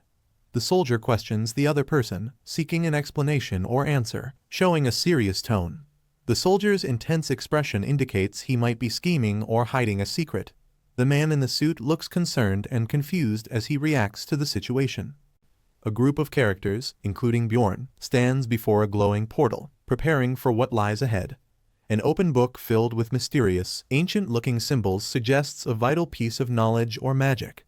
A mysterious figure holds a glowing object, exuding an aura of power and secrecy. A hooded figure gives a glowing item to a man in a suit, hinting at a magical exchange or agreement. The soldier happily laughs, showing excitement or amusement during their conversation. The soldier and the man in a suit talk about something being hidden, with curiosity in the air. The man in the suit reacts in shock, surprised by something unexpected, a glowing eclipse-like symbol, representing a mysterious or powerful event. The soldier feels uneasy and excuses himself, suggesting he has to leave suddenly. The man in the suit reads a prompt on his computer screen, asking if he wants to enter a mysterious round table meeting. The man walks into a grand hall filled with strange masks and items, indicating an unusual or secretive event. A lion-masked man in a suit confidently walks forward, exuding authority and mystery. A grand round table surrounded by masked individuals in a mysterious meeting room with high-level discussions. Close-up of two masked members with unique designs, representing their distinct roles or personalities. Two more masked members are shown, one in a jester mask and the other in a fox mask, revealing their diverse identities. The jester masked member appears amused, while the fox masked member reacts with tension. The lion masked leader stands confidently, exuding authority and dominance in the room. The lion masked leader looks over the table as the other members are seated, highlighting his commanding presence. The soldier angrily points and shouts, expressing frustration or making an intense argument. The lion masked leader dramatically slams his hand on the table, making a strong statement during the discussion. Close-up of the lion masked leader's face, smirking slyly, showing cunning and confidence. The lion masked leader reveals a shocking statement, but he gets interrupted abruptly, creating tension in the room. A sinister hand appears in a dramatic red background, hinting at a deadly or ominous action about to take place. Blood is shown spreading on the lion masked leader's suit, indicating he has been injured or attacked. The fox masked member takes an intimidating stance with a glowing red aura, clearly ready to confront or challenge the lion masked leader.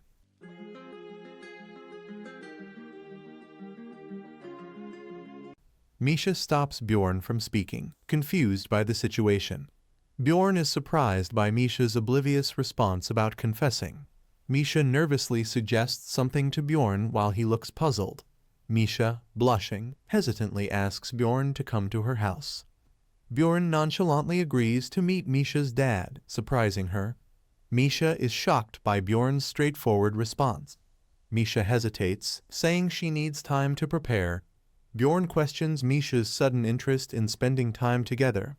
Misha is confused by Bjorn's logic but accepts it. Misha gets flustered by Bjorn's words, feeling embarrassed. Bjorn wakes up after 36 hours of sleep and decides to get to work. Bjorn activates level 5 of his immortal engraving, greatly increasing his stats. Misha informs Bjorn that they've arrived at the sanctuary of the Beastmen. Bjorn is surprised by how developed the Beastmen's sanctuary is. A young Beastman child loudly points out Bjorn as a barbarian. The child's father quickly covers their mouth to stop them from talking. Misha notices Bjorn's silence and asks if something is wrong. Misha panics when Bjorn looks amazed, thinking he wants to leave. Bjorn is surprised by the stark difference between the sanctuary and the barbarian lands. Bjorn questions Misha about the Beastmen's lifestyle, realizing their ways have changed.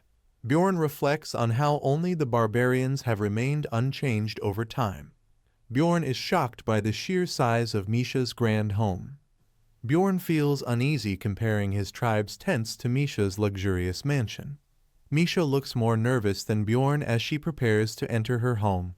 Misha hesitantly rings the bell at the entrance. A mysterious man recognizes Bjorn as the glacier beast, Skadia. Misha nervously denies having shared certain information with anyone. The man tells Misha to keep their conversation a secret between them. Misha worries about the incomplete contract while being ordered to bring Bjorn. Misha is shocked and questions the sudden demand. A powerful presence intimidates Misha, forcing her to comply. Misha pretends to be fine, wanting to keep her struggles hidden from Bjorn. She visits home more often to maintain a strong facade. She ignores the judgmental stares, even from her own sibling. She endures loneliness and disdain from the servants without wavering. She believes running away will solve nothing and chooses to face everything head-on. Misha learns to face things head-on from Bjorn. Her father demands she bring Bjorn within a month to acknowledge her. Misha doesn't understand why they want Bjorn but sees it as a chance. Bjorn agrees to go without hesitation, surprising Misha. Misha quickly becomes anxious, knowing she can't hide the truth. She hesitates before speaking to Bjorn at the gate. She asks Bjorn not to get angry, but he remains cautious.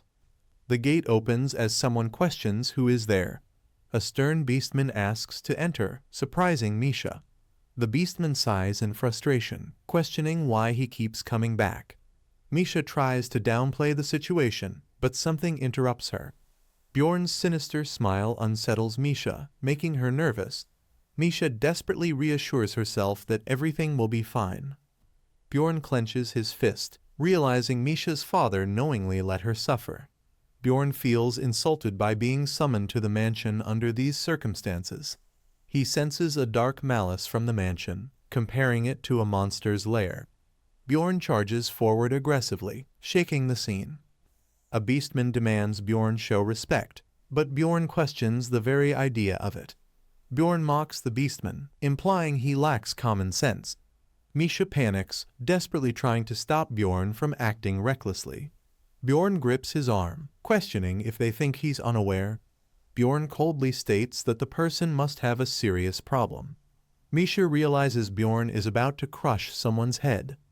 Misha is confronted with a question about valuing her family over her life. She hesitates as Bjorn demands an answer, offering to stop if she wants. Bjorn reassures Misha that nothing she fears will happen. Bjorn violently smashes the beastman's head. The beastman is sent flying, shocking an onlooker. Others panic and call out the beastman's name. Footsteps approach as someone questions the commotion. Misha warns Bjorn that her father won't let this slide, but he remains unfazed. Bjorn looks surprised as he recognizes someone. Bjorn stands with Misha as they face a group of armed guards. Misha's brother warns Bjorn that he won't leave unscathed. Bjorn confidently reminds them he's their guest. Bjorn looks down at the defeated servant, questioning his behavior. Misha's brother smirks, revealing he knew everything. Bjorn is told the servant will be punished, but he remains unsatisfied. Bjorn originally planned to teach the servant a lesson. Misha's brother mocks Bjorn, questioning his sanity. Misha desperately yells for Bjorn to stop. Bjorn clenches his jaw as he's mocked for being a barbarian. A powerful attack sends guards flying. A soldier stumbles, calling out for Talon. Misha's brother angrily questions Bjorn's actions. Bjorn demands an explanation for Misha's mistreatment. The truth about Misha's inability to contract a soul beast is confirmed. Bjorn challenges them with a bold condition. Misha's brother reluctantly agrees but remains doubtful. Bjorn smirks, sealing the deal. Bjorn tells Misha to prove herself, leaving her shocked. Misha hesitates, fearing her father's reaction. Bjorn encourages Misha to follow her own will. Observers quietly watch the intense moment unfold. Misha struggles to speak but is interrupted. Karlstein, Misha's father, orders everyone to stand down. Bjorn meets Karlstein formally in his study. Karlstein questions Bjorn's actions and casts a fearsome spell. Karlstein transforms, radiating an overwhelming aura of anger. Bjorn struggles against Karlstein's overwhelming fierce skill. Karlstein smirks, unaffected by Bjorn's resistance. Karlstein questions Bjorn's actions while gripping his collar. Bjorn casually brushes Karlstein's hand away, calling it rude. Bjorn reflects on his reasons for accepting the family head's invitation. His first reason was to secure Misha's place in the family. His second reason was to clear suspicions about her awakening. Bjorn needed to manipulate the story before the truth was exposed. However, Misha's treatment remained unchanged, and Karlstein's tyranny continued. Karlstein threatens Bjorn with death, but Bjorn remains unfazed. Karlstein boasts about his past strength, but Bjorn warns of consequences. Bjorn smirks, daring Karlstein to kill him in his own territory. Bjorn reminds Karlstein that killing him would spark another war. Karlstein laughs, trying to hide his frustration. Karlstein reveals he knows about the Frost Spirit Ring. Bjorn feigns ignorance, but Karlstein sees through him. Bjorn challenges Karlstein to explain what he means by that item. The conversation turns into a game of deflection over the mysterious item. Karlstein tries to bait Bjorn into admitting the truth. Bjorn realizes Karlstein is lying and hiding uncertainty. Bjorn understands Karlstein lacks exact knowledge of the item. Karlstein uses Misha's suffering to manipulate Bjorn. Bjorn sees Karlstein's tactics as blackmail and gets enraged. Bjorn decides to reveal his trump card. He prepares to use his ultimate skill. Bjorn dramatically swears innocence, deceiving Karlstein. Karlstein falls for Bjorn's act completely. Bjorn challenges Karlstein to fix Misha's situation. Karlstein studies an ancient artifact linked to Scadia. Bjorn realizes Misha's plea was genuine, not part of the act. Karlstein believes Bjorn because of his sincere concern for Misha. Karlstein acknowledges Misha's hidden potential. Misha returns and requests an audience with Karlstein. Misha hesitates as she finally speaks up. Karlstein reassures Misha that she is now accepted in the family. He officially declares Misha as his daughter. Misha remains silent, leaving Karlstein puzzled. Misha confronts Bjorn about his vow to her father. She questions if his oath was just a lie. Bjorn hesitates under Misha's gaze. He admits the vow was a lie. Bjorn says Misha is more important than a warrior's honor. He acknowledges her struggles growing up alone. Misha reveals she didn't come for acceptance. She tells Karlstein he is not her real father. Misha reveals she learned from her mother they aren't blood-related. Karlstein angrily questions Misha's decision, feeling betrayed. Misha smiles confidently, saying she did it because she wanted to. Albernib Karlstein, the Shadow Clan chief, is left in disbelief. 10 days later, at a tavern in Zone 7, someone feels troubled. A man reflects on how outsiders' words can break trust between comrades. He struggles with the thought that Rottmiller might have betrayed him. Confronting Rottmiller, he questions his separate visit to the guild. Rottmiller realizes the frequent visits were to investigate him. The man confirms he knew about the visit through a guild contact. Proving suspicion was right, Rottmiller hesitantly reveals that the guild summoned him, with the Zone 7 head present. The Zone 7 head tried to bribe Rottmiller into betrayal, but he ignored the offer. The man questions Rottmiller for keeping it a secret, but he dismisses it as unnecessary. Accepting the explanation, the man thanks Rottmiller and moves on. They clink their drinks together, implying their trust remains unchanged. The next day, a girl cheerfully promises to return after her trip. The man watches silently as she leaves, lost in thought. Suddenly, Misha rushes out, shocking the man with her unexpected appearance. Misha, annoyed, complains she was trying to sleep before the scheduled time. Bjorn waits under the night sky, noticing that Dwarki and Hikirad are late. Misha spots a group of young barbarians, catching Bjorn's attention. Bjorn tells the barbarians to follow the explorers, but they mock him. The young barbarian is shocked to hear Bjorn introduce himself as Yandel's son. The barbarian questions why Bjorn got lost despite basic guidance from the sanctuary. Bjorn is surprised they weren't given a map and questions their training. The barbarians suddenly declare they must protect their hearts, surprising Bjorn. The name Karen, Tarsen's son, is revealed, shocking Bjorn. The barbarians bid Bjorn farewell, calling him Little Vulcan. Before departing, Bjorn senses change approaching as he looks ahead confidently. Dworki and Hikirod arrive late, blaming Dworki's overeating. Dworki gets embarrassed as Hikirod exposes the reason for their delay. Bjorn cuts off the argument and urges the team to move forward. The group enters the first-floor crystal cave, glowing with mysterious energy. The group sets off into the crystal cave, ready for exploration. Rottmiller expresses his desire to attempt opening the portal. The team rushes through the cave at an exhilarating speed. A sudden ambush forces Bjorn and the others into a chase. Rottmiller makes a sudden turn, leading the group deeper inside. Misha warns Rottmiller that going alone is too dangerous. Rottmiller encounters a group of monstrous goblins blocking his path. Misha swiftly leaps in, ready to strike before he can react. With a powerful slash, Misha eliminates the goblins in an instant. Rottmiller, shocked and exhausted, barely comprehends what just happened. Rottmiller hesitates but is urged to keep running. He quickly acknowledges and continues sprinting forward. Despite enhanced strength, the team is exhausted from running for hours. Bjorn notices Dworki feels heavier, leading to a teasing comment. Dworki, excited, decides to overeat daily after learning Misha likes chubby men. Hikirod acknowledges that both Dworki and Rottmiller are giving their best. The team reaches the portal to the second floor, which is already open. A struggling man collapses in despair, questioning his situation. A clenched fist shows determination, refusing to give up. Rottmiller observes that 3 teams have already passed through the portal. The group encourages each other to hurry and overtake the other teams. Bjorn doubts their stamina, calling their plan ridiculous. Bjorn warns Rottmiller that his stubbornness could endanger the team. Rottmiller realizes his mistake and apologizes.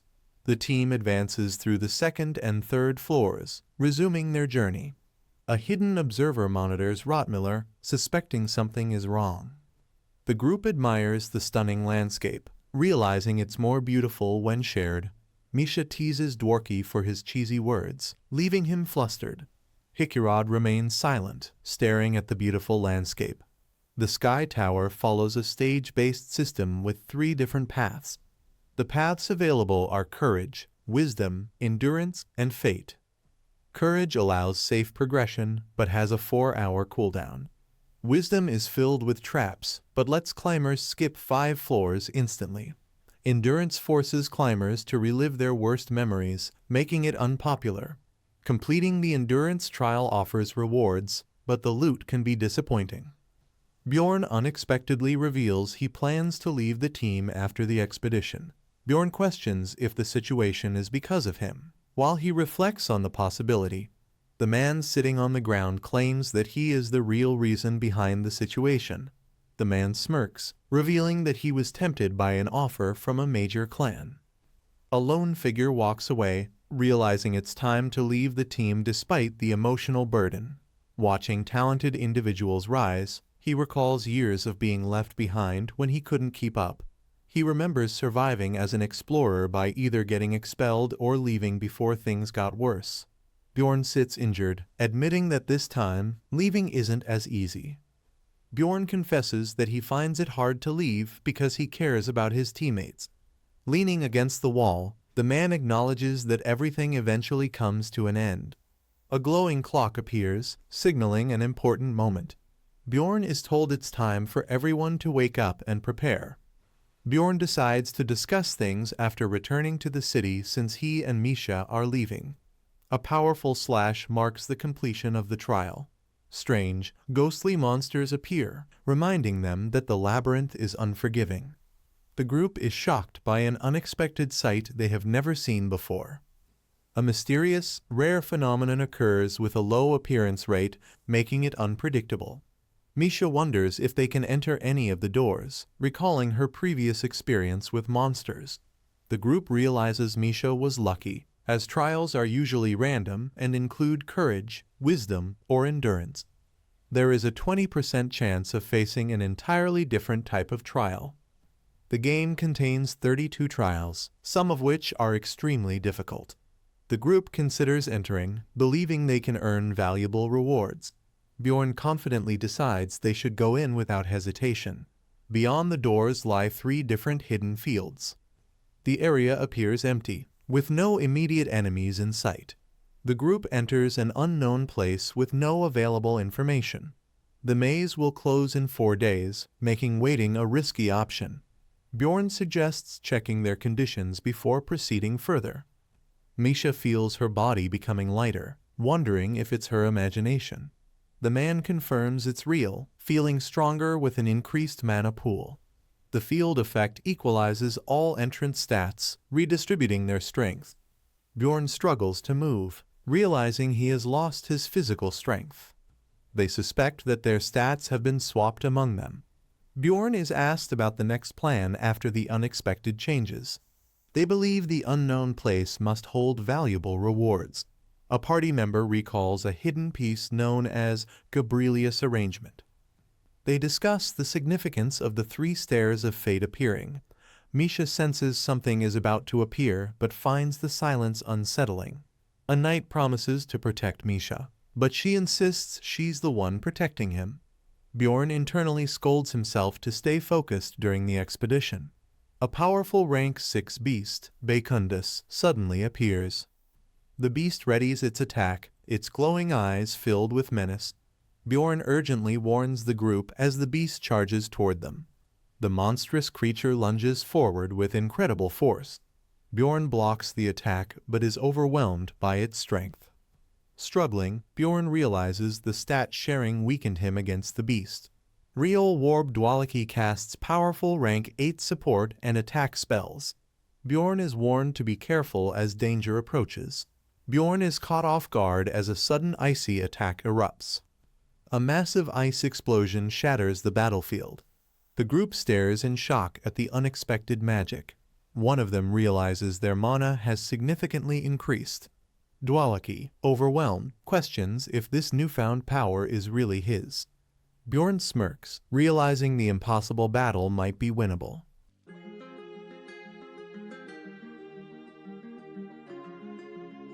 Brown Rottmiller is skilled and versatile, having risen from the bottom.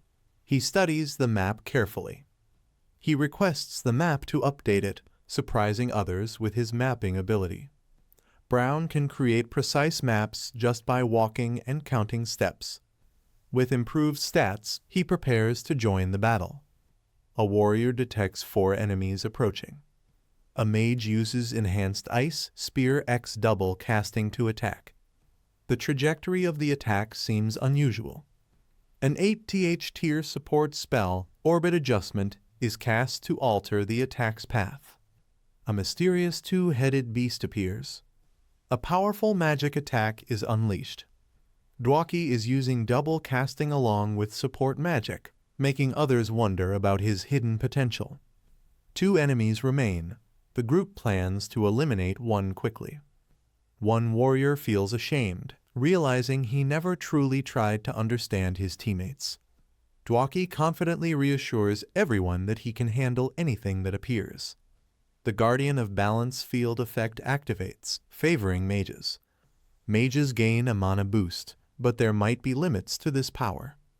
Dwalaki feels free as if all restrictions have been lifted, and he has finished analyzing the team's strengths. The team's cooperation is emphasized, as this was originally a team-based combat game. A warrior reflects on past battles, feeling conflicted about leaving. Bjorn realizes this is their first and last proper team effort. A red-haired girl is frustrated that Bjorn is ignoring her and scolds him for not keeping watch. A dwarf is sleeping, and they are waiting for the right time to get an important item. Bjorn thinks the boss fight won't be a problem, but he regrets not having more time to gather resources. A teammate calls out to Bjorn, sensing something is off. Dwalaki brings up Misha, making others suspicious. Dwalaki hesitates, sweating nervously. Bjorn rethinks Misha's preferences, realizing they don't really matter. Instead, he understands that being honest is more important.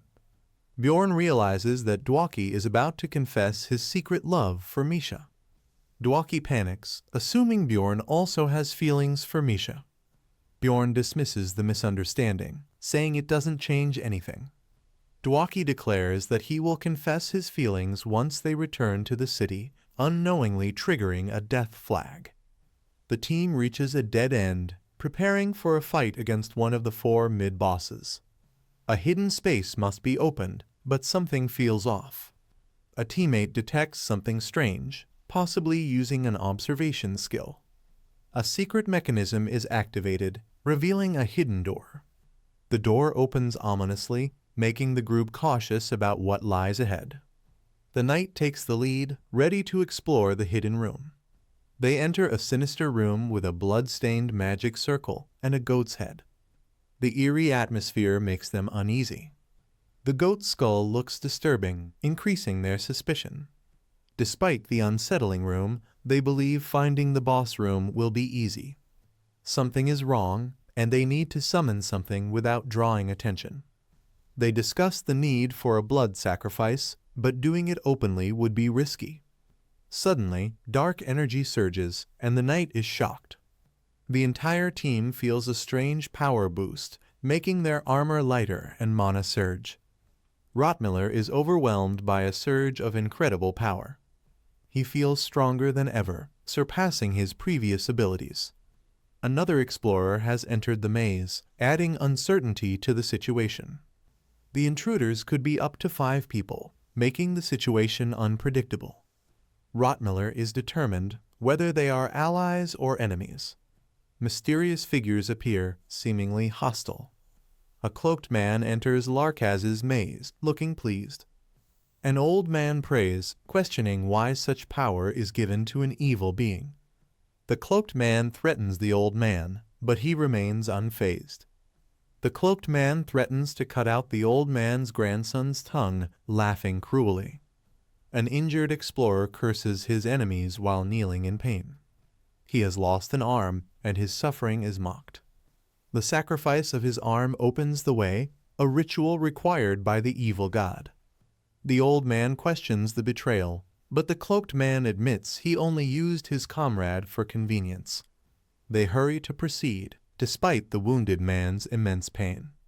The cloaked man grows impatient, his eyes glowing with power. The injured man insists he is fine, though he is clearly struggling. The cloaked man's power surges, reacting to the Guardian of Balance's influence. The cloaked man questions the old priest about his divine power, which has slightly decreased. Surprised, the cloaked man expects an increase, but the priest confirms the decline. The injured explorer also reports a decrease in his strength, including his soul power.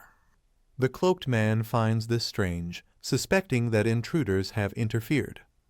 Regal Vagos, a powerful dragon slayer, appears, revealing himself as a member of the rebel group Orculize, whose goal is regicide. Misha is shocked at the idea of using teamwork. A warrior warns Bjorn not to treat others like raiders. A confident mage claims they can handle any threat due to balanced power. A neutral man suggests avoiding danger as much as possible. Baphomet awakens, sensing blood, leading to an immediate battle. A massive goat-headed monster appears, causing panic among the group. Baphomet is defeated, rewarding them with experience and a map of the labyrinth. The group examines the detailed labyrinth map, realizing how strong others in the dungeon must be. Bjorn urges the group to move cautiously before encountering others. Bjorn assumes the worst, realizing stronger enemies exist in the labyrinth. He doubts the idea of equalized power, noting differences in abilities, numbers, and gear. Bjorn worries that someone in the group might get hurt, comparing their situation to a rabbit facing a lion. The team rushes through the labyrinth, navigating towards their destination. Bjorn encounters goat-headed monsters, reacting in shock. He yells Dwaki as a warning. The mage confidently steps in, saying, "Leave it to me." He unleashes a powerful ice spell against the charging enemies.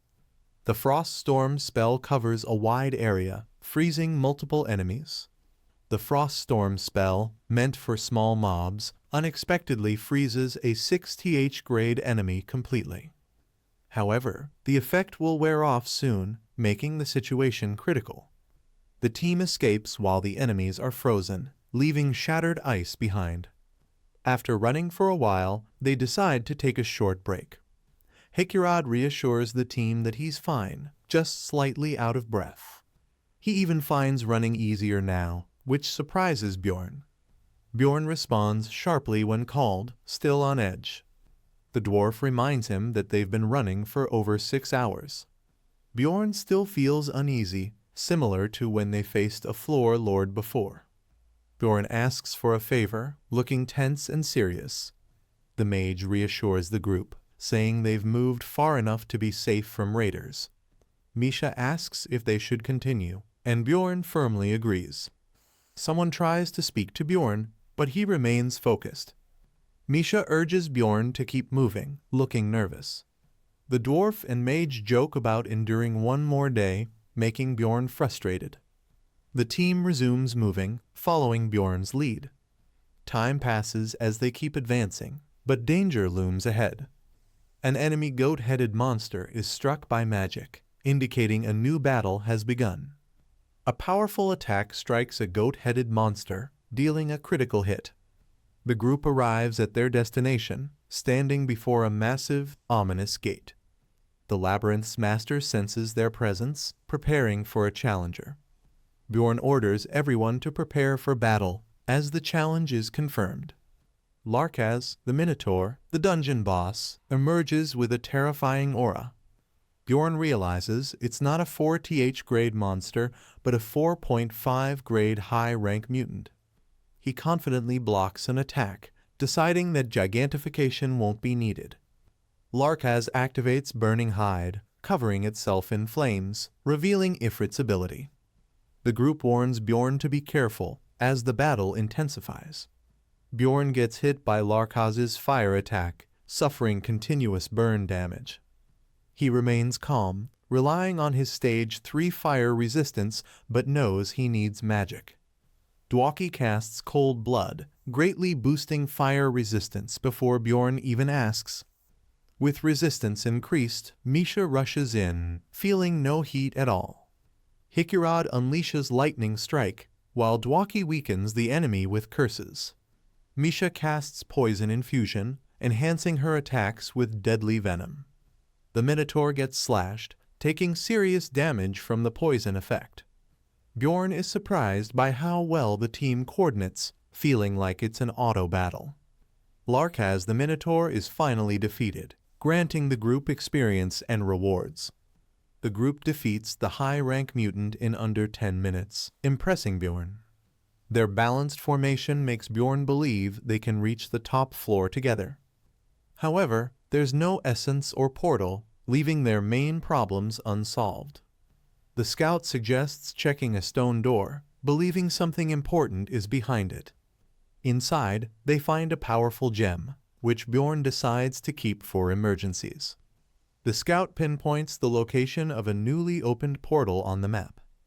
As they head there, a mysterious figure watches from the shadows, confirming their prediction. The ominous figure mentions sacrificing another arm, hinting at a dark price they've paid. The torch burns as someone prepares for the worst. A sense of urgency fills the air, anticipating danger.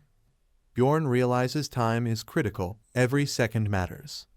He focuses on quickly gathering crucial information. The enemy knew the place and escaped to the boss room. A priest prayed to Korui, possibly making a sacrifice. The priest refuses to cooperate and begs for mercy. The horned man is dangerous and unpredictable. Bjorn is shocked to see an explorer here. Bjorn tries to stall and asks for an escape route. The yellow light on the ring signals a warning. The Fate Tracker ring predicts positive and negative events. The yellow light hinted at an opportunity, but the enemy noticed too. The horned man questions if they recognize his powerful ring. He wields a sword made of arc, a rare and powerful metal. Bjorn is threatened to hand over everything if he wants to survive. The enemy confirms Bjorn possesses the item he wants. He demands the red gem, offering Bjorn a chance to live. Bjorn's group hesitates, preferring to avoid a fight. The horned man senses something is off. Bjorn suddenly feels a strange sensation in his stomach. Everyone is shocked as Bjorn reacts in surprise. A loud burp stuns both allies and enemies. The enemy is furious, realizing what just happened. The horned man furiously charges at Bjorn with his sword. A powerful strike is aimed directly at Bjorn. Bjorn barely blocks, feeling the intense force of the attack. The enemy suddenly stops mid-fight, confusing Bjorn. Bjorn realizes he was moments away from being fatally stabbed. The horned man calls Bjorn crazy and questions his intentions. The horned man warns Bjorn to talk quickly or he'll target his allies.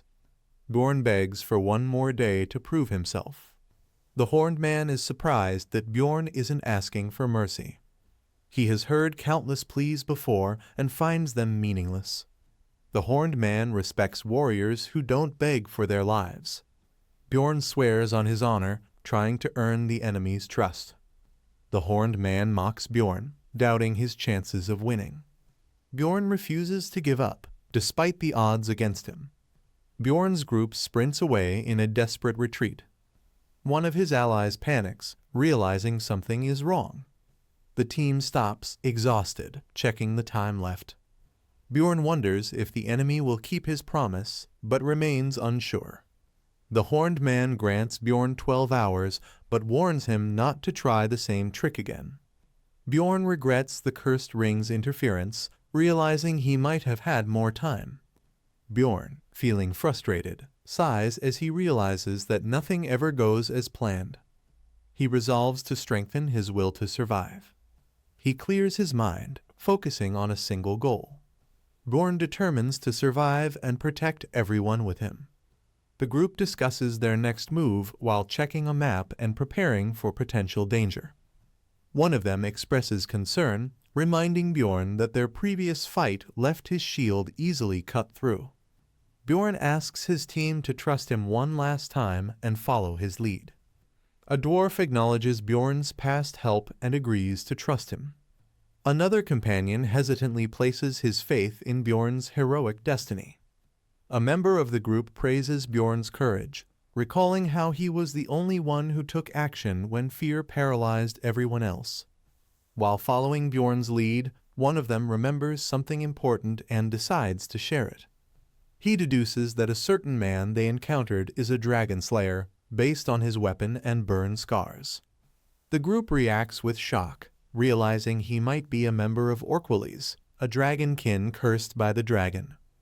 Bjorn is shocked upon hearing the name Orquelles. A flashback reveals that Orquelles is a dangerous group whose goal is to assassinate kings.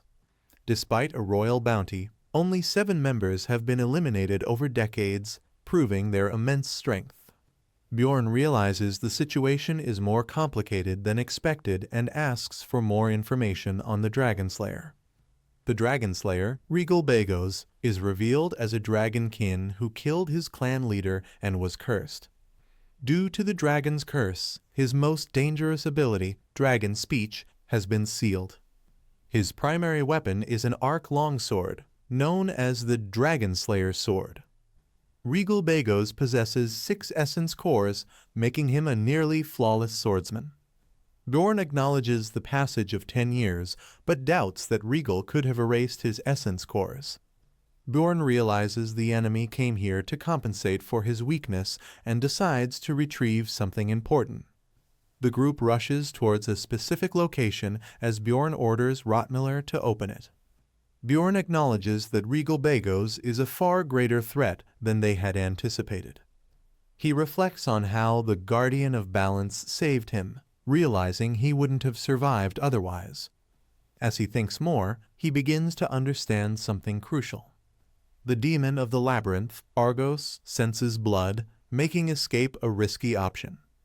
Misha, looking disgusted, uses a powerful water attack. A team member prepares magic while another gets ready to strike. Bjorn and his ally charge forward aggressively, ready for battle. The group, led by Rotmiller, discovers hidden rooms every 2 hours, but one area seems particularly suspicious. Bjorn realizes that despite finding rooms, none are the one he's searching for. As time passes, the deadline of their 12-hour promise approaches. Bjorn suddenly senses something off, stopping the group in their tracks. He finally finds the room he was looking for, containing a mysterious chest. Deciding to secure the area, Bjorn closes the room and suggests the group rest. He reassures them that he'll explain everything if they survive, asking them to trust his lead. While the group rests, Bjorn contemplates how he'll justify his knowledge to them later. Holding a glowing red gem, he resolves to find a way to manage the situation. Bjorn crushes the glowing red gem, determined to survive at all costs. A powerful, mysterious figure emerges from the red aura, intrigued by what is happening. Unlike the game, where he could simply choose, the essence selection process in reality is more complex. He understands that the restrained wish item allows him to replace any rank 4 or lower essence with a random essence of the same rank. By opening the chosen door, the selected essence will be replaced, and he already knows which one he will pick. He considers replacing the Orc Hero essence, but decides against it since it's crucial for his final build. He then looks at the Corpse Golem essence, but realizes using Restrained Wish on a rank 7 essence would be wasteful. With no other options left, he chooses to replace the Vampire essence. Since it's a Guardian's essence, it grants 3 skills, making it a rare and valuable choice, though Restrained Wish may have hidden effects. Bjorn confidently selects the Guardian's essence, causing the rank of selectable essences to increase. He is shocked to see that this essence is currently unclaimed by anyone. One of the available choices is a rank 4 supernatural type monster with devastating skills, including the passive ability Soul Vessel. Another option is the Spirit Colossus, a rank 4 spectral monster with overwhelming mental stats but no physical strength or agility. Bjorn recalls that Guardian essences appeared in the game, though very rarely and usually depended on luck. However, he begins to suspect that his current situation is not just coincidence. He discovers the Ogre Essence, a rank 3 boss-level monster known for its extreme physical power. Realizing that jumping up 2 entire ranks isn't just luck, Bjorn acknowledges there are still aspects of the game he doesn't fully understand. As the mysterious door opens, a blinding light engulfs everything, signaling something significant is about to happen.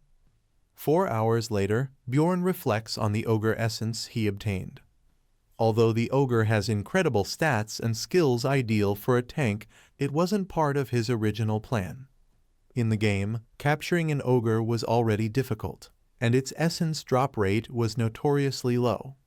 He planned to keep his new skill hidden until the right moment, but knew delaying further would give his enemy time to prepare.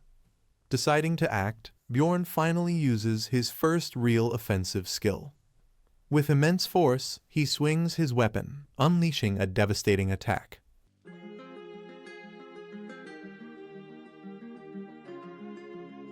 A warrior is brutally slashed, blood spraying as he screams in pain. The injured warrior rushes forward, determined to fight back. Leal Warb Dwaki casts powerful curse magic, Decay. The injured fighter, shocked, realizes the devastating effect of the curse. Regal Bagos unleashes advanced acceleration, moving at incredible speed. Bjorn struggles, realizing that even with stat suppression, Regal is still too fast. The battle intensifies as the warrior struggles to match Regal's speed. Regal Bagos activates Afterimage, taunting his opponent to surrender. Bjorn smirks despite being stabbed, showing his fearless resolve. Misha successfully lands an attack, and Bjorn acknowledges her skill. Bjorn gets stabbed in the chest and curses in frustration. Bjorn tells the enemy to know their place, while Misha mocks him. Misha angrily calls out the enemy for having mismatched horns. The enraged enemy grits his teeth, about to counterattack. The horned warrior charges forward, aiming to strike Misha down. Hikirad Murad casts Lightning Strike and joins the battle. Hikirad Murad unleashes discharge, sending a blast of electricity. The enemy scoffs, claiming their teamwork won't change anything. Regal Bagos activates Fear Imprint, a terrifying ability from the Nightmare monster. The ability instills fear in enemies and converts it into raw power. Hikirad Murad activates Guardian's Bracer, repelling the enemy and granting immunity. The Guardian of Balance doesn't remove debuffs, but preserves them instead.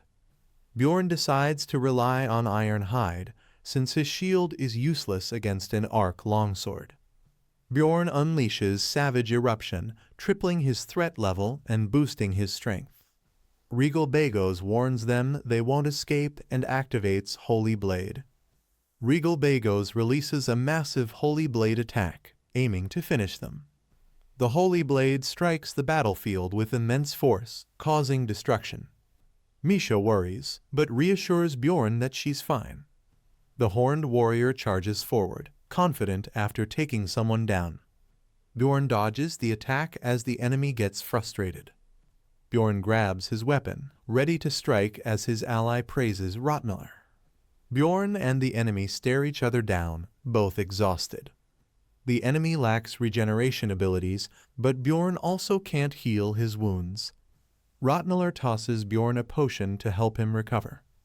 The enemy is shocked at Bjorn's endurance and decides to end the fight. After 30 minutes of battle, Bjorn has analyzed all of his opponent's moves. Bjorn realizes dragging the fight out could backfire. He worries the enemy might retreat and return with a healer. Bjorn decides to attack immediately. Bjorn charges forward, catching his enemy off guard.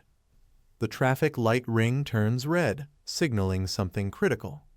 Bjorn's strategy is successful. He activates Giant Form X Savage Eruption for a final attack. Bjorn lands a devastating blow, overpowering the enemy. He declares the fight is over and uses Swing, amplifying his weapon's destruction power. A mysterious force activates, shattering the enemy's armor. An unknown power drains the character's soul energy. Bjorn's giant form is forcibly deactivated due to low soul energy. The enemy is confused, trying to understand what just happened. Regal Bagos activates Dragon Speech, Soul Silence, a forbidden skill. Misha suddenly feels her strength fading. Guardian of Balance equalizes all base stats among the fighters. Bjorn stands his ground in a one-against-many battle. The enemy realizes one of his powerful rank 4 essences has been sealed. A dark, ominous aura sweeps over the battlefield, hinting at a new threat. Bjorn clenches his fists, summoning inner strength as he prepares to counterattack. Misha unleashes a burst of radiant energy to deflect an incoming strike. The enemy retaliates with a surge of dark magic, shrouding the area in shadows. A powerful shockwave erupts, sending debris flying and staggering everyone. The chaotic clash intensifies as both sides trade rapid, relentless blows. Bjorn and Misha lock eyes, coordinating silently for their next decisive move. A sudden surge of hidden power engulfs the area, hinting at an unexpected ability. With tension at its peak, all fighters brace for the final showdown. The enemy struggles to breathe, caught off guard by the sudden turn of events. His strategy fails, and now he must face the consequences. His sword cracks, unable to withstand the overwhelming force. He loses control over his weapon, rendering it unusable for now. Bjorn and Misha stand firm, showing their determination. Bjorn takes a direct hit, sending shockwaves through his body. Misha shouts in shock as the enemy calls him worthless. She tries to counter, but is quickly overpowered. The enemy lands a brutal kick, sending Misha flying. Bjorn faces a powerful enemy who stands confidently, showing no fear. Bjorn realizes the massive power gap between him and his opponent, feeling overwhelmed. Despite his enemy being injured, Bjorn understands that the opponent still holds an advantage. A teammate acknowledges the dire situation, believing escape might be impossible. Dwaki, a mage, steps forward, vowing to protect Misha. Dworki casts a powerful ice spear spell, unleashing strong magic. The attack lands, but the fight is far from over. A mysterious red energy swirls in Larkaz's labyrinth, while someone desperately hopes no one enters. Heder Ludwig, a once revered priest, has been enslaved by an evil god due to the Dragon Slayer. A dark presence mocks Ludwig, calling him a hypocrite for clinging to hope. A group, including Dworki and armored warriors, moves forward as the past haunts someone. A tragic moment unfolds as a man begs for mercy, while a child is held hostage. Ludwig regrets his past choices, believing they led to suffering and despair. He calls out to the goddess of exploration and stars, overwhelmed by regret. A sinister voice tells Ludwig to watch the consequences of his actions. Bjorn is violently attacked, symbolizing the suffering Ludwig has brought upon others. Misha is struck down mid-air by a powerful attack. Bjorn desperately yells to protect Dworki from the enemy. Dworki, though fearful, gathers his courage to protect Misha. Bjorn realizes something is wrong. He's the only one unaffected. Misha is injured, and someone rushes to give her a healing potion. Dworki understands he must step up for their survival. Dworki unleashes a high-tier ice spear spell. The demon enemy marks Dworki as his primary target. Bjorn blocks the attack, questioning why his rival still protects him. A flashback shows a barbarian telling a young Dworki never to become an explorer. Dworki, as a child, nervously insists he would never become an explorer. A desperate shout demands to know when Dworki's spell will be ready. Bjorn struggles to hold back the enemy, urging Dworki to fire the spell. Dworki unleashes his powerful ice spear attack. The demon is shocked as the spell curves back toward him. The ice spear strikes the enemy, causing him to scream in pain. The explosion of the attack radiates with immense energy. Bjorn learns that Misha is injured but recovering after drinking a potion. Dworki is shocked by something unexpected happening in battle. Misha struggles to get up, determined to fight. Bjorn commands Dworki to retreat as a powerful energy surges. Dworki reflects on his growth, wondering if he will ever be strong enough to protect others. A flashback reminds Dworki of a comforting promise from his past. Bjorn takes a brutal hit, spilling blood. Despite being wounded, Bjorn's recovery ability activates as he fights back. A warrior named Rotmiller enters the battle with overwhelming force. The demon enemy glares in fury, realizing the tide of battle is shifting.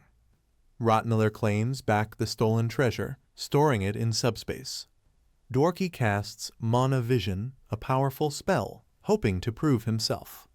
The spell hits an enemy, showing the impact of Dworki's decision.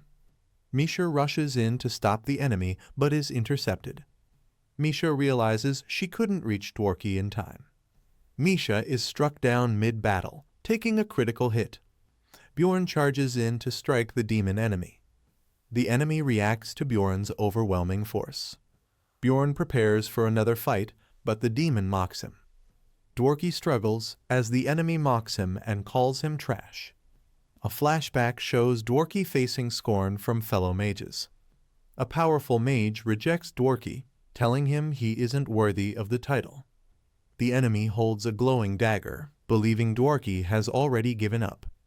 The demon taunts Bjorn, implying that the battle is already lost.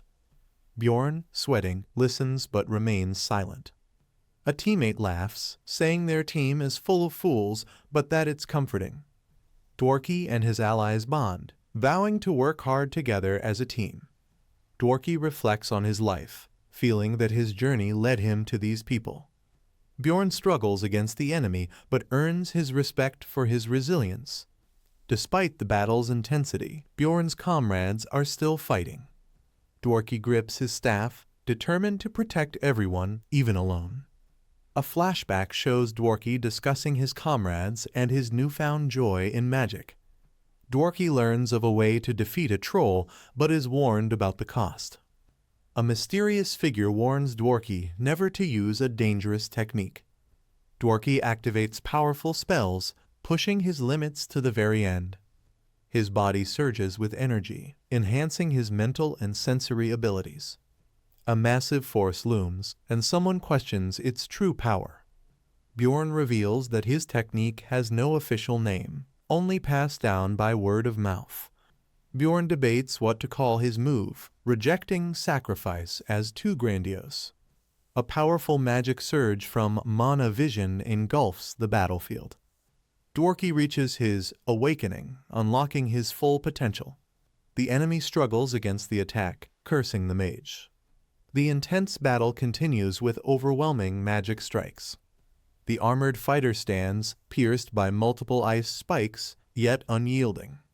He blocked the spell, seemingly using his magic resistance to endure the attack. A mysterious person arrives, saying they took time to decide. Bjorn is asked to heal the wounded, especially Rotmiller, who is critical. Bjorn admits he can't heal, but offers a top-grade potion instead. The mage prepares to heal the injured, but something feels off. The wounded enemy taunts Bjorn, hinting at something the mage did. The mage insists there's no time to waste and continues casting. The enemy activates Awakening X-Ice Spear, unleashing a powerful attack. He reveals he avoided using a weapon earlier due to a curse. The enemy furiously attacks, calling it trickery. A devastating ice attack sweeps across the battlefield. The mage is shocked as he realizes the enemy's weapon counters magic. The mage is overwhelmed, his face showing pain and struggle. Leal Warb Dwaki casts Frozen Storm, a powerful rank 7 spell. The enemy is caught in the freezing whirlwind but refuses to fall. A tank prepares for battle, reflecting on his role as a protector. Bjorn charges in with his massive weapon, ready to strike. The enemy smirks, calling the fight exhausting. Bjorn delivers a powerful attack, saying goodbye. Injured and desperate, Bjorn wonders if this is the end for him. The horned warrior is in pain as his sword emits a strange energy. He roars in anger, seemingly struggling with his own weapon. A blonde mage warns Bjorn to back away while casting powerful curse magic. Bjorn is confused as his opponent clings to him, preventing powerful attacks. Bjorn realizes his enemy still has magic and curses to use. Bjorn feels uneasy, sensing something is wrong.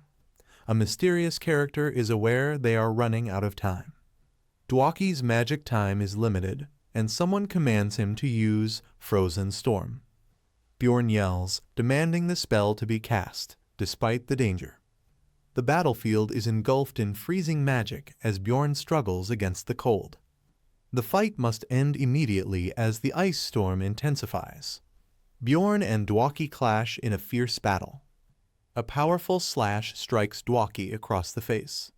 Bjorn stares intensely as he spits blood, showing his determination. Bjorn uses his shield to block an attack, pressing forward. With glowing red eyes, Bjorn prepares for a final, decisive strike. A powerful attack lands with a glowing red impact. Bjorn stabs Dwaki in the throat, delivering what seems to be a fatal blow. Dwaki's second heart ability activates, granting him temporary invulnerability. The second heart item forms a protective shell around Dwaki, restoring his heart. Bjorn, covered in blood, curses at the unexpected turn of events. Bjorn realizes another problem is emerging. Dwaki is severely injured, bleeding from his eyes, nose, and mouth. A broken artifact lies on the ground as Bjorn contemplates survival choices. Bjorn regrets his failed decision and considers using a top-grade potion on Rotmiller. Seeing Dwaki near death, Bjorn splits the potion between him and Rotmiller. Bjorn realizes his decision was irrational and could endanger everyone. Dwaki and Rotmiller are on the brink of death, struggling to survive. Bjorn's soul exhaustion fades, and his stats are being restored. Dwaki, weak and bloodied, questions what happened. The group tells Dwaki not to speak as they try to stabilize him. Bjorn assures Dwaki that he is not dead and that the crisis is over for now. Misha and the dwarf plead for Rotmiller to hold on, promising to heal him. Bjorn realizes that the injury is beyond the help of a potion. Bjorn listens as the dying person calls out the names of his comrades. Bjorn, gripping Dwaki's hand, tells him to speak his last words. Dwaki has something important to reveal before he dies. A memory of Dwaki's mother, who longed to see the sea, is shown. Dwaki reflects on the nature of forbidden desires and unattainable things. Dwaki, bloodied and weak, acknowledges that his greatest longing was for his comrades. Dwaki smiles weakly, thanking his comrades for being with him. Misha and the dwarf, overcome with grief, plead for him to hold on. Bjorn acknowledges Dwaki's noble sacrifice and honors him. Dwaki expresses that it was an honor to be with his team in his final moments. Dwaki reflects on the concept of honor, realizing his life had meaning. His emotions turn to frustration and fear as he contemplates his death. Misha mourns over Dwaki's lifeless body, realizing his story has ended. Bjorn, standing beside Misha, offers to give her space to grieve. Misha, in tears, begs Dwaki not to die. Dwaki, barely holding on, calls out to Bjorn. Dwaki acknowledges Bjorn's perceptiveness and urges him not to ignore something important. Dwaki struggles to speak but finally gives his last words. A mysterious energy stirs as someone is about to awaken. Dwaki weakly asks if Bjorn can win, and Bjorn reassures him. Bjorn vows to ensure that everyone returns alive. With a final tearful smile, Dwaki thinks, "Not bad," as he passes away. A narration honors Dwaki's sacrifice, calling it a glorious death.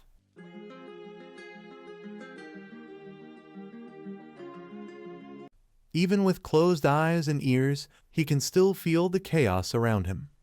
She watches their desperate fight, overwhelmed by the pain it brings. Every act of resistance only deepens the wounds and hopelessness. Seeing them keep fighting, he begins to question everything. Misha breaks down, unable to understand why Bjorn won't give up despite the obvious outcome. A wounded ally asks if victory is possible. Bjorn calmly promises, "Don't worry."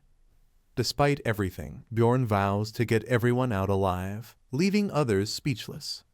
The enemy kneels, trembling with rage and preparing for something deadly. He activates his second heart, ready to unleash his true power. The sword missed his head. He was barely lucky to survive. The woman explains the reason for constant failure, reacting too late. He agrees that hesitating, even when victory is needed, leads to loss. He realizes the brutal truth. He lacked the will to go all in. Bjorn grips his bloodied weapon, ready for the next strike. The bearded warrior cries, knowing there's no escape for cowards. Misha reflects that even fighting brought no salvation. Bjorn knows he must kill the enemy now, or they'll all be doomed later. Bjorn tells Hikirad to get ready, and Hikirad confidently responds, "I know." The enemy challenges Bjorn, and Bjorn curses his arc sword. Hikirad is upset Dwaki was killed, but Bjorn urges him to stay focused and survive. Hikirad activates a healing skill and reassures the others not to worry. Misha says she understands what Dwaki wanted from them. Bjorn and Hikirad charge into battle with fierce determination. Bjorn lands a powerful punch, comparing the fight to a wild dog brawl. Bjorn uses a brutal skill called *flesh explosion* against his enemy. Despite his title, the Dragon Slayer enemy fights with savage desperation. He's not just strong, he's also a relentless, rabid fighter. Bjorn and Hikirad clash fiercely with the enemy in a high-speed attack. The battle rages on brutal and savage, like two rabid beasts. Hikirad strikes with pain and rage, shouting through the agony. Even while bleeding, they keep fighting to tear each other apart. There's no glory here, only pure, desperate survival. Misha rushes in as the brutal battle continues in the distance. Bjorn deals a finishing blow to the enemy. The end. Bjorn's HP is critically low, but his passive skill boosts his power. The enemy rises, roaring with power, refusing to stay down. Liger Vagos thinks he's won and unleashes the powerful Holy Blade. Bjorn lies injured as Liger charges his final attack. An old man begins casting a powerful spell to intervene. The old man strikes Liger with a sudden counterattack. Liger is shocked and yells at the old man, demanding an explanation. The old man, wounded and breathing hard, says the solution was simple. A divine presence appears, possibly the goddess acknowledging lost and newfound courage. The old man prays to Litlas, asking to be guided, ready to sacrifice himself. With resolve, he shouts, "Garyu, I offer myself." Misha, bleeding but determined, answers the dark voice, "Send me to them." The old man says, with bloodied eyes, "It does not matter." He remembers a young mage who taught him that anyone can be noble. The enemy demands healing while activating a dark power kith and kin. The old man resists and says, "I reject." Dark hands tear into the old man as he's attacked by the curse. His hand drops, wounded and bleeding from the dark power. Liger panics, while the old man prays to Karui for the strength to kill him. Bjorn hears a terrifying voice and realizes it's Karui's. It chills him. The old man asks for the power to protect them. Karui grants it. He screams as dark power engulfs and transforms him. A massive storm of energy rises. Liger watches in shock. Liger panics as the power surges out of control. Liger tries to manipulate him emotionally, but the old man stays firm. He should have done this all along. Liger cries out in pain as the dark magic begins to take hold. The old man launches Liger into the air with divine power. Bjorn realizes the old man is taking the enemy's sword with him. As the sword rises with magic, Bjorn reaches for it, yelling, "You!" Bjorn grabs the enemy's sword, electricity surging through him. Liger screams in rage as he's dragged into the void. With a final glare, Liger vows, "We will meet again." Bjorn responds with steady resolve, "Sure." He swears to grow stronger every day without relying on luck. Bjorn shouts that one day he'll hunt Liger down. As the void closes, Bjorn screams, "Because you." Liger disappears into swirling darkness, fading into silence. Bjorn is amazed. He feels divine power flowing through him. He realizes it's warm, painless, and absurdly powerful healing magic. But even this holy magic can't fix a body ravaged by Karui. It's horrifying. Bjorn watches the old man stumble and asks why he did it all. The old man tries to say "Reetless" and gives Bjorn a message. Bjorn promises to deliver it. Bjorn asks, "Why did you save strangers like us?" The old man simply answers with one fading word, "Magic." Bjorn quietly accepts it and says, "Thank you for telling me." Misha begins to cry, overcome with emotion at the loss. Hikurad is still mad, calling the dwarf a bastard but alive. Even Rotmiller made it out, bruised but breathing. Everyone survived, but Bjorn feels he failed to truly keep his promise. A memory Bjorn promised the young mage they'd all survive. He remembers his bold words, but knows it was the mage who saved them. Their survival wasn't luck, it was because of that one man's sacrifice. The old man's arrival was nothing short of a miracle. He fought to the very end. His final words, "A mage." That's all he needed to be. What he left behind wasn't just magic, it was his legacy. Rotmiller mourns Dwaki, wishing he could have shown him more of the world. After a brief farewell, they begin gathering supplies and preparing to leave. They recall that the room is a trap that teleports anyone who opens the chest. Bjorn realizes the Dragon Slayer planned to escape with the priest through this portal. The soldier mutters that the Dragon Slayer wouldn't have made it far anyway.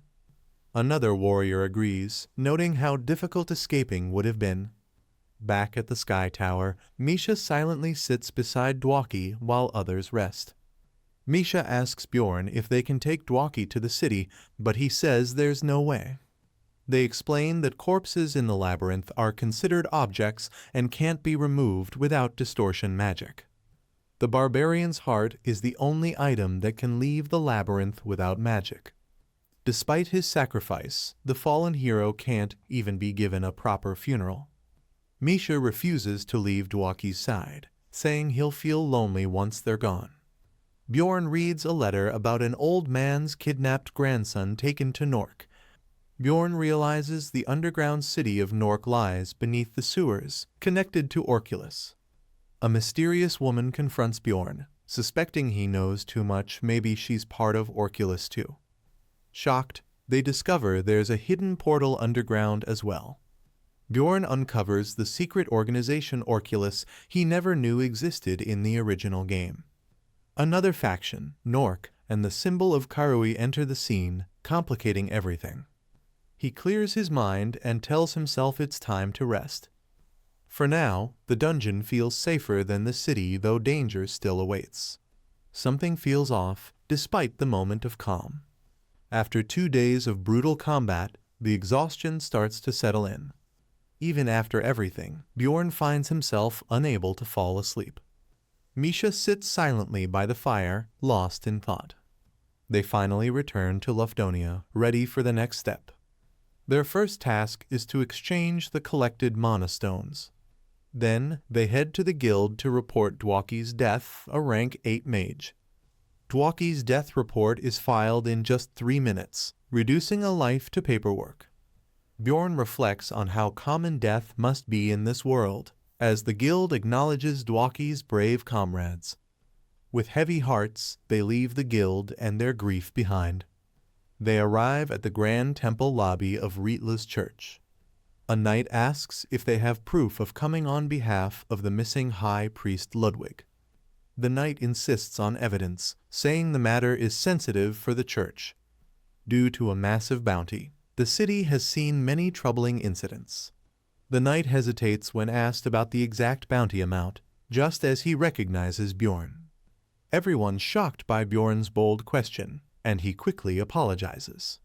He explains that the bounty amount varies depending on details and relics, so it can't be shared openly. Bjorn offers a letter as possible evidence. The knight reacts in shock after reading the letter, while Bjorn questions the issue. Realizing the letter's importance, the knight apologizes and takes it very seriously. They are led to a secret church chamber, an area restricted to church members only. They enter a sacred room filled with high-ranking church officials. They respectfully greet the Grand Archbishop, who warmly welcomes them. Bjorn remembers learning about the Grand Archbishop in the church's library. He realizes all 3 knight commanders of the Holy Order are present here. The Grand Archbishop and top priests appear before them. Among them is a mysterious child, whose presence raises questions. They greet the clergy, while Bjorn feels the tension of being a barbarian. The Archbishop thanks them for delivering High Priest Ludwig's letter and asks how they got it. Bjorn replies calmly, realizing the old man meant a lot to them. He explains how they got the letter and hands over Ludwig's memento. The Archbishop accepts the memento, saying it brings comfort, though it's not the relic they sought. Bjorn reflects that if there had been a relic, the Dragon Slayer would have stolen it. Despite no relic, they decide to reward the group the full 70 million stones for their effort. Everyone is stunned to hear the number 70 million. Bjorn questions his beliefs, realizing there's something more important than the stones. The priests ask if revenge will be taken for the high priest's death. The elder priest hesitates, but a divine voice tells him not to worry. A blinding light erupts, shocking Bjorn and lifting the priests into the air. A priest shouts in shock, calling it a divine revelation. Another priest confirms that a prophecy has just descended. Bjorn realizes the child is a saint and starts connecting the dots. The saint calmly says that the goddess just spoke through him. A mysterious ring appears that can block 3 powerful fates. It's a new relic. Bjorn learns about a cursed fate connected to Regal Bagos, the Dragon Slayer. He's warned to prepare for the day the ring's power fails and to face his destiny. Bjorn is stunned by the oracle, doubting he's any kind of hero. Suddenly, the saint collapses during the ceremony, confusing everyone. The narration suggests the saint fainted from the toll of receiving the oracle. Later in the temple, Bjorn admits he doesn't understand what just happened. The group wonders why an oracle was given to this race, which is extremely rare. Bjorn asks what happened to the others who got oracles. He learns they were labeled heretics and banished from their tribes. Bjorn realizes losing his tribe's spirit engraving would ruin his growth and status. One ally assures Bjorn the secret won't leak from their side. Misha and another companion swear to keep quiet. Bjorn trusts them. But there's a problem. Bjorn is suspicious of the dwarf's behavior. The dwarf, embarrassed, promises to quit drinking. Bjorn regrets bringing everyone. Bjorn tries to stay positive, thinking the ring's power is a strong advantage, but worries how long it'll last. He decides to prepare for the worst-case scenario, just in case. Bjorn mentally braces for 6 months to a year of uncertainty, then suddenly something happens. Misha panics, realizing one of the ring's threads has already broken. The condition for Star's blessing is met, and Bjorn is shocked as the ring burns. On the walls of Nork, a mysterious figure approaches a wounded body. The woman finds Regal Bagos, confused about how he escaped the labyrinth. She suspects he used a sacrifice to activate a dimensional gate and wonders what kind of battle left him like this. His body is a mess: burned arm, dislocated shoulder, and severe bleeding. The woman is glad. He was her most hated target and will die without help. Barely alive, Regal Bagos tries to speak. He begs for help, but she coldly questions why she should. She mockingly acknowledges the contract he refers to, saying everyone already knows about it.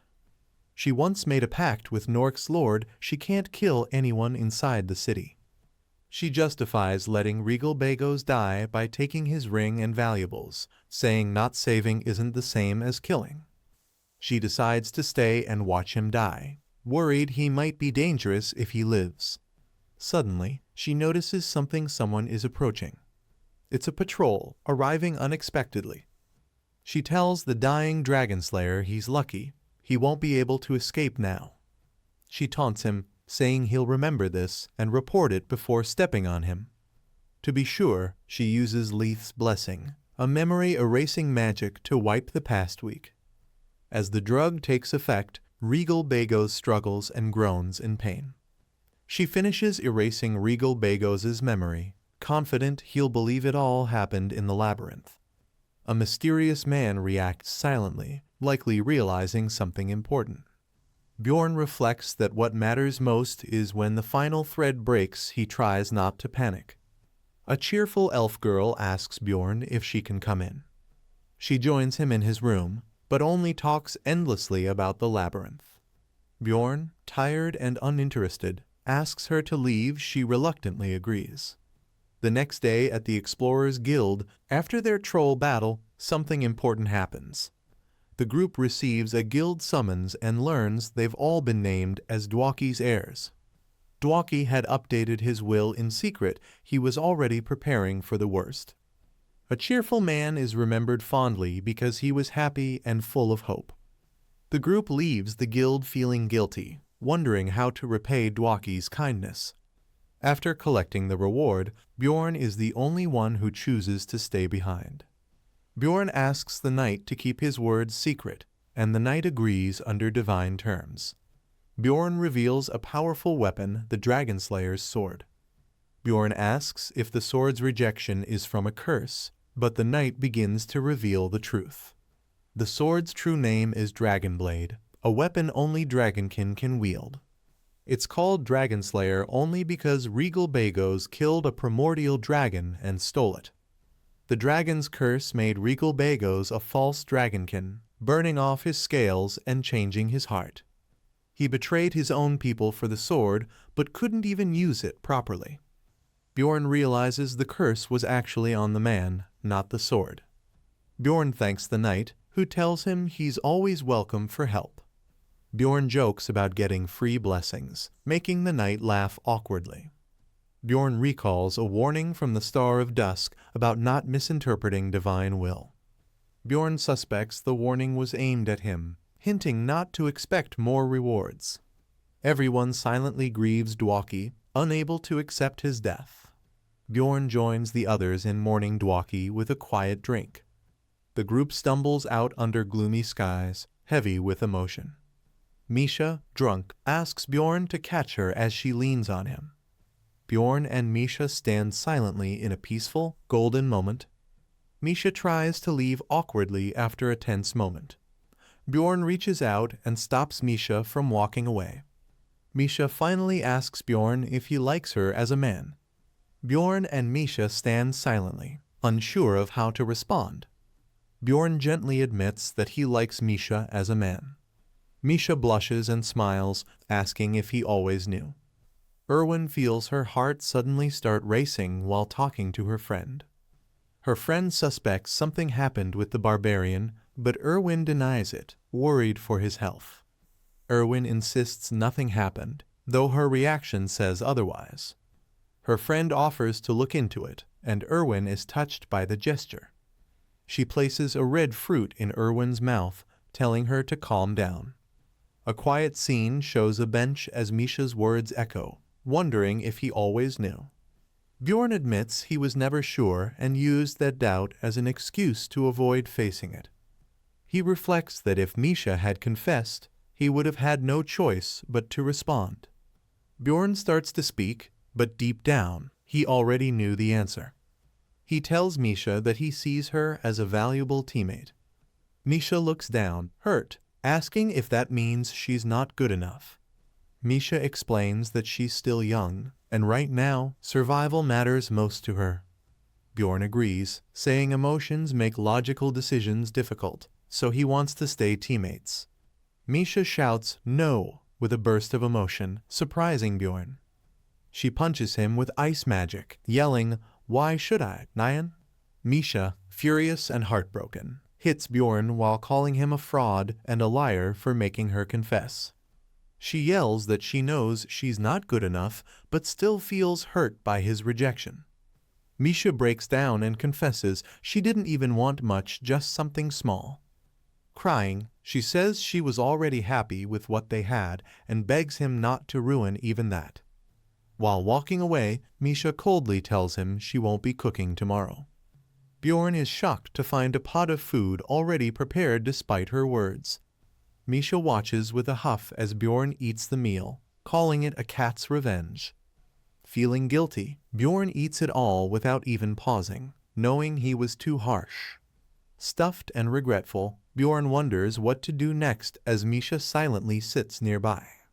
Misha scolds Bjorn, clearly still upset, while he nervously sweats.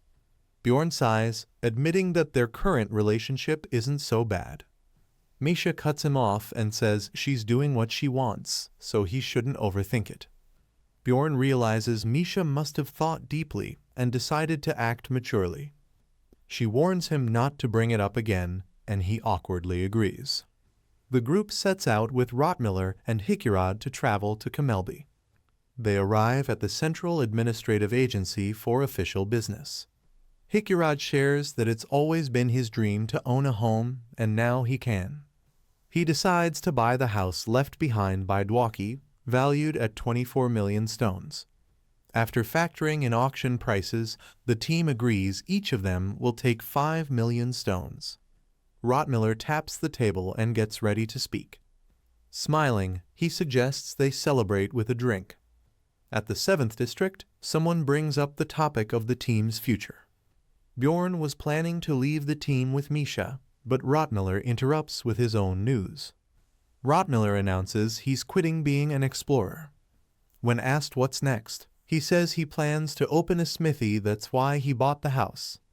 He admits he used the labyrinth to escape his own lack of talent. But he doesn't want future regrets, and honoring Dwaki's memory pushes him forward. The man wishes Rotmiller success in chasing his dreams. Misha smiles and says they'll come visit him later. Bjorn jokes that he'll rely on Rotmiller to maintain his gear. The other man admits he was planning to leave the team anyway because he felt unworthy. He's reassured that with his dedication, he'll definitely achieve his goals. Bjorn slams his drink down and declares he and Misha will start a new team. He boldly says they're aiming even higher now. Misha teases that keeping up will be tough, but says it's her karma anyway. Under a starry sky, the group prepares to toast together and celebrates a new beginning. One of the teammates smiles warmly, touched by the moment. They raise their mugs and toast to the graduation of the outcast team. Rottmiller passes out from drinking too much. Misha also collapses at the table, completely drunk. Bjorn reflects that their chaotic farewell party suits their team perfectly. Bjorn, still sober, is approached with a serious question. The question is heavy. Someone asks if he's an evil spirit. Bjorn slams his fist down, calling out Rottmiller's name in shock. Offended, Bjorn demands an explanation, but the other man laughs, saying he would have believed it if Bjorn got mad for real. The man says that if he didn't know Bjorn so well, he might have misunderstood him. He explains that Bjorn isn't someone who cares about honor or oaths and doesn't act emotionally. Smirking, he asks Bjorn to confirm if he's right.